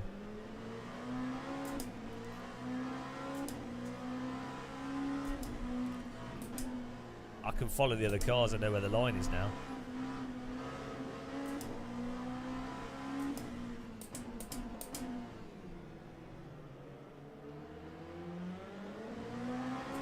Oh, he's reversed into the traffic. You don't want to do that.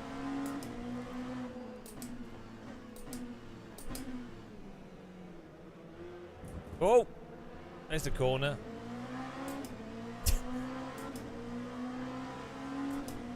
This is online.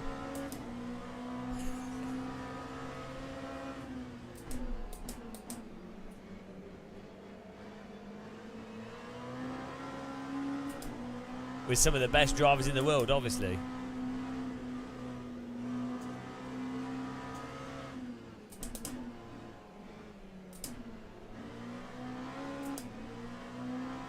Oh, don't want to do that. Goodbye.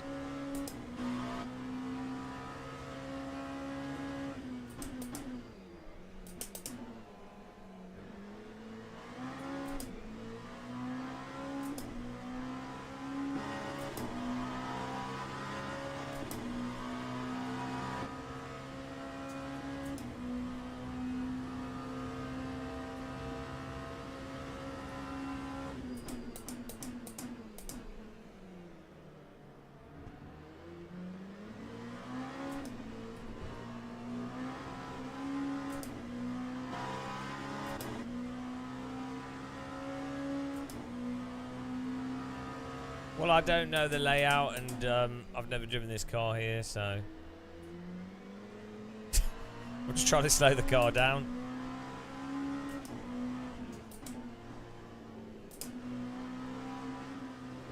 can't see the corners thanks to the sun being so bright as well. That now.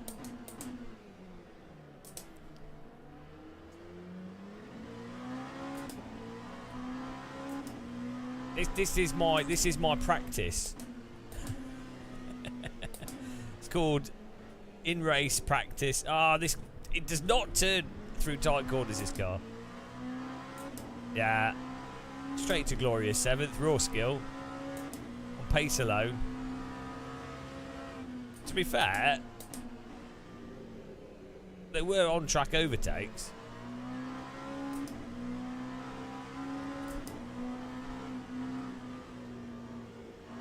I don't know the bloody layout, so I'm... I need a... no, my screen's turned off. Okay, it's back. Bloody hell. Yeah, you can drive faster when you know the track. That is true.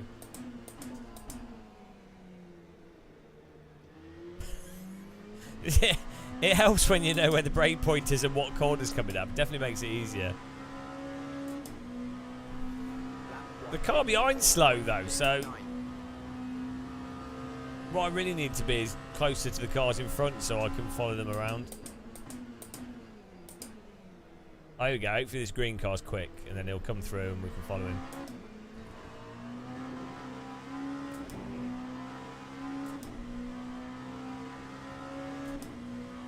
Yeah, handbrake turn's always good.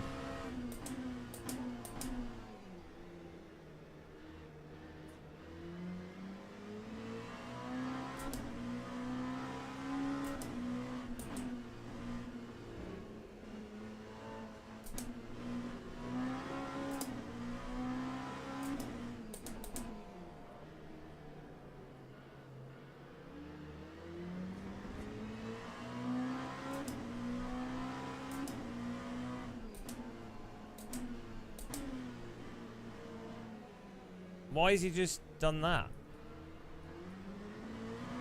Why is he flashing his lights at me? It's his fault for dive bombing into me. Well, I'm certainly not going to just I'm not going to let him go past now. He's flashing his lights at me.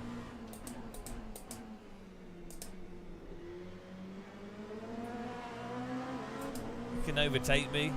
Stop being a rude boy.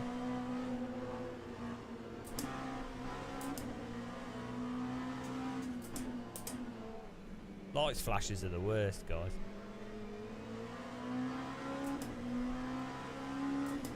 Right, now he's breaking the draft. To fire a shell at him.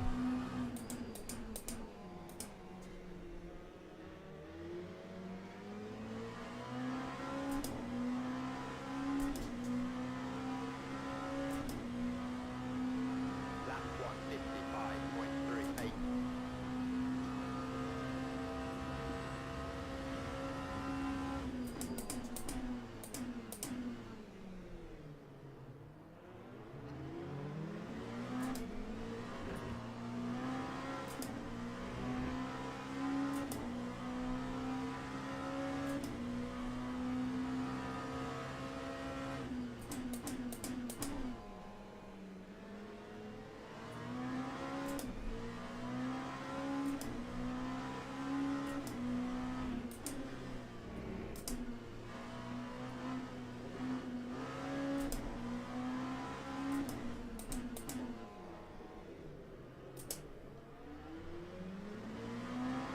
I feel like I can't get the car onto the limit confidently. Like I just can't feel where it is. So I'm just driving under the limit, really.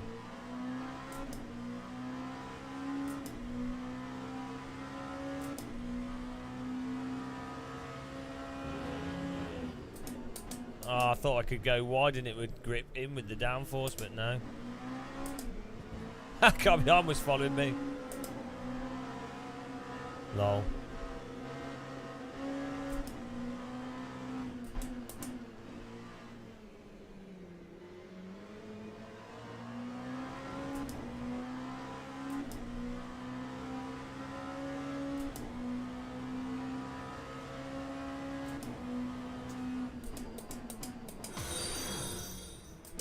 The pace car is out of control. Thank you for following, Andrews the Brave.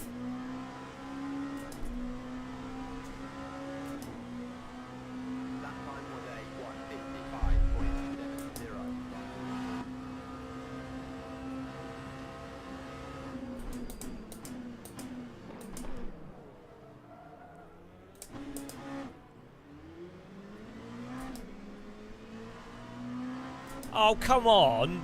He drove into me, punting me off the track. What? Oh, that's stupid. The guy punted me off the track so I get a drive through. How does that work?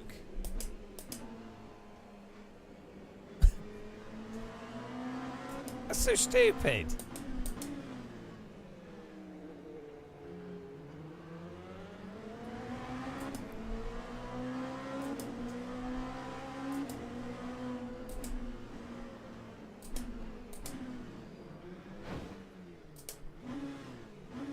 Oh, that's not the... I thought that was the pit entry. What? This is going well. Who builds tracks with 2 start-finish lines? It's like Silverstone.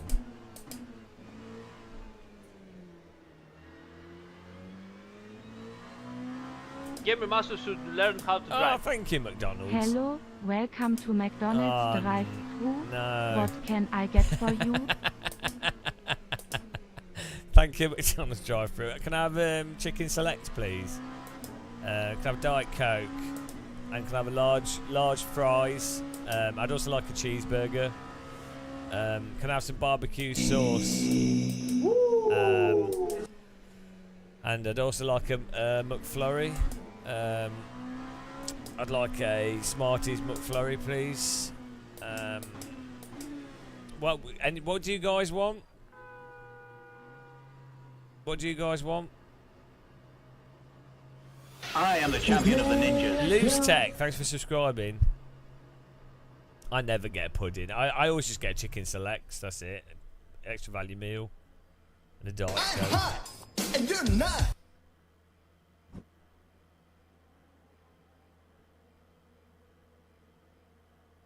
Double Big Macs.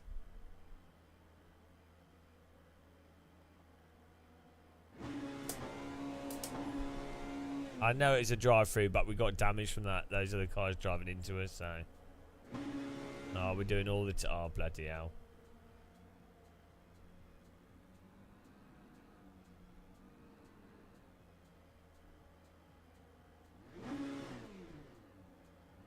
10 races to get intermediate.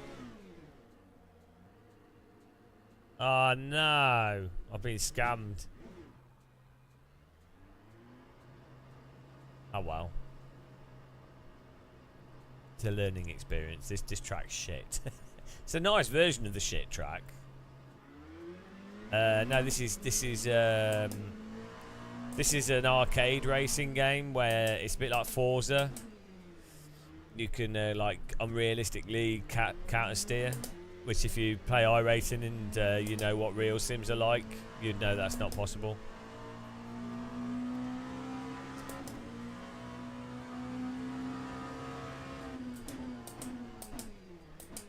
You can also lock up your wheels, and then when you come back off the brake, the grip returns, which is another simcade. Like you'll notice it. Look, if I slide it and then counter steer, you'll see that the whole car sort of moves in a balanced way, which only happens in arcade games. Did you know that instead of getting chicken selects, you're better off getting 2 chicken, the chicken wraps is cheaper and you get more chicken.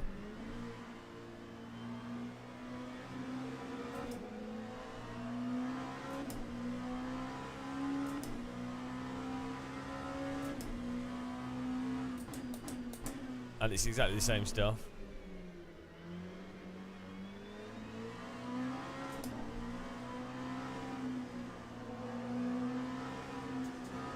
Right, see how I can like use the throttle and counter steer? Like, look at this. See, look. See, that was really unrealistic that you could just counter steer that slide. You know, if it was a realistic sim, that would have just, the car would have just lost control.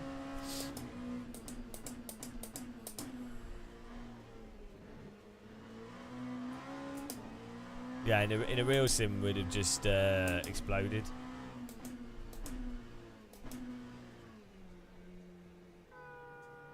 Only the Big Mac. 12.96. Yeah, I worked at McDonald's for like a year.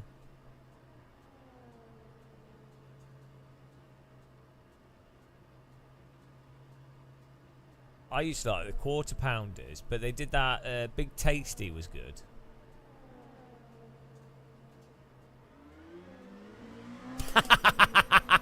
Got traffic for speeding in the pit lane.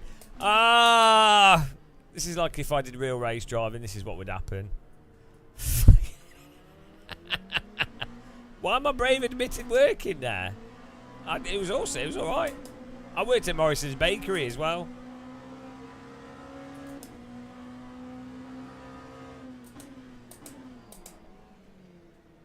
There weren't many jobs where I lived, so you didn't have a choice.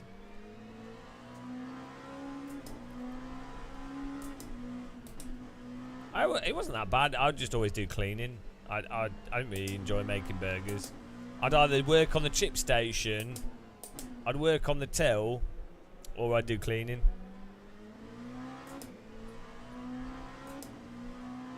Well, it was when I was like, what, 17, 16, 17? It was alright. I mean, it's a bit tedious, but... Yeah, there are jobs, but there's not necessarily jobs that are within distance of where you live. And there's also not necessarily jobs that make any sense at all relative to cost of living. So, so like, yeah, you can. There's always jobs where you can be underpaid and not make any money that makes any sense because you end up spending half your money just getting to the job. Yeah, it doesn't make much sense, does it? No, well, when I worked there, they still did extra large, so it'd be like, would you like to make that? Would you like to make that super size? It's only an extra 50p to make that super size, and you get for super size Coke and fries. Would you like anything else? Are you a student? Where they did the free student burger if you're a student. Yeah, you have free food at McDonald's if you work there. But you're only allowed like a medium or a large meal basically on your break. It's a 15-minute break for a 7-hour shift or something, 6-hour shift.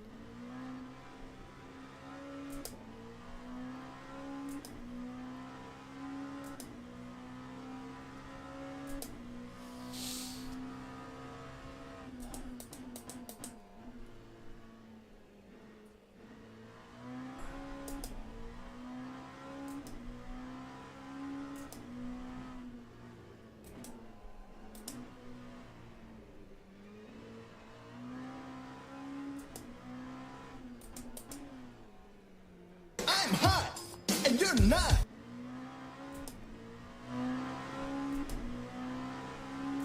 It wasn't a big taste. It was a different. They had one that came in like a pita bread, and they had one that was it was like the American one. It wasn't a big taste. It was something else.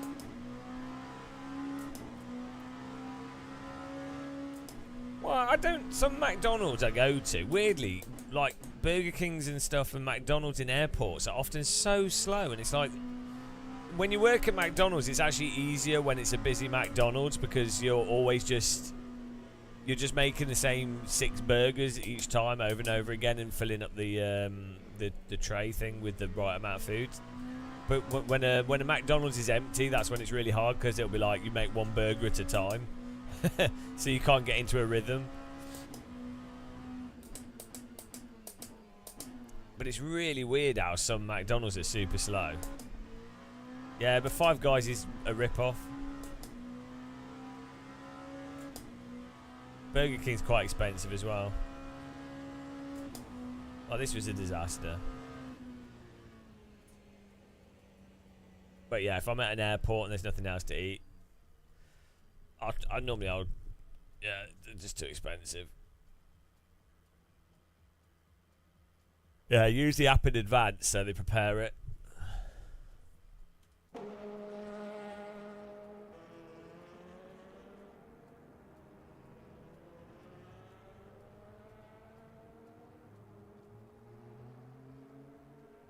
Well, that's why I don't understand with fast food now. Like it used to be like £5 for an extra value meal with the drink and everything, right?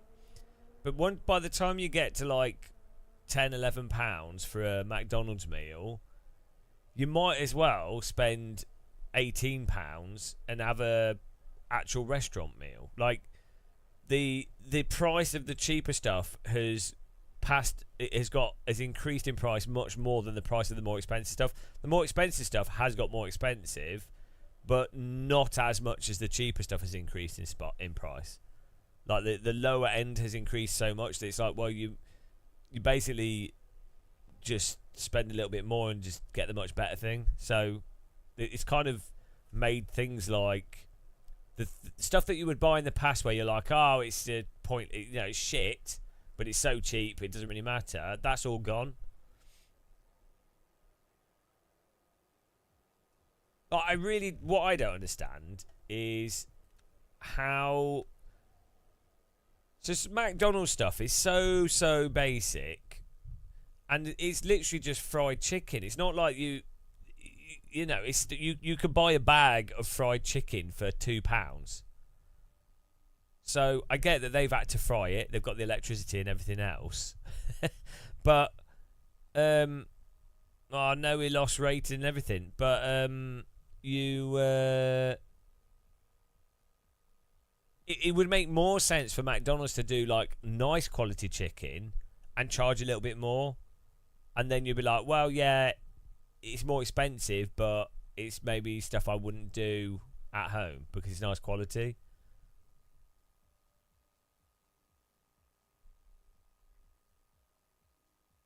Yeah, Michelin star restaurant. Otherwise, don't bother. That's what I say. It'll be Michelin star restaurant prices by the end of the year. So, right, there we go, guys. That's that. That's it. Game over. That race went well. So my view is at the moment, LMU force feedback's not good enough. Cars are a bit wonky, but it's better than iRacing in many ways. iRacing physics are terrible, so you might as well just not bother. It'll be fun with the races, but it's just a bit bad. So yeah, AC's still the king of everything. I mean, what that's it. Back to playing AC.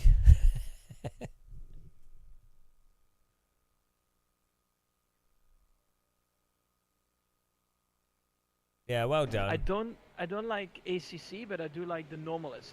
So that is amazing. AC2 copian time. Probably one of the. No, it's like an Egyptian mummy, Jared. Or not the best simulation. It's in the even F1 or GT mods. It's really good.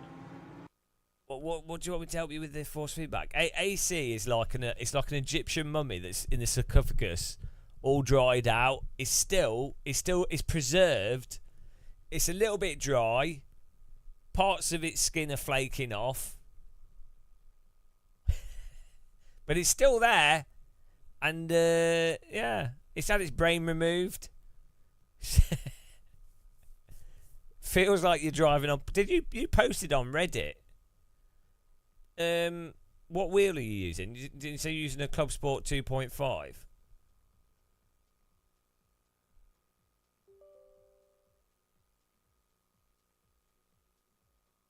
Oh, well, the reason... Well, if you're using a T300, you need to remove all damping from it as much as possible, where possible, in the menus of that. In the force feedback in AC, you need to turn off... make sure experimental's turned off. Make sure all this is turned off, all that's turned off. And then... make sure that the force feedback's not clipping.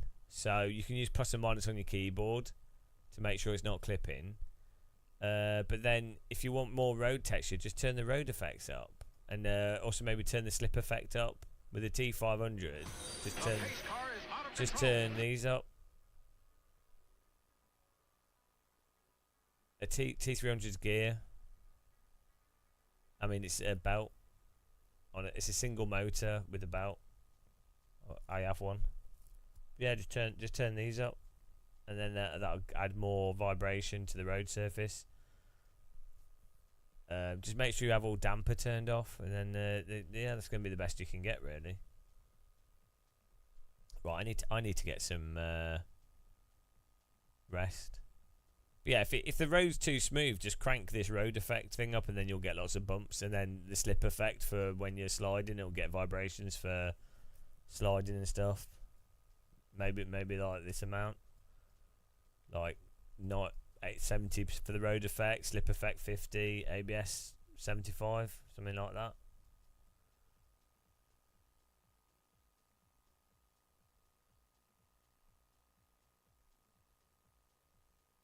Right.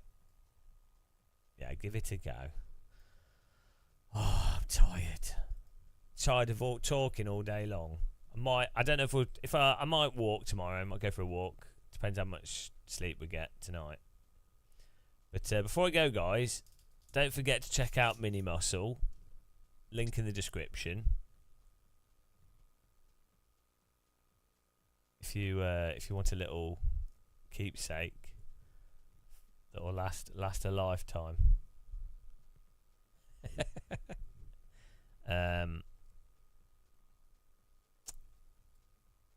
pretty cool. Whoa. They're quite expensive, but they're handmade, hand painted, so it's a one-off sort of thing. They're not mass produced. They're all done by like a sexy woman. They're painted with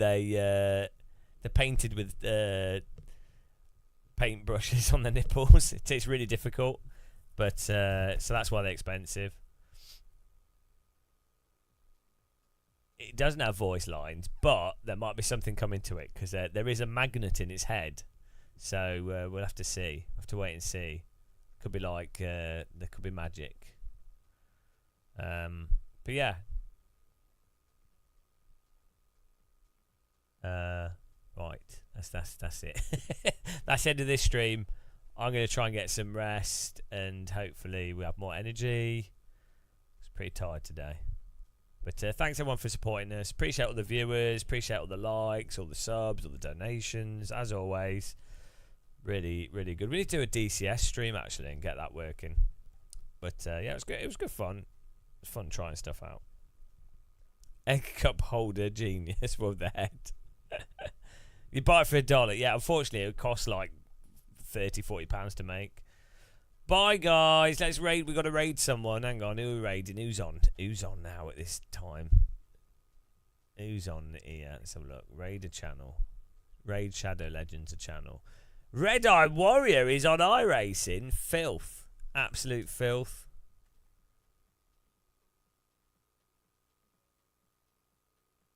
Absolutely disgusting.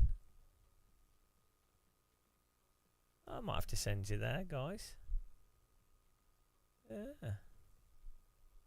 See you guys. Take care. Off to the land of Red Eye. He's concentrating. Red-eyed concentration warrior. Concentration fruit juice warrior. Make yourselves a cup of tea as well. I'll be in his chat for a bit. Okay. We're raiding. Oh, we're raiding in a minute. It's got a countdown timer. He's really concentrating.